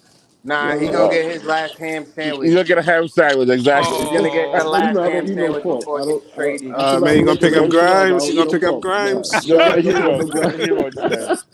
Can I get a Grimes on purplenickel? You know Nah. what Yeah, though? can I This get is a the last Grimes on time you pumping? start selling Yo, let me Grimes. get Grimes on that pumping on that sesame seed bun. Yeah, Yo, like I this like the I like last I that time will you red tell could you. enjoy stick a on it, ham bro. sandwich. Get that sesame Yo, seed what I on will tell you is some pasta salad will be made today. Yes, it. No, definitely. don't do that. Don't do that. Oh Let's yeah, get that's Grimes another on the question. Kaiser Is Grimes roll. gonna start now that this trade is made? Are they gonna switch I'm it gonna catch back and up, put y'all. I'm gonna listen Grimes to He this. I'm on gonna the shouldn't. listen to y'all in bench? the car. He All right. shouldn't. He All right, should have y'all. been. He Peace, should have man. been in Peace. that trade. He should have been in that trade. It should have been Grimes instead of IQ. Yeah, I don't. I didn't. I just I don't still don't get understand how he's that. still a Nick. I don't Yeah, understand that. but you can't go by. It's what Toronto wanted, bro. I Remember, know. Yeah. Toronto had to agree to it too, I right? would have Because waited, man. I'd have waited. Nah, I I don't. wanted. I don't think. I don't Okay. think I'd once be they like, man, exchange the Quentin owner, Grimes is Quentin a Grimes is still developable going to be player. up coming off the bench. yeah, I say we're gonna get Kuzma right now. Right now. Forget about Dejante and Donovan. Let's go get Kuzma for cheap. His contract is descending. Actually, Yeah, it's a great contract. It's one of the best contracts I know. I mean, But I then like but what is like we have to start him and then that kills the OG trade. no, man. We're talking about we can do Brunson, OG, Kuzma, Randall, and Ihard, man. You put OG at the 2. Yeah, I don't like Put OG OG. at the 2. I don't like him at He's the more 2. effective at the RJ position because the same way, like I just said, Randall, the way he played with RJ, kicking it out, giving him the passes, it'd be more effective offensively for him to play the small forward. It's not even like two, though. Just a wing. Just put in the wing. Those two guys, long, athletic. we need the guy that can get And us 40 every night. That's the guy we need. so, yeah. who Donovan? I don't know who that is really, but that's the guy they need. They need the number one guy. But there's Yeah, it's Cleveland's gonna Donovan. finesse us, But bro. I don't think we. I but don't the think we number one got guy enough. is not available. That's the right. thing. That's what I'm saying. Right now, I want to this season. I want this season to make an impact. I want to make a statement this season. I don't want to go out first round this season, man. I want to impact this season. That But guy's not available. That guy's we not might available though. though. We That might be because of the fact is we just basically revamped our team about 30 games in. So now we might have to take a little bit more time and we might not get out of the first round because of this oh man. investment. Plus, look at Mitchell. Mitchell also went down. So there's a lot of other things prior to this trade Because Yeah. you got that to think too, right? I don't even know if anybody talked about this, but they can still keep Evan and just do his option, and he still could be expiring Another contract year. next year. So Yep. I know. but there's then still why He'll did things you be that sign but then because why that did guy they because the sign guys Taj Gibson? well they They needed might as another big well. man. Like they had to get somebody. Yeah, okay. Sim got hurt. I understand that, but what I'm saying is when you got Taj Gibson and then now you get the power forward that you needed to back up Randall with this trade, like what are we gonna use Gibson for? You're not gonna use him no more. Right. You're not gonna but let's not discount what Hinton said, bro. You can legit keep Evan Fournier, just pick up his one team more. option Jeez. and just play the same game again next year with the inspiring contract. That He'll love that. He'll and love that. and the thing with that is it seems like some of us have the Wiz, what do you call it when you get so tired of something you just want it to be over? Fatigue. So we have Mm-hmm. Evan Fournier fatigue, right? Yep. Just because Evan Fournier. But the thing is, the Evan Fournier's contract is an asset, I know. It Yeah, is. like you right? still. That's why I say you got to still think about the business side. They don't have to trade Evan right now. No, no, we just That's got a Fournier shame, though, man. fatigue, bro. That would be. I mean, we've done players wrong, but that would be really the worst thing to do to Scat. 3 years of not playing in the ball in his last Evan years of Fournier his gonna career. snap one day and end up punching Tom Thibodeau in the sternum. Exactly, gonna choke him. You got to put on Latrell Sprewell. He's gonna choke the coach. Yeah, he playing with that man That's career, just man. wrong. They Listen, gotta the do right moment the by him, day man. that Evan Fournier come to the Knicks practice facility in a gi, forget about it. Yeah, you already know what it. But you know how Evan Fournier can resolve the issue? Go get another team to come to the Knicks and save him. Mm. Yeah, That's what your agent's for. Right, where that raspberry beret, sir? right, and the fact that 29 other teams have not knocked on the Knicks door. Wow. That you know that Evan Fournier should just be glad that the direct deposit is hitting every other Friday morning. But maybe You they know what I'm have saying? knocked him. Maybe The, they're high, maybe they're the knocking, but highest they're not paid bringing cheerleader with anything the good. best seat in the house. Yeah. They're probably asking, like San Antonio probably asking, but they're not bringing anything good. They want more. They don't want to offer too much for him. So that's, And look, he I mean, still scored 10 points in his minutes less today, so it's not like he was unproductive. They just lost yesterday. They were short-handed. Yeah. Yeah. all Yeah, they right. And, I sure. and mean, the thing about it is, the Knicks aren't holding out Evan Fournier for 2 first-round picks, bro. Right? They got 2 second-round picks for Obi, and them second-round picks, we gotta wait like 7 years for them second-round picks. no, they're holding 48 for the deal for a big guy with a big contract. Right. So no one's offering a big guy with a big contract right now. Right. I'm just saying, man. Let's get him. Let's get rid of him. Get Kuzma. Okay, if we had Kuzma right now instead of Fournier and Grimes and a couple of picks, that'd still be valuable asset for us Would to you use would you trade Evan Fournier for Andre Drummond and Alex Caruso? in a heartbeat. Right. Well, why Chicago not offering that? No, I'm not saying that's too much. I'm just But saying. what I'm saying is why Chicago not offering it though? Oh no, because they're still valuable. Because Caruso, man, Yeah. Because Evan Fournier is not a difference maker, bro. And nobody true. knocking down the door for Evan Fournier, bro. That's why he's still here. I If the know, Sacre but Knicks could bleu. get anything, if they could get anything of value for him, bro, they no, would have done it. but no, but they. Okay, I'm saying this: the Knicks should be offering what they just gave up for OG. They got to put some stuff out there of value and use 48 for salary filler. That's all he is right now for them. Salary filler for the guy they won. So Wiz, bro. Listen to what I'm saying. Why aren't the Washington Wizards offering Kyle Kuzma to the Knicks for Evan Fournier, the 2 trade exceptions, and 2 first-round picks? They're and rebuilding, and Grimes. and whatever. Okay, Okay, Well, they're well doing maybe that they because are. and they're Derek not Rose, offering it because we won't take Jordan Poole in that situation either. and we won't take their ugly throwback uniforms in that trade either, right? And so, What is the cherry They blossom? maybe they offered that, but maybe the Knicks are waiting for Donovan, or they're waiting for Embiid to get disgruntled. But my thing is like Front office. my thing is like, yo, not cut you off with is what like Cleveland's gonna want, bro, a lot, bro. Even though you say we can use 13, 14, bro. Cleveland is not gonna want to make us better, bro. Especially like that's the first intention. I'm pretty sure they know New York Knicks. Let's milk them. Like, bro, I'm telling you, bro, and I don't think we have enough. You know what I'm saying? To give up. I don't get it. Who do we give up? Like, you know what I'm saying? I don't get it. I think what your statement has my mind messed up. and no disrespect because I think on one token you're saying that teams don't want to make other teams better. No, they don't Right? want to make us better. Right. Okay. And then at the same time, who do you give up for Donovan Mitchell? Right? Because at the same time, they don't want to make other teams better. They also want to make themselves better. Right? Correct. And if that's the prevailing line of thinking, I have to fleece other friends. I got to get the most for the least, right? If that's the prevailing line of thinking, then why wouldn't they trade Donovan Mitchell to the Knicks? No, I'm not saying. I'm just saying like the Villanova thing was somebody from the Villanova gonna have to go. That's the thing. Like he was planning on keeping the Villanova. From a Knicks perspective, right?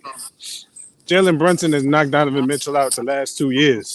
So, how valuable is he really?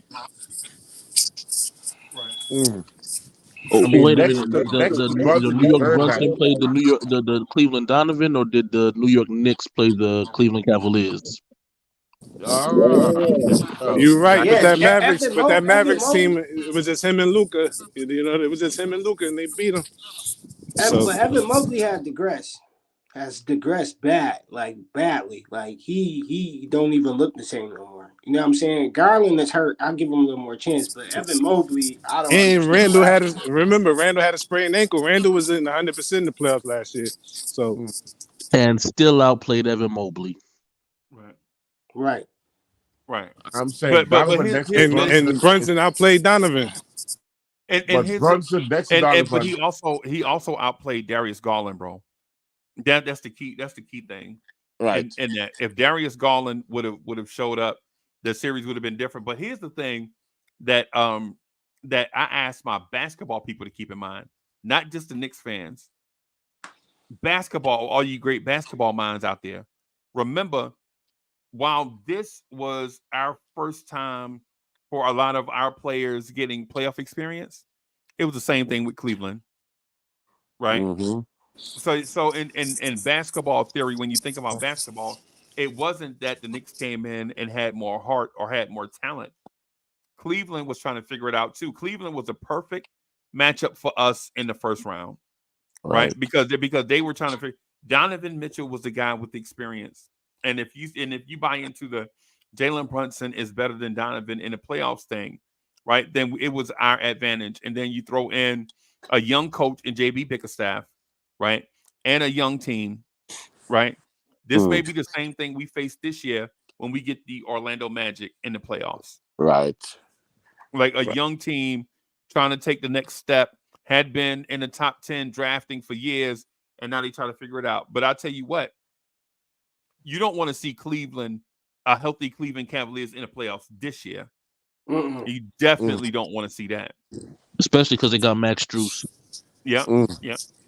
And George Niang. It ain't even just that. They won a game without Mitchell. Yeah, Karis LeVert coming off the bench going crazy.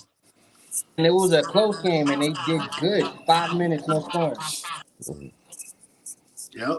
You know what will make all you guys happy? If we just went ahead and got Rondé Hollis Jefferson right now. And Kenny Atkinson. Just put Kenny Atkinson on the staff. And go get him and Karis LeVert, bro. We gonna go get OJ Mayo from the Dominican Republic or Puerto Rico. Oh man. Right.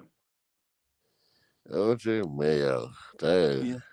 I ain't hear from him in years, bro. Yeah, we just have to make sure that we piss test him every 2 weeks, you know. Yeah. If we gonna pay that man, hey, we gonna have to make sure that we can pay that man. You understand what I'm saying? No, I get what you're saying. Wow. Yeah, I want to. So do the Knicks do the Knicks have to go get a star caliber player right now? Absolutely. Or do you feel like the Knicks can take their chances in the drafting a Tyreke Evans type player and hoping he turns into the ultimate version of Tyreke Evans is SGA. Anybody remember Tyreke Evans? Yep. And the answer is no, not with our draft history. But yeah, we can't draft. I say this though, this is a draft you do not want to be in. Oh, I know. This is really a draft you don't want to be in this year. Right. Yeah, we'll definitely forgive Leon Rose for punting in the first round. This is a Caden Cunningham draft? No. Caden's nice. He alright. What? Okay. Is Stephon coming out this year? Yep. Is Stephon's coming out? Yep. Oh, snap. That's the prevailing wisdom. At least we don't know, but that's the thought. Wow. That he is. If he does, he's going to Charlotte. Yep. I was gonna say the Wizards. You don't think the Wizards? Oh, that'd be that's good true. for me. That way, I can go see him about 10 or 12 times a year. Dang, God, we're in purgatory, guys. We're in purgatory. I'm sorry. I'm giving up. I've lost hope. We've been in purgatory. We just moved back to the back of the line. Oh, the wrong number was called, so they told us to get another ticket. Oh man, I can't believe we're gonna be a great defensive team, man. But until we get a superstar, man, I don't really. I just expect the expectation as a 6th seed, possibly a 5th seed. I mean, or a play-in team. That's really where we at, bro. I mean, wow. The three straight losses just hurt me, man. That Milwaukee Christmas Day victory gave me a little bit of hope. The Lakers victory gave me a little bit of hope. But right now, I just don't see a path for us to get past the first round. Right. We only lost 3 games. I mean, we'll be all right. They weren't just only losses; they were like crushes. We got crushed. I mean, the Orlando game was really what woke me up to realize, Yeah, man, and Jalen Brunson got crushed. Cheese and bread. How many times did that guy have to hit the floor? that is true. That was a vicious. That's some bad fouls that they didn't call on him. But man, when I watch Minnesota elevate from where they were before to where they are now, and watch Orlando elevate to where they are now, oh man, In Sacramento. oh jeez, And the Houston Rockets. oh OKC. Yeah, OKC, the Indiana Pacers. OKC, I was about to Who say told me OKC, rebuilds man. took forever? But we could I be ain't see this Detroit. coming with You OKC. could We even could say be the Detroit. Timberwolves. You could even say the Timberwolves because up until last year, Yeah, they weren't Timberwolves. really Yeah, good. at least we're not Detroit. Hey, Mike Conley still got it, man. Mike Conley still know how to run a team. Elite. Oh That's okay man. because in 2 years Toronto will be there too. Oh, But I don't jeez. think IQ stay, bro. Except they'll be there with former Knicks leading the way. I don't think IQ stay. I think they might throw the bag at him. They might give him. Yeah, they'll keep him. They'll keep him. They're gonna give him the max. Yeah. But I'm like, he's gonna go to Philly, but he ain't gonna get the max in Philly, but he'll get it in Toronto. He should be to Orlando. That would be nice if he got to Orlando. He should come back to the Knicks. That's but I doubt that, man. But I don't know, man. IQ, man. I just seen a lot of potential with that kid, man. Let's bring back Obi and IQ next year. I'm about to say Emmanuel Quickly and Obi Toppin gonna team up again. They're gonna mess around. They're gonna mess around. Those dudes gonna mess around and go somewhere like Miami. Oh no, Miami gonna sound quickly to like 5 years, oh, 120 million, 5 years, 100. They probably gonna give him what he want, 5 for 125. Yep. And then in 2 years, it's gonna look like a discount. Hey, mark my words. Exactly. Watch Pat Riley get Donovan Mitchell over us. Watch. No, don't say that. Watch. I just feel it. Oh, I just know. He ain't that man. He That's don't all like right. Hey, this. listen, if that happens, we could just go ahead and get Flip Murray. Yep. That's not enough. That's not. Him That's and still not Smush enough. Parker, both of them. Flip Murray and Skip to Malou and Smush Parker, bro. That'll be our backcourt. Damn, Smush Parker. I ain't heard that name in a minute. I think we had a stalemate, man. I think building around Jalen Brunson is a terrible idea, man. He's a great player, but he's a second option, man. I think we should have traded for Donovan Mitchell, then signed Brunson. Then that would have just been the smartest move. But I've been okay with if we had just kept some draft picks and had even Tyler Eason and Cam Whitmore, or even what's his name, Keegan Murray's little brother. I'd be okay if we had 2 of those players right now. Oh, Chris Murray, yeah. Chris and Cam Whitmore and anybody like that. Just give me a couple of guys.